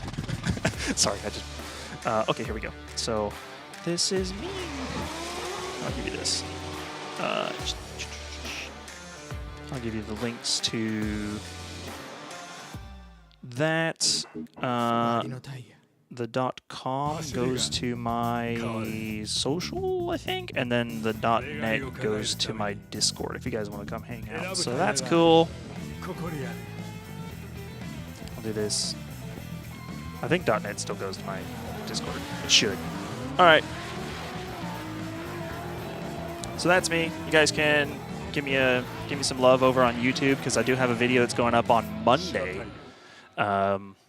Let me know how it is, like actually, because it's the first time I've ever tried to properly edit a video. I had a friend of mine help me with it because I have no idea what I'm doing yet. I'm just a driver mostly. If you guys didn't notice, I pay a lot of attention to the setups of the cars. I know some of the drivers. I've been driving for like 20 years. It's just kind of a thing. So I'm trying to just, experiment with some of the internet stuff. Since I started doing this, I figured, hey, might as well, right? Because we're all here to have fun and talk about cars and nerd out, so why not?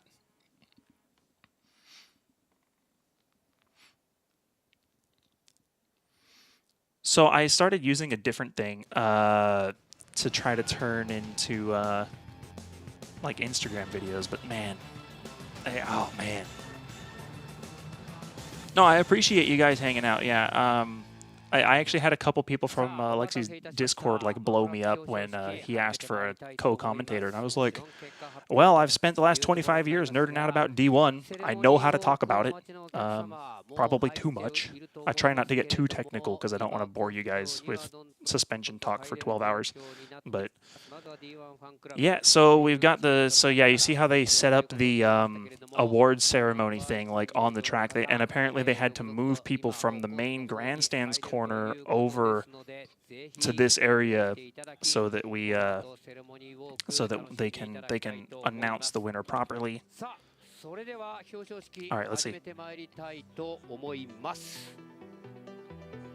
Are they going to announce it now?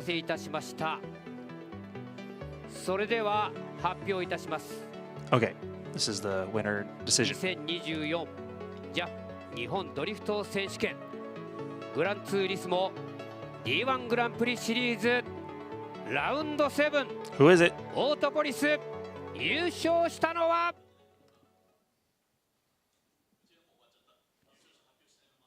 日比野哲也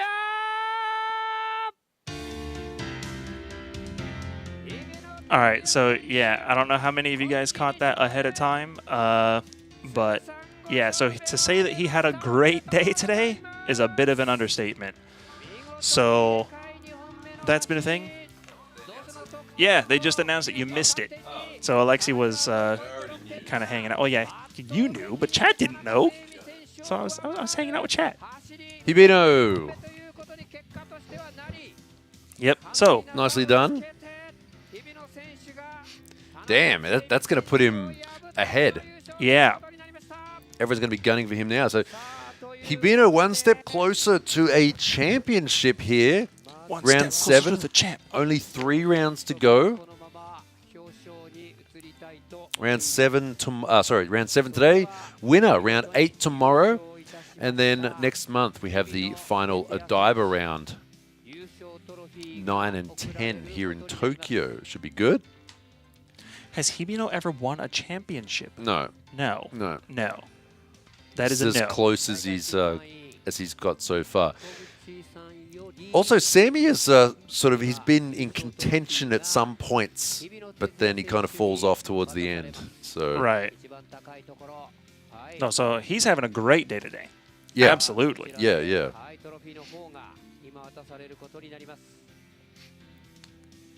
Where is the third?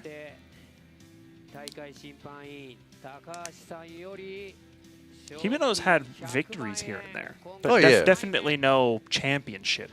Yeah. No, not yet. Is this the year? Could be. It seems like it might be. And actually, that's right there. Former champion, giving him that there, Kuni. Yep. I think the 2012 champion. We have the same last name, just spelled different. What do you mean? Kuni. Because he goes by Cooney. Oh, Cooney, yeah, Cooney, yeah. No, yeah, true. Stupid joke. I never thought of that. Yeah, it's true. Yeah. Hibino was a contender in 2009. He got second until the penultimate round where he got engine trouble. Yeah, what a way to lose a championship, huh? Like. Yeah. He blew up when. I think it was in 2006, probably, when he did that jumping drift at Ebisu and blew everybody's mind. Yeah, that was pretty cool. I want a big check for $1 million yet. That'd be nice. That would be nice. Just win a D1 Grand Prix round. It's easy. Let's go do it. Easy. Just spend the 10 times 5 million, yeah, more than that probably, yeah. Shibataya happy once again with another win.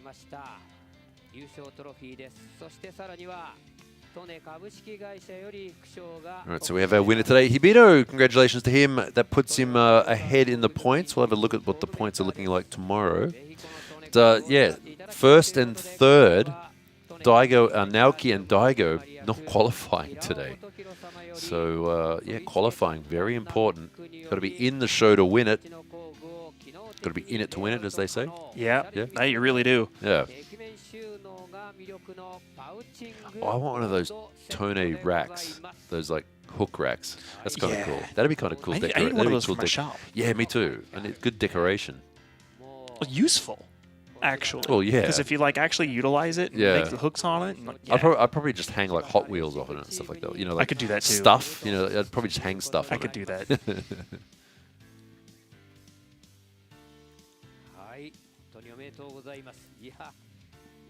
Uh-oh. What?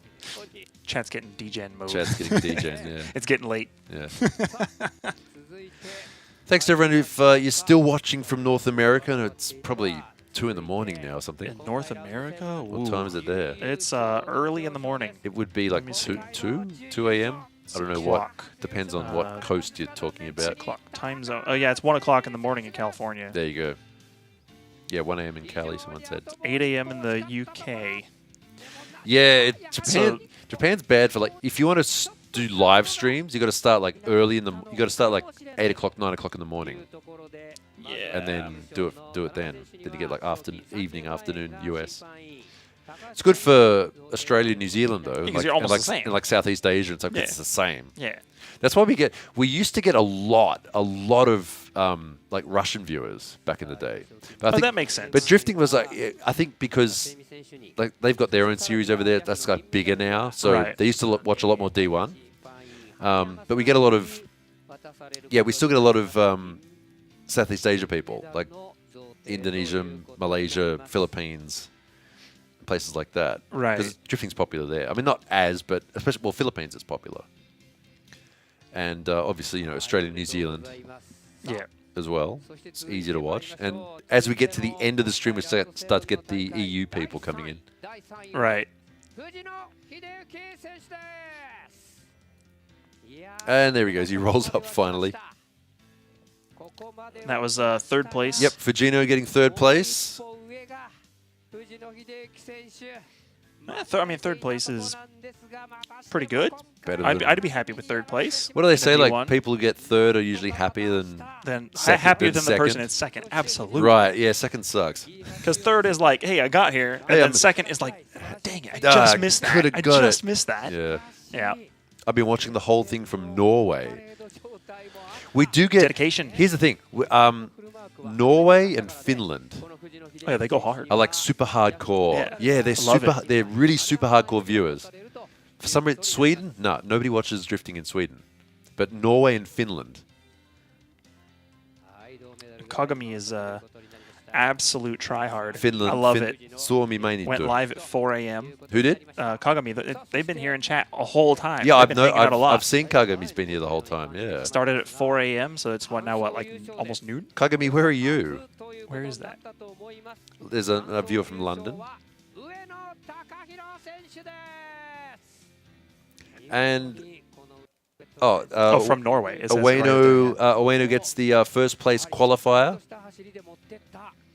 Fortunately, got knocked out in the first battle, but managed to get first place qualifying.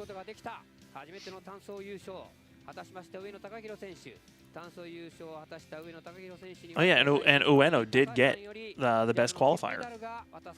Mexico. Oh, Eduardo's always here. Eduardo's a pretty big viewer of the stream. Oh yeah, I feel like I've Mexico. seen that name around. I got to get acquainted with a few more of you. I do know there's quite a few regulars that hop in chat. Oh yeah.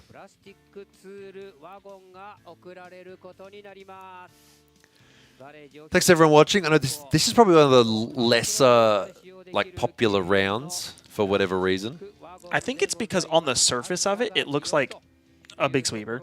It's like, okay, whatever. Yeah, true. But I think tomorrow, if somebody in chat reminds me, or maybe you remind me. Well, it's going to be the weekend as well. So, right, but yeah. maybe we For the can rest of the world. explain a little bit more about the track to explain why the track is hard and what makes it cool. I mean, we did a little bit today, talking about the banks and the downhill and all that stuff. Like maybe just refresh and remind people about why AUTOPOLIS is actually hard and scary. What I've sort of talked to them about, doing more. Like, we have like bring in a separate stream machine and like have our stream, like so we have a camera and That would be fantastic. We can run like extra VTR and stuff like that on top of that. Like I always thought it'd be cool to like be at I sort of talked to them about this at one point, like be at, if we're at the venue, like make a little walk around video like in English, and then play that during breaks instead of just the ads. Yeah, we might be able to do that at actually, yeah, you bring up a good point. I saw in chat earlier, yeah, with the very first comment as soon as the ads went up was need subtitles. Why is that? Because all the ads are in Oh Japanese. yeah, true, yeah, that's right. Yeah. And also we we might, I mean, they said to us before, like, oh, do you guys want to? I think they want to do the live stream here again, even for Odaiba. Which is honestly just because fine. it's just, I mean, it's easy for the production crew, and you know, it's like it's November and it gets cold and windy, and there doesn't really there's no reason for them to be there. But they said to us like, oh, do you guys want passes for Friday? So like, we could go there on Friday. Yeah. I mean, I want to go there on Friday. Oh, I'll go there on Friday. Yeah, absolutely. Like we won't stream, but we could like, I don't know, get some video or something. Or I don't know. I'll bring my camera. Yeah. We can point cameras at each other. There you go. But we'll see. Yeah. Okay, everyone, so that is your result for today. Hibino takes the win. Second place, Semi Tanaka. Third place for Gino. And we will be back tomorrow for round 8 of the 2024 season of Gran Turismo D1 Grand Prix at Autopolis. We'll be back tomorrow. The stream will continue running, but we will be back tomorrow to continue the English broadcasting. Thank you so much for joining us here, everyone. All the consistent viewers of the stream, we appreciate you a lot. Anyone who's new, hope to see you again at another round. We have 3 more rounds to go this year. And we'll be back again, like I said, tomorrow, 9:45 Japan time. You need to work that out, like wherever you are. Time here right now is 5 o'clock, so I don't know. Add 4 hours and plus add 12 to that. Right, 16 hours. Yeah. Yeah. Well, it's sort of easy. You go like flip the time and then add 4. You know. Like, yeah, I do that. Yeah. I do that. Like I'll do like a easier. -3 and then plus a day sometimes. And Yeah. like, okay, that's how that works. Right. Or whatever. Right. Like, Like that. Yeah. So like add. So whatever time it is where you are, like make it AM and then add, or AM or PM and then add 4 hours, and we'll be back here. Math. You just made that so complicated, dude. It's easy. Everybody has a smartphone. Just but people want to be. Let's just feed them the information if they want to. Yeah, Yeah. true. Or I mean, true. actually, Mato Atako says a good point. Just below where you're watching if you're watching on a browser or whatever, just open the channel. And then where it says like videos, shorts, live, click on that, and there's already a live. Yeah, you can set a reminder, and below the video it'll say live in. Yeah, however many hours. Yeah, like in however much time. And if you click the little like the ... next to it, it'll say like set reminder. Yeah. And if you have alerts on, it'll tell you when we're on. If you don't have alerts on, like if you open YouTube, it'll usually come up like in your recommendeds. So like your homepage, I guess. Yeah, when it's working, yeah. Yeah, true. All right, everyone. All right. We'll see you tomorrow. It's been Alexi, aka NORIYARO on YouTube, and Sly Guy Kyle, just Kyle. And we'll see you tomorrow. See you guys tomorrow. Bye for now. See you tomorrow. Bye. シリーズチャンピオンって取るぞって言って目標掲げてやってるんですけど、そこに目移っちゃうと多分ね崩れちゃうんですよね、人間って。だからトータルでまだ終わってないので、集中力切らさないようにね、一個一個コツコツいきたいなと。まあでも1位になったから、もちろんねチームもね士気も上がるでしょうし、だから本当に無駄な事故しない、車壊さない。でやっぱりファンの皆さんにいい走りを届けるっていうのをね、次の明日の戦いでも見せたいなと思ってます。いつからそんな堅実な日比野哲也選手になったのか、全く生まれ変わった形じゃないですか。それが俺が日比野だということなんだと思いますけれども、ぜひですね。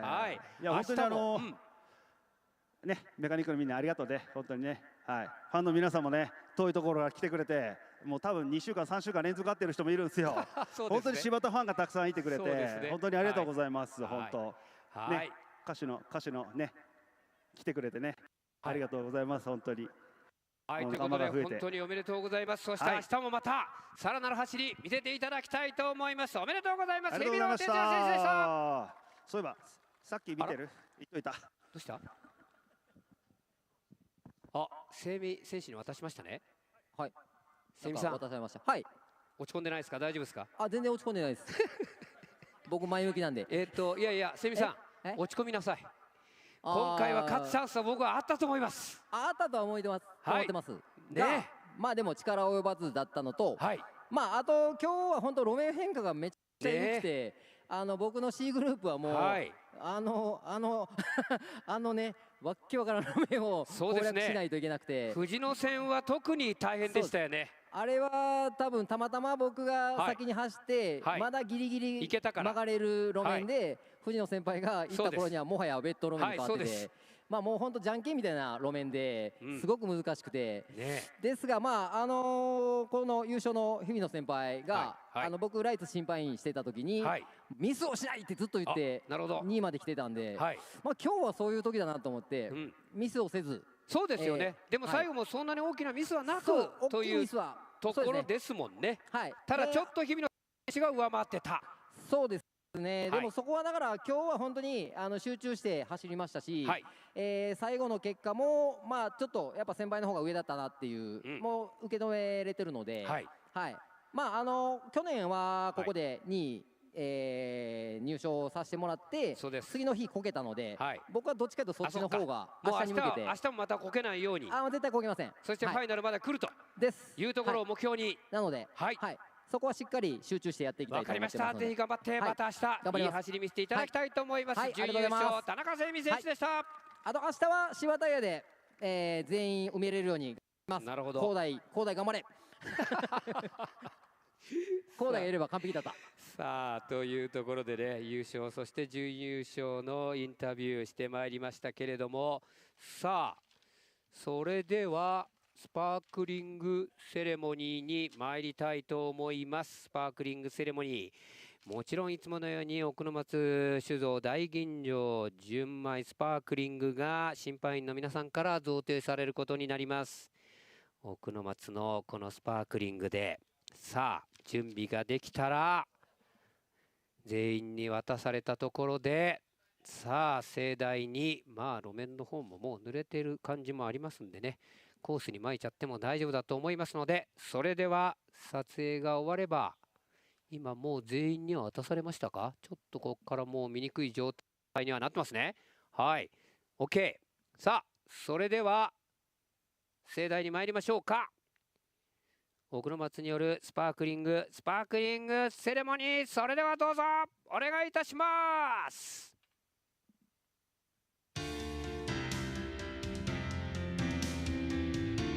さあそれぞれはやはり明日がありますんで掛け合うことなく、今スパークリングセレモニーが行われているということになりますが、さあ、ではこのタイミングでまずはですね、今日の最終結果ということになりますけれども、今日第1位日比野哲也、第2位田中聖美、第3位に藤野秀樹、第4位松山奥斗、第5位高大、第6位川端正人、第7位に松川一也、第8位に明小幸次郎という結果でございました。そしてシリーズランキングポイントは、まずは現在ランキングトップ133ポイント、日比野哲也選手がここに来てトップに立ちました。そして第2位は今回ベスト16に行けなかった中村直樹選手が119ポイントですから、1位と2位の差は14ポイント。日比野が逆にこれはかなり大きな差と言っていいぐらい、ここラウンド7で持ってった。そして第3位斉藤大吾変わりませんが106ポイント、ベスト16には上がりませんで、なかなかポイントは増やせないというところでしたが、なんとか3位はキープ。そして4位にはそば切り光大選手が94ポイント、縮めてまいりましたそば切り光大選手。しかしもう一歩上行っときたかったというところかもしれません。ランキング5位には松山奥斗選手が上がってきています、79ポイント。そして第6位に藤野秀幸選手が63ポイント。そして今回の準優勝で第7位まで田中聖美選手が62ポイントで上がってきたというシリーズの結果、もちろん最終ラウンドお台場に向けては明日の戦いがどういうことになるのかというところで、明日の戦いが非常に楽しみになってきたシリーズ争いも含めてということになりますが、いやー、さあここでまだ表彰の方、撮影の方は行われていますが、審判員上本さん、はい、まずはやっぱり単走の路面の状態からいろいろとやっぱりありました。一日長いなんか戦いだったというところでも、あっという間に終わった。そうですね、まず今回は、はい、シリーズをね、争ってここまで来てた上位選手がですね、単走からことごとく姿を落としていったっていう、まず波乱であり、でこの悪天候、路面の切り替わる中で上野選手が単走優勝するという驚きの展開からまず幕を開けたんですけど、あれもいろんな意味での運もやっぱりこの D1 ってやっぱりそこ勝負の一つですから。そうです、特に今回はね、本当に天候に左右されるラウンドだったかなと。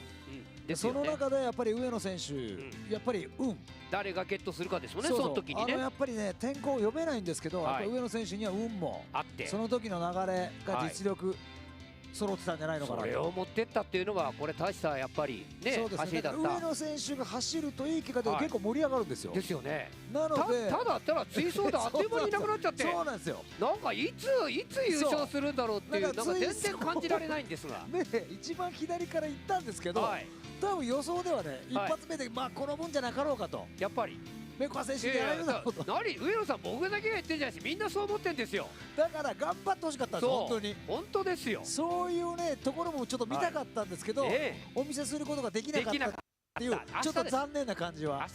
明日ちょっと見てもらいたいなと。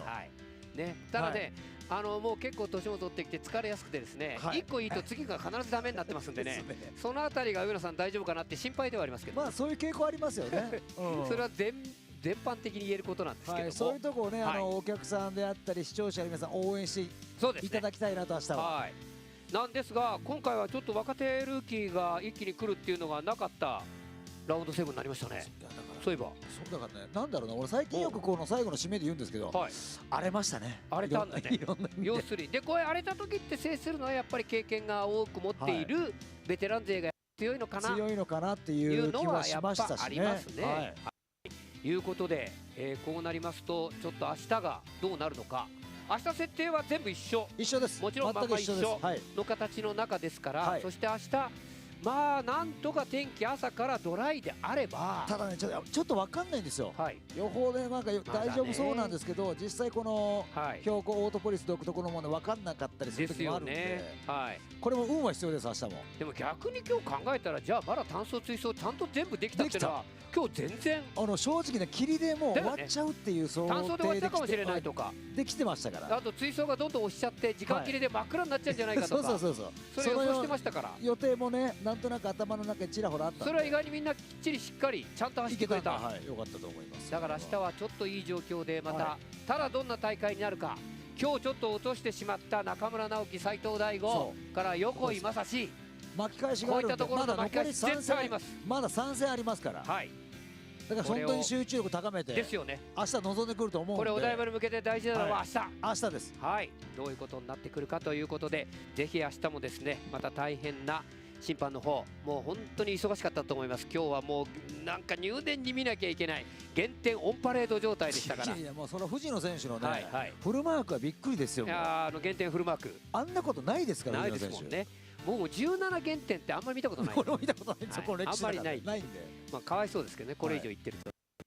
本当にね、ぜひまた明日どうかよろしくお願いいたします。ということで、明日はいよいよ日曜日ラウンド8ということになります。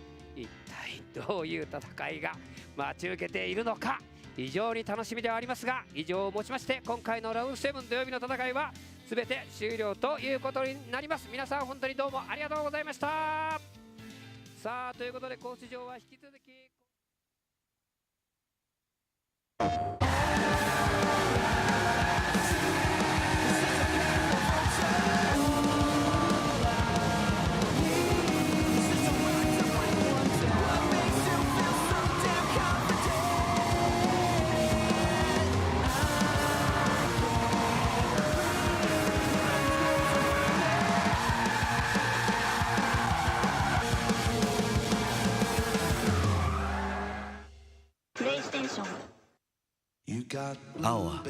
挑み続ける心。青はまだ見ぬ何かへの渇望。青は内なる情熱。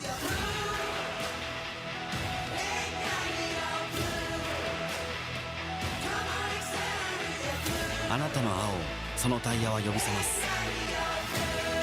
青を灯せ。Toyo Tires.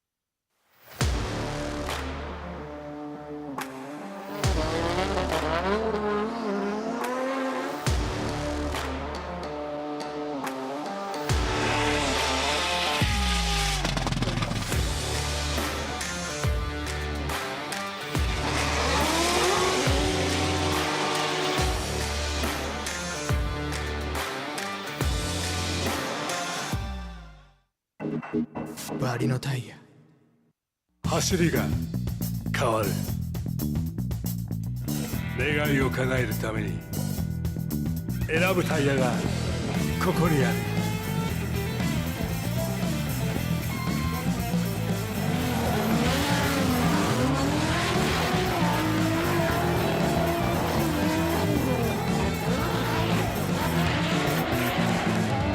芝タイヤ。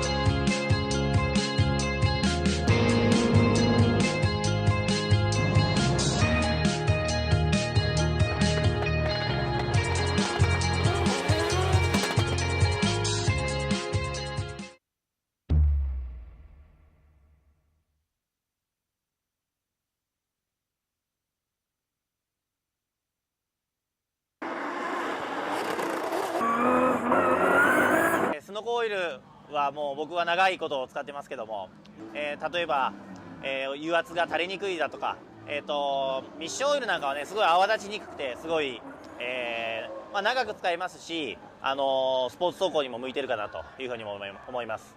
ぜひ皆さん使ってみてください。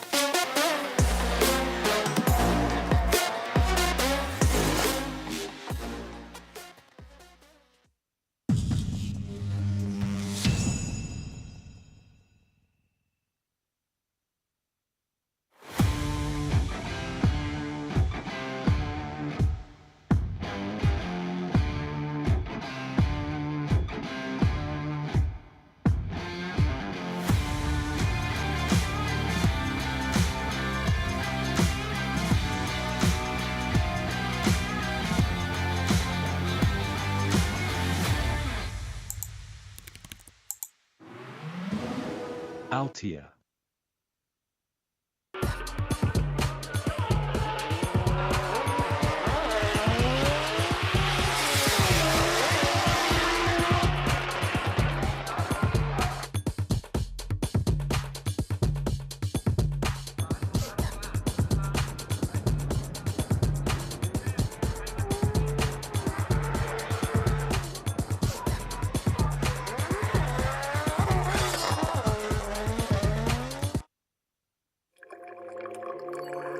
先人が積み上げた伝統の味わい、時代に合わせた革新の味わい。次の100年に伝統と革新の300年、奥の松。 In a world of extreme,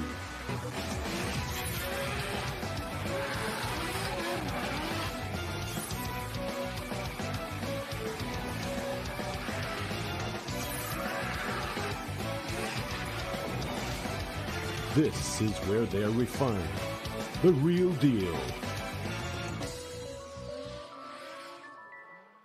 Cusco.